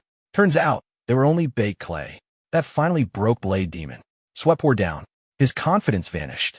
He raised both hands slightly and stammered. Wait. Give him a moment. He wasn't ready. Yeonho continued walking. His voice stayed flat. Talking now wouldn't change anything. Bayabhang faltered and stepped back. His voice trembled as he insisted he was not trying to delay the fight. To him, the battle had become strangely incomprehensible, and he claimed that all he wanted was to face Yeonho properly and fight with everything he had as a martial artist. Yeonho looked at him with faint mockery. Then, with little interest left, he remarked that he was already bored. Still, he moved. Planting his feet, Yeonho shot forward. Steel collided. Bayabhang crossed both sabers and barely blocked the descending sword. Using the opening, he swung upward with his right weapon. Yeonho rotated smoothly, drawing his blade back over his shoulder. Another collision rang out. This time, Yeonho's strike carried more force. Bayabhang's arm instantly went numb, and the right saber was knocked from his grip. Sweat covered his face.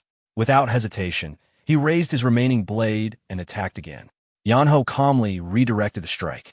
Bayabhang pressed forward continuously, sending wave after wave of saber chi. But Yeonho moved effortlessly. His body flowed through every attack. The saber chi sliced only fading afterimages. Then Yeonho's arm traced a loose arc sword chi descended. Bayabhang narrowly ducked. Yeonho looked at him coldly and questioned whether someone who slaughtered civilians could truly call himself a martial artist. Those words struck a nerve. Bayabhang's expression twisted. With anger rising, he charged again and unleashed another heavy strike. Yeonho merely leaned back. The attack missed. Immediately, Yeonho spun and drove his heel into Bayabhang's abdomen. The old man slid backward coughing. Sword chi followed. One wave, then another. Yeonho continued speaking. Someone who killed helpless people had no right to speak of pride or giving everything as a martial artist. Bayabhang struggled to block. Sweat drenched him. His thoughts became chaotic. Yeonho had displayed overwhelming skill, yet still looked relaxed. The realization was terrifying.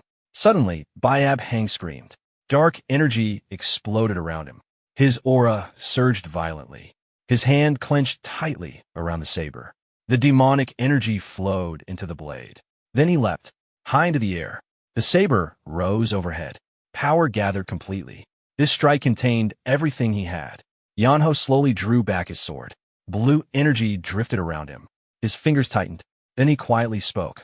For someone like Bayabhang, there was only one posture worthy of a martial artist. His body shone with white light. For a moment, everything became black and white. Yeonho swung.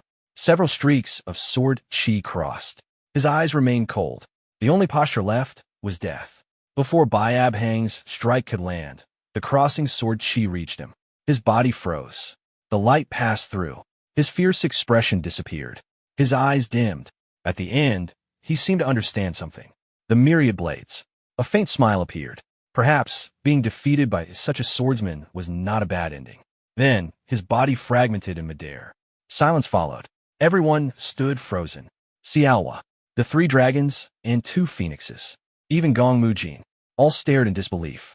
Gong Mujin quietly admitted to himself he had been fortunate to survive his own encounter. Sir Ion looked at Yeonho in shock. Was this really her second brother? Only 2 words remained in everyone's minds. Master Swordsman. Yeonho lowered his blade and looked at the remains. While alive, the man had failed to live like a martial artist. At least in death, he could leave with that appearance. Elsewhere, a middle-aged man asked the subordinate kneeling behind him how the struggle over the manual was progressing. The subordinate reported that events were proceeding smoothly. Wudong and Shaolin had already entered the competition. The battle for the manual had become increasingly fierce. The man calmly instructed him to let the strongest claim it. The subordinate accepted, then added one final report. The person who had repeatedly ruined the plans of the second and third young masters had now been confirmed. It was the same individual. The middle-aged man narrowed his eyes. The report had caught his attention. The same person again? The The subordinate bowed and explained that the individual responsible was Wi Yeonho of the Southern Guangdong W clan. According to gathered information, he possessed top-tier martial skill, yet was strangely known as the laziest man under heaven. The man looked genuinely surprised. Their carefully prepared plans had repeatedly collapsed because of one lazy man. Though embarrassed, the subordinate admitted that was the truth. He added another update. The group transporting the manual was currently moving directly behind Yeonho's route. At this pace, the two sides would soon cross paths. The middle-aged man stroked his beard. If it were coincidence, it was an oddly persistent one. It almost seemed as if heaven itself had placed that man in their way. After recalling Yeonho's background as the son of the famed swordsman Yonghin, he concluded this was not someone to underestimate. For now, he ordered observation only. Let events unfold.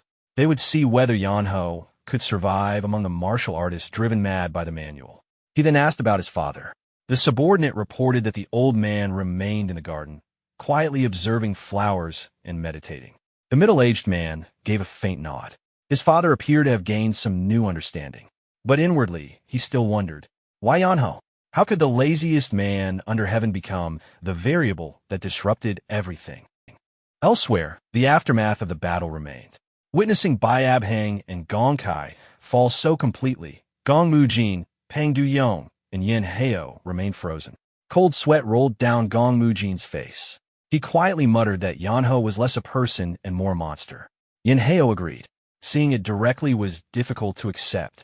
It felt like watching a rabbit casually tear apart wolves. Meanwhile, Yeonho stretched lazily and walked back toward the carriage. His shoulders rolled once. He complained that moving so much after such a long time made his back hurt. At that moment, Sangwon Hong slowly woke inside the carriage. Still groggy and pale, he opened the door and asked what had happened. Everyone looked at him strangely. No one answered. Pang Du-yong and Yin Heo simply sighed. Inwardly they thought, at least the man had only lost face. He still had his life. Confused, Sangwon Hong kept asking, but nobody explained. Yeonho ignored everything. He climbed onto the carriage roof, wrapped himself in blankets, and immediately went back to sleep. Sleep truly remained his greatest passion. Watching this, Gong Mujin sighed again. The future of the martial world felt uncertain. Someone with that level of strength, yet behaving like this, was difficult to classify as either hero or villain. Not long later, Xiaowa quietly climbed onto the carriage roof, carrying candied fruit. She sat beside Yeonho and offered him some. Yeonho immediately woke, accepted it happily, and started eating while chatting comfortably. Gong Mujin watched silently, then sighed once more. His disciple's future suddenly felt uncertain. The next day, the journey continued. After Yeonho finally woke properly, Xiaowa asked whether they should stop and eat. For below, Gong Mujin snapped. Eat, sleep, then eat and sleep again. Did Yeonho ever do anything else? Yeonho opened his mouth for Xiaowa to feed him and answered casually. As long as one eats well and sleeps well, what exactly was the problem? Then he continued chewing contentedly. Gong Mujin silently clenched his fist. Meanwhile, he had been surviving on dried rations. After a while, Yeonho leaned over and asked Dian how long remained until Woyang. Dian estimated roughly 3 more days. Yeonho collapsed backward again and complained the road was still too long. Watching him, Dian secretly thought it was entirely his own fault. Still, she asked whether she should speed up. Immediately, a painful groan came from inside the carriage. Sangwon Hong was still suffering from his earlier injury, and every bump made things worse. Hearing that, Yeonho calmly told her not to rush. There was still a child riding with them. Nearby, Gong Mujin suddenly asked whether Yeonho planned to train at all. At this rate, his body would grow weak. Yeonho lazily misheard the word training and instead called for Surion. She looked confused. Gong Mujin corrected himself awkwardly. Yeonho simply turned over. He thought quietly, if he explained that his training happened while sleeping and getting beaten inside dreams, everyone would think he was insane. Not long later, the group arrived at a small resting place hidden inside the forest. The moment Yeonho spotted the building, he immediately sat upright. At last, a proper meal. Walking below, Surion laughed and teased him. His standards had become surprisingly refined. There was a time when he would eat absolutely anything. Yeonho casually replied that after surviving 5 long years eating moss and whatever he could find, he had finally realized one truth: his mother's cooking must be the best. Surion tilted her head and immediately ruined the moment. She reminded him that their mother never actually cooked. Everything at home had always been prepared by servants. If Yeonho ever tasted food personally made by their mother, she confidently claimed he would miss moss again. Yeonho froze. His expression became difficult to read. Whether he was moved or frightened, no one could tell. Only one thought remained in his mind: mother. Elsewhere, another carriage sped along a mountain trail. Sanho rode beside Jang Il of the Beggar Sect. Sanho asked once more whether they were truly heading the correct way. Jang Il confidently assured him.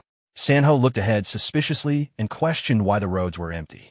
Jang Il explained that civilians had already fled and martial artists had all gathered to pursue the secret manual. Sanho quietly remarked that if that were the case, there was a high chance his younger brother had somehow become involved. Jang Il laughed and reassured him. The world was vast. People did not run into each other so easily. Sanho shook his head. No, his brother had a special talent. Jang Il became curious. Sanho explained seriously. Yeonho possessed a strange ability to attract disaster. It was as if trouble itself followed him. At that moment, Yang Hin leaned out from inside the carriage and calmly confirmed it. Whatever Yeonho did, somehow problems always appeared. Jang Il laughed awkwardly and wondered whether such people really existed. Father and son answered together. Their son, their younger brother, both silently worried about what trouble Yeonho had caused this time. Elsewhere, a wounded man ran desperately through the forest. His entire body was covered in blood. One hand clutched a manual tightly to his chest. He staggered repeatedly and spat blood. His internal energy had nearly dried up. His dantian felt as if pierced by countless needles. Still, he refused to let go. As long as he possessed this manual, he believed he could become unmatched. No matter what, he would never hand it over. Then, a shadow appeared. The man immediately became alert. To him, it was a stranger. To us, it was Yeonho. Thinking someone had come to seize the manual, the man hid it inside his robe and tried raising his sword. But after only a few steps, he coughed violently. Blood poured out. His sword slipped. He collapsed to his knees. Yeonho walked over and simply asked if he was injured. The man looked at him in disbelief. He felt like he was coughing out half his organs, and this fellow still needed confirmation. Still, he stubbornly declared he would never give it up. Yeonho quietly judged the situation. The man would not survive anyway. Dying angry like that seemed pitiful. So Yeonho placed a hand on his shoulder and casually reassured him. Nobody would steal it. He should just relax. Hearing that, the man finally loosened. He weakly repeated that nobody would take it, then collapsed into the blood beneath him. Dead. Yeonho's expression changed. He awkwardly called out a few times. Nothing. Then he sighed. Leaving a corpse lying around felt troublesome. So he lifted the body onto his shoulder. No funeral, though. At that moment, a book slipped from the dead man's clothing. Yeonho picked it up. Written across the cover, Sword Emperor Legacy. He blinked, then muttered that being a good person really did bring rewards. Too bad it was a manual instead of gold. Still, he tucked it into his waistband and carried the corpse back. Sometime later, Yeonho returned to the inn. Surion immediately ran outside. She first asked whether he had gone to fight again, then noticed the body.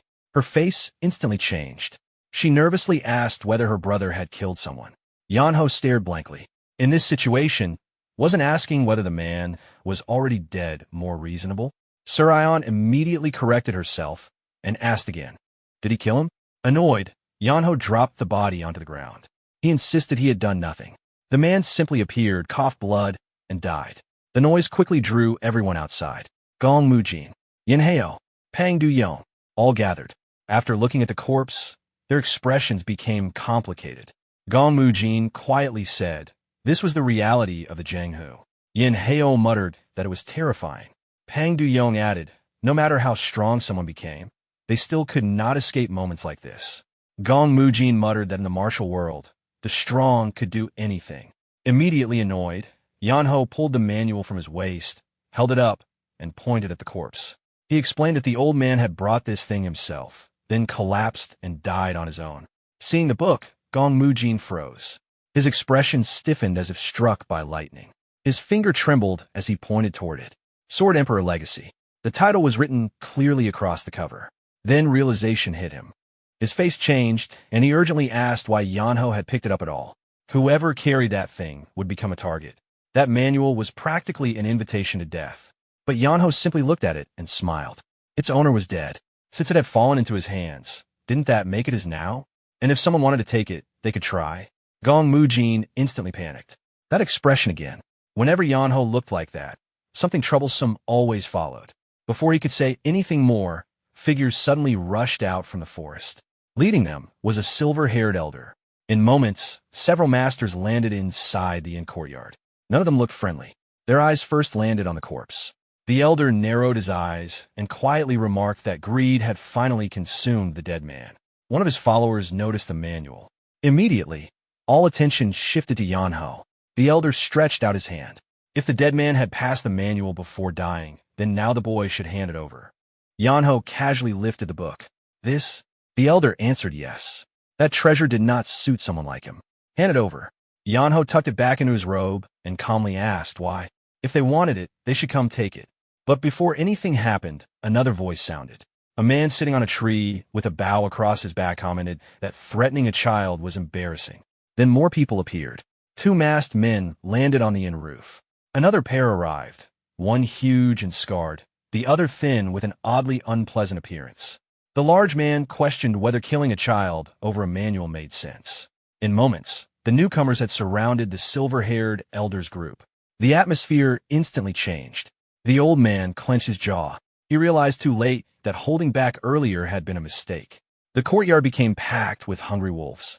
Another burly man laughed and pointed out that acting first did not make the manual belong to anyone. The circle tightened. Watching everything, Gong Mujin frowned. A large battle seemed unavoidable. Protecting Xiaohua alone would already be difficult. Then he turned and nearly lost his mind. Yeonho had quietly sat down nearby. He was opening the manual and reading it. Gong Mujin stared in disbelief. What was this fool doing? Yeonho looked up naturally. Reading. What else? Gong Mujin nearly exploded. Everyone here was ready to kill, and this man was reading. Trying to remain calm, he asked whether Yeonho realized people might tear his head off. Yeonho casually turned another page. That was exactly why he wanted to read. He wanted to see what kind of thing made people risk their lives. Gong Mujin had no answer. Yeonho even touched his neck and casually reassured him. His neck was tougher than it looked. Gong Mujin silently turned away and forced himself to calm down. At that moment, the man with the black tuft stepped forward. He introduced himself as Jua Venon, then spread his arms and addressed everyone. If they all fought, many would die for nothing. Wouldn't cooperation be better? The strong could split the reward. The silver-haired elder considered it and agreed. Jua immediately called the others. The muscular man, the archer, the masked experts. Everyone gathered. Together, they approached Yeonho. Jua smiled and explained that cooperation had been decided. Then he politely advised the young man to understand the situation. If he wanted to live, he should hand over the manual. But after speaking, no response came. Yeonho remained seated, still reading. Yeonho paid no attention to the threats around him and continued reading. Seeing that, Jua Ale turned to Gong Mujin and asked whether he could persuade his companion. Gong Mujin only sighed and casually told him to try taking it himself. Jua Ale stared in disbelief. What did he just say? Gong Mujin finally lost patience. He turned toward the crowd and pointed directly at Yeonho. If they wanted the manual, they should stop talking and rob him. Once Yeonho decided something belonged to him, nobody was getting it back. Jua Ale's expression darkened. His hand slowly rested on the saber at his waist. How dare someone speak to him like that? But Gong Mujin showed no intention of backing down. Jua Ale glanced down and suddenly noticed the 3 plum blossom insignias embroidered on Gong Mujin's robes. His expression changed. Gong Mujin swept his robe aside and revealed the sword at his waist. A wave of aura spread outward and drifting plum blossom petals formed around him. He declared his name and warned them not to disgrace Mount Hua's sword. That single announcement instantly changed the atmosphere. Several of Jua Ale's followers stepped back. Jua Ale swallowed and muttered the title under his breath. Plum Blossom, Sword Ghost. Watching the reaction, Yeonho quietly asked Xiaohua whether this old man was really that famous. Xiaohua answered that her master's reputation was legendary. Yeonho looked confused. Honestly, He had assumed Gong Mujin was just an ordinary old man. Gong Mujin heard every word and silently suffered through it. Across the courtyard, Zhuo quickly apologized for the earlier offense and cautiously asked whether Mount Hua intended to compete for the Sword Emperor legacy. Gong Mujin calmly explained they had no interest in the manual and had merely arrived by coincidence. Zhuo immediately followed up. Then could he settle things with Yeonho? Gong Mujin agreed. Zhuo asked again, just to confirm. Even if things turned ugly, would Mount Hua really not interfere? Gong Mujin waved his hand and assured him. Even if someone lost their head right here, he would not step in. He gave his word. Of course, inside his head, he quietly added that the heads falling certainly would not belong to Yeonho. He had already warned them. Zhuo approached Yeonho with renewed confidence. Now nobody would save him.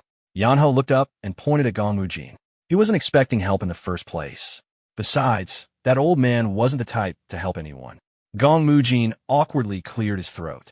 Zhuo finally lost patience. Enough games. Suddenly, Yeonho jumped to his feet and loudly repeated that he wasn't giving the manual away. Not now. Not later. He even questioned whether everyone had forgotten how to understand human language. That sudden outburst made Zhuo flinch. Annoyed, he immediately drew his saber and slashed.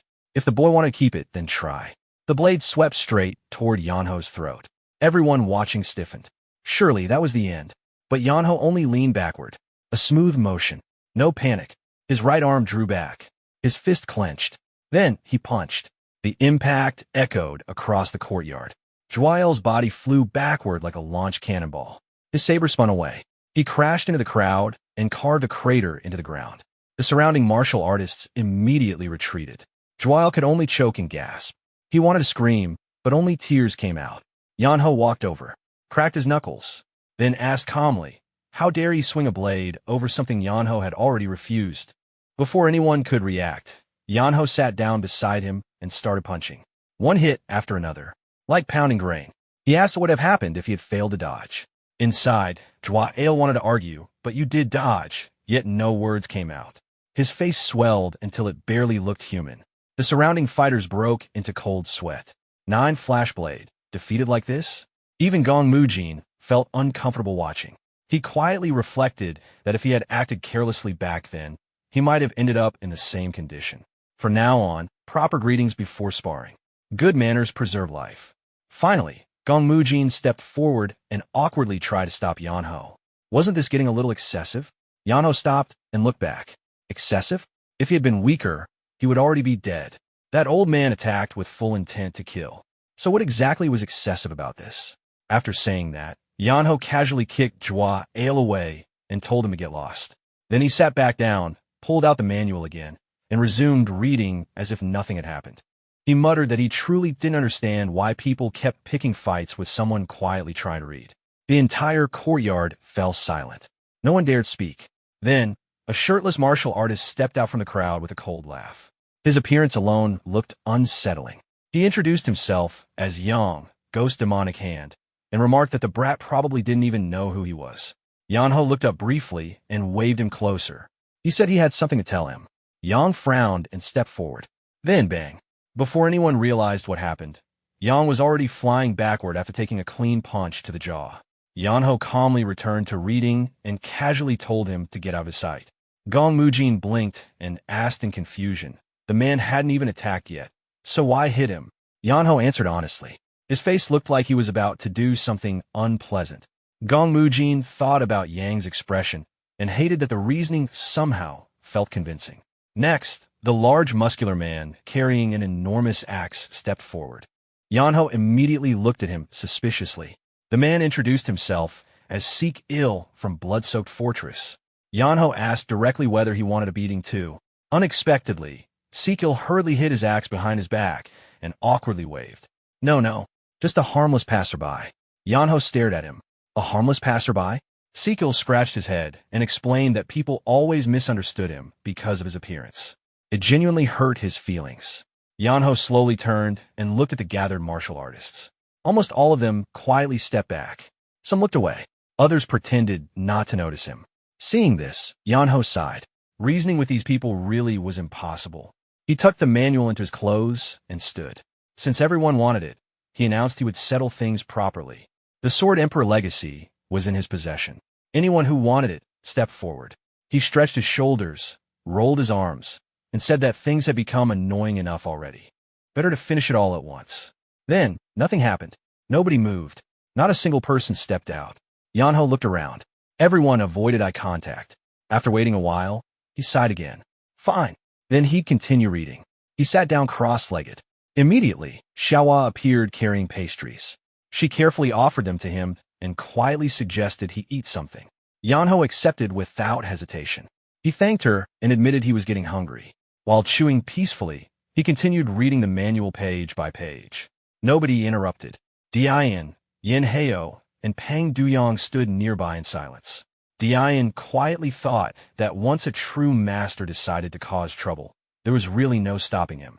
After a long while, Yeonho finally reached the last page. He closed the manual decisively. Seeing him stand there staring at the cover, Gong Mujin approached and asked whether the contents were too profound. Yeonho shook his head. It wasn't that. He simply couldn't understand something. Gong Mujin immediately assumed he meant the martial principles. Yeonho looked thoughtful and answered, not the doctrine. The price. Gong Mujin froze. Price? Yeonho nodded seriously. Since he'd already finished reading, he should sell copies. 2 taels of silver per transcription. The entire place went silent. Gong Mujin stared blankly, then nearly exploded. Was this man insane? A treasure worth kingdoms, sold for 2 taels? The surrounding martial artists were equally stunned. People whispered among themselves. Did they hear correctly? The Sword Emperor legacy. For 2 taels of silver? No one could decide which was more shocking, Yeonho defeating everyone, or Yeonho treating a legendary manual like a cheap market book. Standing in the middle of the crowd, Yeonho raised the manual high and loudly announced, first come, first served. The moment those words fell, the martial artists exploded into motion. Like a broken nest of hornets, people rushed forward from every direction. Some shoved, some shouted. Others waved silver overhead and yelled for their turn. Everyone wanted a copy first. Meanwhile, not far away, a group of monks moved rapidly toward the area. Leading them was Master Gong Ryong. As he traveled, he silently worried. The appearance of the Sword Emperor's legacy would inevitably draw greed and bloodshed. If nobody stepped forward, who would stop the coming disaster? Following behind him were the 18 Arhats in formation. Sweat rolled down his face. He feared arriving too late. Soon, they reached a cliff overlooking the inn. Without even checking below, Master Gong Ryong raised his voice and declared that he would not allow more slaughter. Then he looked down and froze. Below him, there was no battle. Yeonho stood in the center, holding the manual and reading it aloud. All around him, martial artists sat on the ground, copying notes with complete focus. People complained about being pushed. Others warned not to bump them. Someone shouted that copying one wrong character could ruin cultivation. The entire scene looked more like an examination hall than a battlefield. Master Gong Ryong descended in confusion. What exactly happened here? At that moment, Gong Mujin approached and greeted him. After introductions and a brief exchange, Master Gong Ryong finally asked what was going on. Gong Mujin helplessly pointed at the crowd. They were copying the Sword Emperor's legacy. Master Gong Ryong nearly lost composure. Copying the Sword Emperor's legacy? Gong Mujin sighed. The owner allowed it, as long as they paid. Master Gong Ryong looked even more confused. Who exactly was this owner? Gong Mujin quietly leaned closer and gave sincere advice. For the future of Buddhism, and for his own safety, it would be better not to interfere with that man. Master Gong Ryong became curious. Someone who even made Gong Mujin react like this? Interesting. Smiling calmly, he decided to meet him anyway. Soon, they arrived at the carriage. Gong Mujin knocked and called for Yeonho. No response. He knocked harder. A respected senior had come personally. At least show your face. Finally, the blanket on top of the carriage flew aside. Yeonho appeared, looking annoyed. He jumped down and greeted politely. Master Gong Ryong smiled kindly and praised him. Sharing such a treasure without attachment, it resembled the spirit of Buddhism.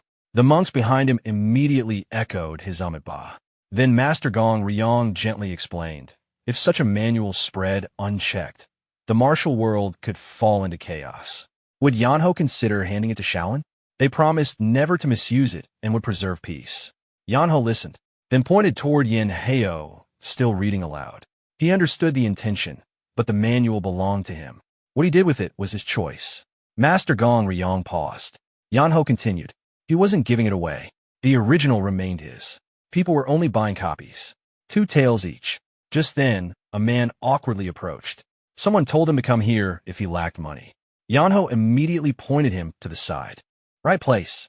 Go over there. To everyone's surprise, a temporary office of Silver River Exchange had appeared. The Luoyang branch had set up business on the spot. At the center sat fund manager Huang Chun, welcoming customers warmly. After identifying the customer as Zhang Pil, the 9 lightning sword, he enthusiastically introduced a special offer. Borrow now. Only 50% yearly interest. Zhang Pil stared blankly, then slammed the table. 50%? That's robbery. After 1 year, the interest alone would already cost 1 tael. Meanwhile, the queue behind him only kept growing. Fund manager Huang Chun continued persuading the customer. Once he mastered the manual and became a top expert, would 3 taels still matter? It would become pocket change. Besides, everyone else had already seized the opportunity. Did he really want to fall behind? Zhang Pil's eyes trembled. After a long hesitation, he gritted his teeth and finally agreed. He would borrow. Immediately, Huang Chun pulled out a loan contract and had him stamp his thumbprint. After completing that process, he pointed him toward Dian. But there was another step. Dian calmly handed over an additional agreement. This one prohibited copying, reselling, or distributing the manual without permission. Immediate family could study it, but sharing beyond that was forbidden. Violation meant Yeonho himself would handle the consequences. Zhang Pil sweated nervously. Even his son? Dian explained that close family was acceptable, extended relatives were not. Left with no choice, he signed. Once everything was finished, Huang Chun happily returned to Yeonho and quietly handed him several gold bars. Master Gong Ryong watched in confusion. The manual only cost 2 taels. Why 3? Huang Chun lowered his voice. 1 tael was a customer acquisition fee. Thanks to Yeonho, they found excellent customers. Master Gong Ryong frowned. So lending itself wasn't the real profit? Huang Chun smiled. If people couldn't repay, interest would accumulate. Eventually, everything they owned became collateral. A perfectly beneficial system. Master Gong Ryong silently muttered. Bah, this is a true devil. Meanwhile, Yeonho casually patted Huang Chun's shoulder and told him to continue working. Master Gong Ryong turned back and asked, how many copies had already been sold? Yeonho answered, around 100. Master Gong Ryong nearly lost composure. 100 copies, and more still waiting. That amount of silver already exceeded Shaolin's annual donations. At this rate, an entire golden mansion could probably be built. His expression became serious. If this spread without control, the martial world could descend into chaos. Yeonho simply looked at him. Then shouldn't righteous people step forward and stop it? Someone like Master surely wouldn't ignore that responsibility. Master Gong Ryong answered immediately that he couldn't. But Yeonho pointed toward the crowd. No bloodbath had happened. In fact, he prevented one. If left alone, those people would already be killing each other. Now everyone could obtain the manual. No single person could monopolize it. Wouldn't that reduce conflict? Master Gong Ryong fell silent. Unexpectedly, the argument made sense. Nearby, Gong Mujin rubbed his ear awkwardly. How was this man casually debating philosophy with a Shaolin elder? This fellow was dangerous in a completely different way. Then Master Gong Ryong asked, what if someone chose to seize the manual by force? A martial artist in line overheard and silently laughed. Why fight and die when borrowing money worked? Yeonho answered calmly. Anyone who misses the chance can only blame themselves. These things were meant to spread anyway. Besides, he planned to continue onward to Luoyang. Master Gong Ryong looked surprised. To hide? Yeonho looked confused. Why hide? He was going there to continue selling. Master Gong Ryong froze. Continue selling? Yeonho suddenly dropped to one knee and raised his fist dramatically. The more crowded the place, the more customers. Peak business season. How could he miss it? Master Gong Ryong's expression gradually emptied. His thoughts drifted back to Gong Mujin's earlier warning. For the future of Buddhism, and for his own safety, do not involve yourself with that man. Back then he had asked a rogue. Gong Mujin had replied no. Someone who specializes in manipulating people's hearts. Now, watching Yeonho enthusiastically declare that he would definitely become rich, Master Gong Ryong silently looked at the sky. Maybe That warning had not been exaggerated at all. Master Gong Ryong's expression stiffened. Only now did he realize this boy truly intended to take the Sword Emperor's legacy all the way to Luoyang and sell it openly. Seeing the monk's troubled expression, Yeonho smiled lightly and assured him there was no need to worry. He had no intention of handing the manual to Shaolin or surrendering it to anyone. He knew his own limits. Master Gong Ryong sighed inwardly.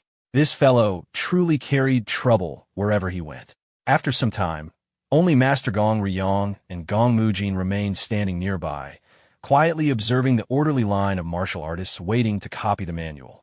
Master Gong Ryong looked over the crowd. Everyone appeared respectable on the surface, yet beneath that appearance hid greed powerful enough to ignite slaughter. He wondered whether Yeonho had intentionally created this situation. Turning toward Gong Mujin, he finally asked who Yeonho truly was. Gong Mujin smiled faintly and admitted that even he found the answer difficult. Master Gong Ryong changed the question. Then how did Gong Mujin's martial skill compare?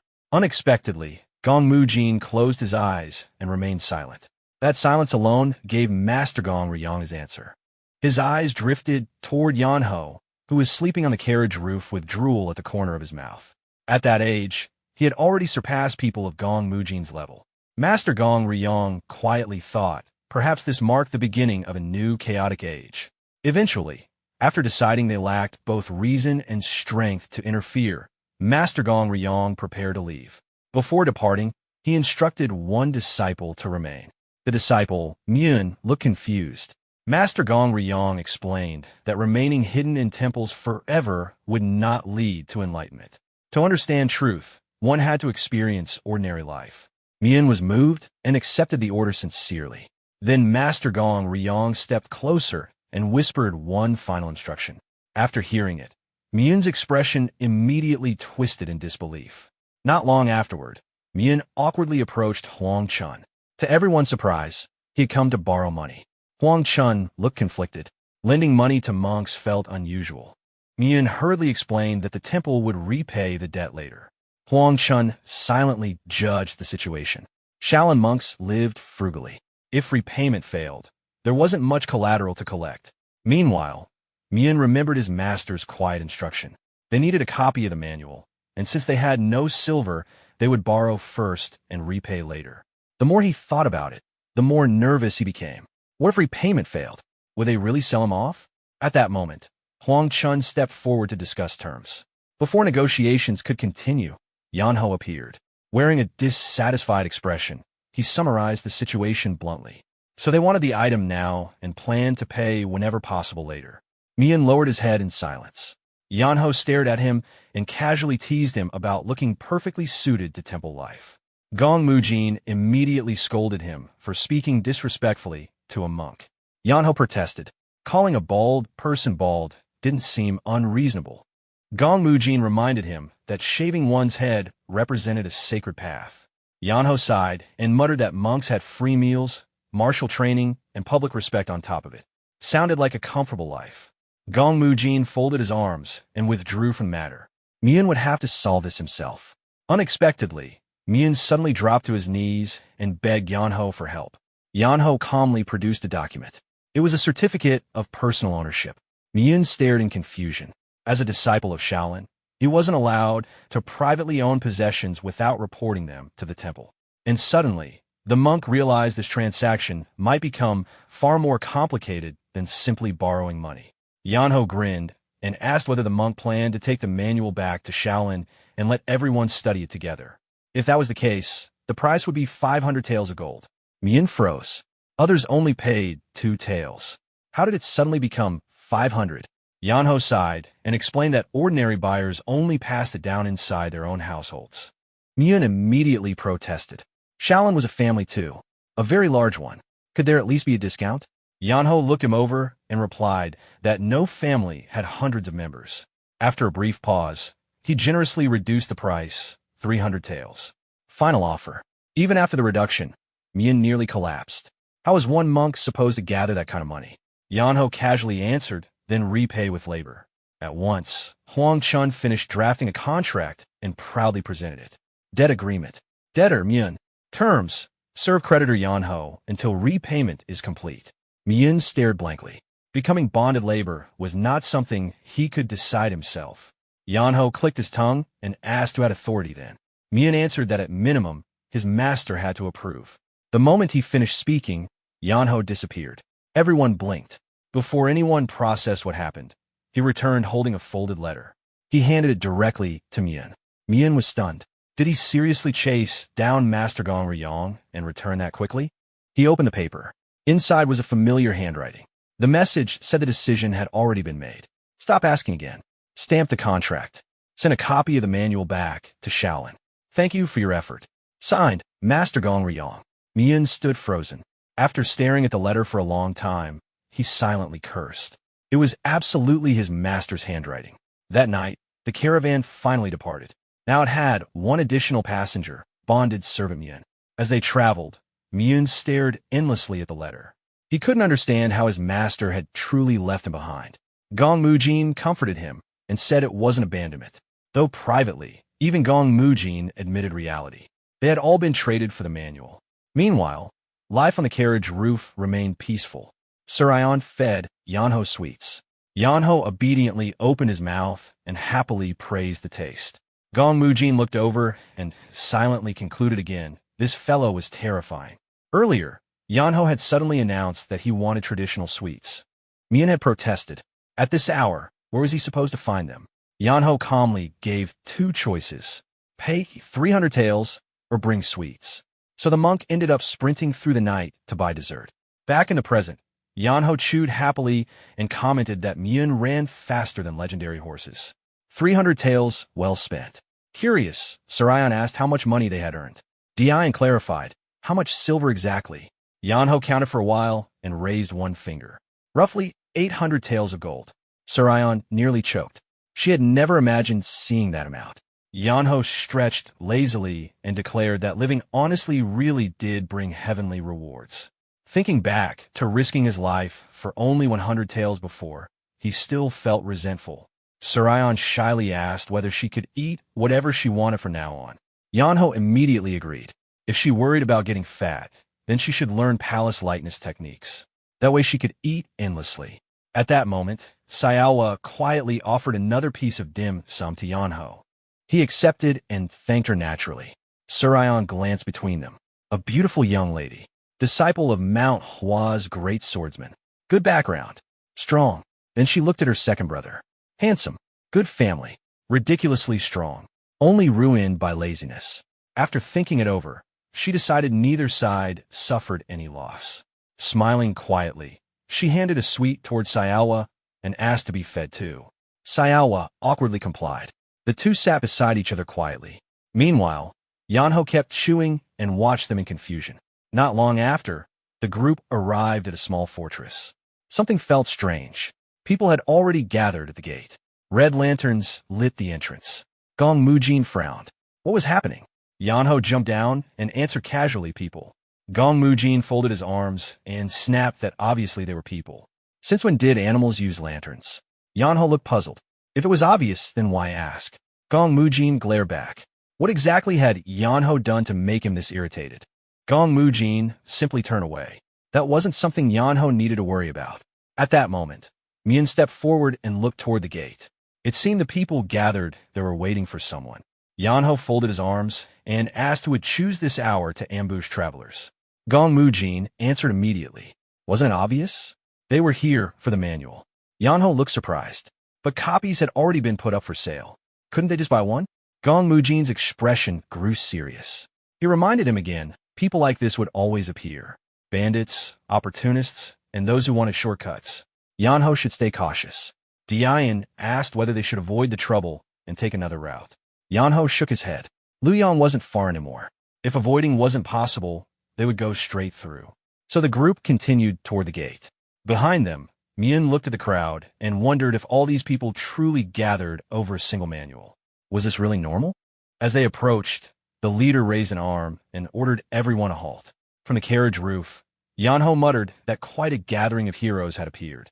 Gong Mujin stepped forward proudly and introduced himself as Gong Mujin of Mount Hua. Immediately, the leader barked back and demanded the owner of the manual show himself. No one cared who Gong Mujin was. The words hit him directly. His expression stiffened. A renowned Mount Hua sword master, reduced to an unnamed extra. His veins nearly burst. He was ready to draw his sword. Mian hurriedly held him back, while Xiaohua quietly prayed her master would endure the humiliation. Before Gong Mujin could continue, Yeonho stepped forward and casually raised 2 fingers. Since they refused to speak to the anonymous pawn, the honored guest had arrived personally.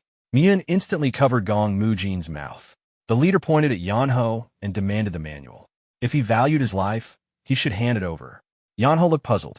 Hadn't they already been given a chance? Fine. He repeated it. 2 taels per copy. The leader exploded. Who had money for something like that? Nobody would pay that much for some old book. Yeonho slowly turned and looked at everyone behind him. So they heard it too. While they borrowed money and signed contracts, these people wanted to take it for free. And apparently, paying honestly made them fools. The crowd froze. Then faces darkened.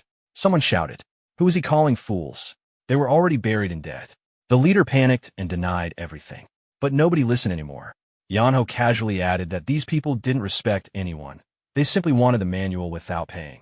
That finished it. The crowd's frustration exploded. People cursed. Weapons shifted. Hands tightened. The leader tried calming everyone, but failed. Yeonho's few words had turned the mood completely. Then he gave everyone a simple choice. Get robbed or follow him. Either way, those people planned to take their property. The crowd quickly gathered behind him.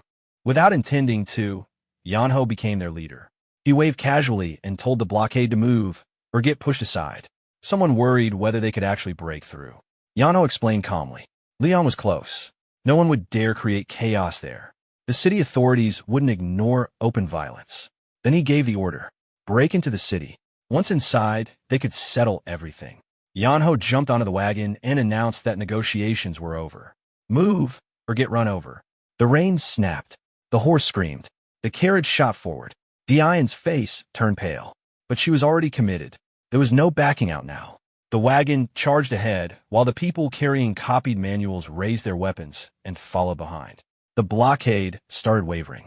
This wasn't supposed to become a battle. They only wanted pressure. Now it looked like they were facing a stampede.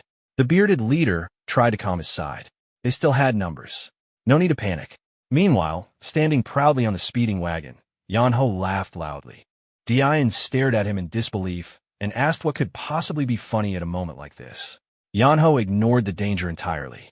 With excitement in his eyes, he admitted that every time he rode a horse before, he wanted to die. Who would have thought this would actually be fun? Hearing Yeonho's excitement, Dian's expression darkened. What kind of person enjoyed this situation? Then again, had she ever truly thought he was normal? The wagon rushed forward at full speed, closing the distance with alarming speed. Dian panicked. The people waiting at the gate looked no calmer. Standing atop the wagon, Yeonho casually raised his sword. Though wrapped in thick cloth, the light leaking through it could no longer be hidden. The blade pointed skyward. Its brilliance intensified until everyone below instinctively stepped back. Some had seen Yeonho fight before, but until now, they had only seen ordinary strikes. This time, sword chi erupted. With one motion, Yeonho brought the blade down. White light flooded the surroundings. No one dared stare directly at it. Then, an explosive roar shook the area. When the light faded, a giant cross-shaped crater had been carved into the earth directly ahead. The bearded leader shielded his eyes and stared blankly. His body trembled. Was that really something a human could do? No one answered. The wagon kept charging. Yeonho casually warned them not to block the road. His sword moved. The bearded man was instantly struck aside and sent tumbling. After that, the blade never stopped. Anyone who stepped forward was knocked away in a single swing. Strike after strike. People flew in every direction. Yeonho barked at them. Trying to rob his goods? Then they deserve a lesson. Driven into desperation, the crowd charged. They couldn't allow others to obtain the manual. They had numbers. That was their confidence. Soon, the wagon became surrounded. Yeonho snorted. No payment. No manual. His sword spun rapidly and formed a dense defensive barrier. Dian shouted that she was terrified. Even now, he was still thinking about money. Yeonho looked at her as though the answer were obvious. If not now, then when? These people were trying to steal their property. He loudly declared that freeloaders deserve punishment. While fighting, his insults became sharper than his sword. Nearby, Mian heard everything. His face darkened. One day, he truly would report Yeonho to Shaolin. Furious, he redirected his anger toward the attackers. Using Shaolin techniques, his hands rotated in circles and formed a layer of invisible force. Everyone rushing in was blown back. Pressing his palms together, he calmly advised everyone not to covet what belonged to others. Someone shouted, "Why was the bald monk getting involved?" Instantly, Myun froze. Veins rose. His fists clenched. He corrected them immediately. He wasn't bald. He shaved his head. Then someone attacked again while calling him bald. That finished it. Myun exploded. His palm descended like collapsing heaven. The attacker flew away. Whether he survived, nobody knew. Afterward, Myun quietly lowered his hands and chanted Amit Ba. Truthfully, the anger came from Yeonho constantly comparing shaved heads to freeloaders. The crowd had unknowingly stepped directly onto the sore spot. But before Myun calmed down, more people rushed him. Someone shouted that bald monk was violent and evil. Myun's expression sank again. His fists slowly tightened. And from that day onward, the legend of the Blood Arhut, the monk whose fists never lacked blood, quietly began. Elsewhere, Gong Mujin was no less terrifying. Every swing of his sword painted the battlefield red. Earlier humiliation still burned inside him. Now he fought with frightening enthusiasm. He loudly introduced everyone to the power of his so-called nameless blade and plunged deeper into battle. Nearby, Sayao was supported from behind. Suddenly, one man rushed toward her with improper intentions. Before she reacted, Gong Mujin appeared instantly. His sword cut cleanly through. The attacker collapsed. Even in battle, he had never stopped watching his disciple. Further behind, Yeonho blocked attacks while complaining endlessly. Why had things become like this? Pang Duyong reminded him that there was no choice anymore. At this point, they stood on Yeonho's side. Yeonho's side and accepted reality. The two continued fighting together. Then, the carriage door slowly creaked open. Sang Wanhong poked his head out. His face looked pale. Dark circles hung beneath his eyes. In a weak voice, he complained that his injured spot hurt too much. Couldn't they slow down? For a brief moment, his exhausted voice sounded strangely soft. Yeonho and Pang Duyong froze. Then both immediately felt uncomfortable and turned away. Whatever happened, they refused to think about that any further. So they threw themselves back into battle and pretended they had heard nothing. Pang Duyong stood nearby, in complete confusion. When exactly had things turned out like this? Could Yeonho's kick really have changed Sang Wanhong that much?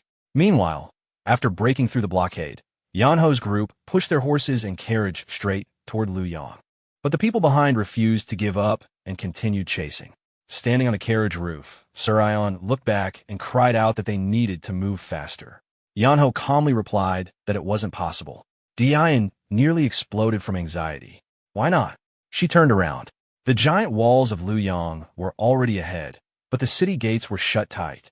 Her heart dropped. She urged the horse forward and anxiously asked whether they could even enter. Hadn't Yeonho said he would handle everything? Yeonho simply pointed ahead and smiled. Trust him. Go straight. Dian nearly burst into tears. Meanwhile, Yeonho looked strangely excited. Truthfully, he had wanted to try something like this for a long time. He reached into his robe. On the city wall, two guards noticed the approaching group. They panicked. Why were people fighting and charging directly at the gate? One guard shouted for them to stop. Then golden light flashed. Before anyone reacted, Yeonho had already raised an object high. It was the ceremonial sword staff taken from Lord Li, the Imperial Inspector's authority token. Yeonho laughed loudly and announced the arrival of the Imperial Inspector. Sayawa covered her mouth in shock.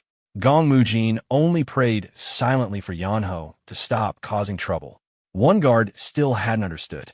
The other immediately shouted, "Open the gates." That was the Imperial Inspector's token. If they delayed, they'd lose their heads. The soldiers below didn't dare hesitate. The city gates slowly opened. Light poured through the widening gap. The soldiers lined themselves up immediately. Then, a loud shout came from outside. "Clear the way." Boom! The half-open gates were blasted fully apart. The pressure alone threw soldiers backward. Leading the charge, a young man rode forward with overwhelming momentum, golden staff in hand, eyes blazing. Yeonho entered Luyang like a storm. He tilted his head back and laughed. "Move. I'm coming through." The horses thundered forward. Yeonho looked delighted. Everyone behind him looked ready to collapse. Gong Mujin shouted angrily, asking where they thought they were going. Yeonho laughed. Where else? The Orthodox Murim Alliance. And so, they ran. Others chased. That night, all of Luoyang descended into chaos. Dogs barked. People screamed. The pursuit never stopped. Then, Dian suddenly shouted in relief. They had reached the Orthodox Murim Alliance. But immediately, her expression changed. Something was wrong. This wasn't the main entrance. They needed to turn back. She desperately tried to explain. Yeonho only glanced backward once, then ordered calmly, go straight. Don't look back. Dian panicked and begged him not to do anything reckless. She promised she could find the proper entrance. Yeonho ignored her. He tucked away the golden staff, then slowly drew his sword. His eyes turned cold. He declared, the great path has no gate. If the road is broad enough, there's no need for doors. Everyone froze. Something about that sentence felt dangerous. Then Yeonho smiled. If there isn't a gate, make one. Gong Mujin's face instantly changed. A terrible feeling washed over him. Those words weren't supposed to mean that. But Yeonho had already swung. A brilliant white sword light split the night. Gong Mujin screamed. The explosion followed. The towering wall of the Orthodox Murim Alliance shook violently. Stone shattered. Massive sections collapsed. The seemingly unbreakable wall, one that had never fallen to outside enemies, was blown open by one reckless man. Gong Mujin stood frozen. Some truths hurt less if you never witnessed them. Meanwhile, Yeonho raised his voice in satisfaction. The road is open. Let's go. Dian stopped thinking entirely. She only whipped the horse forward. After that earth-shaking impact, the entire Murim Alliance descended into confusion. Many thought an earthquake had struck. Disciples rushed out in sleepwear, faces full of confusion. What happened? Then they saw it. A carriage charging through a hole in the wall, followed by a massive crowd. Everyone shouting, everyone running. Complete chaos. Dian screamed for everyone to move. She identified herself as Ximon Dian of the secret pavilion. Beside her, Yin Heo shouted desperately as well. He introduced himself as a disciple of Hidden Dragon Hall and begged everyone to help. The moment those familiar titles were heard, several nearby people immediately recognized them, and their expressions changed. That was Miss Simon. Make way. The crowd quickly split to both sides and opened a narrow path. Dian gripped the reins tightly and pulled with all her strength. The horse neighed loudly, hooves scraping sparks across the stone road. The carriage dragged in a sharp arc before spinning cleanly and stopping directly in front of the stunned members of the Orthodox Murim Alliance. For a moment, everything seemed frozen. Yeonho let out a quiet sigh and casually stepped down. He slowly walked toward the collapsed wall that still smoked faintly. Hands resting on his hips, he stood there calmly, as if he had merely finished an ordinary task. In a single moment, the entire situation had reversed. Silence spread. The pursuers stopped outside the broken wall. No one dared step across. Some quietly retreated. Everyone understood. Crossing that line meant entering the territory of the Orthodox Murim Alliance. Inside, there were many ways to die. Nobody wanted the stupidest one. Yeonho tried holding back a laugh, but eventually let it out. What a shame. You almost caught us. A few hot-blooded fools among the pursuers nearly rushed forward, but others immediately dragged them back. No one wanted to die over reckless pride. Seeing this, Yeonho waved dismissively. Life doesn't always go your way. If you survive, try harder next time. Then, rumble. The ground began to shake. Heavy footsteps echoed. A sharp voice rang out from afar. Stop right there. Everyone turned. Through the dust emerged a fully armed military unit advancing in formation. Their steps were disciplined and imposing. Leading them was a mounted commander with sharp eyes and commanding presence. The already tense atmosphere instantly grew heavier. Yet Yeonho remained relaxed. He smiled faintly. Why are you all acting surprised? After making this much noise, did you really expect to leave peacefully? At that moment, more than 100 people silently wanted to curse him. Everyone shared the same thought. There was no explaining this situation anymore. The commander of the palace guards rode forward and declared that one more step would mean opposing the court. The soldiers advanced. The crowd automatically moved aside. At the same time, another armed force emerged from inside the Orthodox Murim Alliance. It was the Dishon Battalion. The soldiers bearing the character Tan on their uniforms lined up with solemn expressions. Soon, the palace guards and the Alliance soldiers stood face to face. The tension stretched tight. Yeonho quietly cleared his throat and stepped forward. Both commanders glanced at each other, then looked at him. Everyone waited for an explanation. Yeonho said nothing. He simply drew his long sword. Steel flashed. Then he casually revealed the Imperial Inspector's token and even winked at the commander. The palace guard captain's expression immediately changed. He cupped his hands respectfully and asked what had happened. Yeonho gave a soft laugh, then pointed toward the people behind him. Those people are bandits. They attempted robbery and murder. He slowly swept his gaze across the crowd. In the middle of the night, they caused a disturbance, entered Luoyang without authorization, and even came here to create trouble. Then he looked toward both forces and quietly added, "Surely you aren't planning to overlook that?" The casual remark immediately made both sides uncomfortable. Without waiting for an answer, Yeonho sighed, suddenly feeling homesick. "I wonder what's for dinner if I go home today." Silence fell again, this time completely suffocating. Yeonho smiled. "I'll leave the rest to you."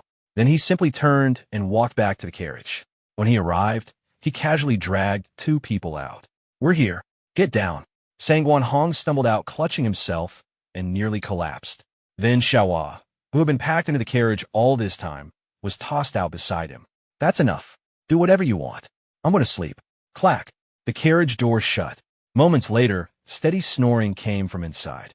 He left behind the entire disaster without another thought. Time passed. Dawn slowly broke. No one knew the full story. But everyone knew this. They had stormed into the city, broken the gate, smashed the wall, and caused complete chaos. The palace guard commander slowly looked around. His cold eyes swept across every face.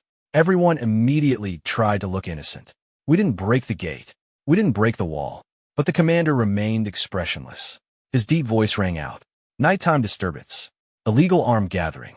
Attempted robbery. Attempted murder. Arrest them all." At his order, the soldiers spread outward and completely surrounded the crowd. The Disan commander also raised his hand and ordered the soldiers to suppress the disturbance together. His cold voice echoed across the area. "Run if you want." The crowd immediately scattered like a struck beehive. No one dared confront the combined forces of the court and the Orthodox Murim alliance.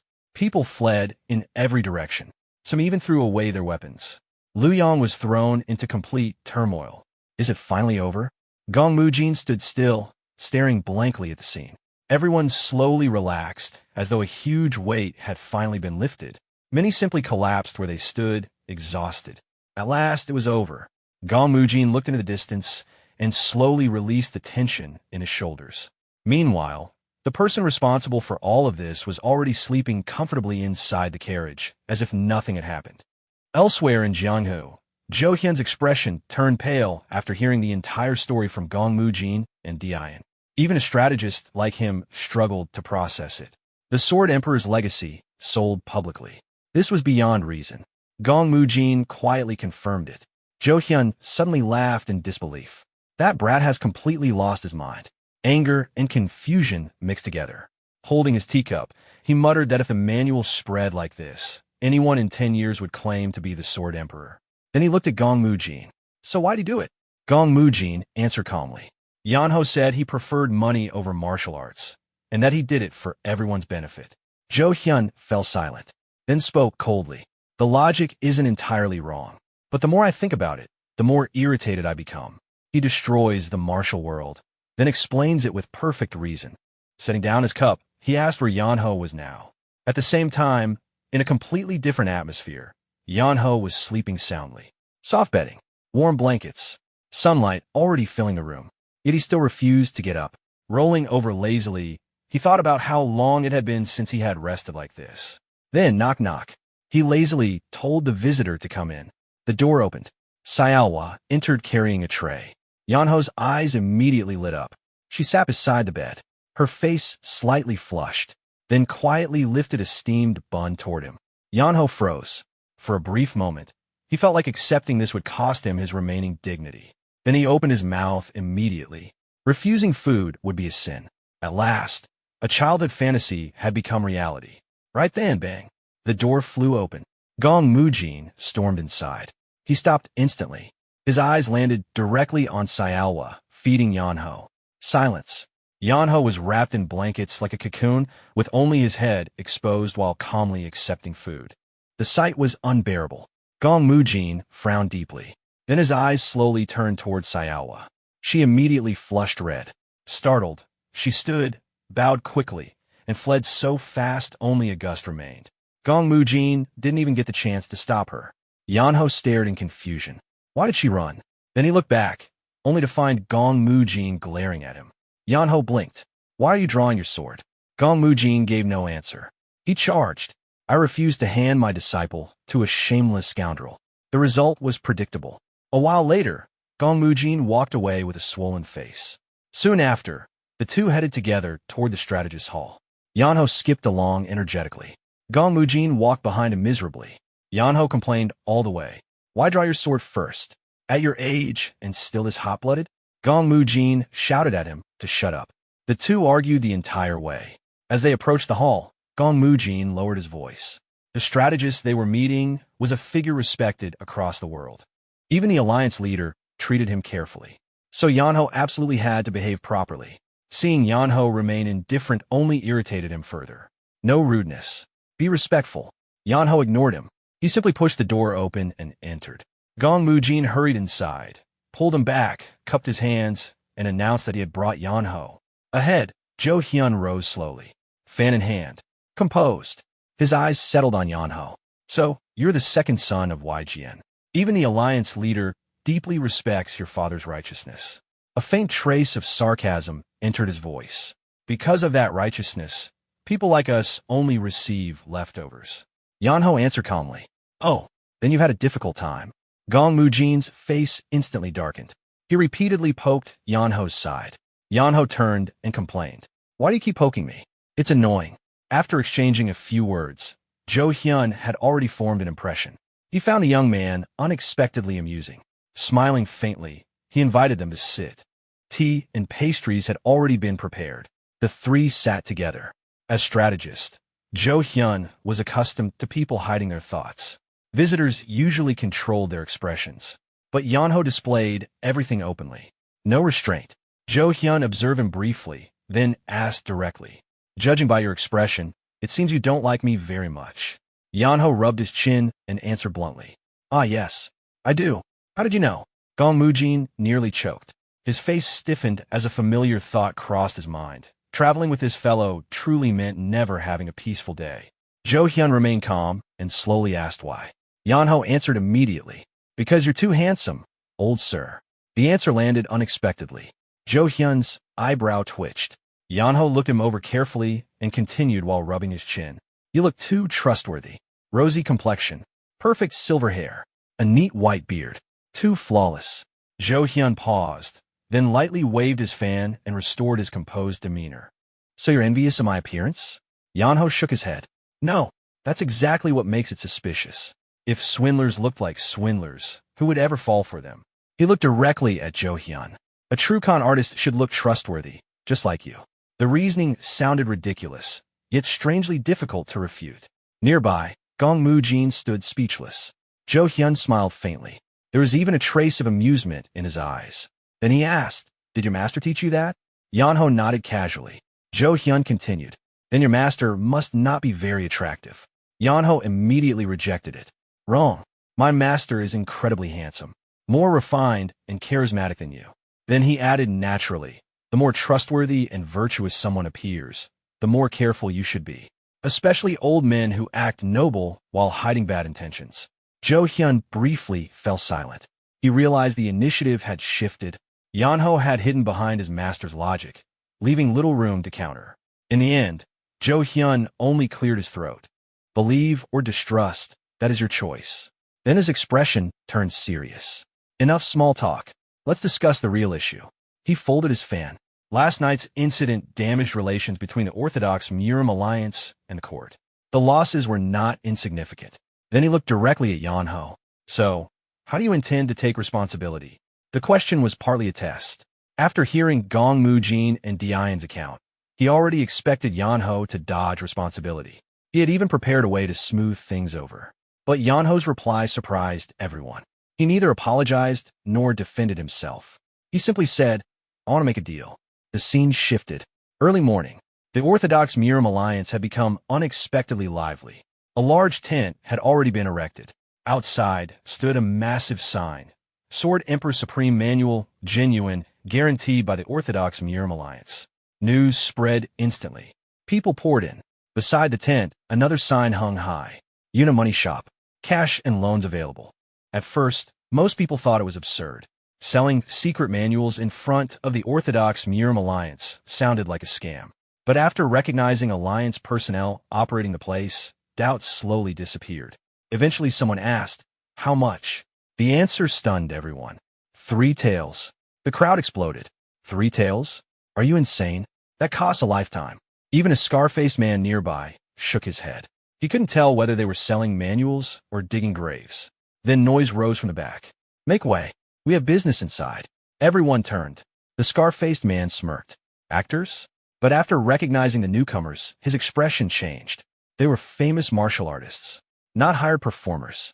One stepped forward holding a receipt. Confirmed. Let us in. After verification, the two entered immediately. They sat down and started copying the manual. One frowned. "At least provide a table." His companion sighed. "Forget it. Copy quickly. We don't have time." The crowd outside froze. Seeing renowned masters obediently copying, their doubts instantly became greed. The square exploded into chaos. Everyone pushed forward. The scene became even more chaotic than outside Luoyang. Taking advantage of the moment, Huang Chun shouted loudly. "Loans to the left. Cash payments to the right. Everyone gets served. Stop pushing." Amid the noise, a neatly dressed young man stepped forward and quietly asked, "Is this really genuine?" Huang Chun looked at him and scoffed. "Unless I want to lose my head, why would I scam people in front of the Orthodox Murim Alliance?" Then he pointed proudly at the giant sign overhead. "Look carefully. Guaranteed by the Orthodox Murim Alliance. Officially signed and approved." All eyes immediately turned toward the board. In an instant, suspicion disappeared. People nodded one after another, saying that an endorsement from the Orthodox Murim Alliance was even more trustworthy than an imperial seal. Then, a sharp voice cut through the noise. "Everyone stop." Silence spread instantly. All eyes turned. A middle-aged Taoist stepped forward with imposing presence. Someone recognized him and muttered nervously, "People from Wudong." Another cried out, "It's true man, Songman." Songman swept his sleeve coldly. "You people have some nerve to run a scam openly in front of the Orthodox Murim Alliance." He stepped forward. His eyes carried killing intent. "Today I will personally put an end to this chaos." His chi slowly gathered. His voice turned colder. "These frauds deceiving people's hearts, I will deal with them immediately." Before he finished, a faint breeze brushed past. Then a quiet voice entered his ear. "Deal with who?" Songman froze. Cold spread down his spine. He hadn't sensed anyone approaching. He turned and saw Yeonho standing beside him. His eyes widened. How could this be? Yeonho looked calm, yet that indifferent gaze carried pressure. He asked quietly, "Who exactly are you calling swindlers?" Songman stiffened. "Those manuals are fake." Yeonho fell silent. A few moments later, the corner of his mouth twitched. His eyes turned cold. He pointed toward the Orthodox Murim Alliance. "We operate legally. This is a proper transaction." Then he pointed directly at Songman. "Who are you to come here and cause trouble?" Songman did not answer immediately. His experience warned him that the youth before him was not ordinary. He could not sense any chi, and the young man's expression held not even the slightest caution. Songman had never met someone this uncomfortable to face. Seeing him hesitate, Yeonho waved lazily. "Forget it. Bring it." Immediately 2 attendants carried over a long bench. Yeonho sat comfortably and stretched. "Standing is tiring. Sit down. Let's talk." Songman's face shifted several times before settling again. He shouted, "Enough pretending. Who are you fooling? How dare you sell a fake Sword Emperor manual?" Yeonho looked up and stroked his chin. "Really? Everyone already knows this came from Sword Emperor Mountain. Are you the only Taoist here who's been living in a cave?" He laughed lightly. Whispers spread through the crowd. People began looking at Songman strangely. He suddenly felt outdated. Yeonho shrugged. "Think about it. If I were selling fakes, would I dare do it right outside the Orthodox Murim Alliance?" Songman's lips twitched. He had no answer. Yeonho pushed the manual toward him. "Seeing is better than hearing. Read it." Only the opening section. The emphasis on only annoyed Songman further. He snorted and grabbed the manual. "If this is fake, you'll regret it." At first he read slowly. The opening seemed ordinary. Like many manuals, lofty and obscure. But as he continued, the text grew deeper. It touched the essence of swordsmanship. His fingers began turning pages faster. His expression slowly changed. What he had dismissed moments ago now seemed to open an entirely new path. Songman realized it. This could break the wall he had been trapped behind for years. His breathing quickened. Just a little more, just one more page, then swish. Yeonho pulled the manual away. Songman froze. The feeling was like falling from the clouds. Yeonho looked at him. What are you staring at? You've seen enough. Everyone else pays. No free reading. He smiled. Even stealing birds costs money. Why would a manual be different? Songman stood helplessly. 3 taels of gold? His hands instinctively searched his robes. Huang Chun laughed. Not that simple. 3 taels is only the personal price. If you want to buy, negotiate over there. Then Yeonho leaned closer and lowered his voice. Shaolin already bought theirs for 300 taels of gold. Somon's eyes widened. What? Although meant to be quiet, his reaction drew attention. Yeonho leaned closer again. They used an IOU, but Shaolin is respectable. No problem there. Then he added casually, and I heard Mount Hua's ghost sword, Gong Mujin, already sent word back to Mount Hua. Somon's chest tightened. If both sects already moved, how could Wudong fall behind? He immediately blurted, write me an IOU. I am an elder of Wudong. My reputation should be guarantee enough. Hand over the manual. Yeonho waved him off before he could continue. Not hand over. Copy it. Sign the IOU, then go over there and copy. Songman nodded repeatedly. Fine. Whatever. By now, his thoughts were completely occupied by the Sword Emperor's manual. After signing and stamping the agreement, he hurried to a corner and began copying with complete concentration. The moment a Wudong elder started copying, the news spread across all of Luoyang. At that point, nobody cared whether it was genuine anymore. People simply paid and joined the line. The crowd surged forward, and the commotion continued until late evening. Meanwhile, Yeonho reclined lazily on the bench and flipped through the manual again. But the more he read, the more thoughtful he became. Something feels strange. Master Gong Ryong and Songman had no doubts. Yet this content hardly seemed worthy of being called the Sword Emperor's Manual. Between the lines, he could even sense faint killing intent. If this really belonged to the Sword Emperor, then just how powerful was Master? Old memories surfaced. Thinking that he had survived those years at all felt unbelievable. A faint unease rose inside him. He sat upright. Something felt wrong. After thinking briefly, Yeonho clicked his tongue. If I can't figure it out, then forget it. He curled up and decided sleep would solve the problem. Elsewhere, W. Jang Han's group continued searching for Yeonho day and night. The moment their carriage stopped, they gathered information. Rumors said Yeonho had entered Luoyang. W. Jang Hin immediately said they should depart at once. There was no reason to delay. Sanho agreed, but warned seriously if they went all that way and still failed to find him, they would deal with the consequences themselves. Jang Han sighed and patted his son's shoulder. When you marry someday, stay away from martial world affairs. Home matters more. Sanho nodded absent-mindedly. Then the intelligence officer added, Yeonho had passed through the Xinyang district, and he had apparently been traveling with a woman. The medicine pouch slipped from Jin Yan's hand. Her face turned pale. She grabbed the informer's shoulders. What did you just say? Master Yeonho was with a woman? Without waiting further, she turned decisively. If something serious happens, people will get hurt. A physician cannot be absent. I'm coming too. The others exchanged silent looks. Everyone understood. So the carriage continued onward. Originally, Jin Yan planned to leave here, but after hearing that news, she could no longer do so. Each traveled with different thoughts. Sanho wished to reunite with a brother he believed dead. Jang Han laughed repeatedly at the thought of meeting that troublesome son again. W. Jang Hin simply believed Yeonho was causing trouble somewhere. That much would never change. Sanho heard those words and couldn't argue. Elsewhere, Yeonho stared blankly after hearing an unexpected proposal. Become a head instructor? Zhou Hai nodded. That's right. Yeonho asked again to confirm. So I have to teach people? Exactly. His thoughts tangled instantly. Someone as lazy as him becoming an instructor made no sense. After hesitating, he refused politely. I'm too young and lazy. I'm not qualified. Zhou Haiyan immediately replied. Since when was age a requirement to teach? And if you're really lazy, how did you become this strong? Yeonho clicked his tongue. Special circumstances. Images flashed through his mind. The old demon forcing him to train endlessly. Nobody would believe that story. Zhou Haiyan smiled. That's exactly why I want you.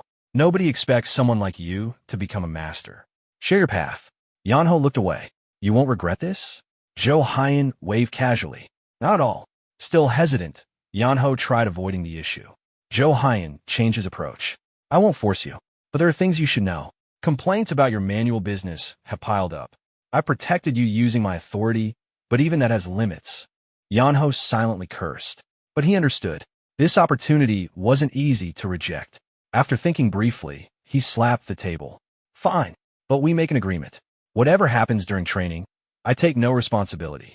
Tuition is 1 tael of gold per disciple. No signature, no deal. He smirked internally. Surely nobody would agree. Then something felt wrong. Zhou Haiyan smiled slowly, then laughed. Not difficult. I agree. Yeonho immediately slumped. He had walked straight into the trap. Zhou Haiyan never moved without preparation. He was still too inexperienced. Life was cruel. He had barely rested and was already being squeezed dry. Yeonho silently decided, either make everyone quit or create enough chaos that they give up. Across the table, Zhou Haiyan smiled to himself. This brat. I'll squeeze every last drop out of him. The agreement was signed.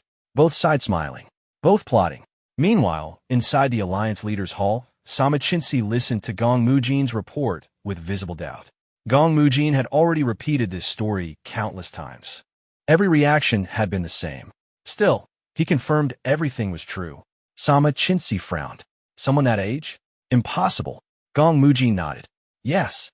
Sama Chinsi remained unconvinced. You mean some unknown martial art, whose limits can't even be measured? Gong Mujin nodded again. Exactly. The hall grew heavy. Sama Chinsi asked quietly, did you fight him? Yes. And with your strength, you still couldn't see his limits? Indeed. Silence followed. You have challenged Mount Hua's finest swordsman. You've crossed blades with top experts. And you still reached this conclusion? Gong Mujin inhaled slowly. I'll say it directly. I've crossed swords with people called sword immortals. But his eyes darkened.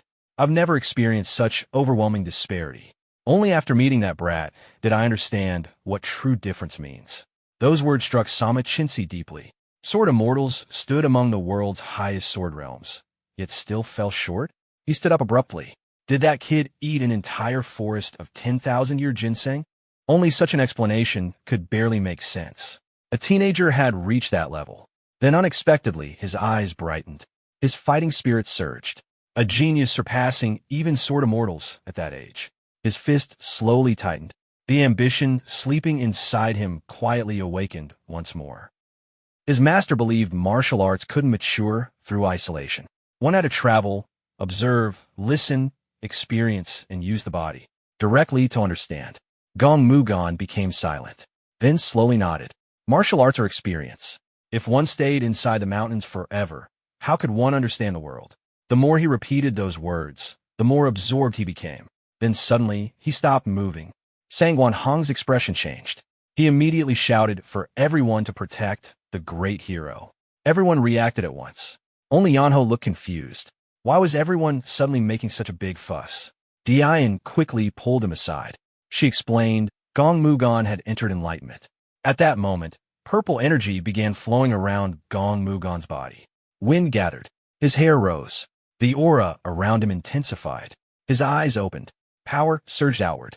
After some time, all of that energy slowly settled back into him. Then Gong Mugan opened his eyes. Everyone immediately congratulated him. Liwa respectfully bowed. Her master, the plum blossom sword ghost, had broken through and stepped into the middle realm. Everyone nearby immediately offered congratulations. Gong Mugan stood up, turned once, and thanked those around him. But after a brief pause, he looked directly at Yeonho. His expression turned complicated. Then he bowed. If not for the young hero opening the path for him, he would never have broken through the wall that had trapped him for so long. As a martial artist, he sincerely thanked him. Sangwon Hong stepped forward and congratulated him as well. With Mount Hua's greatest sword advancing further, surely the day would come when Gong Mugan would be recognized as the strongest sword of the Central Plains. Hearing that, Gong Mugan only coughed awkwardly. If such a title existed, how could he claim it while Yeonho was standing nearby? Still, he laughed and turned the conversation. Before he became number one, perhaps the younger generation would already surpass him. Those words were mostly directed toward Yeonho, but Sang Guanhong misunderstood and humbly denied it. Time was equal for everyone. No matter how strong juniors became, seniors would continue advancing as well. That was simply the natural order. Gong Mugon only smiled. That remained to be seen. While the martial artists exchanged compliments, the wise siblings remained in their own world. Surion looked at Yeonho with concern and kept placing food into his bowl. She told him to eat more and recover his former healthy appearance. Yeonho complained while chewing. Recently, he couldn't sleep well. His whole body hurt. He wasn't like this before. Surion covered her mouth and looked heartbroken. To outsiders, the scene looked bizarre. Yeonho looked perfectly healthy, yet she treated him as though he had survived months of suffering. Then she suddenly asked what he planned to do now. More specifically, what would happen once their elder brother found him? She reminded him that Sanho might beat him half to death. Yeonho thought about it, then awkwardly cleared his throat. Would Big Brother really go that far? He never understood expressing affection through fists. That almost sounded like a personality problem. After thinking carefully, he concluded it would probably be fine. Handle it casually, and everything would pass. Surion froze. Handle it casually? Did that mean he intended to fight Sanho? Yeonho smiled faintly. His second brother had become much stronger. He glanced at Gong Mugon, who was still proudly lecturing the younger generation. Then he said casually, even if Big Brother was strong, he probably wasn't stronger than Uncle Gong. At that moment, Yeonho remembered his master's words. This wasn't arrogance. His martial ability truly stood beyond this era. Surion stared. Did he mean he could defeat Sanho? Yeonho answered honestly. Yes, he really could. But to everyone else, it sounded ridiculous. Even Surion didn't believe him. She immediately started hitting him. Her second brother had apparently gone too long without getting beaten. Yeonho endured silently. How would he explain? Even worse, his automatic defenses didn't activate against his sister. Normally, that sort of sibling quarrel would have ended there. But outsiders got involved. Sang Guanhong frowned. Sanho had long been considered above the younger generation. If Yeonho spoke so casually, did that mean none of them here could compare? Yeonho answered honestly. Yes, that was exactly what he meant. Immediately, the atmosphere froze. The three dragons and two phoenixes had grown up carrying prestige and expectations. Now an unknown person casually dismissed all of them. Naturally, they were offended.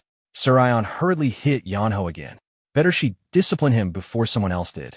Meanwhile, Sang Guanhong gave a cold laugh. Anyone could boast. Then he formally challenged Yeonho. But Yeonho rejected it instantly. He didn't like unnecessary trouble. Sang Guanhong became stunned. In this situation, wasn't accepting the obvious choice? Yeonho scoffed. Pride didn't fill stomachs. As for reputation, if the clan lost face, Big Brother would restore it. So there was nothing to worry about. One of the two phoenixes asked if that meant he admitted being a coward. Yeonho answered without shame.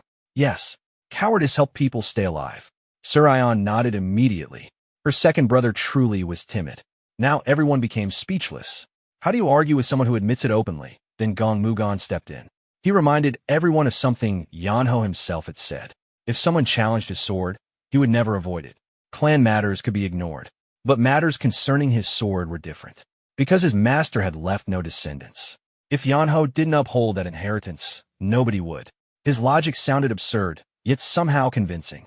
Sang Guanhong immediately understood. He stepped forward, then formally challenged, not the Guangdong Wei clan, but Yeonho's sword. Yeonho narrowed his eyes. Now the challenge had reached the line he couldn't casually ignore.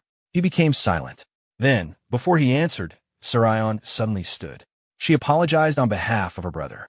She explained that her second brother lacked worldly experience and had spoken carelessly. If someone had to answer this challenge, then she would stand in his place. At that point, Yeonho suddenly became the one avoiding attention. Who told them to keep provoking him? Sang Guanhong looked uncomfortable and couldn't understand why this lazy-looking fellow seemed to hold such strange confidence. Before Surion could continue, Yeonho stood and told her to move aside. Rules were rules. Since he accepted the challenge, he would handle it himself. Everyone moved into the empty courtyard. Sang Guanhong introduced himself properly and declared that he wished to experience young hero Yeonho's sword. Meanwhile, Yeonho looked half asleep. He even yawned. That attitude struck directly at Sang Guanhong's pride. Yeonho lazily raised a finger. Quiet. Once swords are drawn, there's no need for endless words. Then he casually urged him to hurry. Finish quickly. He wanted to go rest. Sang Hong's neck veins bulged. He declared that once he defeated Yeonho, even Sanho coming afterward wouldn't matter. He would show no restraint. Yeonho looked unimpressed. If it was a fight, then stop talking and move. He was already tired. Then, without warning, Yeonho moved first. In one instant, he appeared directly in front of Sang Hong. The terrifying speed completely emptied Sang Hong's mind. Instinct screamed only one thing. Dodge. Yeonho lifted his leg. He simply intended to kick the man's stomach, but through an unfortunate angle, bad timing, and truly terrible luck, something entirely different happened. Two objects collided. A ripping impact followed. Then silence. Every man present instinctively froze. Sang Hong let out a terrible scream. He collapsed onto his back, legs raised, hands clutching his crotch, rolling in agony. Pang Du Yong and Yen Heo immediately grabbed their own lower bodies in sympathy. No man wanted to witness that. Even Gong Mugon silently closed his mouth. For a moment, everyone wondered if Sang clan's future bloodline had just ended. Elsewhere, inside a dark room, an elderly man quietly trimmed tree branches. Without turning, he asked what had happened to the treasure map. The report came. The pursuit group already possessed it.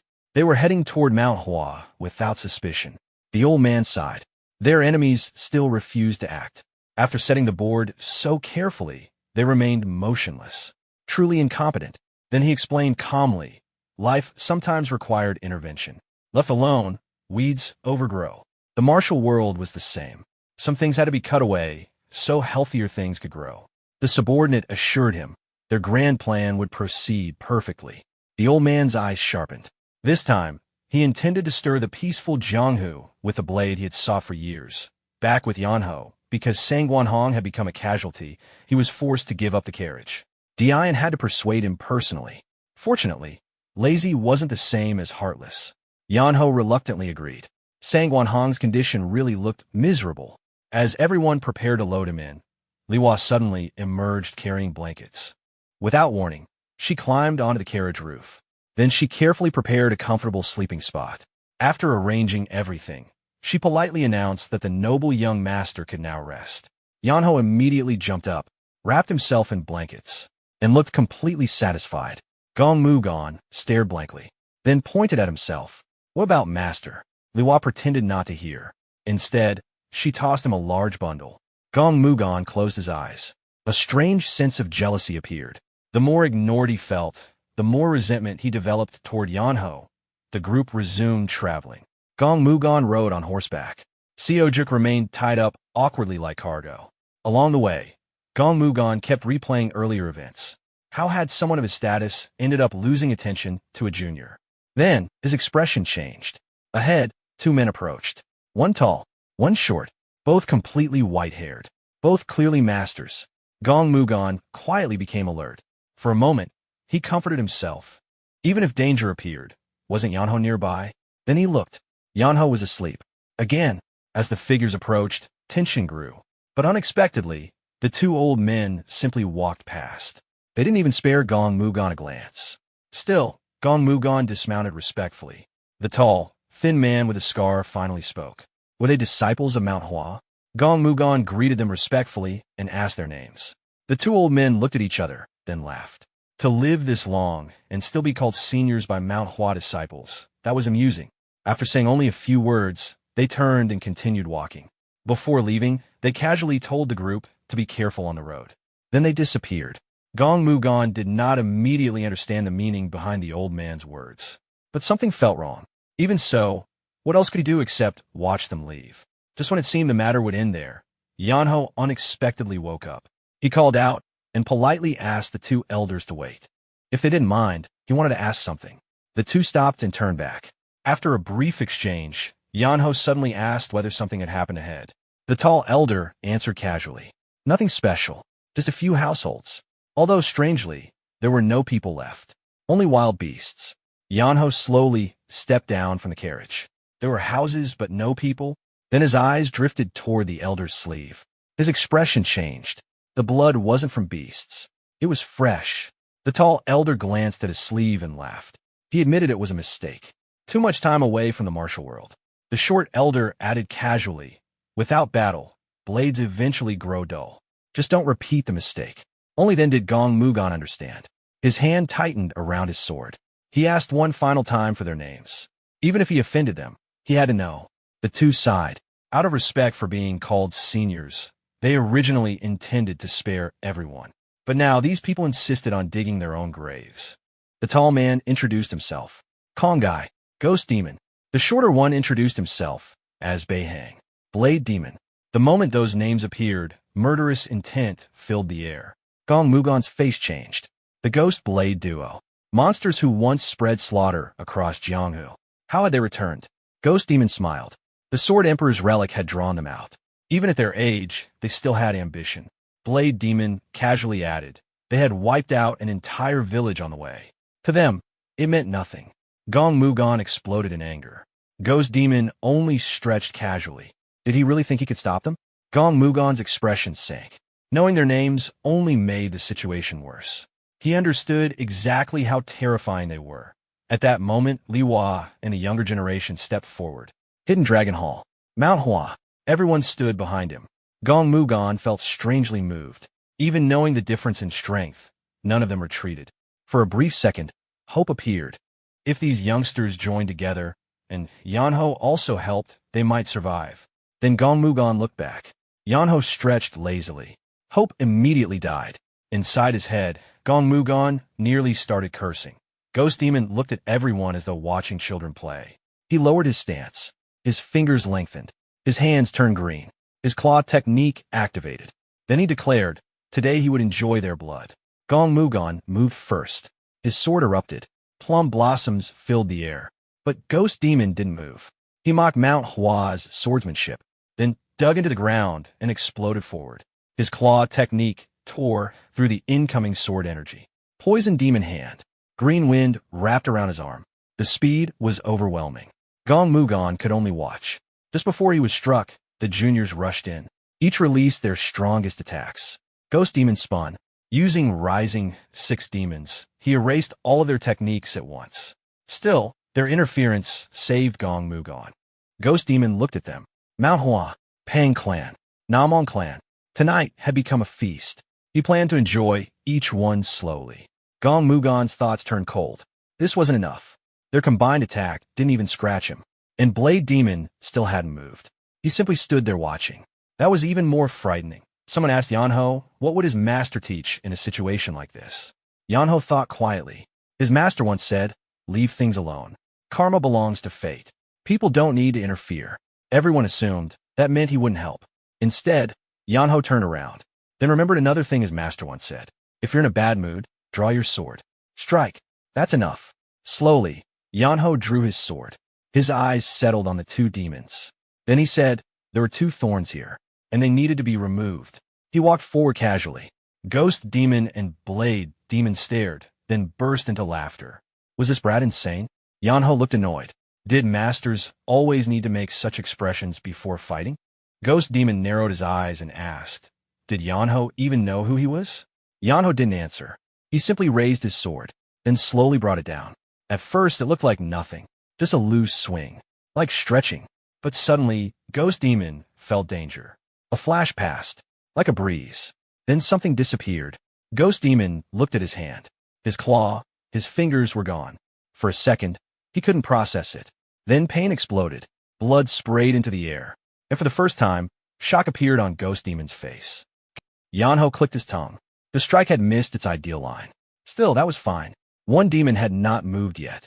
The other had already lost several fingers. Blood streamed from the ruined hand. Ghost Demon trembled from pain. Blade Demon finally stepped forward. His rough voice called out to his companion. Clear your head. This wasn't some arrogant youngster. This was a supreme master. Ghost Demon clenched his teeth and admitted he knew. Then he looked at Yeonho. For the first time, there was hesitation in his eyes. Who exactly was he?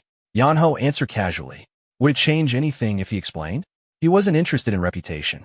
He didn't care about righteousness. Normally, he avoided interfering in other people's affairs. But for some reason, his blood had been boiling since earlier. So he needed someone to vent on. Ghost Demon exploded. He shouted that Yeonho dared treat the famous twin demon blades like toys. His left arm dropped. Green energy erupted. A giant poisonous serpent appeared from the claw technique. Its mouth opened wide. 6 Demon Corrupting Strike. Ghost Demon unleashed a storm of claw attacks. Green lines crossed through the air. Even touching one would wound and poison a body. Yeonho leaned back, twisted. His sword arm bent naturally to gather force. Ghost Demon attacked again. Then, his expression changed. A white flash descended. He barely reacted. Years of battle experience saved him. He forced his body aside. The sword only grazed him. For a moment, everything went quiet. Then his left ear fell. Ghost Demon touched the side of his head. Blood. His hearing vanished. Pain arrived all at once. He screamed. Now, missing fingers and an ear, he lost reason. Like a wounded animal, he charged recklessly. He swung wildly. Blade Demon immediately shouted for him to stop. Yeonho looked at him coldly, then sighed. The old fool had gone deaf in more ways than one. Ghost Demon lunged again. 6 Demon Corrupting Dance. The green serpent returned. Its jaws snapped forward. Yeonho simply lowered his body and slipped past. Then his sword moved. His voice remained calm. People should at least understand basic principles. The next moment, the sword cut cleanly through Ghost Demon's left arm. His entire arm separated. Yeonho looked almost sympathetic. Now the man would have to eat using his feet. Ghost Demon screamed. But Yeonho wasn't finished. He jumped, spun once in the air, then looked down. Another wave of sword energy descended. The blade removed the remaining arm, then continued downward. Both thighs were cut cleanly apart. His legs separated completely. Ghost Demon collapsed. Blood spilled across the ground. Yeonho landed lightly. Still holding his pose, he tilted his head, then asked quietly, evil deeds usually had reasons. But what about him? Did he really kill people just because he enjoyed it? Ghost Demon tried to answer. Only broken sounds came out. He pointed weakly, then stopped moving. His life ended there. Yeonho looked down. Dying like that suited him. Ending him cleanly in one strike would have been too generous. Then he flicked the sword. The blood scattered from the blade. Behind him, Blade Demon trembled. For the first time, he understood. He might actually die. Yeonho turned. Just one glance. Blade Demon jumped. He gripped both sabers tightly. His voice shook. He still couldn't process his companion's death. Yeonho looked at him and spoke calmly. The families of the people they killed suffered far more. What grievance did they even have? Blade Demon pointed a saber. His voice rose. What would Yeonho know? Yeonho slowly stepped forward. He answered quietly. He didn't want to know. He would simply send him to join his companion. Go below. Meet him there. He had thought they were iron. Turns out, they were only baked clay. That finally broke Blade Demon. Sweat poured down. His confidence vanished. He raised both hands slightly and stammered. Wait. Give him a moment. He wasn't ready. Yeonho continued walking. His voice stayed flat. Talking now wouldn't change anything. Bayabhang faltered and stepped back. His voice trembled as he insisted he was not trying to delay the fight. To him, the battle had become strangely incomprehensible, and he claimed that all he wanted was to face Yeonho properly and fight with everything he had as a martial artist. Yeonho looked at him with faint mockery. Then, with little interest left, he remarked that he was already bored. Still, he moved. Planting his feet, Yeonho shot forward. Steel collided. Bayabhang crossed both sabers and barely blocked the descending sword. Using the opening, he swung upward with his right weapon. Yeonho rotated smoothly, drawing his blade back over his shoulder. Another collision rang out. This time, Yeonho's strike carried more force. Bayabhang's arm instantly went numb, and the right saber was knocked from his grip. Sweat covered his face. Without hesitation, he raised his remaining blade and attacked again. Yeonho calmly redirected the strike. Bayabhang pressed forward continuously, sending wave after wave of saber chi. But Yeonho moved effortlessly. His body flowed through every attack. The saber chi sliced only fading after images. Then Yeonho's arm traced a loose arc sword chi descended. Bayabhang narrowly ducked. Yeonho looked at him coldly and questioned whether someone who slaughtered civilians could truly call himself a martial artist. Those words struck a nerve. Bayabhang's expression twisted. With anger rising, he charged again and unleashed another heavy strike. Yeonho merely leaned back. The attack missed. Immediately, Yeonho spun and drove his heel into Bayabhang's abdomen. The old man slid backward coughing. Sword chi followed. One wave, then another. Yeonho continued speaking. Someone who killed helpless people had no right to speak of pride or giving everything as a martial artist. Bayabhang struggled to block. Sweat drenched him. His thoughts became chaotic. Yeonho had displayed overwhelming skill, yet still looked relaxed. The realization was terrifying. Suddenly, Bayab Hang screamed. Dark energy exploded around him. His aura surged violently. His hand clenched tightly around the saber. The demonic energy flowed into the blade. Then he leapt, high into the air. The saber rose overhead. Power gathered completely. This strike contained everything he had. Yeonho slowly drew back his sword. Blue energy drifted around him. His fingers tightened. Then he quietly spoke. For someone like Bayab Hang, there was only one posture worthy of a martial artist. His body shone with white light. For a moment, everything became black and white. Yeonho swung. Several streaks of sword chi crossed. His eyes remained cold. The only posture left was death. Before Bayab Hang's strike could land, the crossing sword chi reached him. His body froze. The light passed through. His fierce expression disappeared. His eyes dimmed. At the end, he seemed to understand something. The myriad blades. A faint smile appeared. Perhaps being defeated by such a swordsman was not a bad ending. Then, his body fragmented in midair. Silence followed. Everyone stood frozen. Xiaohua, the 3 dragons, and 2 phoenixes. Even Gong Mujin. All stared in disbelief. Gong Mujin quietly admitted to himself he had been fortunate to survive his own encounter. Sir Ion looked at Yeonho in shock. Was this really her second brother? Only 2 words remained in everyone's minds. Master Swordsman. Yeonho lowered his blade and looked at the remains. While alive, the man had failed to live like a martial artist. At least in death, he could leave with that appearance. Elsewhere, a middle-aged man asked the subordinate kneeling behind him how the struggle over the manual was progressing. The subordinate reported that events were proceeding smoothly. Wudong and Shaolin had already entered the competition. The battle for the manual had become increasingly fierce. The man calmly instructed him to let the strongest claim it. The subordinate accepted, then added one final report. The person who had repeatedly ruined the plans of the second and third young masters had now been confirmed. It was the same individual. The middle-aged man narrowed his eyes. The report had caught his attention. The same person again? The subordinate bowed and explained that the individual responsible was W. Yeonho of the Southern Guangdong W clan. According to gathered information, he possessed top-tier martial skill, yet was strangely known as the laziest man under heaven. The man looked genuinely surprised. Their carefully prepared plans had repeatedly collapsed because of one lazy man. Though embarrassed, the subordinate admitted that was the truth. He added another update. The group transporting the manual was currently moving directly behind Yeonho's route. At this pace, the 2 sides would soon cross paths. The middle-aged man stroked his beard. If it were coincidence, it was an oddly persistent one. It almost seemed as if heaven itself had placed that man in their way. After recalling Yeonho's background as the son of the famed swordsman Yang Hen, he concluded this was not someone to underestimate. For now, he ordered observation only. Let events unfold. They would see whether Yeonho could survive among the martial artists driven mad by the manual. He then asked about his father. The subordinate reported that the old man remained in the garden, quietly observing flowers and meditating. The middle-aged man gave a faint nod. His father appeared to have gained some new understanding. But inwardly, he still wondered, why Yeonho? How could the laziest man under heaven become the variable that disrupted everything? Elsewhere, the aftermath of the battle remained. Witnessing Bayab Hang and Gong Kai fall so completely, Gong Mujin, Pang Du-yong, and Yin Heo remained frozen. Cold sweat rolled down Gong Mujin's face. He quietly muttered that Yeonho was less a person and more a monster. Yin Heo agreed. Seeing it directly was difficult to accept. It felt like watching a rabbit casually tear apart wolves. Meanwhile, Yeonho stretched lazily and walked back toward the carriage. His shoulders rolled once.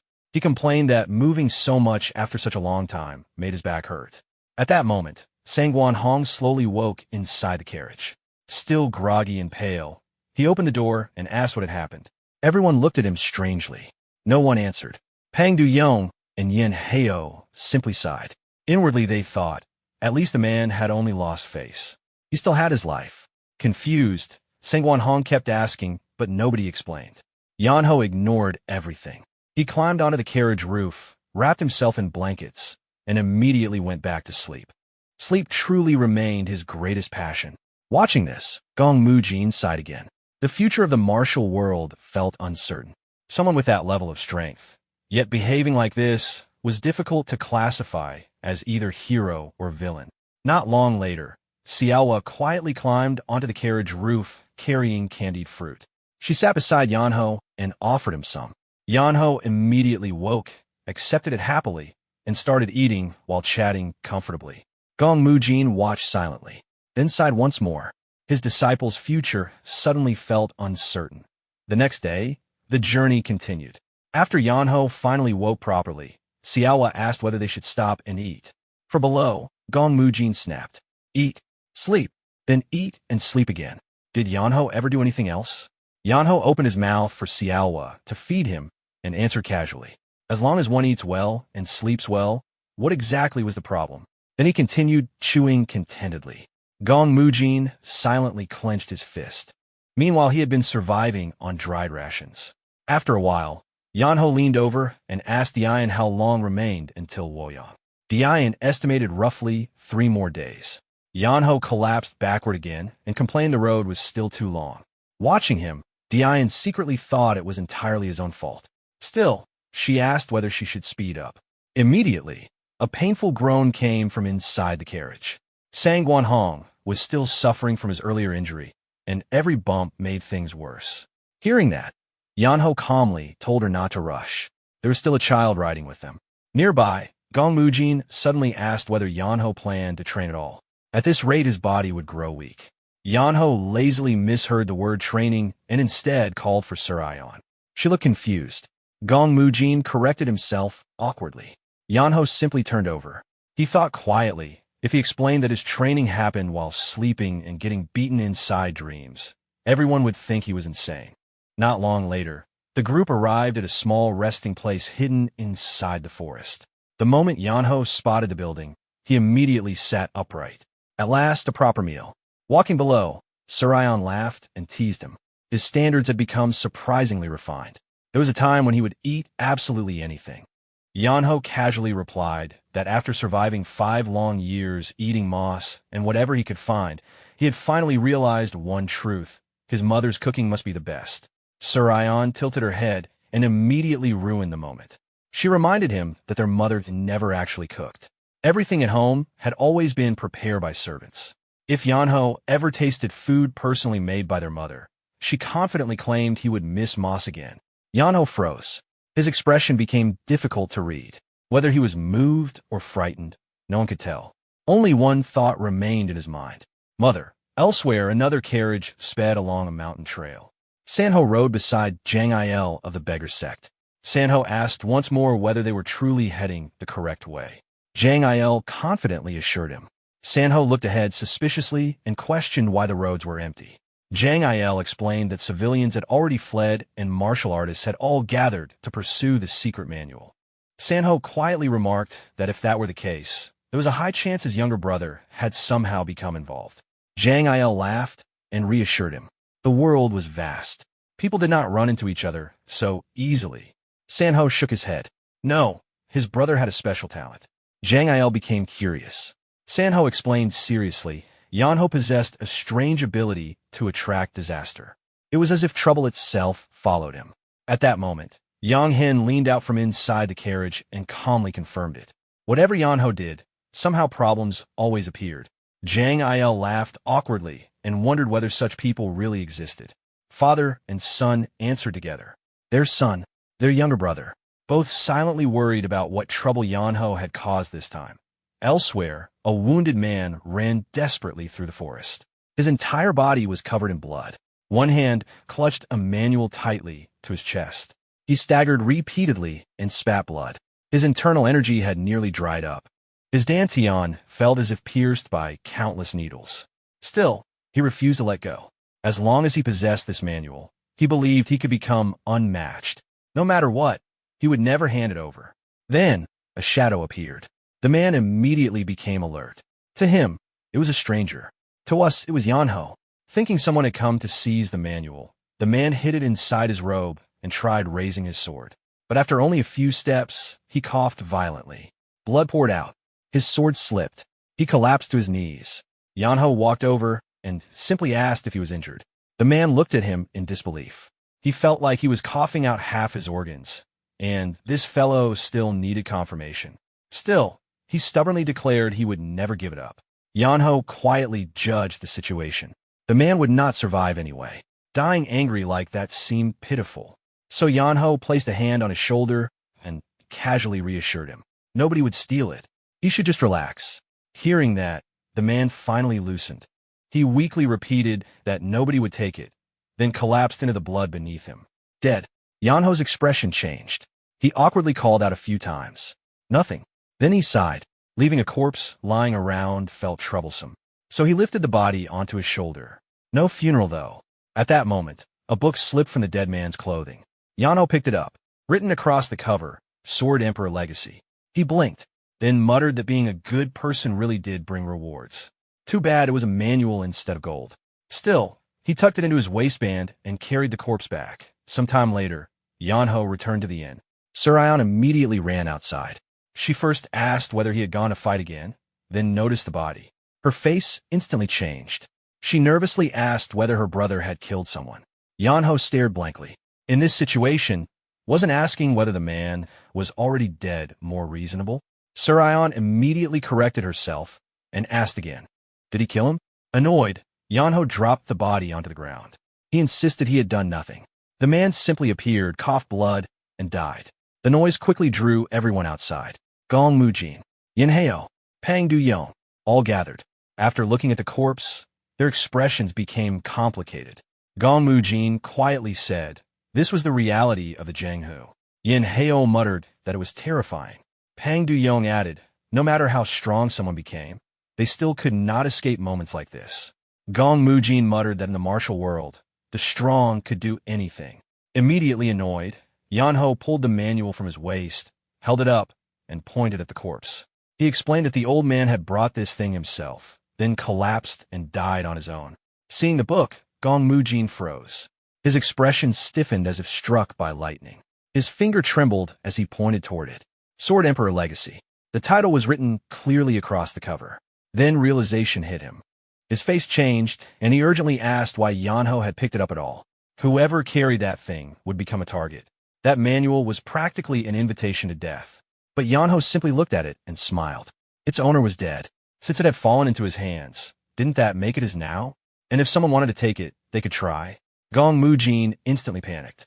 That expression again. Whenever Yeonho looked like that, something troublesome always followed. Before he could say anything more, figures suddenly rushed out from the forest. Leading them was a silver-haired elder. In moments, several masters landed inside the inn courtyard. None of them looked friendly. Their eyes first landed on the corpse. The elder narrowed his eyes and quietly remarked that greed had finally consumed the dead man. One of his followers noticed the manual. Immediately, all attention shifted to Yeonho. The elder stretched out his hand. If the dead man had passed the manual before dying, then now the boy should hand it over. Yeonho casually lifted the book. This? The elder answered yes. That treasure did not suit someone like him. Hand it over. Yeonho tucked it back into his robe and calmly asked why. If they wanted it, they should come take it. But before anything happened, another voice sounded.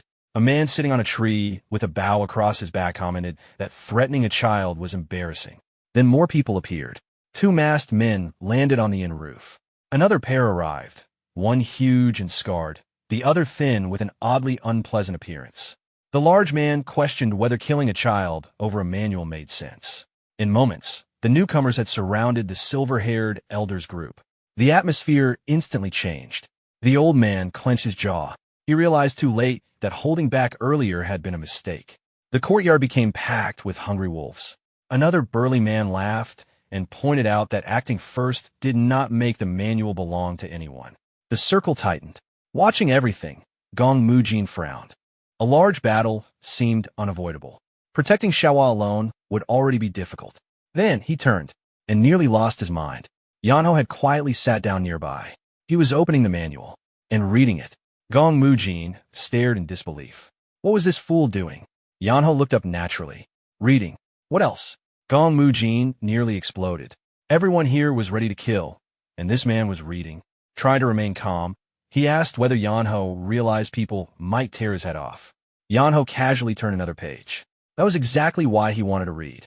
He wanted to see what kind of thing made people risk their lives. Gong Mujin had no answer. Yeonho even touched his neck and casually reassured him. His neck was tougher than it looked. Gong Mujin silently turned away and forced himself to calm down. At that moment, the man with the black tuft stepped forward. He introduced himself as Jua Vanon, then spread his arms and addressed everyone. If they all fought, many would die for nothing. Wouldn't cooperation be better? The strong could split the reward. The silver-haired elder considered it and agreed. Jua immediately called the others. The muscular man, the archer, the masked experts. Everyone gathered. Together, they approached Yeonho. Jua smiled and explained that cooperation had been decided. Then he politely advised the young man to understand the situation. If he wanted to live, he should hand over the manual. But after speaking, no response came. Yeonho remained seated, still reading. Yeonho paid no attention to the threats around him and continued reading. Seeing that, Jua Ale turned to Gong Mujin and asked whether he could persuade his companion. Gong Mujin only sighed and casually told him to try taking it himself. Jua Ale stared in disbelief. What did he just say? Gong Mujin finally lost patience. He turned toward the crowd and pointed directly at Yeonho. If they wanted the manual, they should stop talking and rob him. Once Yeonho decided something belonged to him, nobody was getting it back. Jua Ale's expression darkened. His hand slowly rested on the saber at his waist. How dare someone speak to him like that? But Gong Mujin showed no intention of backing down. Jua Ale glanced down and suddenly noticed the 3 plum blossom insignias embroidered on Gong Mujin's robes.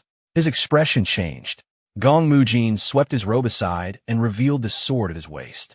A wave of aura spread outward and drifting plum blossom petals formed around him. He declared his name and warned them not to disgrace Mount Hua's sword. That single announcement instantly changed the atmosphere. Several of Jua Ale's followers stepped back.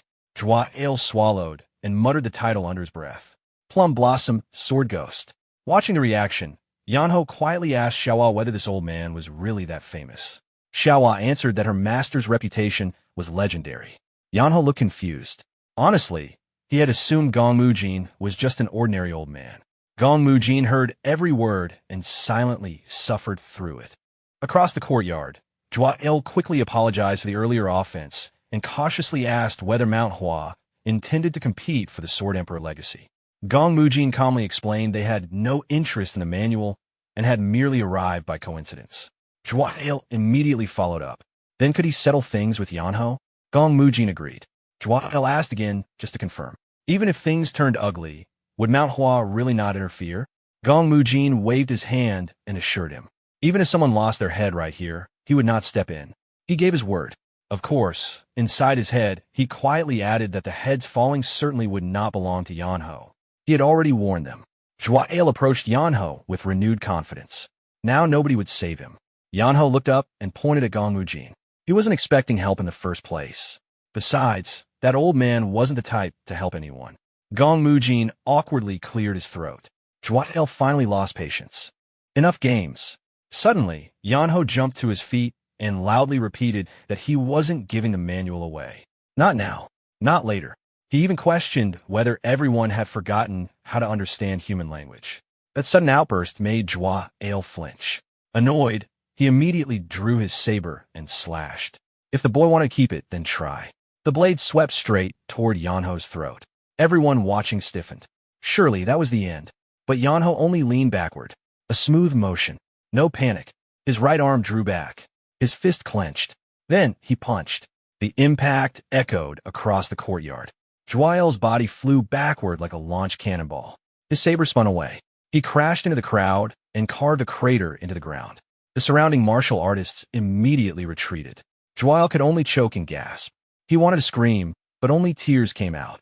Yeonho walked over, cracked his knuckles, then asked calmly, how dare he swing a blade over something Yeonho had already refused? Before anyone could react, Yeonho sat down beside him and started punching. One hit after another, like pounding grain. He asked what would have happened if he had failed to dodge. Inside, Jua Ale wanted to argue, but you did dodge, yet no words came out. His face swelled until it barely looked human. The surrounding fighters broke into cold sweat. 9 Flashblade. Defeated like this? Even Gong Mujin felt uncomfortable watching. He quietly reflected that if he had acted carelessly back then, he might have ended up in the same condition. From now on, proper greetings before sparring. Good manners preserve life. Finally, Gong Mujin stepped forward and awkwardly tried to stop Yeonho. Wasn't this getting a little excessive? Yeonho stopped and looked back. Excessive? If he had been weaker, he would already be dead. That old man attacked with full intent to kill. So what exactly was excessive about this? After saying that, Yeonho casually kicked Jua Ale away and told him to get lost. Then he sat back down, pulled out the manual again, and resumed reading as if nothing had happened. He muttered that he truly didn't understand why people kept picking fights with someone quietly trying to read. The entire courtyard fell silent. No one dared speak. Then, a shirtless martial artist stepped out from the crowd with a cold laugh. His appearance alone looked unsettling. He introduced himself as Yang, Ghost Demonic Hand, and remarked that the brat probably didn't even know who he was. Yeonho looked up briefly and waved him closer. He said he had something to tell him. Yang frowned and stepped forward. Then bang. Before anyone realized what happened, Yang was already flying backward after taking a clean punch to the jaw. Yeonho calmly returned to reading and casually told him to get out of his sight. Gong Mujin blinked and asked in confusion. The man hadn't even attacked yet, so why hit him? Yeonho answered honestly. His face looked like he was about to do something unpleasant. Gong Mujin thought about Yang's expression and hated that the reasoning somehow felt convincing. Next, the large muscular man carrying an enormous axe stepped forward. Yeonho immediately looked at him suspiciously. The man introduced himself as Seek Il from Blood-Soaked Fortress. Yeonho asked directly whether he wanted a beating too. Unexpectedly, Seek Il hurriedly hid his axe behind his back and awkwardly waved. No, just a harmless passerby. Yeonho stared at him. A harmless passerby? Seek Il scratched his head and explained that people always misunderstood him because of his appearance. It genuinely hurt his feelings. Yeonho slowly turned and looked at the gathered martial artists.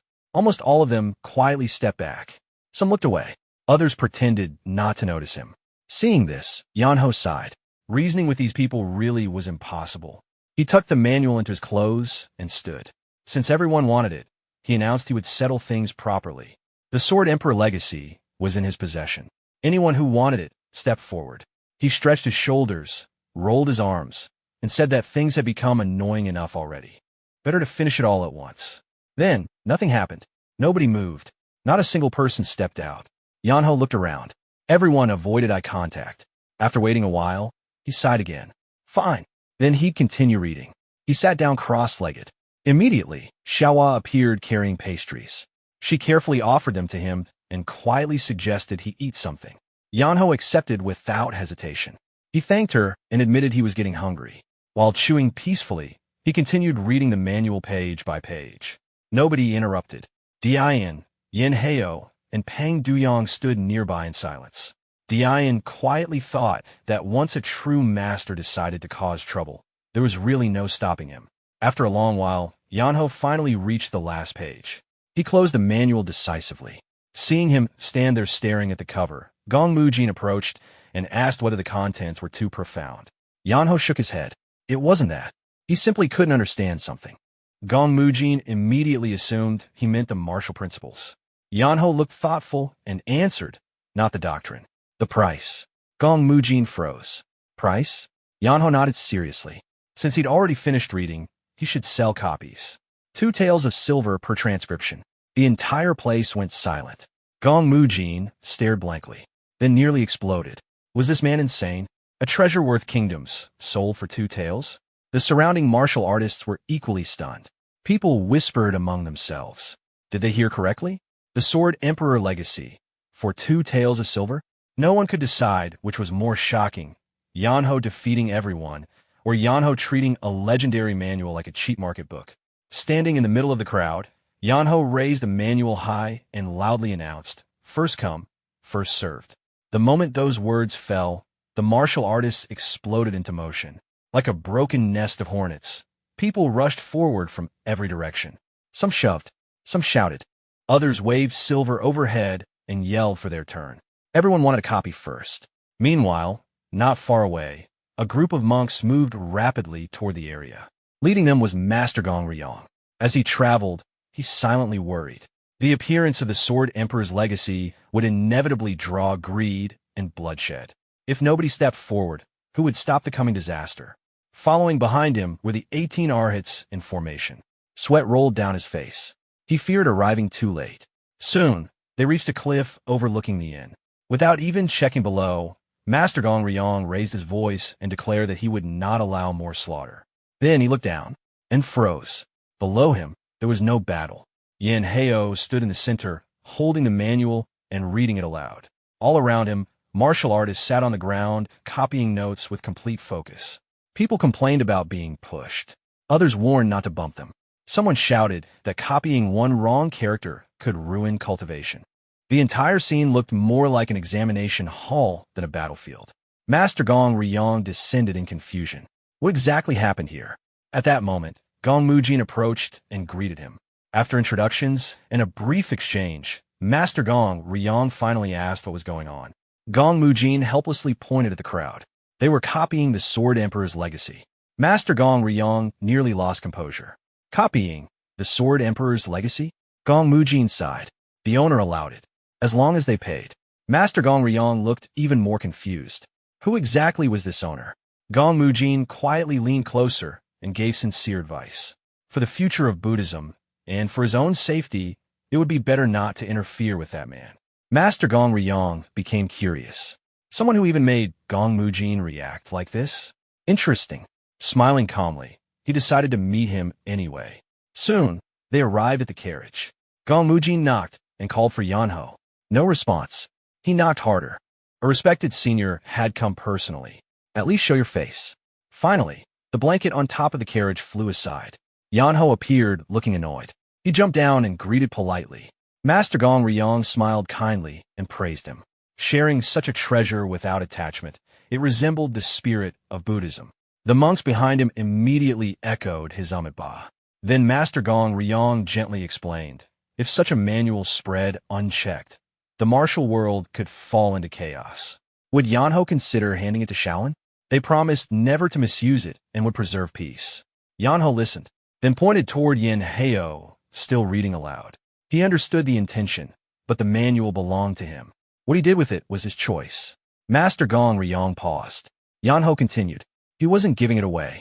The original remained his. People were only buying copies. 2 taels each. Just then, a man awkwardly approached. Someone told him to come here if he lacked money. Yeonho immediately pointed him to the side. Right place. Go over there. To everyone's surprise, a temporary office of Silver River Exchange had appeared. The Luoyang branch had set up business on the spot. At the center sat fund manager Huang Chun, welcoming customers warmly. After identifying the customer as Zhang Pil, the 9 lightning sword, he enthusiastically introduced a special offer. Borrow now. Only 50% yearly interest. Zhang Pil stared blankly, then slammed the table. 50%? That's robbery.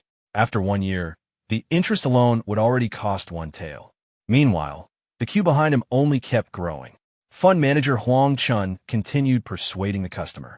Once he mastered the manual and became a top expert, would 3 taels still matter? It would become pocket change.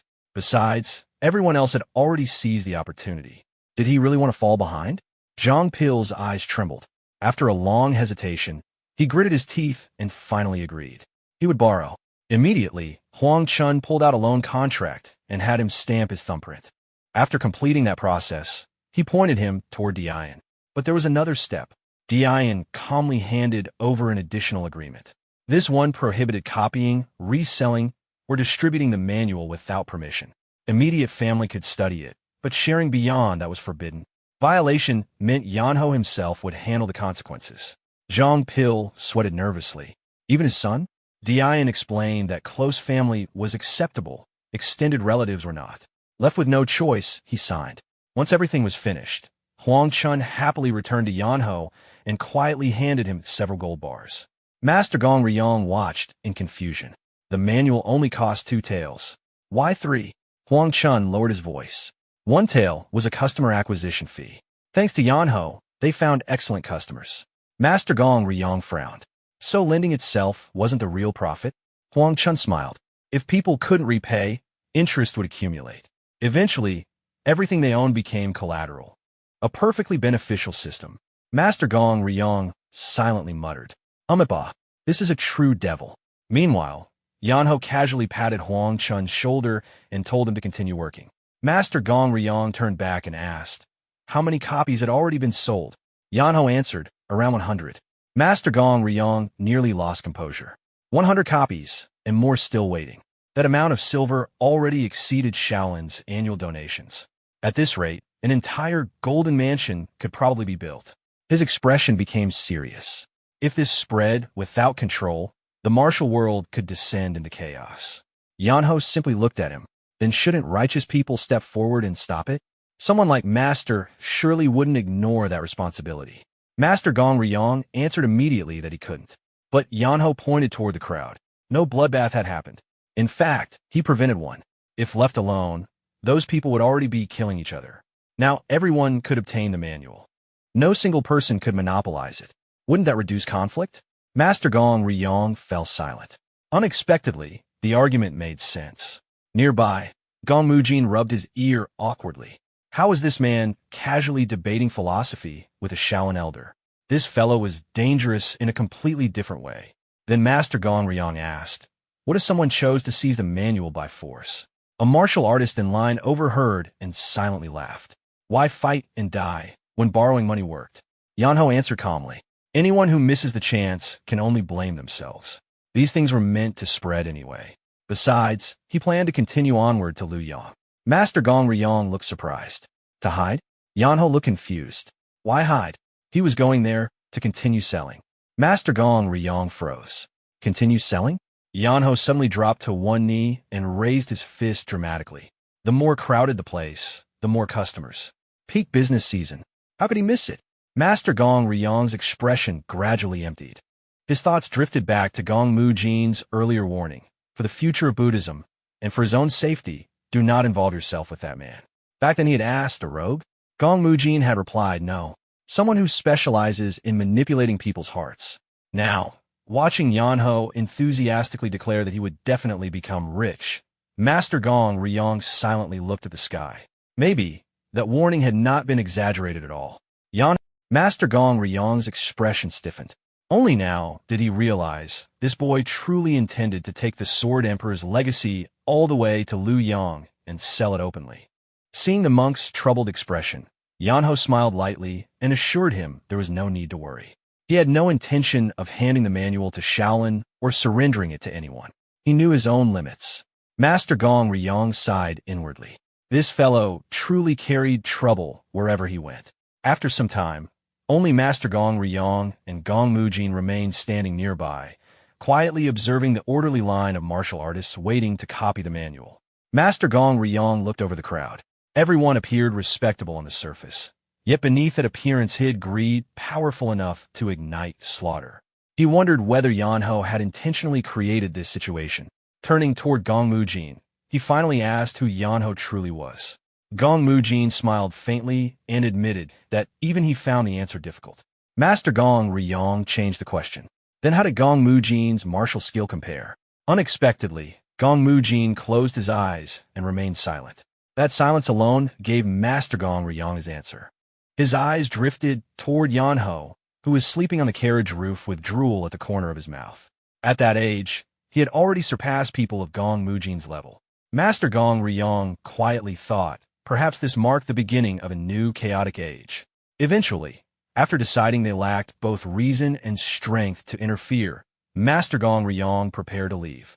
Before departing, he instructed one disciple to remain. The disciple, Myun, looked confused. Master Gong Ryong explained that remaining hidden in temples forever would not lead to enlightenment. To understand truth, one had to experience ordinary life. Myun was moved and accepted the order sincerely. Then Master Gong Ryong stepped closer and whispered one final instruction.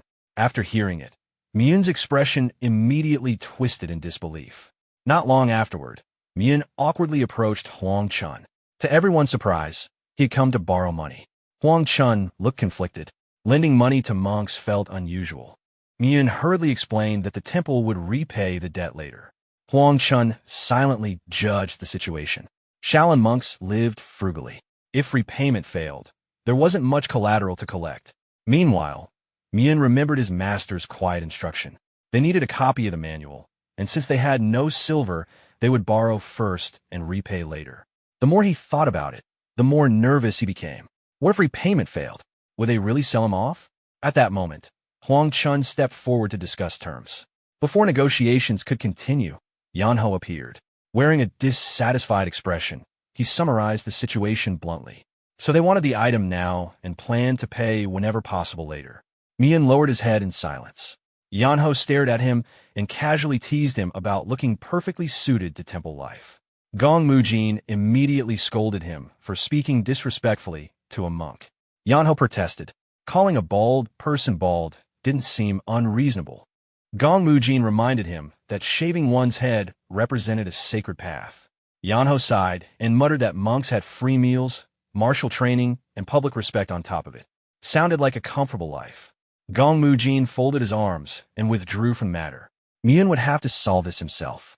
Unexpectedly, Mian suddenly dropped to his knees and begged Yeonho for help. Yeonho calmly produced a document. It was a certificate of personal ownership. Mian stared in confusion. As a disciple of Shaolin, he wasn't allowed to privately own possessions without reporting them to the temple. And suddenly, the monk realized this transaction might become far more complicated than simply borrowing money. Yeonho grinned and asked whether the monk planned to take the manual back to Shaolin and let everyone study it together. If that was the case, the price would be 500 taels of gold. Mian froze. Others only paid 2 taels. How did it suddenly become 500? Yeonho sighed and explained that ordinary buyers only passed it down inside their own households. Mian immediately protested. Shaolin was a family too, a very large one. Could there at least be a discount? Yeonho looked him over and replied that no family had hundreds of members. After a brief pause, he generously reduced the price, 300 taels. Final offer. Even after the reduction, Mian nearly collapsed. How was one monk supposed to gather that kind of money? Yeonho casually answered, then repay with labor. At once, Huang Chun finished drafting a contract and proudly presented it. Debt agreement. Debtor Mian. Terms. Serve creditor Yeonho until repayment is complete. Mian stared blankly. Becoming bonded labor was not something he could decide himself. Yeonho clicked his tongue and asked who had authority then. Mian answered that at minimum, his master had to approve. The moment he finished speaking, Yeonho disappeared. Everyone blinked. Before anyone processed what happened, he returned holding a folded letter. He handed it directly to Mian. Mian was stunned. Did he seriously chase down Master Gong Ryong and return that quickly? He opened the paper. Inside was a familiar handwriting. The message said the decision had already been made. Stop asking again. Stamp the contract. Send a copy of the manual back to Shaolin. Thank you for your effort. Signed, Master Gong Ryong. Mian stood frozen. After staring at the letter for a long time, he silently cursed. It was absolutely his master's handwriting. That night, the caravan finally departed. Now it had one additional passenger, bonded servant Mian. As they traveled, Mian stared endlessly at the letter. He couldn't understand how his master had truly left him behind. Gong Mujin comforted him and said it wasn't abandonment. Though privately, even Gong Mujin admitted reality. They had all been traded for the manual. Meanwhile, life on the carriage roof remained peaceful. Surion fed Yeonho sweets. Yeonho obediently opened his mouth and happily praised the taste. Gong Mujin looked over and silently concluded again, this fellow was terrifying. Earlier, Yeonho had suddenly announced that he wanted traditional sweets. Mian had protested. At this hour, where was he supposed to find them? Yeonho calmly gave 2 choices. Pay 300 taels or bring sweets. So the monk ended up sprinting through the night to buy dessert. Back in the present, Yeonho chewed happily and commented that Mian ran faster than legendary horses. 300 taels well spent. Curious, Surion asked how much money they had earned. Dian clarified, how much silver exactly? Yeonho counted for a while and raised one finger. Roughly 800 taels of gold. Surion nearly choked. She had never imagined seeing that amount. Yeonho stretched lazily and declared that living honestly really did bring heavenly rewards. Thinking back to risking his life for only 100 taels before, he still felt resentful. Surion shyly asked whether she could eat whatever she wanted from now on. Yeonho immediately agreed. If she worried about getting fat, then she should learn palace lightness techniques. That way she could eat endlessly. At that moment, Sayawa quietly offered another piece of dim sum to Yeonho. He accepted and thanked her naturally. Surion glanced between them. A beautiful young lady. disciple of Mount Hua's great swordsman. Good background. Strong. Then she looked at her second brother. Handsome. Good family. Ridiculously strong. Only ruined by laziness. After thinking it over, she decided neither side suffered any loss. Smiling quietly, she handed a sweet toward Sayawa and asked to be fed too. Sayawa awkwardly complied. The two sat beside each other quietly. Meanwhile, Yeonho kept chewing and watched them in confusion. Not long after, the group arrived at a small fortress. Something felt strange. People had already gathered at the gate. Red lanterns lit the entrance. Gong Mujin frowned. What was happening? Yeonho jumped down and answered casually, people. Gong Mujin folded his arms and snapped that obviously they were people. Since when did animals use lanterns? Yeonho looked puzzled. If it was obvious, then why ask? Gong Mujin glared back. What exactly had Yeonho done to make him this irritated? Gong Mujin simply turned away. That wasn't something Yeonho needed to worry about. At that moment, Mian stepped forward and looked toward the gate. It seemed the people gathered they were waiting for someone. Yeonho folded his arms and asked who would choose this hour to ambush travelers. Gong Mujin answered immediately. Wasn't it obvious? They were here for the manual. Yeonho looked surprised. But copies had already been put up for sale. Couldn't they just buy one? Gong Mujin's expression grew serious. He reminded him again, people like this would always appear. Bandits, opportunists, and those who wanted shortcuts. Yeonho should stay cautious. Dian asked whether they should avoid the trouble and take another route. Yeonho shook his head. Luoyang wasn't far anymore. If avoiding wasn't possible, they would go straight through. So the group continued toward the gate. Behind them, Mian looked at the crowd and wondered if all these people truly gathered over a single manual. Was this really normal? As they approached, the leader raised an arm and ordered everyone to halt. From the carriage roof, Yeonho muttered that quite a gathering of heroes had appeared. Gong Mujin stepped forward proudly and introduced himself as Gong Mujin of Manhwa. Immediately, the leader barked back and demanded the owner of the manual show himself. No one cared who Gong Mujin was. The words hit him directly. His expression stiffened. A renowned Mount Hua swordmaster, reduced to an unnamed extra. His veins nearly burst. He was ready to draw his sword. Mian hurriedly held him back, while Sayawa quietly prayed her master would endure the humiliation. Before Gong Mujin could continue, Yeonho stepped forward and casually raised two fingers. Since they refused to speak to the anonymous pawn, the honored guest had arrived personally. Mian instantly covered Gong Mujin's mouth. The leader pointed at Yeonho and demanded the manual. If he valued his life, he should hand it over. Yeonho looked puzzled. Hadn't they already been given a chance? Fine. He repeated it. 2 taels per copy. The leader exploded. Who had money for something like that? Nobody would pay that much for some old book. Yeonho slowly turned and looked at everyone behind him. So they heard it too. While they borrowed money and signed contracts, these people wanted to take it for free. And apparently, paying honestly made them fools. The crowd froze. Then faces darkened. Someone shouted. Who was he calling fools? They were already buried in debt. The leader panicked and denied everything. But nobody listened anymore. Yeonho casually added that these people didn't respect anyone. They simply wanted the manual without paying. The scene shifted to the strategist quietly drinking tea while deep in thought. He wondered whether Jang Han could truly handle someone like Yeonho. A son who surpasses his father rarely remains under control. Although he wanted to send the troublesome boy back to the Guangdong Wei clan immediately, he knew discarding such talent would be foolish. His growing headache and stomach pain only made things worse. At that moment, someone arrived. To his surprise, it was the alliance leader himself. Caught off guard, the strategist asked what brought him there. The visitor casually explained that since the strategist was always busy, visiting personally seemed easier. This man was Chansa, the absolute fist and leader of the venerate Heaven Orthodox Murim Alliance. After sitting down, he lightly asked how someone as capable as the strategist had become sick from stress. Elsewhere, Yeonho stood with both arms raised. His father continued disciplining him and demanded an explanation for causing someone like the strategist so much trouble. Yeonho tried defending himself, but his father cut him off immediately. Yeonho pointed out that he was being scolded before anyone even explained what happened. That only made things worse. Trying to escape, Yeonho asked where everyone else had gone. His mother had gone to rest.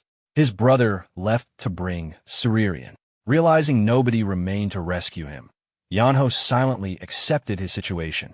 His father reminded him that he came all the way to Luoyang just to drag him home. After a moment, his father softened slightly. 5 years had passed. Perhaps the harsh approach was unnecessary. He finally allowed Yeonho to lower his arms. Yeonho dropped them instantly. His father questioned whether that response was too quick. When asked what he had been doing lately, Yeonho declared that he would only explain once everyone gathered. Then he pulled over a blanket and lay down to sleep. His father stared in disbelief. Yeonho explained there was still time before dinner. His father immediately flipped the entire bed over. Yeonho crashed face first, but only commented that his father looked healthy as ever. Back with the strategist, the alliance leader found the situation strange. Looking at Jang Han and Sanho, their families seemed disciplined and serious. It made no sense that Yeonho turned out completely different. The strategist quietly accepted that logic did not apply here. The alliance leader asked whether Jang Han had arrived. After receiving confirmation, he decided to find an excuse to meet Yeonho personally. The scene returned to Yeonho. Everyone had gathered: his parents, brother, sister, Master Mujin of Mount Hua, and Seowa. Yeonho finally began explaining everything that happened. His father refused to believe a single word. According to Yeonho's explanation, he coincidentally found a hidden cave, met the inheritance of an old master, and gained martial arts through unusual circumstances. His father summarized it sarcastically and pointed out that it sounded more unbelievable than finding a dragon's inner core. Yeonho casually praised him for understanding so quickly. That only annoyed his father further. Unexpectedly, his mother accepted the story immediately and pitied what her son must have endured. Then Master Mujin spoke. Given Yeonho's current level of martial arts, achieving that through ordinary means felt impossible. Hearing that, his father became even more confused. Even others nearby accepted the explanation surprisingly easily. The branch leader called it a rare opportunity. The beggar sect leader complained that he had searched mountains for years and never encountered anything remotely similar. Seowa quietly sympathized with Yeonho. Meanwhile, his father stood alone wondering why everyone accepted something so absurd. Then, Sanho stepped forward. For the first time, their father felt hope. His reliable eldest son would surely question this story. But instead, Sanho only asked where this mysterious master originally came from. Yeonho lazily replied that he thought the man belonged to some old clan, and said it probably was not important. To the father's complete disbelief, Sanho reacted the opposite way. Instead of questioning the story, he became angry that Yeonho had endured such brutal training. He praised him for surviving and said things could have ended far worse. Sanho even demanded to know where that master was so he could speak to him directly. Yeonho quickly calmed him down and explained that no trace of the master remained. At that moment, their father completely lost hope. His reliable eldest son had somehow accepted the impossible story without hesitation. Meanwhile, Yeonho found himself surrounded by affection. His mother held him proudly. His brother praised him for enduring everything, and even his sister hugged him and called him the best. Yeonho quietly enjoyed the attention. Only his father sat to the side, feeling ignored and strangely jealous. Then a knock sounded. The alliance leader had arrived. The room instantly became tense. As he entered, the pressure from his presence caused almost everyone to lower themselves respectfully. He greeted Jang Han casually and joked that time had left its mark. Jang Han apologized for not visiting first, but the leader brushed it aside. He explained that he did not intend to interrupt a father reuniting with his son after 5 years, and only came because he might not have another chance. After sitting down, his attention moved directly to Yeonho. Internally, he noted that the boy looked nothing like his father. He addressed Yeonho directly. Without hesitation, Yeonho simply asked whether the leader knew him. Jang Han nearly lost his mind. The alliance leader only laughed and explained that he had heard many stories and wanted to see the boy himself. Jang Han apologized again for not raising him properly, but the leader dismissed it and revealed that the strategist spoke about Yeonho endlessly. Yeonho casually introduced himself as someone who simply enjoyed being lazy and staying under blankets. The leader smiled and remarked that he was apparently an unusually strong, lazy person. Then, he released his inner power. A samovar rose into the air. Everyone froze.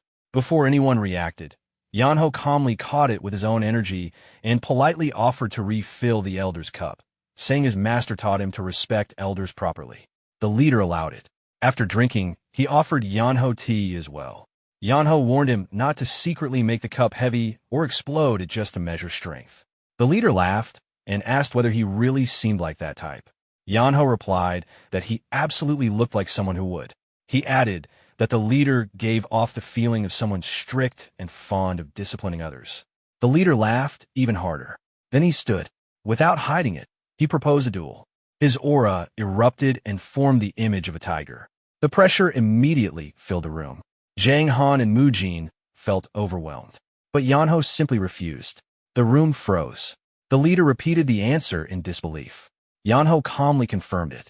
The leader reminded him who he was and pointed out that countless martial artists dreamed of exchanging even one move with him. Yeonho suggested he fight those people instead. The answer completely broke the atmosphere. The leader sat back down and stubbornly insisted that Yeonho fight. He even joked that if Yeonho disliked authority so much, he should become alliance leader himself. At that moment, Sanho stepped forward. He respectfully explained that Yeonho was still young and naturally could not compare with the alliance leader. Unexpectedly, Mujin interrupted. He explained that Sanho misunderstood. The Yeonho he knew was already qualified to stand before the alliance leader. He warned Sanho not to look at Yeonho as family, but as a martial artist. Sanho turned toward his brother. Yeonho immediately denied everything. Sanho ignored the excuse and demanded an honest answer. He reminded Yeonho that refusing someone who had shown respect was improper. He lectured him that gratitude and manners mattered more than comfort. The words continued until Yeonho looked exhausted. Unable to escape, Yeonho finally surrendered. He agreed. The alliance leader laughed loudly and declared it a wonderful decision. Everyone reacted positively. Only Yeonho sat there silently. Inside, he mourned the death of his peaceful sleep, and quietly decided that if they insisted on dragging him into this fight, then they would see exactly what kind of battle they asked for. The scene shifted to a secret training ground hidden deep within the rugged mountains. Looking over the vast landscape, Gong Mujin commented that it was an impressive place. The alliance leader explained that this was sacred ground and normally impossible for outsiders to enter. Yeonho immediately dismissed that claim and casually remarked that if he wanted to enter, he could do it any time. The alliance leader looked around and replied that few people would dare ignore his orders and trespass here. Still, if anyone did, they would at least witness something worth seeing. As he watched Yeonho, he reflected quietly. To reach such martial ability at barely 20 years old was unprecedented in Jeonghu history. The boy would eventually shake the world. His older brother also possessed exceptional qualities, making him an ideal example to others. Yet somehow, it was this lazy younger brother who reached that realm first. Noticing the stare, Yeonho asked why he was looking at him like that, and said it reminded him of his father's disappointed expression. The alliance leader laughed and asked if that was not a compliment. Yeonho rejected the idea immediately. Embarrassed, Jang Han apologized for his son's attitude, while Sanho delivered a quick hit to the back of Yeonho's head. Watching the family interaction, the alliance leader quietly wondered how difficult raising him must have been. Soon, the two stood opposite each other. The atmosphere changed. Gong Mujin immediately told everyone to move farther back. Jang Han looked confused since they already seemed far enough. Mujin insisted. He asked Great Hero Wai and Sanho to protect everyone nearby. Unable to hide her concern, Yeonho's mother asked whether the alliance leader intended to kill her son and wondered if Yeonho could truly face someone of that level. Jang Han reassured her and assumed the alliance leader would naturally hold back.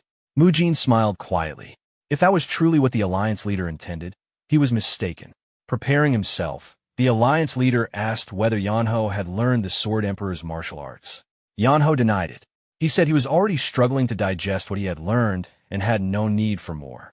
Internally, he even thought the manual itself looked questionable. Amused, the alliance leader asked whether he still thought that despite it being the Sword Emperor's legacy. Yeonho asked whether he had personally seen it. The leader said yes. Yeonho then asked if he had learned it. The alliance leader simply answered, he uses fists. Flexing his arms, he explained that today would finally let him loosen up properly. Recently, he had grown bored because nobody could force him to use real strength. Yeonho reminded him of his earlier claim that countless people wanted instruction from him. The alliance leader sighed. Training weak people carefully was exhausting. Experienced masters avoided sparring altogether to protect their pride. In the end, he spent his days doing harmless exchanges with juniors. Anyone would get tired of that. Yeonho laughed and said those disciples would be devastated if they heard him speak like that. The alliance leader admitted that maybe they would, but today was different.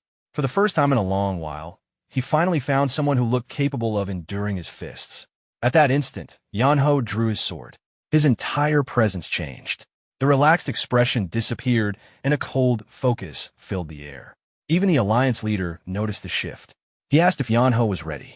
Yeonho replied that his master once taught him, no matter how powerful someone appears, the moment they underestimate an opponent, they are already dead. A true martial artist must judge their opponent correctly at all times. The alliance leader lightly bounced on his feet and smiled. At least his master taught him properly. Yeonho lowered his stance. The pressure alone cracked the ground beneath his feet. He declared one final principle. No martial artist under heaven could remain relaxed before his sword. Then he exploded forward. His opening strike went directly for the alliance leader's face. Chan blocked with his armored fists, but the instant their weapons met, he noticed something shocking. His steel gauntlets were being cut apart. Forced to redirect the strike with raw strength, he stepped back, internally realizing the rumors had undersold Yeonho. This was beyond expectation. The sword style itself made no sense. There was no visible structure, no elegance, and no predictable flow. It looked reckless, yet every strike carried overwhelming force. What surprised him even more was that Yeonho kept making ridiculous expressions while launching killing blows. Chan suddenly realized he had invited the boy for a spar. Yeonho came intending to win. Another heavy strike descended. Chan narrowly avoided it and immediately closed distance. This time he stopped holding back. His fist drove into Yeonho's stomach. The impact exploded through the air and sent violent winds outward. Yet Chan's eyes widened. Yeonho had blocked it. Using his shoulder and left arm, he absorbed the attack. Even so, the force pushed him backward. Yeonho complained and told the old man to go easier. Chan only laughed. Aura gathered around his fists as he rushed in again. His punches came continuously, each one producing destructive shockwaves. The spectators were overwhelmed. Sanho and Mujin drew their weapons just to shield everyone. Sanho asked whether they should stop the fight. Mujin calmly refused. Nobody present could interfere. Punch after punch came like endless artillery. Yeonho met every strike with his sword. He warned that he would get serious if this continued. Chan laughed and asked when exactly Yeonho had not been serious. Defending himself, Yeonho realized something. This old man looked easygoing, but every punch carried terrifying weight. After avoiding another heavy blow, he accepted reality. Distance opened. Yeonho lowered himself again. This time his full power surfaced. Light gathered around both him and his sword. A glowing X appeared across the blade. Seeing it, Chan released his own power. He praised the stance and challenged Yeonho to survive what came next. Both fully unleashed themselves. Energy wrapped around their bodies. Chan's muscles expanded. His fist gathered all surrounding force into a single point. Mujin and Jang Han felt suffocated by the pressure. Then, the alliance leader used his ultimate technique. Heavenly King's Heavenly Rain. A gigantic fist of pure force descended. Yeonho remained still. He activated his own technique. Mad Sword Soul Sovereign, 10,000 swords under heaven. His parents shouted in panic. But Yeonho remembered his master's words. His sword was invincible. His foot crushed into the earth. Then he launched forward. Against everyone's expectations, he cut through the giant fist. Piece by piece, the overwhelming attack shattered completely. The spectators stood frozen. Yeonho continued straight through. For the first time, the alliance leader was shaken. He attempted another strike, but Yeonho suddenly stopped, then turned his head and looked elsewhere. Chan froze. Everyone froze. Why look away during the deciding moment? Instinctively, Chan looked too. That was the mistake. It was a trap. The instant his attention shifted, Yeonho attacked. He slammed Chan into the ground. The spectators stared in silence. Yeonho remembered another lesson from his master. Elegant one-strike victories belong to stories. Real battles only require winning. Dirty methods are methods. Planting his sword beside Chan's face, Yeonho looked down calmly and asked whether this counted as his victory.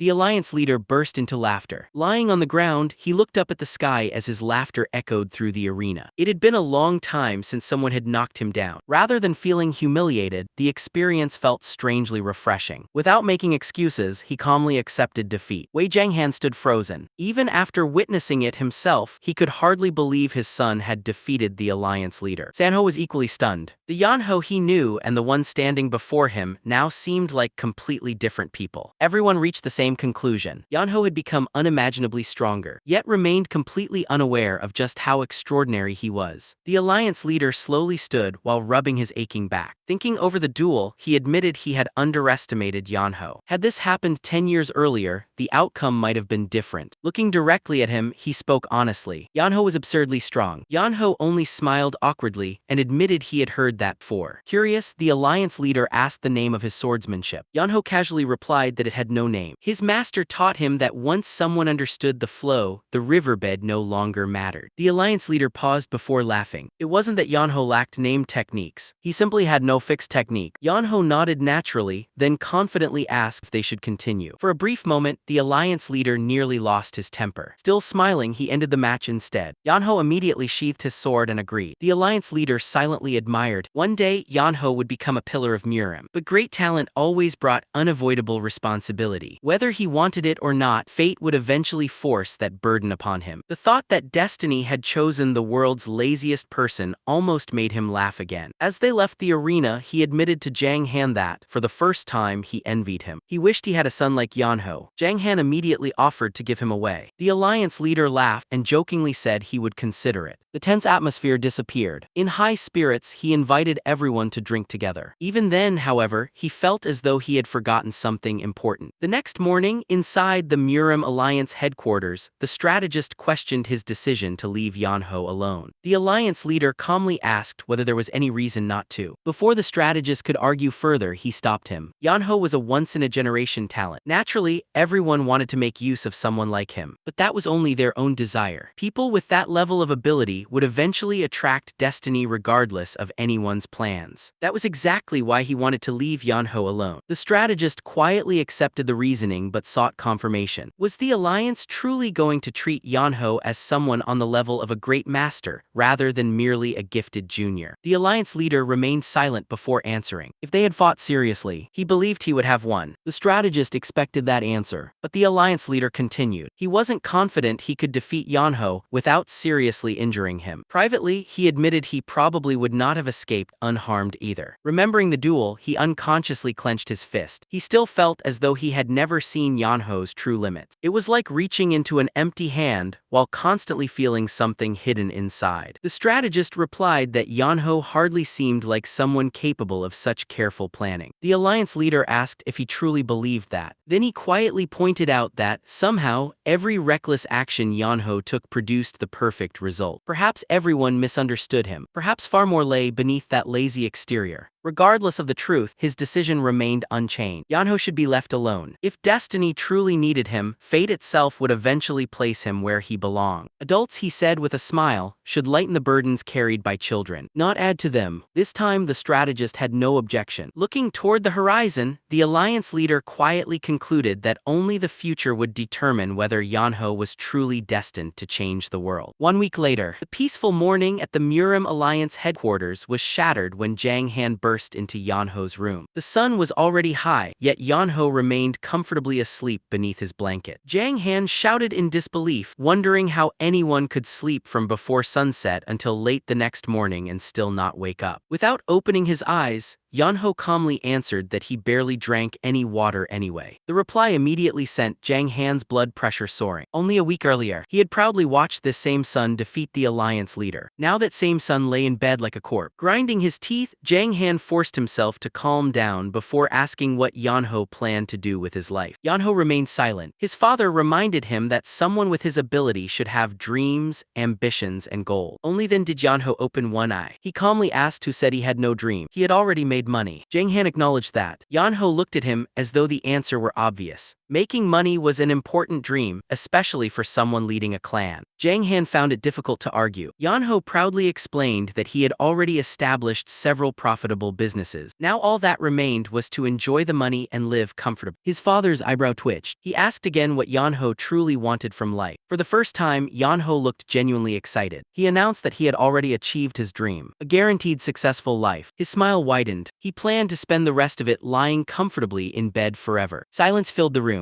Then Jang Han exploded. With a furious shout, he flipped the bed over. Yeonho crashed onto the floor, rubbed his head, and casually remarked that his father's strength seemed to have improved. Not long afterward, the entire Wei family gathered to discuss what to do with him. The meeting felt more like an emergency conference than a family reunion. Guang Hong, Lee So Hwa, and Yurin quietly stood nearby, while Guang Hong privately wondered why they had somehow become part of another family's meeting. Jang Han sighed deeply. Yeonho's laziness had not changed at all. His wife agreed. Jang Han slammed the table, saying that was exactly the problem. It would have been one thing if Yeonho were ordinary, but someone who reached such heights in martial arts should not waste his talent. His wife wondered whether that was really a bad thing. Jang Han insisted that even the finest sword rusts if left unused. They had to cure his laziness. At that moment Sanho spoke. There might be a solution. His father looked confused. Sanho explained that whenever Yeonho accepted responsibility for something, he always finished it. Guang Hong agreed. Still seeing confusion, Si Rei explained that Yeonho normally wanted to do nothing, but once he decided something needed doing, he always saw it through. Yurin quietly joined the discussion. Blushing, she admitted that Yeonho was the kindest, strongest, and most responsible person she knew. He always stepped forward to help others without being asked. Those words suddenly inspired Jang Han. He immediately announced that it was time to choose a wedding date. Everyone froze. His wife pinched him before he could continue and told him to stop talking nonsense and pay attention to Sanho instead. Just then Jinong entered. After hearing the conversation, he admitted that Yeonho truly was responsible. Jang Han sarcastically remarked that the future of the beggar sect looked bleak. Ignoring him, Jinong listed Yeonho's accomplishments one after another. Rescuing the royal inspector, reviving Sacred Hand Manor, defeating the demonic cult, eliminating the Ghost Blade Demon duo, stopping the massacre at Mount Luo, and finally, fighting the alliance leader head-on. Even Jang Han could no longer deny those achievements. Placed together, they formed an unbelievable record. He slowly wondered whether Yeonho truly possessed a strong sense of responsibility after all. Sanho concluded that they simply needed to keep giving him things worth doing. To accomplish that, they first had to get him out of the Murim alliance. Guang Hong sighed. That was easier said than done. Jinong initially agreed it was impossible. Then something suddenly occurred to him. He smiled. There was one matter Yeonho would never be able to ignore. Meanwhile, completely unaware of the discussion, Yeonho suddenly woke from a nightmare. Cold sweat covered his body as memories of his training resurfaced. Trying to calm himself, he muttered that he felt even more tired after sleeping. At that moment, Yurin entered carrying a tray of freshly prepared food. She shyly explained that she had accompanied his family by chance and had done her best preparing the meal. Yeonho awkwardly thanked her, saying she did not need to go through so much trouble. Yurin gently shook her head. Without Yeonho, both her body and mind might have been ruined. She could never repay him for opening a new path in her life. Yeonho fell silent. After listening to his father's constant yelling every day, he found it difficult to respond to such sincere kindness. Yurin smiled and encouraged him to eat before the food became cold. Yeonho agreed. For a brief moment their eyes met. Neither spoke. Yurin quickly looked away, blushing.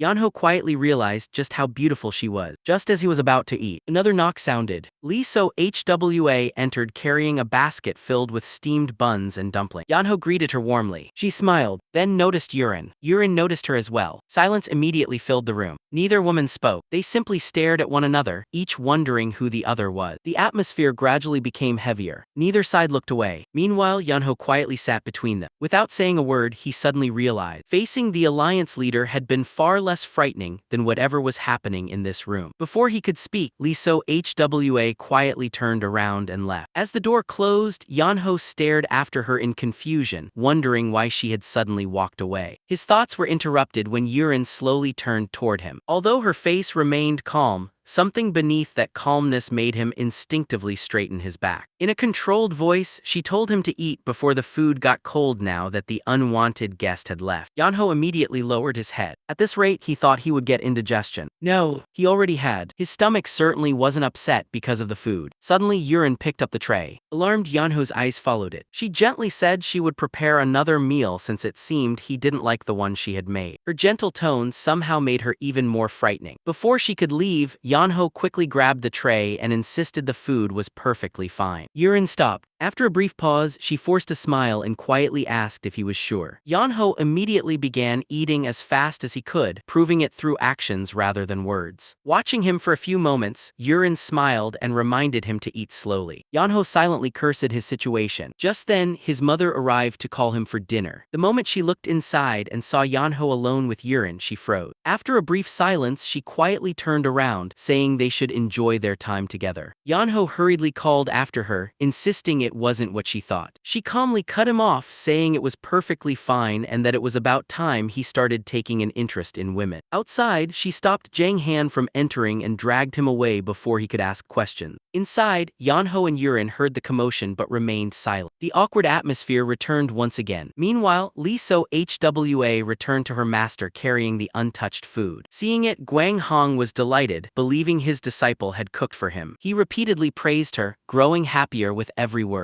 Lee So-Hwa quietly bowed before slowly raising her head. Noticing something on her mind, Gwang Hong asked what she wanted. Without hesitation, she knelt and said she had a request. He immediately pulled her back up, reminding her the ground was cold before asking what she needed. Turning her face away, she shyly asked for money. Confused, Gwang Hong asked why she needed it when the alliance already provided food and lodging. Closing her eyes, she admitted that wasn't enough. Remembering Yurin, she confessed she had never felt lacking before, but now she faced an opponent she couldn't overcome alone. Although he didn't understand, Gwang Hong still asked how he could help her win. Lee So-Hwa answered without hesitation. She needed food, makeup, and clothes. Gwang Hong stood speechless. Wondering why someone needed those things instead of a sword, he questioned her again. She looked at him with pleading eyes and repeated her request, promising to repay him tenfold. After hesitating, Gwang Hong finally agreed. He reached for his wallet to ask how much she needed. Before he could react, Lee So-Hwa swiftly took the entire wallet, sincerely thanked him, and quickly left. Left standing alone, Gwang Hong quietly picked up food. After tasting his disciple's cooking, he nearly cried with happiness. Elsewhere, the alliance leader reviewed documents concerning a martial arts tournament while several officials gathered around him. The strategist explained that it was called the Global Friendship Youth Martial Competition. The alliance leader remarked that it was quite an impressive name. The strategist replied that not only was the name grand, but the tournament itself proved the Heavenly Will Alliance had begun making its move. The alliance leader wondered whether it was simply a friendly competition. The strategist disagreed. Since both sides represented the orthodox Murim world, reputation mattered as much as victory. Whichever side produced the stronger young generation would gain public support. The Heavenly Will Alliance had always struggled against the orthodox Murim Alliance because of its achievements during the war with the demon cult. However, success in this tournament could completely change public opinion. The alliance leader realized that even if they currently held the advantage, the future could quickly shift. The strategist confirmed it. This competition would determine the future balance of power. The alliance leader pointed out that they still had talented disciples, including Sanho. The strategist agreed that Sanho was among the strongest young martial artists alive, but he questioned whether every disciple was at Sanho's level. The alliance leader immediately understood. Even if Sanho won, it would mean little if everyone else lost. The strategist nodded. There was only one solution. Yeonho. Using him would not only strengthen the alliance's reputation, but also serve as his official debut in Gyeongju. The alliance leader praised the plan. Nearby, Sanho quietly asked Jinung if this was what he had hinted at earlier. Jinung confirmed it. Given Yeonho's current standing, representing the alliance was unavoidable. He added that while Sanho was a once-in-a-generation genius, Yeonho was an even rarer monster whose like might never appear again. Sanho smiled slightly after hearing his younger brother described that way. Jang Han then stepped forward and apologized before pointing out the obvious problem. Even if everyone agreed, getting Yeonho out of bed would be the hardest part. The alliance leader immediately declared that it was Jang Han's responsibility since Yeonho was his son. Jang Han tried arguing that Yeonho was already independent, but his wife stopped him. Then Sanho asked to speak. Receiving permission permission, he explained there was actually a simple solution. If they used it, Yeonho would have no way to refuse. Curious, the alliance leader asked what it was. Sanho calmly replied that everyone believed Yeonho feared his father. That wasn't true. Yeonho was merely awkward around him. The one person he genuinely feared was their mother. The scene shifted to Yeonho's room where the atmosphere was completely different. Kneeling sincerely with his head lowered, Yeonho begged his mother for mercy. There wasn't a trace of pride left on his face. Anyone seeing him now would never believe he was someone feared throughout Murim. In a desperate voice, he promised to attend the competition, saying he finally understood and even begged her to take him along. His mother, however, looked down at him with disappointment. Calmly, she explained that she wasn't upset because he refused to join the competition. She was disappointed by his complete lack of concern for his younger sister. Then she asked what would happen if she and his father died, if that day came. How was he planning to care for his sister while living like this? The word struck him harder than any blow. Yeonho silently cursed at himself, realizing he should have agreed from the beginning. The conversation had already gone far beyond the competition. His mother looked at him again and asked if he understood. Yeonho immediately nodded. She narrowed her eyes and asked what exactly he understood. Yeonho froze. Unable to answer, he watched as she calmly offered to explain everything again from the start. Panicking, he quickly interrupted, declaring that he would protect his sister no matter what. Anyone who laid a finger on her would be sent flying. His mother studied him for a moment before finally nodding. Now he understood. She asked if that meant he was coming. Yeonho repeatedly nodded and begged her to take him. Satisfied, she smiled, patted his head, and praised him before leaving, casually mentioning they would discuss it again during dinner. Yeonho's expression immediately stiffened. Not dinner again.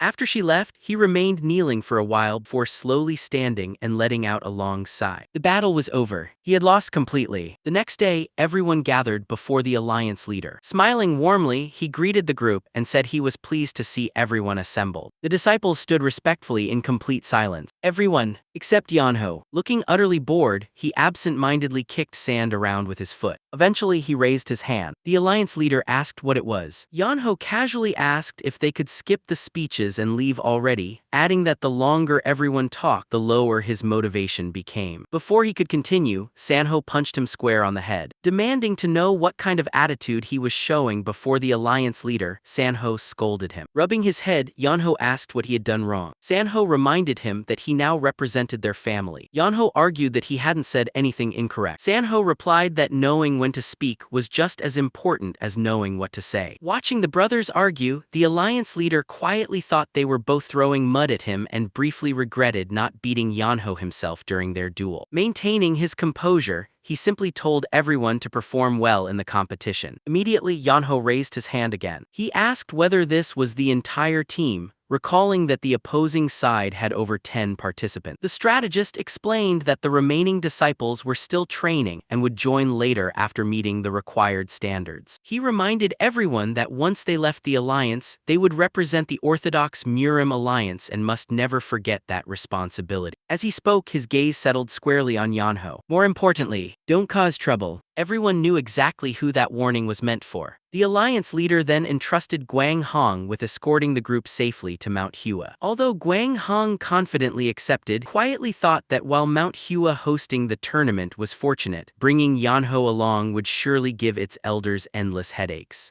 Meanwhile, the strategist instructed the bald escort responsible for accompanying them. The man openly complained that he couldn't control Yeonho anyway. The strategist reminded him escort duty had always been his responsibility and ordered him to stop complaining. Just then, a luxurious carriage rolled forward. Everyone turned to look. Yeonho casually walked toward it. The alliance leader and the strategist both asked what it was. Yeonho naturally replied that it was his carriage because he couldn't ride a horse. Then he looked directly at the strategist. Smiling knowingly, he said he already knew the strategist was behind sending him to this competition. The strategist immediately broke into a cold sweat. Yeonho simply smiled and assured him not to worry. He promised to return with good news. Then he casually added one last request. Until then, the strategist should continue managing his business because the banner already stated he was acting in charge. The strategist's expression instantly became even more complicated. Afterward, Yeonho invited his father and mother into the carriage. Watching this, the alliance leader teasingly asked the strategist if something was wrong. The strategist calmly answered that his stomach hurt a little. As the group prepared to depart, he silently prayed, "Please, don't let Yeonho cause any trouble." The journey finally began. Standing atop the carriage, Yeonho looked ahead with a lifeless expression and quietly muttered that he didn't want to go. Without warning, his younger sister threw a rock straight into his face. She told him he could at least pretend to be excited. Rubbing his face, Yeonho wondered if throwing a rock had really been necessary. Trying to lift the mood, he weakly shouted, "Let's go to the martial arts tournament." His voice lacked all enthusiasm. No one reacted, and so the group quietly continued their journey toward Mount Hua. While the road remained peaceful, the travelers' minds were anything but. One female disciple quietly observed the unusual group, puzzled by its composition. Gwanghong and Lee So-hai traveling with them made sense since they belonged to Mount Hua, and Wei Suryan was also a participant. What confused her was why the famed Sword of Justice, Wi Yeonho, and his wife had joined the trip. When his wife questioned why he wasn't riding inside the carriage, Wi Yeonho casually claimed he simply wanted to enjoy riding a horse again. The explanation sounded unconvincing, leading the disciple to suspect the couple had come because of Wei Sanho. As she admired Sanho's calm figure, she couldn't help but blush, inwardly praising him as the greatest young martial artist of his generation. Nearby, Jang Yul complained that someone like him had no business entering such a dangerous tournament, but Wei Sanho quickly silenced him, reminding him that a talented beggar sect disciple shouldn't be whining. The disciple's attention soon shifted to the carriage, where the strangest sight awaited. Yeonho lounged comfortably while both Lee So-hai and Yurin attended to him. After taking a sip of tea, Yeonho casually criticized it for being too bitter. Yurin immediately apologized, believing she had brewed it too strongly, while Yeonho casually advised her to be more careful next time. Watching the exchange, the female disciple nearly lost her patience. In her eyes, anyone should have been grateful just to receive tea from someone like Yurin. Instead, Yeonho complained without hesitation. Sensing an opportunity, Lee So-hai quietly offered Yeonho a piece of candy to replace the bitter taste. Yeonho happily accepted, instantly creating an invisible rivalry between the two women. Although neither said a word, everyone nearby could feel the growing tension. Unable to understand the situation, the female disciple concluded that both women were simply too innocent, while a nearby male disciple agreed and even considered warning them about Yeonho. Not far away, Gwanghong had finally realized who the rival Lee So-hai had mentioned before truly was. It wasn't a martial arts opponent at all, but Yurin. At first, he instinctively rooted for his disciple to win, believing she should never lose at anything. Moments later, he realized that victory would likely mean ending up with Yeonho, leaving him more conflicted than ever. Before he could sort out his thoughts, someone suddenly appeared before the group. The instructor immediately recognized the newcomer as Pang Dujuk, a former member of the Hidden Dragon Pavilion. Yeonho frowned the moment he saw him, commenting that Dujuk always seemed to bring trouble wherever he went. When questioned, Dujuk revealed he had been carrying out a secret mission under the strategist's direct orders rather than returning home. The instructor finally understood why earlier reports had been inaccurate, but his expression quickly turned serious after noticing Dujak's battered condition. Dujuk admitted he had been pursued throughout his mission. Before he could explain further, several masked figures suddenly emerged from the forest and rushed toward him. However, after noticing the large escort, they halted, creating a tense standoff. Yeonho sighed to himself, convinced Dujuk had somehow attracted trouble yet again. Unable to reveal the full details of his assignment, Dujuk only explained that he had infiltrated the Green Forest before his identity was exposed. The instructor dryly remarked that the infiltration clearly hadn't gone well, leaving Dujuk visibly embarrassed. Seeing the situation escalating, Wi Yeonho suggested avoiding unnecessary bloodshed since many young participants were present and their priority was reaching Mount Hua safely. The instructor, however, was displeased by what sounded like excessive caution and sarcastically questioned whether the legendary Sword of Justice had become a toothless tiger. Ignoring the provocation, Wi Yeonho calmly explained that risking the lives of the younger generation for an unnecessary battle would be irresponsible. Their duty was to escort everyone safely, not seek fights along the road. The instructor fell silent, unable to refute his reasoning. After a brief silence, the instructor admitted Wi Yeonho's reasoning was correct. Protecting the participants came before pursuing the Green Forest. At Wi Yeonho's request, he withdrew his earlier insult, apologized, and then stepped forward to declare that Pang Dujuk was now under the protection of the Orthodox Murim Alliance. He warned the Green Forest that unless they wished to become enemies of the Alliance, they should leave immediately. The warning only drew mocking laughter. The Green Forest openly rejected any notion of peace with the Alliance, making no effort to hide their murderous intent. Their reaction unsettled the instructor, who couldn't understand why the Alliance's name only seemed to fuel their hatred. Duja quietly warned everyone that these weren't ordinary Green Forest fighters. He admitted his mission had failed because of them, reminding the instructor that although he had barely entered the 5 dragons, he was still far from weak. If these men had cornered him, they were clearly exceptional opponents. Growing more cautious, the instructor still challenged them, questioning whether they truly feared the Murim Alliance. The masked warriors calmly admitted the Alliance was powerful and dangerous, yet showed no intention of retreating. Instead, their hostility remained completely unchanged. Both sides remained motionless as a suffocating silence settled over the forest. The standoff dragged on until one Green Forest member casually remarked that if everyone present died, no one would ever discover who was responsible. Those words erased any hope of avoiding bloodshed. Wi Yeonho stepped forward, realizing they had crossed the line. From the carriage, Yeonho quietly wondered whether his father's reputation would finally prove useful, recalling the strategist's confidence that the Sword of Justice's name alone could force enemies to retreat. Yurin listened with curiosity while the others watched in anticipation. Wi Yeonho proudly revealed his identity and gave the Green Forest one final opportunity to withdraw before he drew his sword. Instead of fear, the revelation ignited their fury. The masked warriors trembled with rage, cursing the Sword of Justice's name and demanding the group's immediate deaths. Watching the reaction, Yeonho dryly remarked that his father's prestige had only made matters worse. Although one Green Forest member briefly suggested avoiding such a costly battle, their leader immediately rejected the idea and ordered a full assault, declaring they would fight even if it cost every one of their lives. The Green Forest rushed forward without hesitation. Wi Yeonho cursed under his breath as he drew his sword while the instructor ordered everyone to prepare for battle. In an instant, the peaceful forest transformed into a chaotic battlefield filled with clashing blades, flying sparks, and powerful shockwaves. One Green Forest swordsman immediately confronted Wi Yeonho. Confident at first, he exchanged several powerful blows, but his confidence quickly faded when the seemingly ordinary opponent matched his internal energy strike for strike before eventually forcing him backward. Realizing something was seriously wrong, Wi Yeonho immediately warned everyone that the enemy was far stronger than expected and ordered them to treat every opponent as though they possessed twice the strength they appeared to have. Throughout the battle, Yeonho remained quietly atop the carriage, carefully studying every movement instead of joining the fight. After silently analyzing the battlefield, he suddenly jumped down. His mother hurriedly asked if something was wrong, but Yeonho casually reassured her before walking straight toward Mayan. Completely confused, Mayan listened as Yeonho calmly ordered him to gather stones despite the fierce battle surrounding them. Seeing his hesitation, Yeonho casually gave him 2 options: pay 300 coins or collect the stones instead. Knowing resistance was pointless, Mayan reluctantly activated his indestructible diamond body technique and hurried across the battlefield, gathering as many stones as possible. Once the pile was ready, Yeonho gave him one final instruction: protect Wei Surian at all costs and make sure no one even touched his sister. Mayan accepted without hesitation. Only then did Yeonho leap effortlessly back onto the carriage. While everyone else fought desperately around him, he calmly picked up one of the stones,